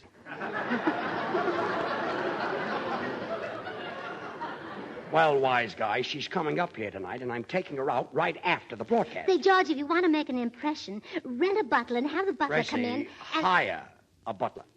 Rent a butler, did you say? Yeah. Gracie, hire. George, if you want to make an impression, rent a butler and have Gracie, him come in. hire. George, if you want to make an impression, rent a butler. I'm sorry, that's as high as I can go. No. Look, Gracie. You misunderstand me, and I pretty near killed the whole thing altogether. Look, Gracie, people rent furniture, they rent cars, and they rent apartments, but they hire butlers. Well, that's Hollywood. They haven't got a dime bust. They've all got butlers. Gracie, this whole thing was your idea. Yeah, but I bet if I thought of it, you'd say it was silly. All right, when Cubina Wright gets here, I'll rent the butler. Hire. Quiet. Anyway, to impress her, have the butler announce your name in Russian. In Russian? Yeah, you'll be a much bigger name that way. Well, I've had enough. I've had enough? Oh, that's pretty. But personally, I like Rachmaninoff. Look, Gracie, when she gets here, will you try and conceal your absurdity? Oh, is that thing showing again? Yeah, it's a little bit on the bias. It's showing just a little bit. Senor Burns, if you want to make an impression on her, why don't you buy a racehorse like Saw Biscuit? Saw biscuit? Si. You mean sea biscuit? Saw. Sea. Saw. Sea. Saw. Sea. Let me off. I'm getting dizzy. Sanya Lee, this goes for you, Gracie, and everybody else here. Tonight, I don't want any wisecracks. Oh, leave it to me, George. Now, listen. As soon as she comes in, I'll say, ladies and gentlemen, have you tried Spam? Spam? Spam? Yeah. Now, what's your language? It's spam. Well, I say, what's your That's language? when the line comes in. Yeah, you see, okay. yes. Now, it's, watch this now. It's unadulterated porcine clavicle with ham meat added. How do you like that? Oh, well, that's fine. That's very Now, good. Yes. frigid or torrid, it strikes a responsive chord. Good and ritzy, huh? That'll help a whole lot. But society people don't talk that way. They have charm. They have culture. They're natural. Why, they hardly open their mouths when they speak. As a matter of fact, Bud, a big mouth shows lack of breeding. Isn't that right, Gracie? Oh, don't ask me. I wouldn't know.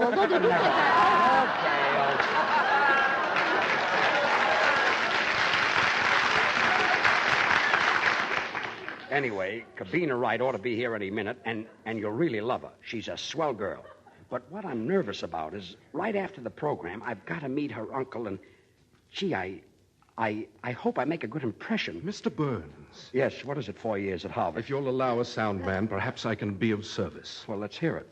Having majored in psychology at Harvard, I feel qualified to advise you on the art of making friends. Well, thanks. It's all a matter of striking a note of common interest. I think you've got something. For instance, if her uncle happens to be a philatelist, talk about stamps. Yes. If he happens to be an Epicurean, discuss foods. Mm-hmm. If he happens to be a fraternity brother, give him the fraternal handshake. It might even make it easier if you knew what college he went to. Well, he's a Yale man. Give him a hot foot.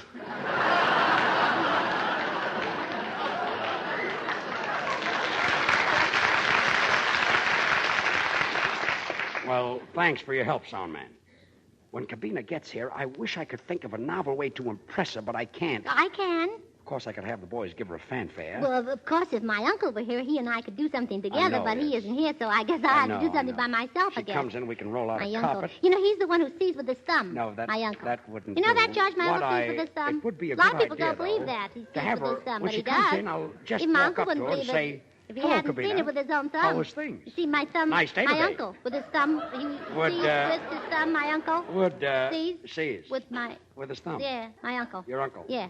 Your uncle sees with his thumb? Yeah, he sees if his soup is hot. He sees if the soup is hot. Now, Artie Shaw, his clarinet and orchestra put some original touches to the old spiritual, Nobody Knows the Trouble I've Seen.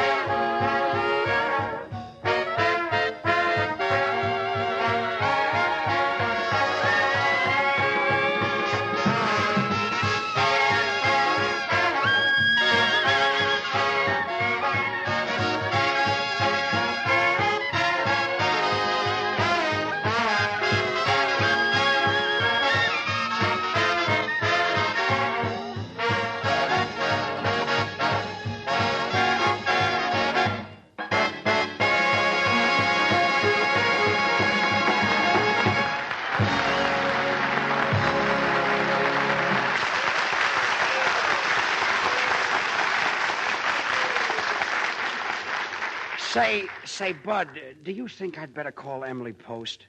I've got about 1,000 questions to ask her. Oh, no, you don't have to ask Emily Post. Ask any woman, George. If you ask women the right way, you can get the right answer without any trouble. You can, Bud? Oh, that's right. I'll show you how. Now, watch. Watch, George, now.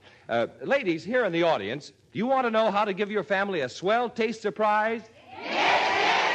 Say, Bud, I think you got something. Thanks, George.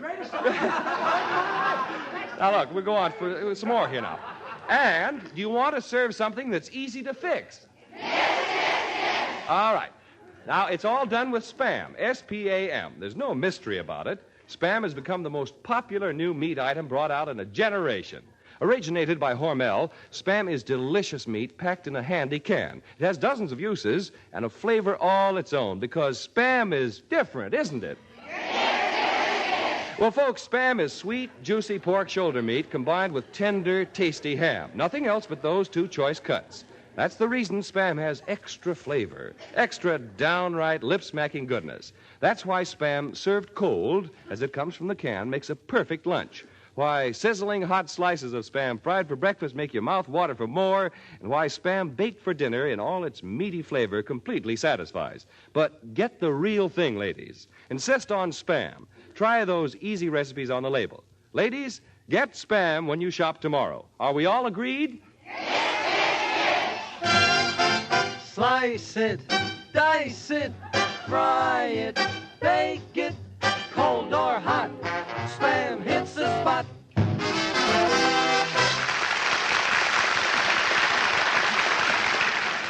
Say, George, if Cubina doesn't show up, I know a beautiful society girl that'll go out with you. You do? Yeah, but first you better call up Gladstone 1131 and see if I'm there. You're a society girl? Well, sure. It takes 4 maids to help me with my milk shower. Your milk shower? Well, sure. You take milk showers? Every day. What's the 4 maids for? To hold the cow over the tub.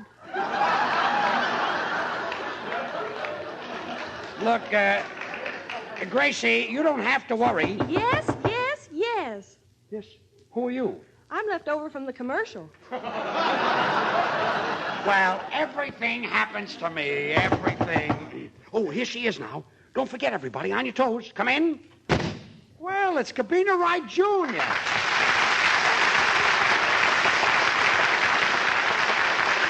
Well, how are you, Cubina? I'm so glad to see you. Fine, George, and I'm very glad to see you. Well, look, George, she talks with her mouth open. You told me society girls only talk like this. Quiet. Gracie, this is Cubina Wright. Now, George, don't forget Junior. No, I want to meet him, too. And, Cubina, this is Artie Shaw, our musical director. How do you do? Miss Wright, this is a pleasure. The charm of your presence exceeds even the flattering reports that preceded you. Boy, am I corny. You can say that again, brother. Cubina, you'll have to forgive Mr. Shaw. You see, as the saying goes, he's a little bit off the cob. Oh, look who's talking. Oh, she's got a wonderful sense of humor. Say, Cubina, I thought you lived in New York. Well, I do. You see, my being here is purely an accident. Well, so is mine. My mother expected a boy.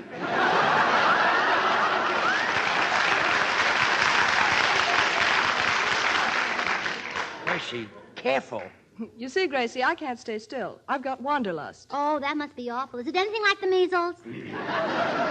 No, Gracie. Wanderlust means moving from place to place. Oh, that's the measles, all right.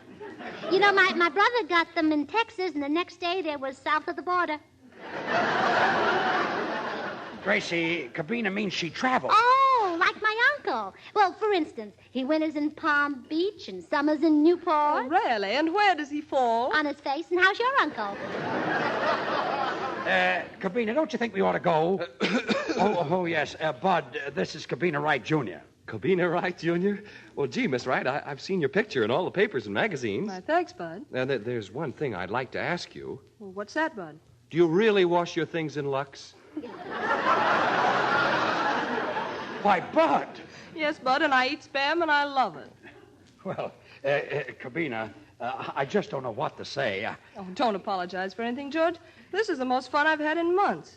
I'm so tired of going out with all these well-groomed, good-looking society men who spend so much money on you, who have such good education and fine manners, and it's a pleasure to be with you.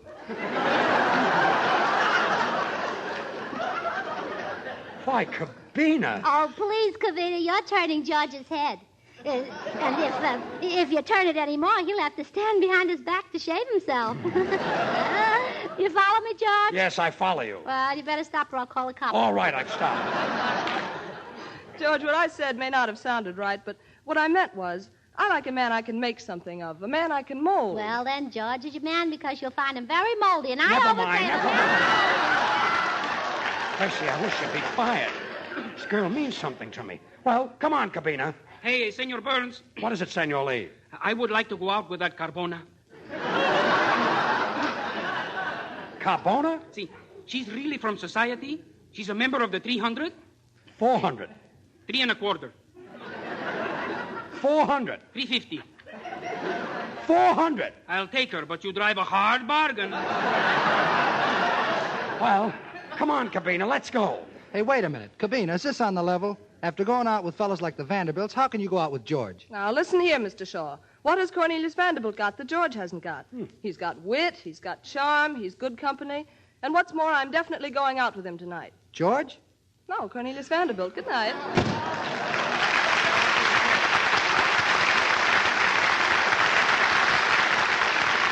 Well, Artie, you fixed it. That was a lot of wise cracks. Yeah, with all those wise cracks. Yes, all those silly things. Yeah. And Gracie, don't you start again and don't help me with all this talk. Yeah, Artie, we've I've had enough listened to for you for years. Artie, you've got Now, a lot let of me nerve. tell you It's fellas something. like you that make fellas All like you. right,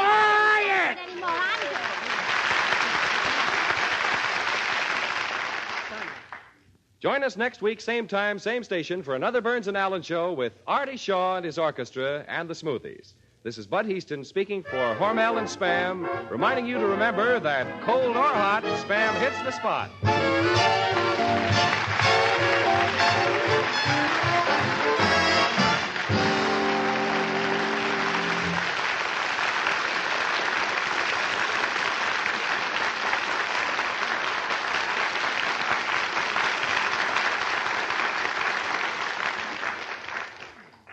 Have you tried Hormel chili con carne? Even those who think they don't like chili do like chili con carne the way Hormel makes it because it's different and everybody likes it.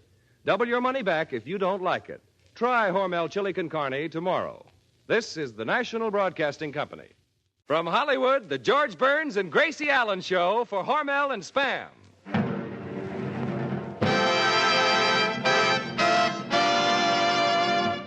George and Gracie.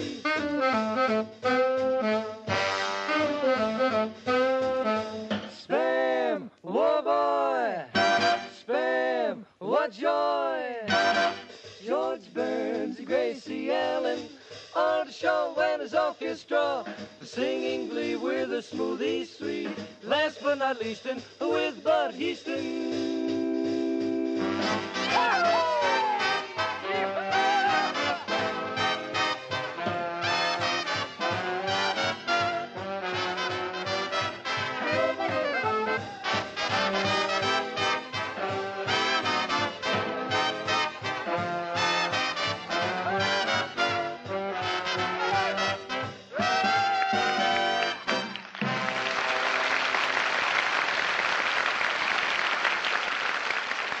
Well, another Monday night brings that familiar phrase, time for Burns and Allen. It seems to me there's another familiar statement that says, you'll never know until you try it. And friends, you'll never know how downright delicious Spam is until you use this grand-tasting meat that comes in a handy can. Spam has dozens of uses, and a good way to introduce your family to this tender meat is to fry slices for breakfast. Just open the can, cut off slices of Spam, and pop in a hot pan. One bite of Spam's sweet, juicy goodness and meaty flavor will convince you that Spam will be served often at your house. So when your food dealer says, "What'll it be today, ma'am?" you just say S-P-A-M, Spam.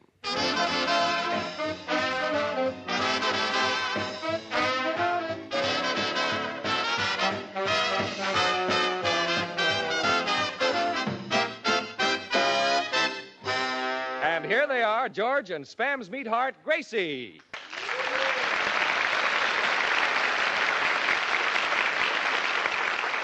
Thank you. Well, Gracie, here it is Monday night again. Doesn't time fly? Fine, thank you. And how are you? Wait a minute, Gracie. What are you doing? I'm knitting.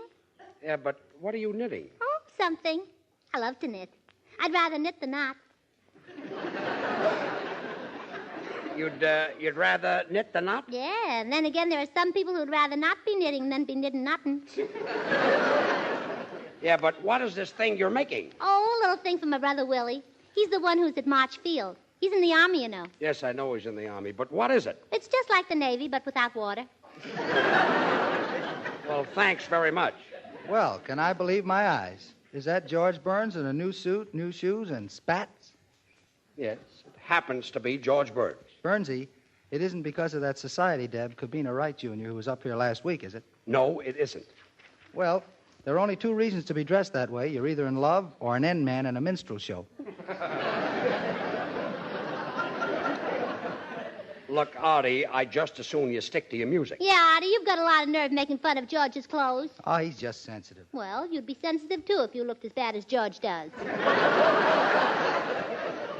Now, you stay out of this. Yeah, Artie, you heard him. Stay out of this. Are you cracked? Cracked? Cracked? Wait a minute, I'll ask him. George, are you cracked? I must be going out of my mind. Well, George, don't admit it. Make him prove it. Oh, quiet. How did this thing start? Well, don't you remember you asked me what I was doing, and I said I was knitting nutting. Ah, yes, for your brother Willie. Yeah, he's in the army, you know. I know. Oh, I love to knit. I do a lot of knitting. I'll never forget, I knitted a bathing suit for my uncle, and I made it out of spinach, and Uncle looked so nice in it, he said... Just a minute. You knitted a bathing suit out of spinach? Well, yeah, and that way he doesn't have to go to the beach to lie around in the sand. Say, Gracie, is there anything that's impossible for you to do? No, but when a thing's impossible, it's harder for me. Look, are you trying to make me an imbecile? No, I'm making the sweater, but when I'm finished, I'll be glad to make you one. How do I get into these things? Oh, easy. They just button up the front. Oh, quiet. Oh, say, hey, George, look, your underwear is hanging over your shoes. Bud, that happens to be spats. Spats? Yes. Well, now, Bud, don't do what Artie did. Don't say that he got dressed up on account of Cubina, because that's how they got into a big fight. Really? Wasn't Artie. It was on account of you. Now, please, George, how can you say that to Bud? He wasn't even here when it happened. All right, so I've got on spats, and I'm wearing a new suit, and I like it. Well, gee, George, we all like it. Why, that suit makes you look very athletic. Makes you look like you've got pork shoulders with ham meat added. Yes. I look spick and span. Ah. Well, Bud, we got it in. Yeah, didn't we? Yes, we did. George, I can't knit. You're tangling my wool. Oh, pardon me. Ahora que están hablando de la sociedad, ¿por qué no me preguntan? Yo sé mucho de Yes, esas I know, cosas, nada más que no me That's the preguntan. guitar player. Senor Lee, what is it? Senor Burns, that society girl who came here last week, her family came over on the cauliflower? It's Mayflower. Cauliflower is, what is it that has a head like a cabbage, only it's a little softer? Does it wear spats? You know, it's a lucky thing for you people that I can hold my temper. Oh, good, George, and you can hold my knitting, too. Look, I don't want to hold your knitting. Well, then how can I read my brother Willie's letter? And I don't want to hear your brother Willie's letter. Well, then you hold the knitting and I'll read the letter. Yeah, that's much better, I guess. Dear Gracie, I can't thank you enough, Gracie, for the lovely toupee you sent me. It'll come in very handy if I ever get bald. Gracie, if he isn't bald, why did you send him the toupee? Please, Judge. Don't talk while I'm interrupting. Oh. And, Gracie, will you tell Daddy it was a swell idea to have my name tattooed on my chest, as it saves me a lot of talk. Now when a sentry stops me and says, "Who goes there?" all I have to do is unbutton my shirt and show him. And, Gracie, I hate to Just complain. a minute. Gracie, your brother must have been born in Sippet. No, in San Francisco. Oh, well, I'm wrong, yes. And, Gracie, I hate to complain, but I'm very disappointed in my Army gas mask. It doesn't relieve me half as much as Broma Seltzer. Well, look, I'd just as soon not hear anymore. Brigadier General Lachlan has been teaching us camouflage, and it's really a wonderful thing. I've been camouflaging myself as a rifle, and for 2 days my tent mate has carried me everywhere on his shoulder. Probably didn't know the kid was loaded. Oh, George, please. I wish you'd laugh long. That's all I've got. George, please, more letter. It's fun being carried about, but it gets tiresome having my throat cleaned every day with a ramrod. Had his throat cleaned with a ramrod? Well, we'll have to close now and help the top sergeant hunt for his overcoat. By the way, did it reach you safely? Signed, Will. That's all I want. And now, Artie Shaw, his clarinet, and his boys will play Canto Caraballi.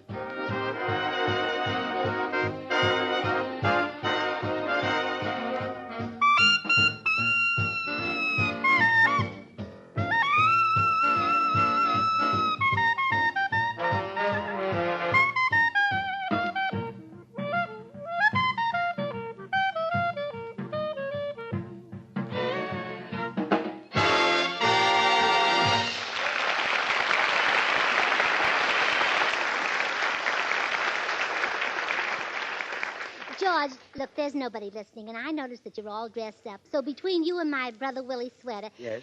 Is Cubina wearing your fraternity pin while you're wearing her spats? Gracie, I'm going to settle this once and for all. The reason I'm dressed up is that I was invited to a private showing at an art gallery. Is that so terrible? Well, no. Did you have a nice time? Well, it was really wonderful. I saw all the masterpieces, and while I'm no critic, I don't think anybody can touch Rembrandt's paintings. Why, aren't they dry yet?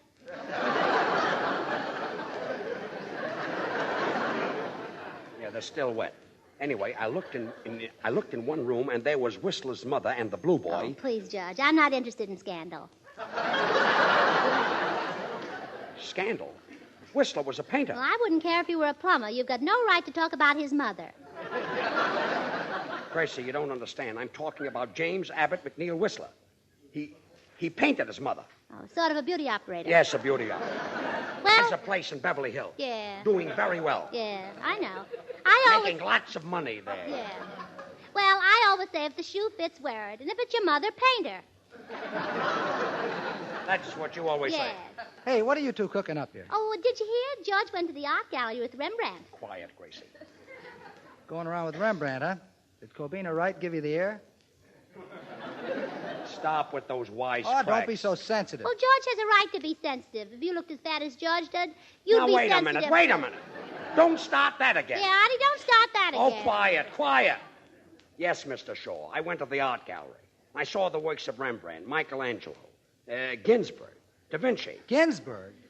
Who's that? Who's that? Happens to be one of the world's greatest painters.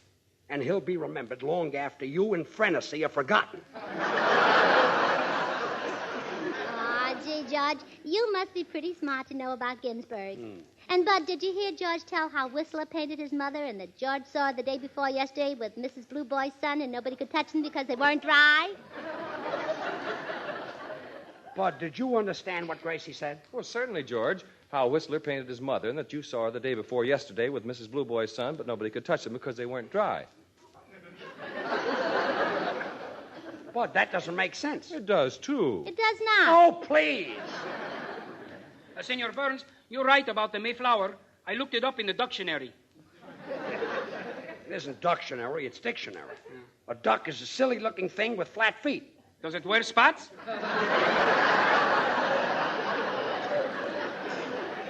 Look, can't you ever get one word right? In a short while, I will speak better. I am taking a course from the International Correspondence University. I see you? Peekaboo, I see you too.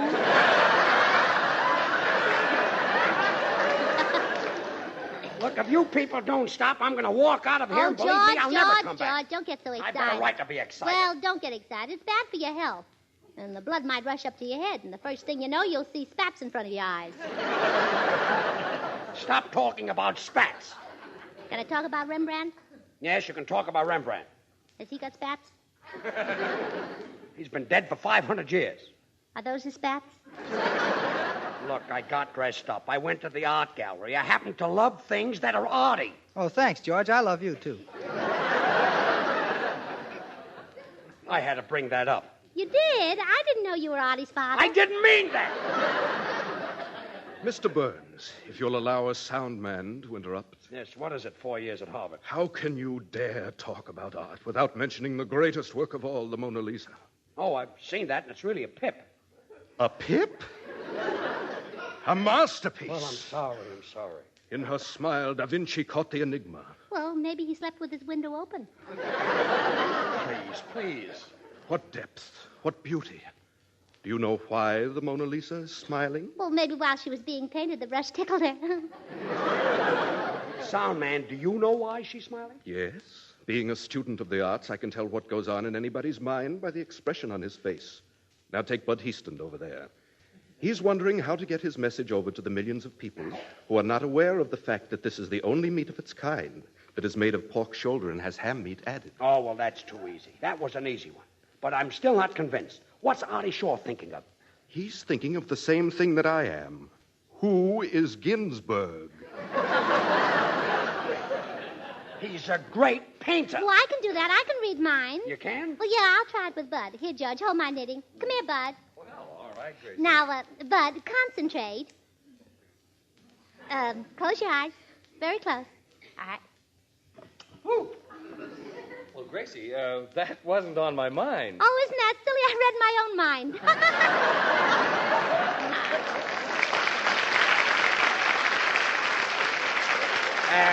Look, sound man, what am I thinking of? You're thinking of Cubina Wright, Jr. Look, I told you a million times I have no interest in Cubina Wright, Jr. She was here last week, and that was the finish. I've never even tried to get in touch with her. Well, why don't you send her some orchids? I don't send girls orchids. Well, why don't you send her some daisies? I don't send girls flowers. How about a package of seeds? Look, I don't send girls anything. Only a chump buys flowers and things like that for girls. What do you think I am, a clarinet player? I can't do it, kids. No, please. Really, no. Say, what's going on there? Well, George, Charlie of the Smoothies here wants me to sing a song they wrote. Well, do me a favor, Bud. Get me out of this and sing the song. Do Oh, anything. all right. Spam is a meat that's delicious. It's pork shoulder blended with ham. That's why it has extra goodness and flavor found only in Spam. Spam, Spam, Spam, Spam. Hormel put grand tasting meat in a can. Saves time, tastes fine. Ask your food dealer for Spam.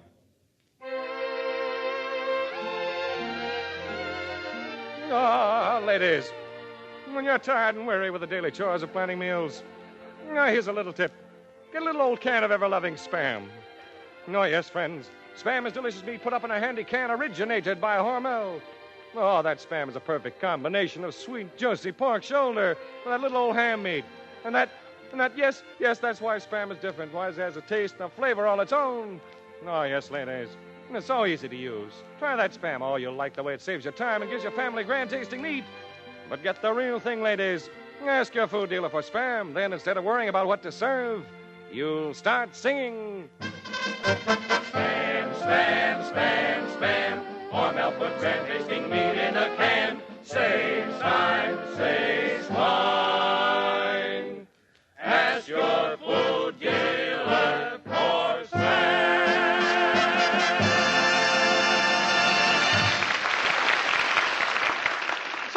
George. Yes? I just finished my brother Willie's sweater. Look. Gracie, am I seeing things? Has that sweater got 4 sleeves? Oh, well, I hope that's enough. Well, what is your brother, an octopus? No, just a private. Well, why does he need a sweater with 4 sleeves? Well, that's what it said in the paper. Congress okays new equipment, and by next week the boys will have additional arms.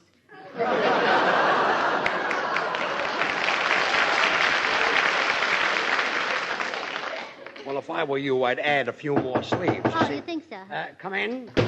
Why, Cubina. Well, look, everybody, it's Cubina Wright, Jr. Why, Cubina, this is a surprise. Well, George, I'm sorry to intrude now, but I simply had to see you. I just can't accept this mink coat you sent me this morning. A mink coat? A mink coat? Oh, well, Cubina, that couldn't be from George. He said he wouldn't even give you a package of seeds. Please. Cubina, let me explain about the mink coat, you see. You're taking it the wrong way. Well, why don't you take it like my sister Bessie does? She just goes to the Brown Derby, buys a cup of coffee, and takes a mink coat. You see, Cubina, I gave you that mink coat just as a token of our friendship. But I wanted it to be platonic. Well, platonic is pretty, but personally, I'd rather have mink or sable or silver fox or caracal. How about Fitch? I don't like fish. Good. Bones get stuck in my throat. I hope. Oh, please don't be offended, George. I don't want you to think I'm a prude. I don't like prudes either. Good. The wrinkles get stuck in my throat. Oh, quiet. After all, Cubina. But don't feel too badly, George, because I will keep that nice quart bottle of perfume you sent me. He sent you a quart of perfume? Yes, and it's beautiful. It's the first time I ever saw Christmas night come in a seltzer bottle. Well, you see, Cubina, I thought it would be handy in case you didn't have an atomizer. Could sort of... It sounded like Senor Lee. Well, figured I couldn't get a laugh the other way. A quart bottle of perfume and a mink coat, huh? Brother, I quit. Why? One clarinet player on this program's enough. Now, Cubina, I think you're very selfish not to accept that mink coat. You're not only making George very unhappy, but all the other little minks, too. Look, Gracie. After all, it took 250 minks to make that coat. And if you throw them all out of work, George will have to support them. He's already got a lot of relatives. Gracie, So I always say... Look, Gracie, how can you talk so much and say so little? Well, that's because I don't open my mouth when I talk. Quiet, You see, George, quiet. And, George, weren't you going to extremes when you put that envelope in the coat pocket saying, enclosed fined $100 for alterations? Well, I don't know what to say, I could never accept that. but Cubina... Here's $50. $50, Cubina. I'm sorry, George. That's all there was in the envelope. Well, you see, it was dark, and I wrote the note in a phone booth. Well, Cubina, I think you're silly not to accept George's offer. Why don't you accept George, too? George and Alfred Vanderbilt are exactly alike. Well, you certainly went by the way of Syracuse for that. Alfred Vanderbilt and I... Alfred Vanderbilt and I are exactly alike? Well, of course, he has blue blood in his veins.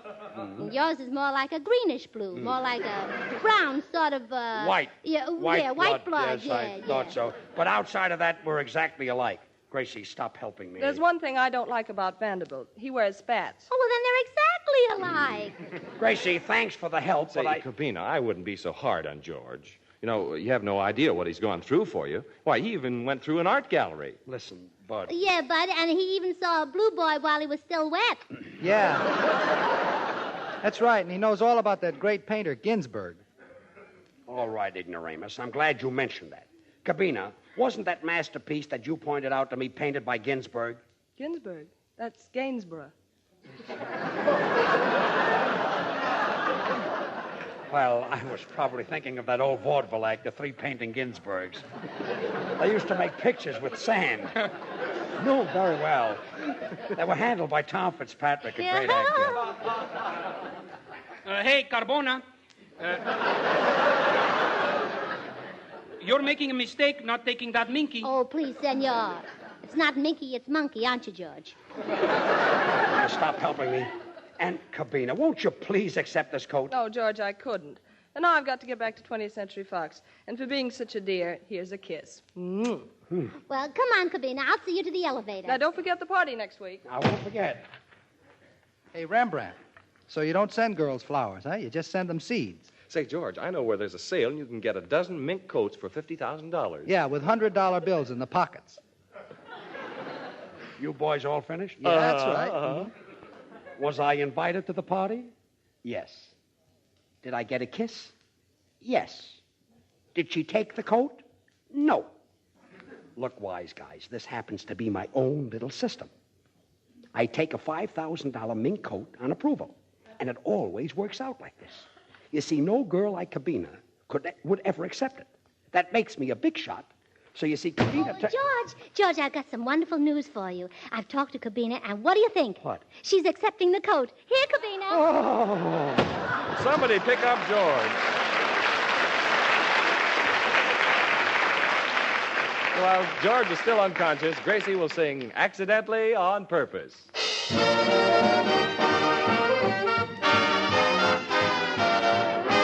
Accidentally on purpose, you paused while passing by. Accidentally on purpose, you tried to catch my eye. You made that chance remark that the day was mild. And let me ask you incidentally, was it accidentally that you smiled? Accidentally on purpose, you let me hold your hand. You did it on purpose. You had the whole thing planned. You thought that you were smart, but sweetheart, I wasn't fooled at all. Accidentally on purpose, I made you fall. And as I recall, it wasn't chance that romance happened to come to me. No, I fear the situation is plain. For every day in some way where I was you would be. Guess you thought you planned the whole campaign. Accidentally on purpose. You said, please pass the salt. Accidentally on purpose. I spilt my chocolate malt. We both began to laugh. And then I forget. I sort of kind of wonder incidentally, was it accidentally our eyes met? Accidentally on purpose. I left my gloves behind. I didn't intend to, but they weren't hard to find. You thought that you were quite aggressive, but you weren't the one at all, accidentally on purpose. I fooled you, 'cause it wasn't any accident that made you fall.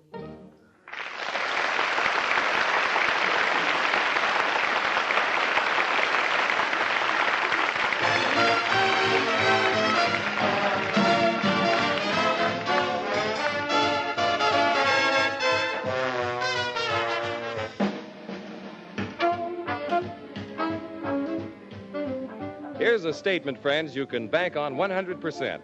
Whenever the occasion calls for delicious meat at your house, serve Spam. Originated by Hormel, Spam has become one of the country's most popular mealtime aids. This delicious meat in a handy can has extra flavor because Spam by Hormel is a combination of juicy pork shoulder and tender ham cooked by Hormel's own formula to preserve all the natural flavor and tenderness of these choice cuts. You're really missing something good if you haven't yet tried Spam. Ask for Spam when you shop tomorrow. Thanks, Bud. Well, Gracie, say goodnight. Well, good night. So we're going to Cubina's party next week, huh? Yes, I know I'm going. I've got to get that coat back. It's on approval. No, it's not. It's on Cubina. It is. Good night, all.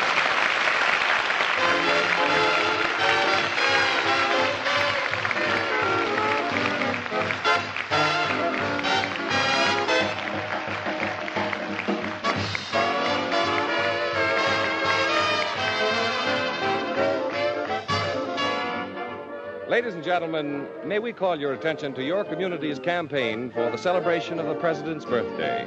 Every dime contributed in this campaign helps to build America's national defense against a cruel disease. And it helps the youngster around your own corner, too. So give a dime or $1 if you can. Fight infantile paralysis.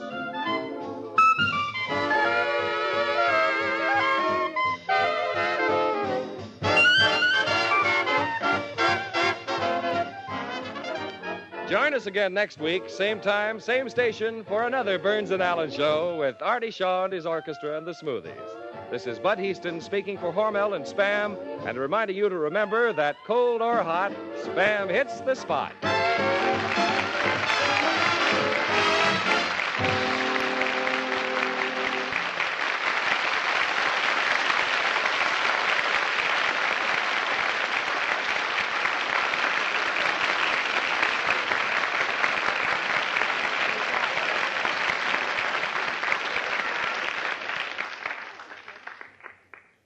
Have you tried Hormel chili con carne? Even those who think they don't like chili do like chili con carne the way Hormel makes it because it's different and everybody likes it.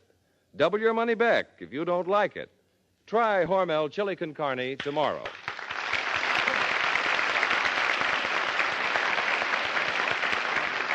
This is the National Broadcasting Company.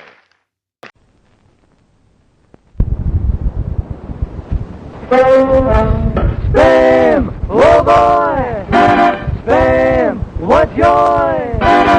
George Burns, Gracie Allen, on the show and his orchestra, for singing glee with a smoothie street. Last but not least, who is Bud Heaston?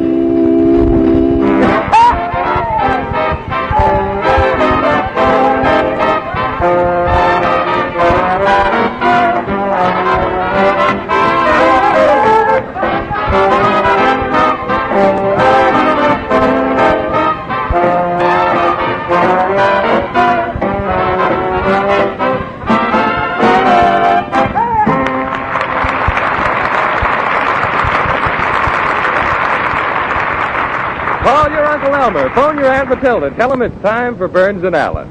And when you want to fill the chairs around your table in double quick time, tell the family there's baked Spam for dinner. Spam, S-P-A-M, is tender, delicious, easy-to-serve meat. Originated by Hormel, Spam has a flavor and a quality all its own. There's nothing quite like it. Nothing that tops its flavor because Spam is sweet, juicy pork shoulder meat combined with tender, tasty ham. So give your family baked Spam. Just open the can, take out the meat, and bake for a few minutes. The easy directions are right on the label, along with other recipes for serving Spam cold or hot. Millions of families have found Spam delicious meat that's economical and easy to use. Ask your food dealer for SPAM Spam when you shop tomorrow.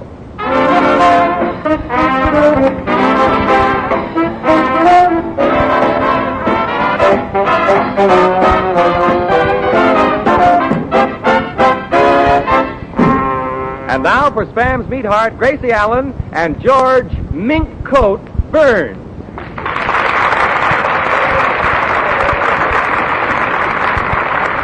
Thank you. And, Bud, you can stop being such a comic, and that goes for everybody here. I don't want to hear any more about the mink coat I gave away last week. All right, let's stop talking about it. Good. You mean the one you gave Cubina Wright Jr.? Yes, and I don't want to talk about it. About what? The mink coat I gave Cubina Wright Jr. And why do you keep bringing it up? I didn't bring it up. You're to blame for the whole thing. I didn't expect it to accept the coat. I merely wanted to think that I was a big shot, and what happened? You had to talk her into it. Oh, well, that's all right, George. You can do something for me sometime.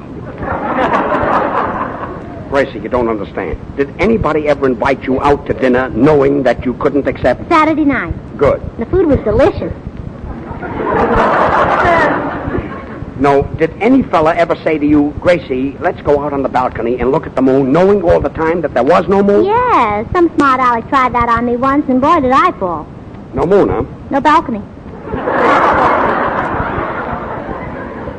Well, whether you understand it or not, that was a $5,000 coat, and I've got to get it back. George, there's no use crying over spilt mink. Spilt mink? Yeah. That's right, George. Cubina Wright Jr. was nice enough to invite us all to her party tonight. If you're going to mope about losing $5,000, you're going to spoil our whole evening. Spoil your whole evening? Well, George always does that. Just 2 weeks ago, we were invited to a lawn party, and George was the only one who came without a lawnmower. And Gracie, just a minute. That's another thing I just as soon forget. Going into a swimming pool with a tuxedo on. Going in? I was pushed in. Yeah, and I'm sorry I did it. You did it? Yeah, you weren't even a good sport, staying at the bottom of the pool sulking. Sulking? I was drowning. Well, that's even worse. Why show off? Nobody else was doing it. Gracie, I can't swim. So what? Why stay at the bottom of the pool? That's nothing to be ashamed at. Ashamed at? Yeah, obviously. Oh, I see what I told you I didn't want to talk about it. And that language you used down there, it was shocking. Gracie, I was at the bottom of the pool. How could you hear what I was saying? I'm a bubble reader. Well, this on top of that $5,000 mink coat certainly puts me in a great mood for Cubina Wright's party tonight. Oh, gee, I can't wait to get there, George. Is Cubina Wright's mother really a leader of the 400? That's right, Bud. Well, just think. A real society party. I wonder if it'll be as exciting as it looks in the magazine ads. Oh, yeah, society is more fun than any place. Yes. What? Well, imagine eating with real community plate silver.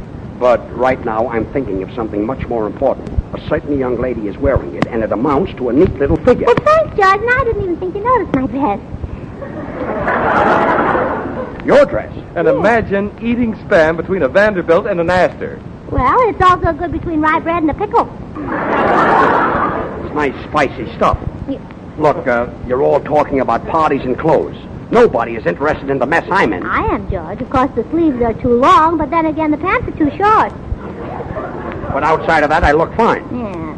Now, if you can get somebody just to press it, it'll only bag at the knees. And I always say... Never mind what Hello, you always George. say. Hiya, George. How's the old fur trapper?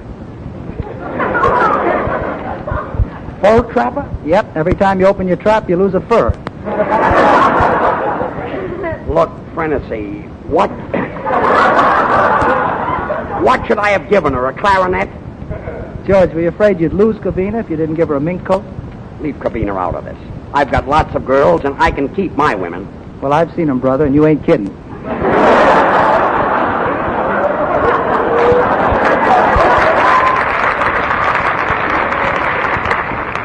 Ladies and gentlemen, that was Artie Shaw's band laughing at Artie Shaw's joke. As arranged by Lenny Hayton. Say, Artie, at Cubina's party tonight, how many dances are you going to have with me? Well, gee, Gracie, I'm afraid your program will be full. Oh, well, I never eat so much that I can't dance. Artie, make up your mind. Are you going to dance or not? Oh, please, Judge, I asked him first. I'm asking for you. Well, it won't do you any good because I'm dancing with Artie. Oh, please. What about it, Artie? Well, I'd like to, Gracie, but I've got a sore heel. Well, she can dance with George. Gracie, don't let him four flush. No, I won't. We'll two-step. Yeah, that's not half the dance the four flush is. Bueno, ¿y a mí por qué no me invitaron a la fiesta? ¿Qué no cuento yo aquí o qué pasa, hombre? Yo también sé We're de back esas in cosas, Mexico ¿verdad? again. That's the guitar player. What is it, Senor Lee? I wasn't invited to the party tonight, and I'm an insult. Well, that's an outrage. Senor Lee, if I were you and didn't get an invitation, I wouldn't accept it. Am I hearing right? Don't worry. I'll get in by Hickory Creek. You mean you'll get in by hook or crook? You get in your way, and I'll get in my way. Well, look, Senor Lee, do what I do. I've got a great system for getting into parties. I go to the door, and I ring the bell, and I say to the butler, I want to see somebody inside. And he says, who? And I say, me. But, Gracie, that system could never work. I know, but that's the only thing wrong with it. Yes, do that, senor. I know how to get in. I'll disguise myself as a foreigner. A foreigner? Si, senor. I'll make out I'm a duke. A duke? Si. What does a duke say? Quack, quack, quack. What a duke says. Well, I've had enough. I'm only interested in one thing. I want to get back my mink coat. Well, if you want to get it back, why don't you get to the party? You just ask Cubina a riddle. Want to start that again? Oh, you don't hear very well, huh? Well, let's see. What did you say? I said, if you want to get it back, when you get to the party, just ask Cubina a riddle. Is that what you said? Yeah. A riddle? Yeah. You say, Cubina, what's the difference between a mink coat and a cup of coffee? Yes. And she'll say, I don't know.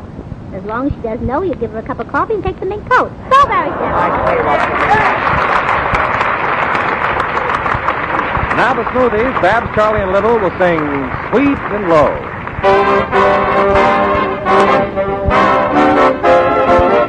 Sweet and low, sweet and low, wind of the western sea. Low, low, breeze and blow, wind of the western sea.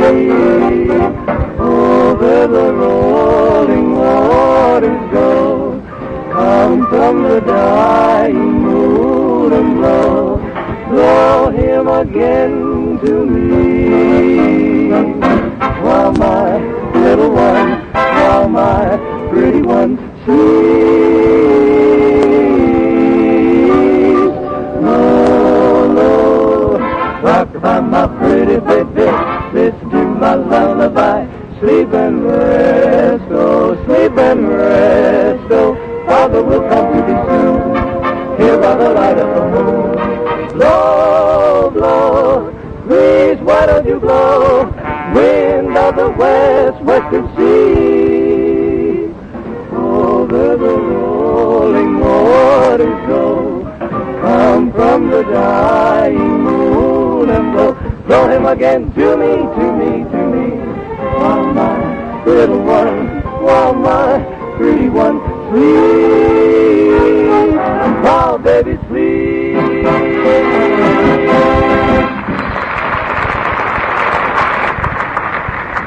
Well, when we get to the party, I'm going to get that mink coat back. I'll just tell her the truth. Well, come on, everybody, let's go. Where's Gracie? Oh, well, right here, George.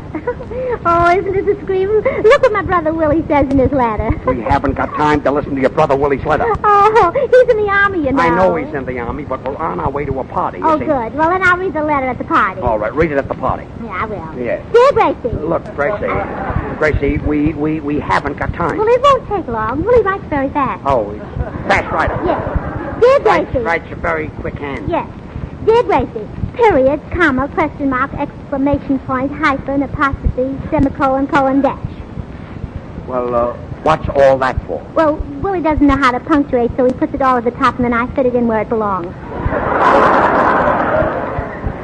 Dear Gracie. That's a very smart letter. Well, look, Gracie, let's get to the party. Dear Gracie, you notice that I'm not at Fort Rosencrantz anymore. Lieutenant Ward transferred me to Camp Ord because it's easier to spell. Well, that's nice. And yesterday... Ord is easier than Rosencrantz. And yesterday, during a sham battle, I captured a light armored tank. Yes. And it bit off 2 of my fingers before I discovered it was a snapping turtle. Gracie, your brother must be a first-class dope. He is. But he'd rather be a cough. I see what you mean, Gracie, I don't want to offend Bessie, but ask her to stop sending me those chocolate-covered mothballs. Just a second. Your sister Bessie sent him chocolate-covered mothballs? Yeah, isn't that silly? And she knows he likes them covered with caramel. Oh, yes. And Gracie, I've been eating a lot of macaroni and donuts, and it gave me asthma and hiccups, so I was transferred to the fife and drum corps. Signed, Willie. Look, I'm glad it's over. Come on, everybody. Let's get to the party. P.S. Oh, some more. By the way, Gracie, I sent you the top sergeant's right shoe. Will you have Daddy try it on for size before I send you the other one? Is the letter finished now? Yeah. Well, let's get started. Yeah, gee, I hope we have a nice time at the party. I hope those society people don't rich us and give us the pork shoulder. Look, Bud, don't be so self-conscious. I wasn't invited until the last minute. Yeah, the ham meat was added. All right, wise guy. Just stick to those ribs. Well, now, come on, boys. Let's go. See, who'll I go with? Bud, have you got a car? No? Gracie, I've got a car. Artie, have you got a car? Nope. Gracie, I've got a car. Well, come on, boys. We walk. Well, let's go, everybody. Goodbye, Senor Lee. Oh, you'll see me. I'll be there. I'll get in by Hickory Creek. Oh, yes, you will. I'll disguise myself like Dr. Kildare. They'll open the door and say, "Hiya, Doc." And what will the doc say? Quack, quack, quack. Okay, I'll see you there by Hickory Creek. Oh, come on. Oh, wait a minute. There's somebody at the door. Come in. Mr. Burns, remember me. I'm Mr. Randall, the Fourier. I let you have that mink coat on approval last week. You wanted it for 5 days, and it's now 7, so I thought I'd drop in either for the check or for the coat. Well, I'm sorry. Mr. Burns isn't here, are you, Judge? Quiet. Mr. Randall, will you just give me a few more days? Gladly. Well, I don't think George will need a few days. With the system I've got, he'll be able to get the coat back tonight, even if he has to steal it. What did you say? Steal it. Steal it! Now, Randall, don't get excited. Don't get excited. I've got a right to get excited. You got $5,000 worth of fur off of me. Oh, I know. What did he use, an electric razor? Randall, I'm not going to steal your coat. No, Mr. Randall, George doesn't have to steal coats. No. No, he just gets them on approval and doesn't pay for them, like a gentleman. Look, Artie, stop helping me. Yeah, Artie, if George wants someone to talk like a numbskull, he can do it himself. Look, Mr. Randall, will you wait here? I'm going to a party at Cubina Wright's, and I'll get the mink coat and bring it right back. Well, all right. Now, well, you don't have to worry, Mr. Randall. You'll get that coat, and we have to bring it back a sleeve at a time. A sleeve at a time? Yes. Mr. Burns, I'm going to that party with you. I'm not taking any chances. Well, Gracie, you've got things balled up nicely. Oh, it was nothing, George. You could have done the same thing yourself if you tried. Oh, will you stop? Hey, Senor Burns, if this man goes to the party, then I can go too. I'm a furrier. You're a furrier? Sure, I'm a furrier. I haven't even taken out my first papers. Oh, a furrier, I see what you mean, yes. But don't worry, I'll get in by Hickory Creek, I know. Randall, I can't take you to this party. How can I take a furrier to a society party? Well... You give up? Well... Oh, I know a way. I thought so. We'll introduce him as Reginald Worthington Schuyler Bullock IV. Look, that's too long a name, and it sounds exaggerated. Well, then we'll call him Reginald Worthington Schuyler Bullock III. Well, that's much better and much, much shorter. Now, Artie Shaw, his clarinet and his boys will play Old Rockin' Chair.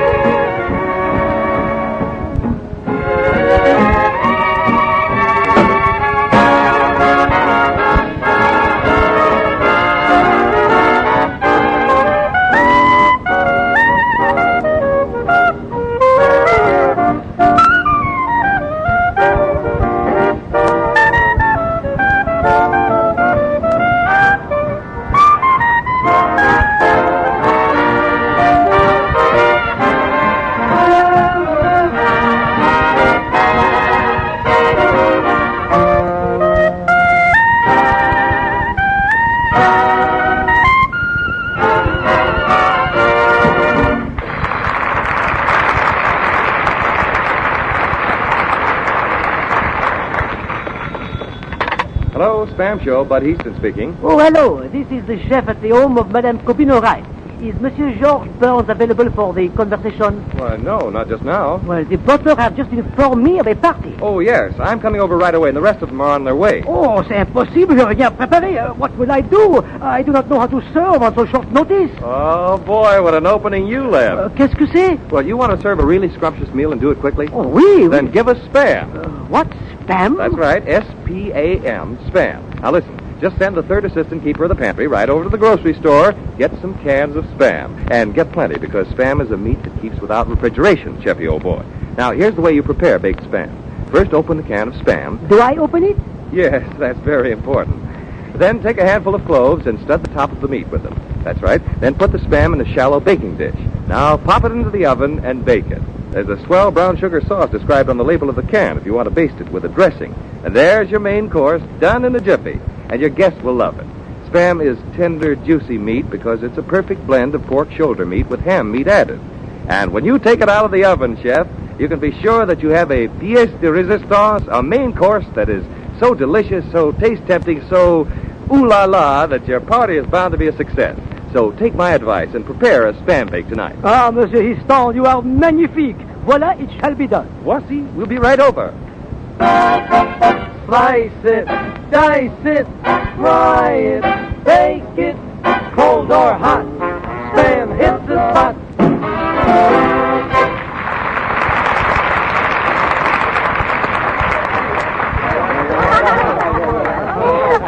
Thanks. George, I'm having a wonderful time at this party. This gentleman here is a wonderful dancer. And we must have the next dance, too. I'd love to, madam, but I've got to go back and polish the silverware.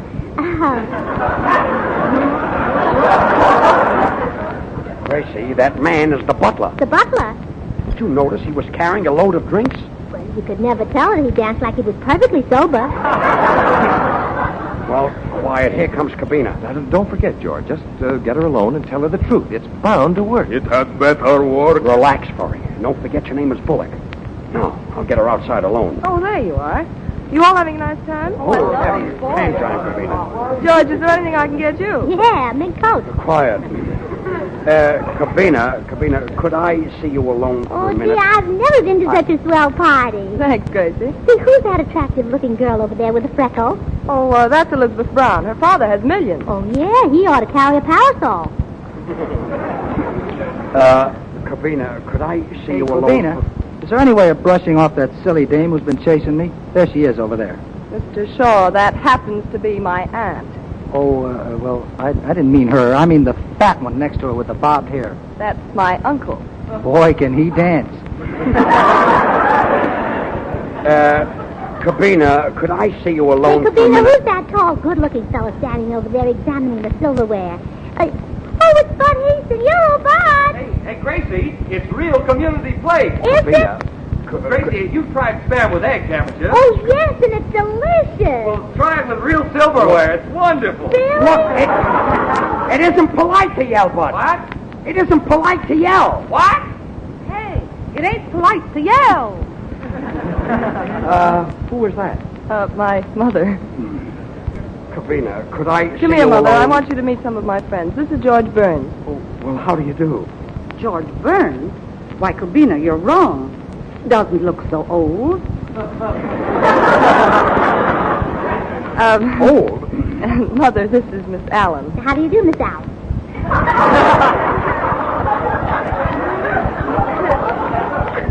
You're Miss Allen. Then who am I? Mrs. Wright, you'll have to excuse Gracie. She's pretty silly. Oh, that's nothing. I'm even pretty when I'm not silly. Well, that's what I mean. And Mother, this is Artie Shaw. How do you do? Hello. And this is Bud Easton. How do you do? Hello.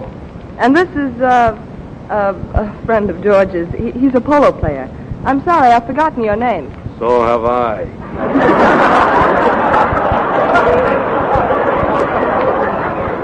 Mrs. Wright, he's Mr. Bullock. You know the Bullocks. Oh, the Bullock family. Oh, certainly. What branch are you? 7th and Broadway. Well, anyway, it's really a pleasure to be here, Mrs. Wright. And Mr. Burns, I want to thank you for that adorable little coat you gave Cubina. Do you know it looked like real mink? It looks like real mink. Do you know how long it takes to make a coat like that? Bullock. Do you know that this girl has one of the best skins in Hollywood? Well, maybe she uses mud packs. George, why is this Mr. Bullock so interested in my fur coat? Well, you see, Cubina, he's sort of a collector of furs. You mean he collects minks? Either that or the $5,000. Look, Cubina, could I see you alone for... Right. What is it, Jenkins? There's a very dear friend of Mr. Burns waiting to see him in the library. What's his name? I don't know, sir. What did he say? Quack, quack, quack. That's Senor Lee, our guitar player. Mrs. Wright, could you please ask him to go? I'll see to it right away. Well, thank you. Cubina, could I see you out in the garden alone? Why, certainly, George. Miss Wright, here's your mink coat you rang for. I didn't ring for it. Well, somebody did. Who wants to talk about my brother? Well, Cubina, would you like to have me take it upstairs? No, I'll wear it out in the garden. Oh, you are going to wear it out in the garden? Yes, Mr. Bullock. May I slip these mothballs in the pocket? Mothballs? I thought he was a polo player. Well, he is. You see, he plays miniature polo. He uses a very small mallet. Say, George, you better get that coat back before the styles change. Well, just leave it to me. Cubina, dear, Yes, Mother? take care of our guests and see that they have a good time. I'm going out. Why, Mother, you look wonderful with all your jewels on. Yeah, you're prettier than Hollywood Boulevard. Quiet. Mother, who are you going out with, Frank Vanderlip or Gregory Thorndyke? Neither one. Well, then with whom? Quack, quack, quack.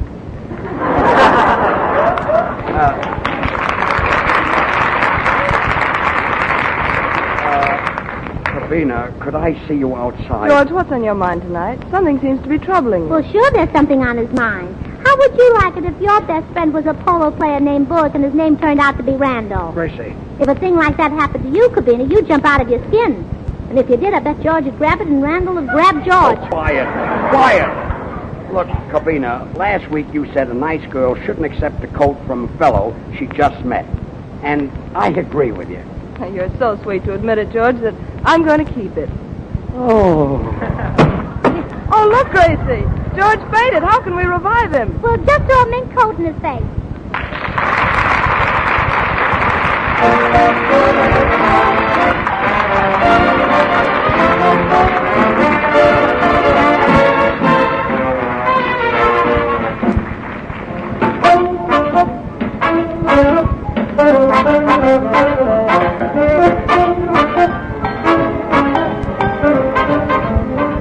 Don't forget to put Spam on your shopping list tomorrow. Originated by Hormel, Spam is absolutely the most popular new meat item brought out in a generation. A perfect combination of pork shoulder and ham, this delicious meat in a handy can has become a mealtime mainstay in millions of homes. If you haven't yet tried Spam, do so tomorrow. You're really missing something extra good because cold or hot, Spam really hits the spot. Ask your food dealer for Spam. Ladies and gentlemen... Oh, Gracie, say goodnight. Well, good night. That's right. Ladies and gentlemen, we leave tonight and our next broadcast will come from Chicago. George, you can't leave yet. Why not? I gave the man the checks for the trunks. I gave him the check for the suitcase. Yeah, but you forgot to give the man the check for the fur coat, if you know what I mean. Oh, good night. Good night.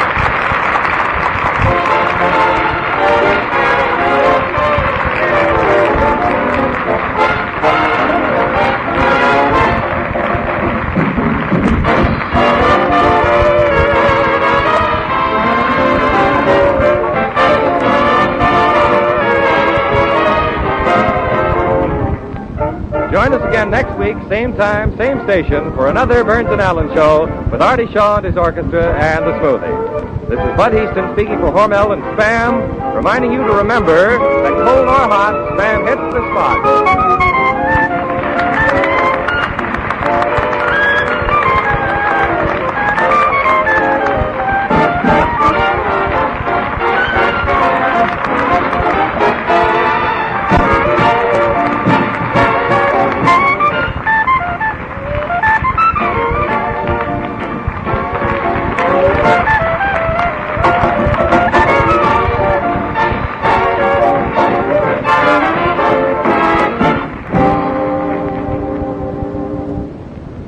Have you tried Hormel chili con carne? Even those who think they don't like chili do like chili con carne the way Hormel makes it because it's different and everybody likes it. Double your money back if you don't like it. Try Hormel chili con carne tomorrow. This is the National Broadcasting Company.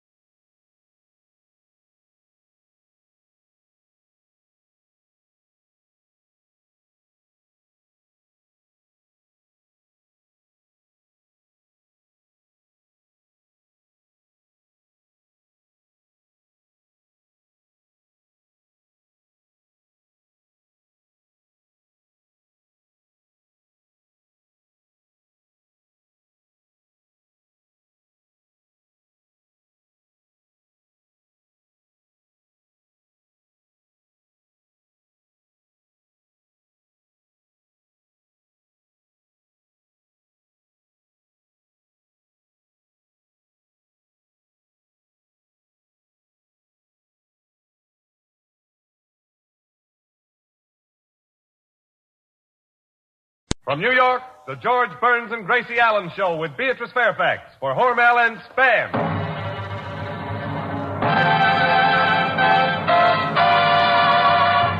George and Gracie.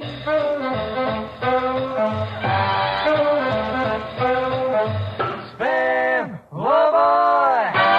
Spam, what joy. George Burns, Gracie Allen.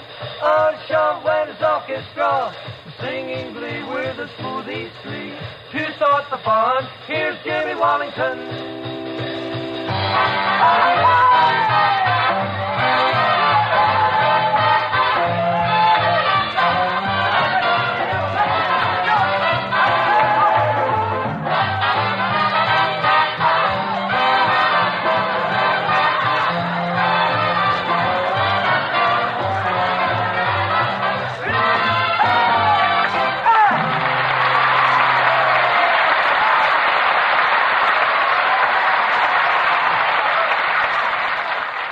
It's Monday night, and time for Burns and Allen.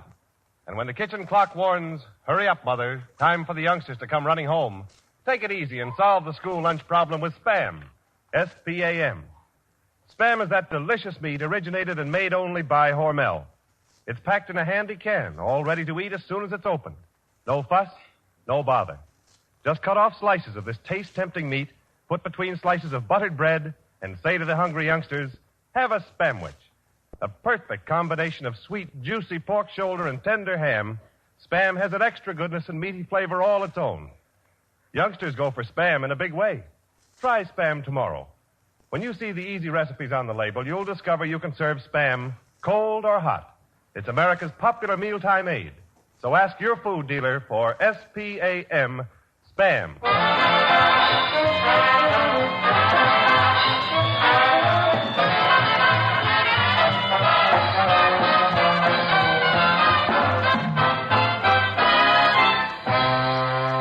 And now we bring you George Burns, who's fit to be tied because Spam's meatheart Gracie hasn't arrived yet.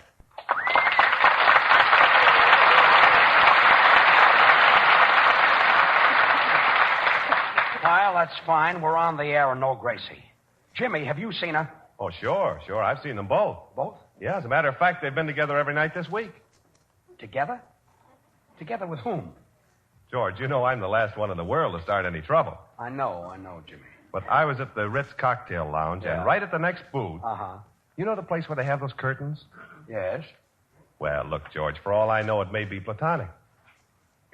Look, Jimmy, who was Gracie with? Well, do me a favor, will you? Ask Artie Shaw. All right, I will. Artie Shaw. Senor Burns, he hasn't come in yet. Artie hasn't come in either? You smell a mice? Wait a minute. Hey, Jimmy, it can't be that Artie Shaw and Gracie are they together? Well, George, I've only been with you for 4 weeks. I know from nothing. I'm staying with you the rest of the season. Well, I'll give that guy a piece of my mind when he gets here. Fire him. Get rid of him. I know a musician who can play rings around that Shaw. And besides, I'll work cheaper.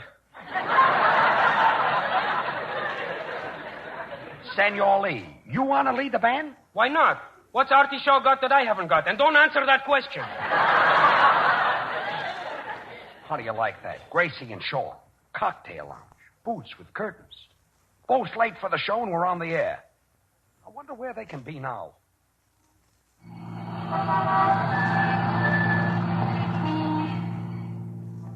Cab driver. Yes, miss? Once more around the park. Oh, isn't it thrilling, Artie? You and I alone in a cab. Just think, we've been together for 34 weeks. And for 33 weeks, you never even looked at me and I never looked at you. And last week, you looked at me and I looked at you. And here we are looking at each other. Hello. Artie. Yes, Gracie. I'm holding your hand. I'm holding yours, too. Oh, I knew someone was holding it, but I didn't know it was you. Well, it's me. Artie. Yes, Gracie. Now that I'm holding your hand, do you know what I'm thinking of? What? Oh, I hate to tell you. Come on and tell me. Well, promise you won't look at me when I say this. All right, I promise. They're moving the aquarium up to the Bronx.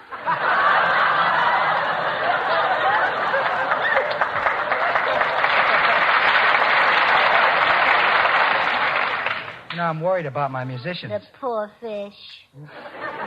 Oh, isn't the park beautiful? Look at those swans over there with those beautiful long necks. If I were a swan, I'd have a long neck, too. I love long necks. Driver, once more around the park. You know, Gracie, this is wonderful, but we really must get back to the studio. Oh, there's one thing I want to know, Artie. What, Gracie? Artie, I followed your career, and I know I'm not your first love, but there's one thing you've just got to tell me. What's that? Well, now that you've held us both in your arms, which one do you like better, me or your clarinet?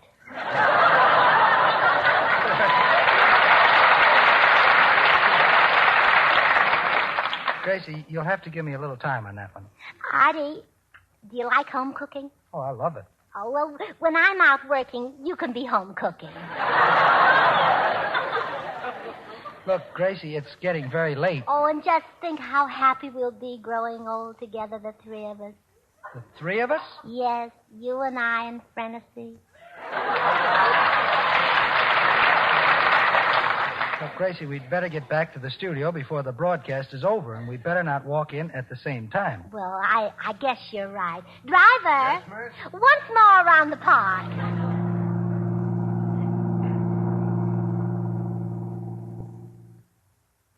Jimmy, try to understand this. The show is pretty near half over, and they're still not here. You said you saw Gracie in a booth at the Ritz. But I didn't say she was with Artie. But Artie was there, wasn't he? But I didn't say he was with Gracie. But you say that you peeked through the curtains? Yeah. And what do you think they were doing? What? Well, eating spamwiches. Eating spamwiches?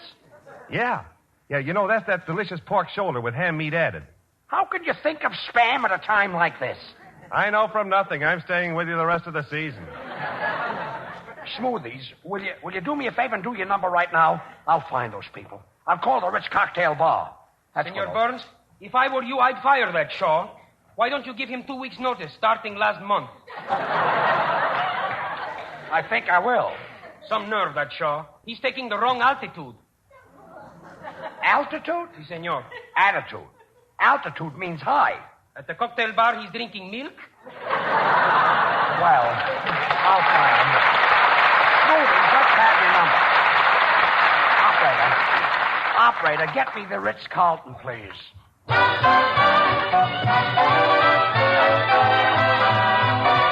Just a song at twilight, till we can hear it at close of the day. Love will be found the sweetest song of all.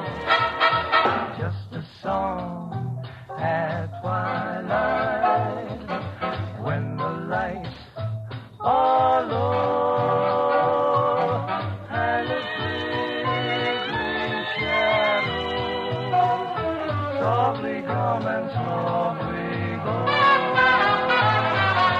Though the heart be weary, sad the day and long, still to us at twilight, there it comes, it comes stealing. Love's old sweet song. When the flickering shadows start a-falling, just when you will hear love calling. Love's old sweet song. You're sure to hear it, never fear it. Love's sweet song.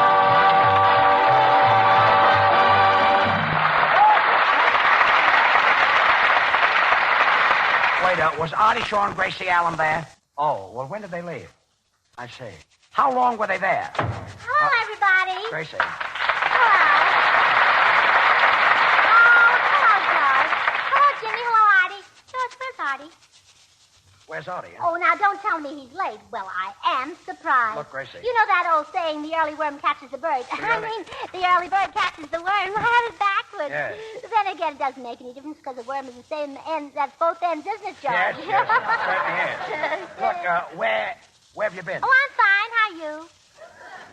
Gracie, where have you been? Where have I been? Yes. Where have I been? Where have I been? George, which reading did you like best? Gracie, where were you?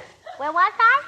Well, I wasn't in the music hall. You weren't. Oh, I did walk down 57th Street. I was at Milgram's. Yeah, that's where I was. I was at Milgram's. George, that's a beautiful shop. You must buy your clothes there. They've got the most beautiful dresses. You were, at Milgram's? Yes, their dresses are simply It's beautiful. now 7:30, and Milgram's closes at 6 o'clock. It does? Hmm. Oh, then I must have been locked in. That's where I was. I was locked in. You were locked in? Yes. Well, if you were locked in, how did you get out? Yeah, how did I get out? Yes. I must have gotten out. Oh, sure. Because I'm here. Hmm. If I wasn't here, I'd be locked in. And I'm not locked in, so I must have gotten out. You must have gotten out, yes. I rang the burglar alarm. That's what I did. I rang the burglar alarm. You rang the burglar alarm? Yeah, and the burglar came down and let me out. The Hello, burglar Wright.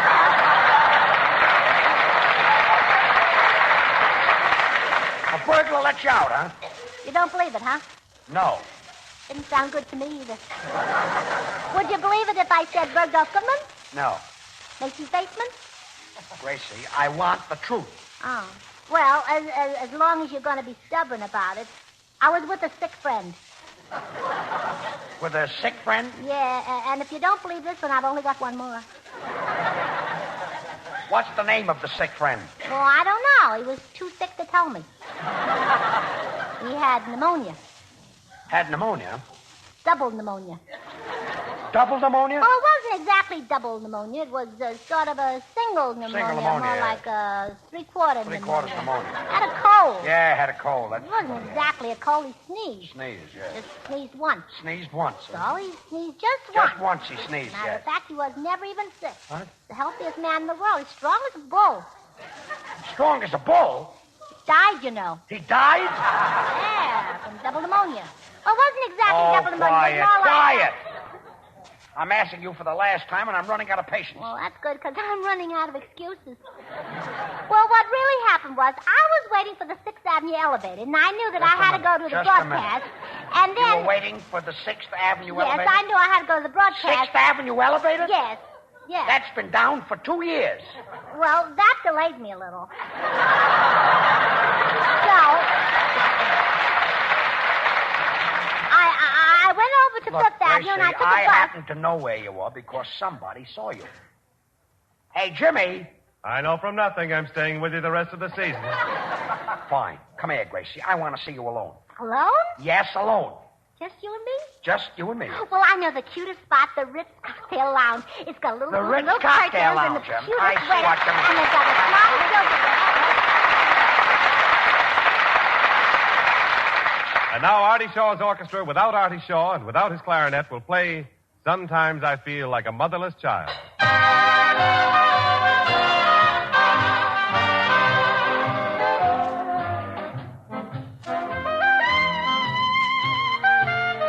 a minute. Hey, stop the music. What was that? Hey, that clarinet. Oh, so you sneaked in, huh? Come here, Shaw. Yes, Mr. Burns. Now, you can stop with that yes, Mr. Burns stuff. Do you happen to know that we've been on the air for 20 minutes? Yeah, I heard it, George, and it was really a killer. You were never funnier in your life. Okay, fellas, here we go. Wait a minute with that one, too. Why, Artie, sure, I'm ashamed of you. Well, the only thing that could make anyone this late to a broadcast would be a cyclone or a tornado, or else you met a very beautiful girl. Hello. Hello. Quiet. Artie, where have you been? Well, I sat up with a sick friend.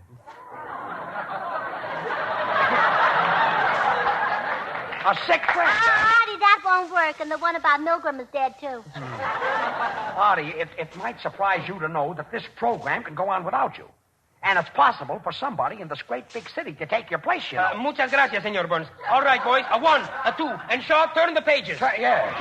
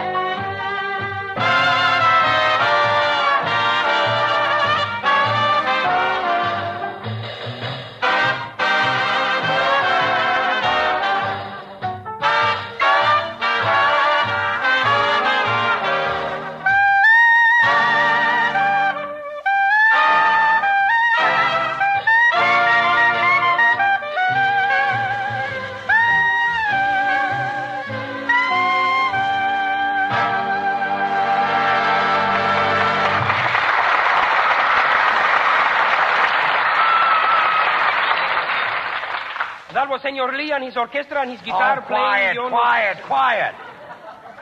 Artie, don't think you're getting away with anything. I happen to know that you and Gracie were at the Ritz Cocktail Lounge. Look, George, that's ridiculous. Oh, yeah?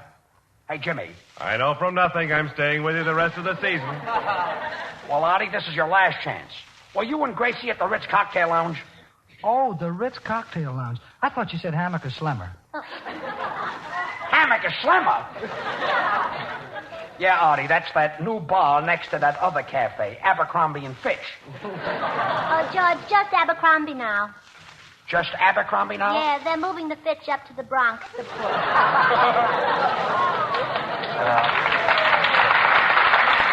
Artie, what really went on behind those little curtains?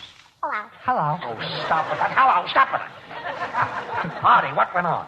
Well, look, Gracie read me one of her brother Willie's letters. Didn't you, Gracie? I did? Oh, the letter. My brother's letter, Willie's letter. Oh, you see, I get so many letters, I didn't know which brother you meant. He's the one in the army, you know. I know. He's my brother, you know. I know that. He's at Fort Dix, New Jersey. No, Fort Myers, Florida. Fort Myers, Florida? Yeah. He was transferred again. Well, he wasn't exactly transferred. What happened was he was standing in ranks, and the captain hollered forward march, and Willie had his pants on backwards, And so he ended up in Florida. yeah. Sure. That's Willie, all right. He's my brother, you know. I know that. I know he's your brother. And I don't believe the whole story. Well, George, that's the best I can do unless you want me to go back to the one about Milgram's. Gracie, I've heard your story. And Artie, I've heard your story. But Jimmy, I haven't heard your story. Well, Yes. once upon a time, there was a girl named Susie. Susie? What's that got to do with this? Oh, this is even better than the Milgram story. Oh. Anyway, Susie, who was a very smart girl, suddenly remembered one afternoon that she hadn't planned dinner. And the clock on the wall said... Ha, ha, ha. It's 5 o'clock. What are you going to have for dinner, dearie? But Susie only laughed and said, whenever the occasion calls for delicious meat, serve Spam. Friends, you will be pleasantly surprised when you discover how Spam baked for dinner is a real taste tempter that satisfies the family completely. That's because Spam, S-P-A-M, is a perfect blend of sweet, juicy pork shoulder meat and tender ham, seasoned in a better way, cooked to a delicious extra goodness.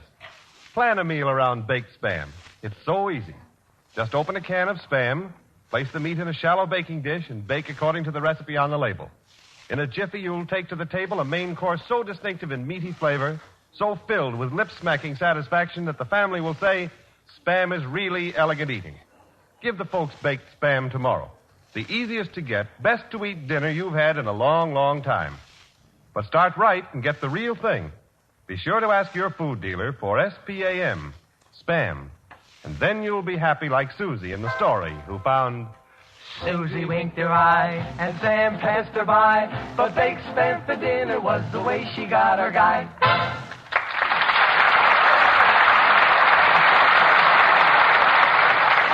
Oh, Judge, stop worrying about Artie Shaw and me. As a matter of fact, he treats me like a dog. He treats you like a dog? Yes. He holds me on his lap and he pets me.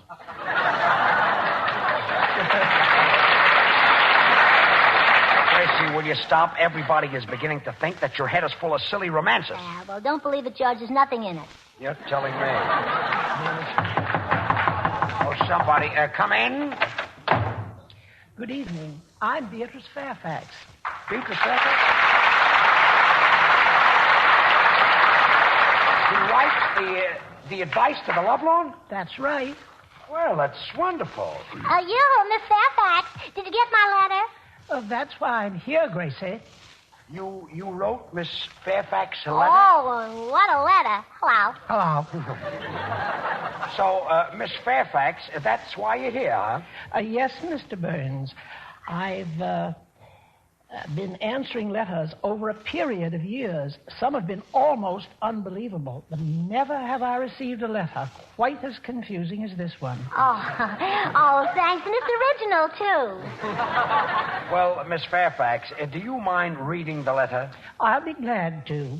Dear Miss Fairfax, I have in front of me a long list of names of men who are itching to marry me, but I can't marry them all at once, and I don't know which one to scratch off. Well, that's a nice way to start a letter. Letter continued. I'm in love, I think. I'd hate to feel the way I do and then have it turn out to be the flu. Signed, Gracie, Anonymous, Allen. Gracie, Anonymous Allen. Gracie, what's happened to you? Oh, I don't know, George, but ever since I've been in New York, I'm beside myself. All day long, I'm beside myself. I go in a phone booth and I'm beside myself. It's pretty crowded in a phone booth beside yourself. Well, that's fine. Miss Fairfax, have you ever been beside yourself? Quiet. I think Miss Allen's been bitten by the love bug. Oh, no. He only holds my hand and bites the clarinet. Hello.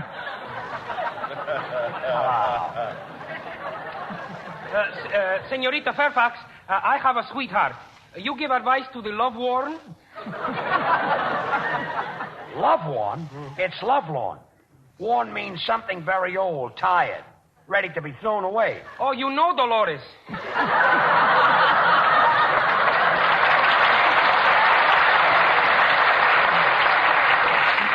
Miss Fairfax, that gives you an idea of what I have to put up with. Oh, yes, Judge. Doesn't he say silly things? Yeah, and you're all right. You're fine. Well, you see, love is a strange thing that brings people together and then suddenly knocks them off their feet. Oh, like a subway, huh? Yeah, just like the subway. That's what she means. You know, Miss Fairfax, your work must be so interesting. I'm surprised you don't take it up. Yeah, she'll start any minute. Well, as a matter of fact, it is fascinating. Of course, my correspondence is tremendous. Well, a little exercise will take that off. My sister Betsy had tremendous correspondence, but she likes potatoes, you know. She doesn't mean that. What I mean, Miss Allen, is that I get up every morning at 6 a.m. and start pounding my typewriter. Oh, well, I know just how you feel. You know, I'm in a nasty mood myself early in the morning. As a matter of fact, I do a little writing, too. I just finished an article for Liberty, and it'll be on the newsstands tomorrow. It's called How to Get Rich Quick. And it's great for people who have only a half an hour for lunch. You see, Miss Fairfax, nothing phases that great brain. No, me either. Yes. There is a subject you can give me advice on. I always wanted to get rich. Oh, well, there's really nothing to it. Now take Jimmy Wallington or take Artie Shaw. No, Artie's already taken. You better take Jimmy Wallington. Jimmy Wallington? Yes, Jimmy Wallington. He's that tall fellow who sells Spam in our program. Oh, and by the way, Spam is pork shoulder with ham meat added, and you must try it. It's simply delicious. Is Jimmy Wallington a millionaire? No, but he's got a mustache. She means has he got millions? Oh, no, only one mustache. Only one mustache. Yes. That's what I meant, yes. But isn't it cute? Oh, Jimmy, turn around. How do you do, Miss Fairfax? Say, it is cute. Yes,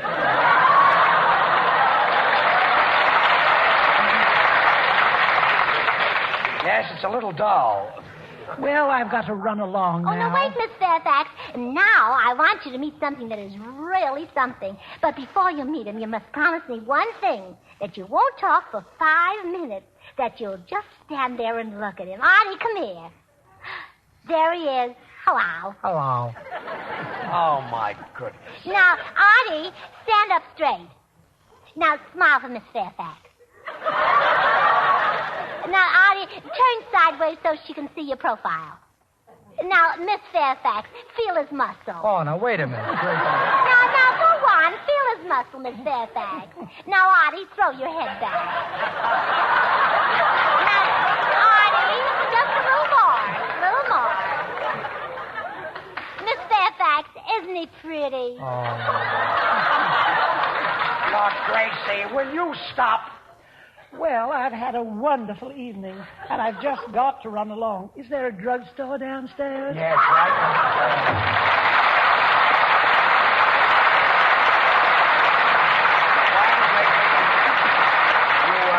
You got us in a fine mess with the great columnist. She's in every newspaper. She's spread all over the country. Why doesn't she wear a girdle, Mr. Sebastian?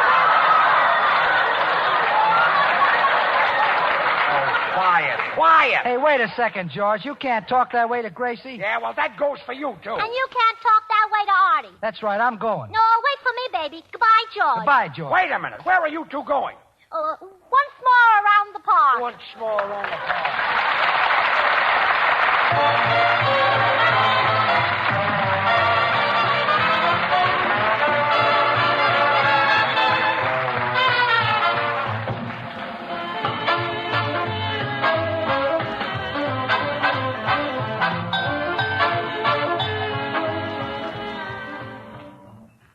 family a favor and remind Mother to get a can or two of Spam when she shops tomorrow. This delicious meat packed in a handy can is grand to eat, easy to serve, cold or hot. Originated by Hormel, Spam has become the most popular meat item brought out in a generation. You millions who use it regularly know how delicious Spam is, how it stands alone in taste, quality, and flavor. If you haven't yet tried Spam, you're really missing something extra good. Get a can from your food dealer. Try the easy recipes on the label. Tomorrow, ask for Spam. Thanks, Jimmy, and good night, everybody. Good night. Gracie, I thought you left with Ollie. Well, I came back to get some cab fare. Hello. Hello. Good night, all.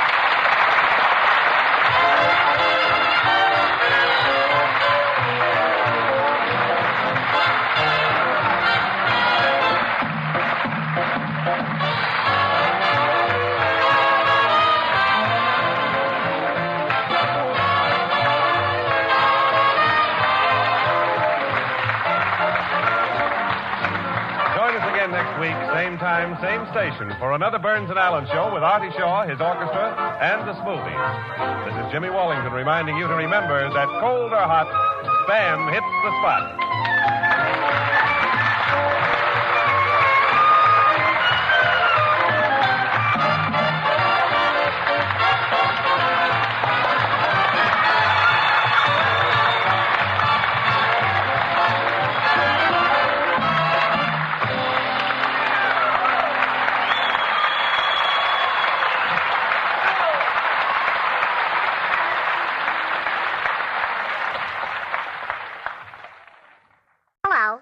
Are you there?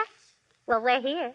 1, 2, 3, 4, 5, 6, 7, 8. 8 ways better. Swan soap. Yes, sir. Swan, the new white floating soap, 8 ways better than old style floating soaps, presents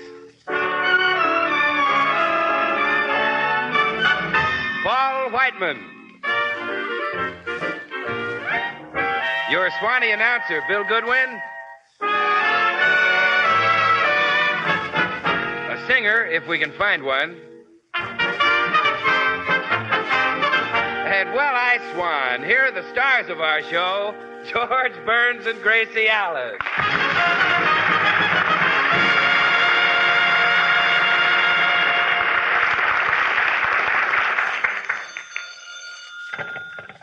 Hello, George Burns speaking. What? Yes, Mrs. Burns is home. Gracie, it's for you. Oh, thanks. Hello? Who? Oh, hello. Oh, I've got some wonderful news for you. George and I are going to work on our new radio program today. What? Oh, thanks. Well, we've been just as worried about it as you have. Well, it's been awfully nice of you to call us every day. Goodbye. Who's that? The telephone company.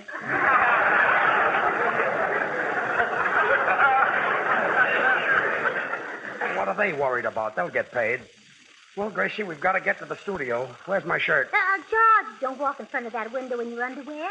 You know how snoopy those people are who live next door. Oh, the last photos, huh? Yes, they're always sneaking around and peeking in our windows. Well, I think that's awful. Well, it certainly is.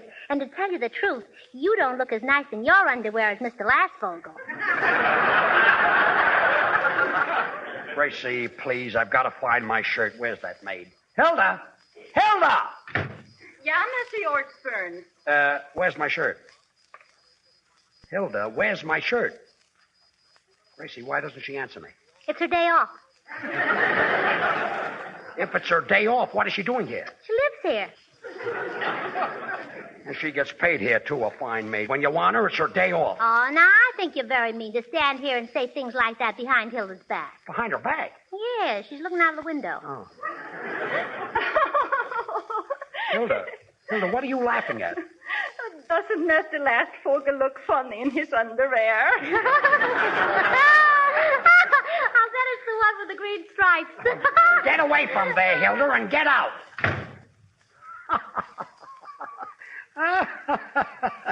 He does look funny at that. What is that? That's Mr. Lastfogel laughing at you. Well, pull down that shade. We'll never get to the studio. Gracie, throw me my shoes. Here they are. Oh, well, I hope our show gets over. It'll be the first time we ever did a show without a singer. Oh, you're just saying that because you don't know Jimmy. Jimmy? Yeah. Who's Jimmy? The singer I signed. You signed the singer? Why not? He knows how to write. Gracie, since when have you become a talent scout? Well, I used to be a Girl Scout, and I figured if a girl could be a Girl Scout, a talent can be a talent scout. You figured that out yourself? Sure. Well, there's quite a difference. Talent scout looks for talent, and a Girl Scout... Looks for girls. Yeah, looks for girls, yeah. Imagine that John Barrymore Girl Scout. Gracie, I don't want to get excited, but who is the singer? Well, his name is Jimmy Cash. I met him in a grocery store. You mean he was buying groceries? No, he was selling them. You signed a grocery clerk? Uh-huh. What kind of a voice has he got? Is he a baritone? Is he a tenor? Well, I don't know. I didn't hear him sing. You didn't hear him sing? Uh-uh. Well, then how do you know he had a good voice? Well, I knew it the minute I heard him. He said, a pound of cheese for Mrs. Breeze. A pound of cheese for Mrs. Breeze? What did he do for an encore? He sold some fish to Mrs. Gish. Well, of all the imbecilic things to do, going into a grocery store and... Well, here's the doorbell. I wonder who that can be. Well, maybe it's Hilda's boyfriend, Olaf Fenn. She's got a date with him. Why doesn't she answer the door? It's her day off. I suppose I'll have to answer it. Just a minute, I'm putting on my robe. Good evening, Mr. Burns. I am Ola. I know. Come right in. So you're Hilda's boyfriend? Hudson.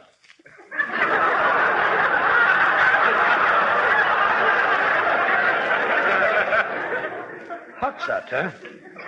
Well, that's all I needed. That's a smart 5-button suit you've got on, Olaf. Yeah, it's a little tight around the brawler. Oh, I think I get it. Brawler, suet. Hudson, yes. Well, sit down. I'll call Hilda. Whoop. What was that? My riddle-off.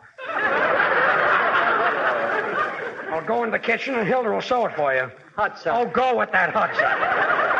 Gracie. Here I am, putting on my hat. Look, while I go and look for a shirt, will you phone Paul Whiteman and Bill Goodwin and you tell them that we're leaving? All right. Number, please. Operator, will you get me Paul Whiteman at the Hollywood Plaza Hotel and Bill Goodwin at our radio studio at the same time? Well, I want to tell them the same thing, and it's silly to make 2 calls. Don't you think so? I have both your parties. Go ahead, Miss Allen. Hello? Hello, this is Bill Goodwin. Who's this? You just told me it's Bill Goodwin. Now, guess who this is? Hello, this is Paul Whiteman. Why did you call me, Gracie? I didn't call you Gracie. I called you Paul. Aha, this is Gracie Allen. It is? Well, if you're Gracie Allen, who am I? Look, I'm Paul Whiteman. Oh, I'm certainly happy you're going to be on our program. Well, thanks, Gracie, and I'm happy, too, because that new Swan soap is such a swell product. Gosh, it's 8 ways better than old-style floating soaps. I can't wait to tell the people about it. Well, I'm glad you're so excited. Well, why shouldn't I be? You'd be, too, when you hear my new trumpet player. When he blows that horn, you should see just what comes out. Suds, and more suds.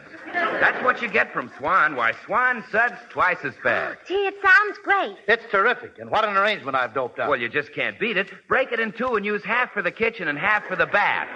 Swan makes any soap and water job lots more fun. Really? Boy, my music will set your feet a-moving. And it's easy on your hands, too.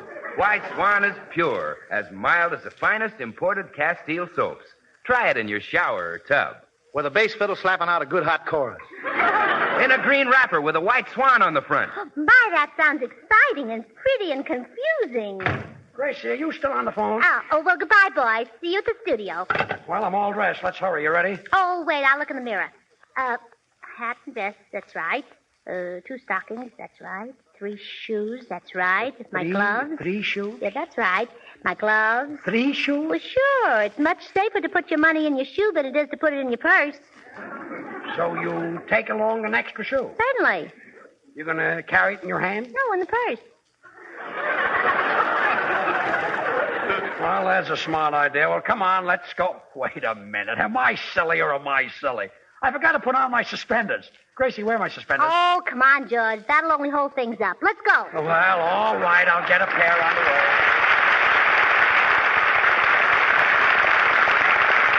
And now, the daddy of them all, the father of modern dance music, Paul Whiteman, playing 3 Blind Mice. Take it, Pops.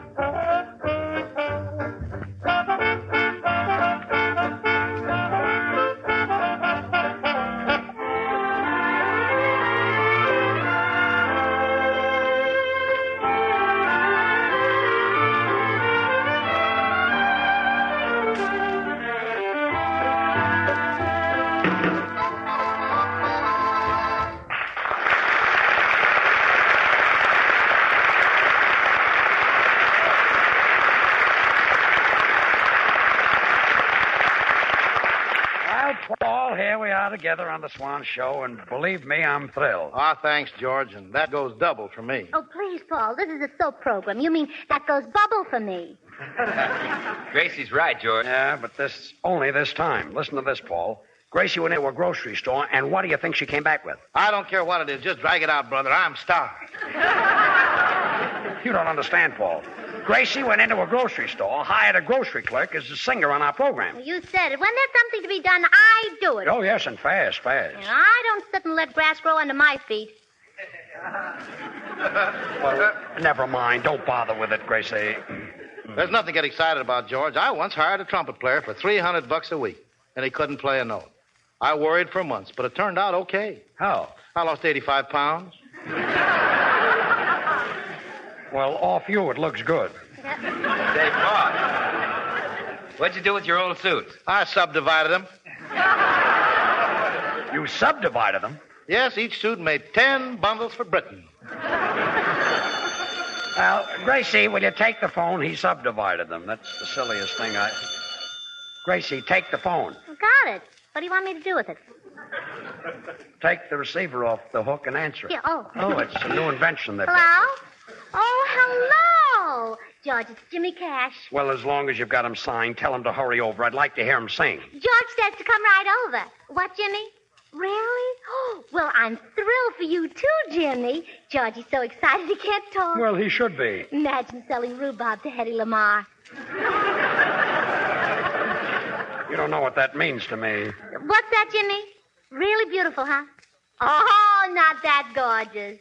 Oh, we'll see for ourselves when you get to the broadcast. He's bringing Hedy Lamarr? No, the rhubarb. Oh, Gracie, tell him to get over here. Jimmy, George says to... what, Jimmy? Oh, all right. Goodbye, Jimmy. He can't leave until he sells 20 more pounds of potatoes. Gracie, this whole thing is ridiculous. You can't find a singer in a grocery store. Oh, no. That's the trouble with having brains. People tell us geniuses, you can't do this and you can't do that. They told Eli Whitney the same thing, but he went ahead and invented the electric light anyhow. Gracie, in the first place, there was no electric light in Eli Whitney's time. There must have been. How could he invent it in the dark? All right, so he invented the electric light and the light, and let's forget the whole thing. Well, sure, after all, the electric light isn't so important. It isn't half as important as the button. As the button, yes. Because if you couldn't press the button, you wouldn't get the light. The light, I guess, yes. Then if you didn't have a light, you couldn't find the button. I knew that was coming. Gracie, what I'm trying to explain is this, you see. So I really think Eli Whitney deserves all the credit. As long as you're giving out credits, what about Whitney's mother? A beautiful painting. I'll tell Whistler's father when he comes in. And answer the phone, Bill, will you? Okay, George. Hello? Gracie, it's for you. Thanks. Hello? Oh, hello, Jimmy. What? Oh, I see. Oh, he's on his way, huh? No, he still has to sell 10 more pounds of potatoes. Will you tell him to get over here right away? George says you better get over here right away. What? Well, of course that's more important. George, he's cleaning out a pickle barrel. He's cleaning out a pickle barrel? Now, don't forget you're going to sing in our program tonight, Jimmy. Mine, your voice sounds so lovely, too. So nice and deep. What? Oh, you're in the barrel. Oh, well, see you later. Goodbye. Everything happens to me. Jimmy Cash is supposed to sing here or no Jimmy Cash. Gracie, you'll have to take his place. Well, George, I don't know anything about selling potatoes. I don't mean that. Well, I'm certainly not going to get into a pickle barrel. I don't mean that either. You'll have to sing for cash. Wait, that's the first time I ever got paid. Well, all right, Gracie, go ahead and sing. Seems that I've been running round in circles ever since I saw the light of day.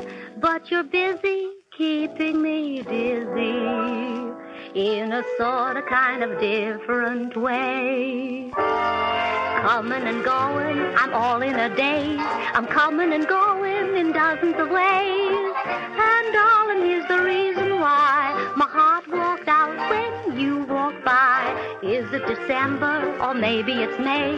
'Cause I don't remember the time of the day. You gave my little world a spin. The lights went out when you came in. It's an early autumn for spring in the fall. Gee, I'm mixed up with love and all. Maybe it would help if I started again. Now let me see, where was I when? Coming and going, I better confess. My heart's overflowing, 'cause you whispered yes. Just goes to show what love can do. I've been coming and going since I met you. Coming and going places I've never been to before. Walking in empty spaces and I bang on every door. You got me doing all you command, like a cake of swan in the palm of your hand.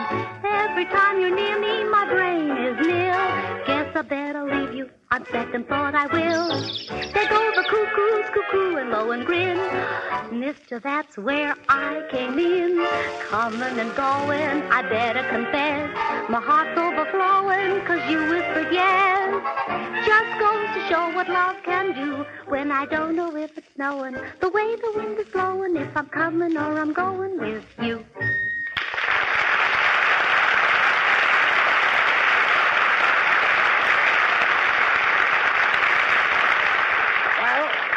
Gracie, that was really swell. Well, where's the money? A little later, yeah. Say, excuse me, Gracie, there's a couple outside to see you. The girl says her name is Hilda. George, that must be Hilda.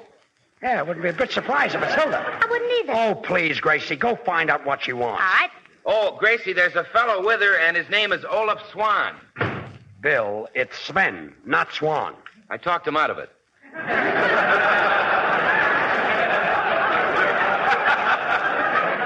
Well, nice talking. Talked him out of it. And answer the phone. Okay. Hello? What? Oh, no, but I'll take a message for her. Oh, okay, goodbye. Who was that? George, it's Jimmy Cash. He'll be here as soon as he sells 5 more pounds of potatoes. Well, that's fine. Say, George, listen, maybe you're getting upset over nothing. You know, this kid may turn out to be something great. You mean Gracie just walks into a grocery store and just like that discovers something great, huh? Well, sure. Bill, you can't find anything great in a grocery store. Oh, now, wait a minute, George. You can't talk that way about Swan Soap. Swan Soap? Who's talking about Swan Soap? Now, look, didn't you just say that you can't walk into a grocery store and find something great? Yeah, but... Oh, so Swan Soap isn't great, I huh? didn't say that. Why, listen, it's the greatest white floating soap you ever saw. Swan gives you a rich, creamy lather even in the hardest water. It's pure, ideal for the baby. Bill, it's the most Bill, wonderful... Bill, will you listen to me? You're beginning to act just like Gracie. And what's wrong with Gracie? A fine guy you are talking about your wife behind her back. Now, look, Bill, let's start all over again. Forget Jimmy Cash. Forget Gracie. Forget Swan Soap. Forget Swan? Why, Swan is the kind of soap you can't forget. I know that, It but... smells so fresh and clean. I know that. It feels so nice and smooth. I know that, but... It's firmer than old-style floating soaps. And Swan lasts and lasts and lasts. You get more real soap for your money. I know that, Bill. Now, just keep calm. Now, just try Swan. Look for the green wrapper with the white swan on the front. What a soap. Bill, I said you win. Now, calm down. Swan is wonderful. Gracie is wonderful. Jimmy Cash is wonderful. How do you know? Have you ever heard him sing? Well, no. Well, then how can you be such a dope and sign a guy you never even heard? I didn't sign him. Yes, you did. Gracie signed him. Oh, forget it. Paul, will you answer the phone? Hello. Hello, what? Okay, kid, I'll tell her. What is it, Paul? The singer will be here as soon as he sells 8 more pounds of potatoes. 8 more pounds? He just said 5. Well, a customer brought back 3 pounds. I can't make my mind up which I hate more, Jimmy Cash or potatoes. George, if you're worried about a singer, I've got a kid in my band who plays the guitar, and he's not bad. Now, look, Paul, not me. I had a South American guitar player last year, and he gave me a headache all season. But this kid's great. Well, who is he? Que no te acuerdas de mí, yo estaba el año pasado cantando muy bien, gusté mucho, ¿te acuerdas? Oh, Yo soy fine. Paul, give me an aspirin. ¿Para qué necesitas una aspirina? Look, Porque no... Senor Lee, I don't want to have any trouble with you again this season. Now, wait, Senor Burns. My very handsome, intelligent, talented young man. And boy, am I carrying the good neighbor policy too far. I am a singer. Senor, I heard you sing. And you're not the type I'm looking for. Why not? During this summer, I had my own radio program in Mexico. I called myself the Lone Ranger. Well, that's not very original. Oh, but I was much more up to date. When I came on the air, I hollered, "Hi-ho, aluminum!" Paul, I'll talk to you later about that guitar player. I even sang in opera. I know, but I'm looking for a different type. I made my big hit in the Barber of Barcelona. Barcelona? Si, senor. You mean the barber of Seville? Well, business was so good, he opened up a branch.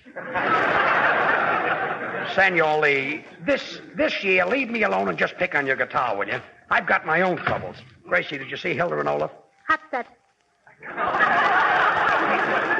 Well, she saw them. Senor Lee, what are you doing here? Imagínate que contrataron otro cantante después de todo lo que yo gusté el año pasado. ¿Qué te parece eso? Oh, so what? A lot of people bet on the Dodgers.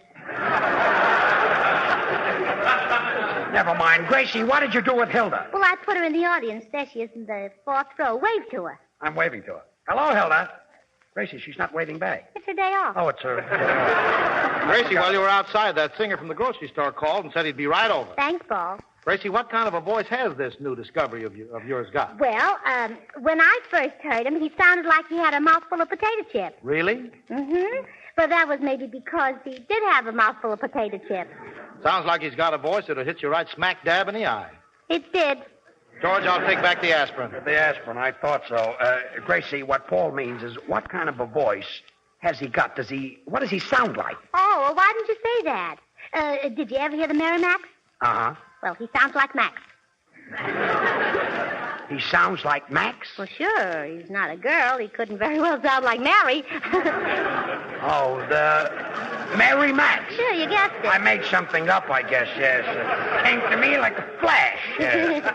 Look, the Mary Max happened to be 4 people. Can you compare them with one person? Oh, sure. Bing Crosby. Now, Gracie, stay that way and don't let your mind wander.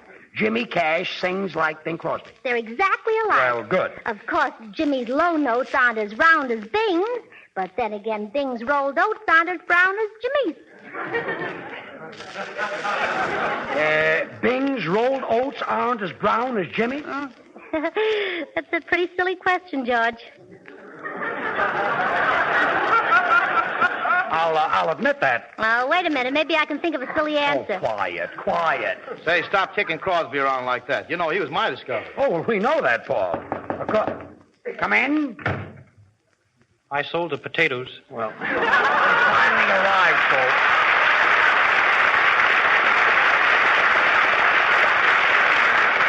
So, you're Jimmy Cash, Oh, that's Jimmy Cash. You're looking at the rhubarb. Oh. Pardon me, that's my... Now, Jimmy, I want you to meet everybody. This is Paul Weichman, and this is Bill Goodwin. I'm George Burns. You'll have to await your turn, sir. You're not in a grocery store. Now, George, he's my discovery, and I want to talk to him. You'll talk to him later. Now, come here, kid. Now, don't get nervous. There's nothing to get nervous about. Did you ever sing before? Yes, sir.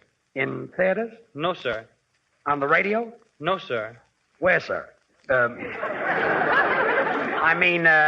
Where did you sing? At sociables.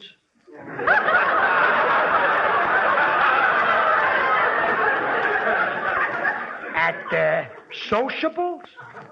At sociables, huh? Well, let me hear you sing. I'm nervous in front of a crowd, sir. Paul, give me back the aspirin. Yes, sir. But there's nothing to be nervous about, No, Jimmy, look at that audience. Why, they love you. Well, just look at all those friendly faces. Well, what about that woman out there? Where? The one who's sleeping. Hilda, will you get up? Please, George. You know it's her day off. Well, all right, Hilda, go back to sleep again. Gracie, you'll never get this kid to sing. Yes, I will. Now, just leave it to me. Come here, Jimmy. Now, go ahead and sing. MGM might hear you, and overnight you'll be a star. And in the morning you're married to Lana Turner. Now, go ahead and sing. Start, Paul.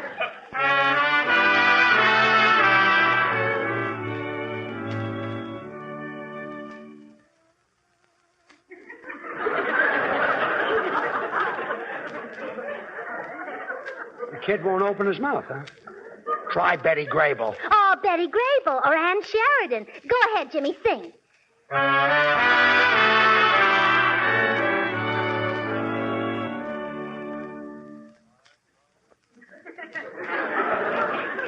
He's probably holding out for baby Sandy, I guess. Please. Now, Jimmy, you like being a grocery salesman, don't you? I certainly do. Now, how would you like to be the greatest grocery salesman in the world? Gee, would I? Well, tomorrow I'm coming into your store, and I'm going to buy 28,000 pounds of potatoes. Oh, boy. Oh, to sweet romance, there is just one answer. You and I. Poet and musician sing the same old tune to the sweethearts that come and go. Let your intuition, aided by the moon, tell you little things the poet doesn't know. Darling, you and I know the reason why the summer sky is blue. And we know why birds in the trees sing melodies too, and why love will grow from the first hello until the last goodbye. Though to sweet romance there is just one answer. You and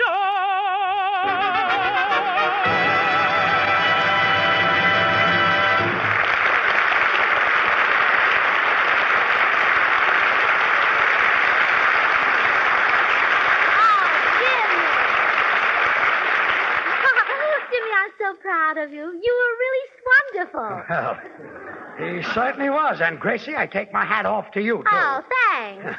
Mr. Burns, can I go now? There's somebody waiting. Who, your sweetheart? No, a customer for the rhubarb. Goodbye. Wait a minute. Say, Jimmy. Oh, Judge, don't worry. Don't worry. I've got him signed. I made him put his John Henry right on the dotted line. Here's the contract. Well, that's great, Gracie. I hereby agree to work for George Burns and Gracie Allen for the entire season. Signed, John Henry. John Henry? His name is Jimmy Cash. Well, sure. As I said before, I don't sit and let the back blow under my feet. When things are done, I do them, and I always know when people got to do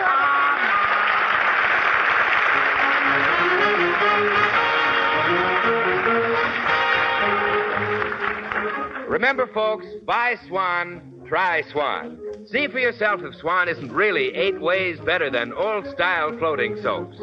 Well, Gracie, the show is over. Oh, I'm sure nervous. Well, Cass, you're all invited to come over to the house and have something to eat. Oh, please, Judge. You know it's Hilda's day off. Oh, yes, I forgot that. Oh, yes. come on, let's go.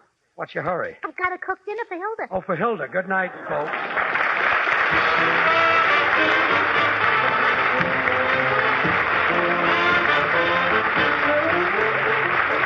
Lever Brothers, the makers of Swan, the new white floating soap, join George and Gracie in inviting you to tune in again next week, same time. Until then, this is Bill Goodwin saying, well, hi, Swan. Why don't you?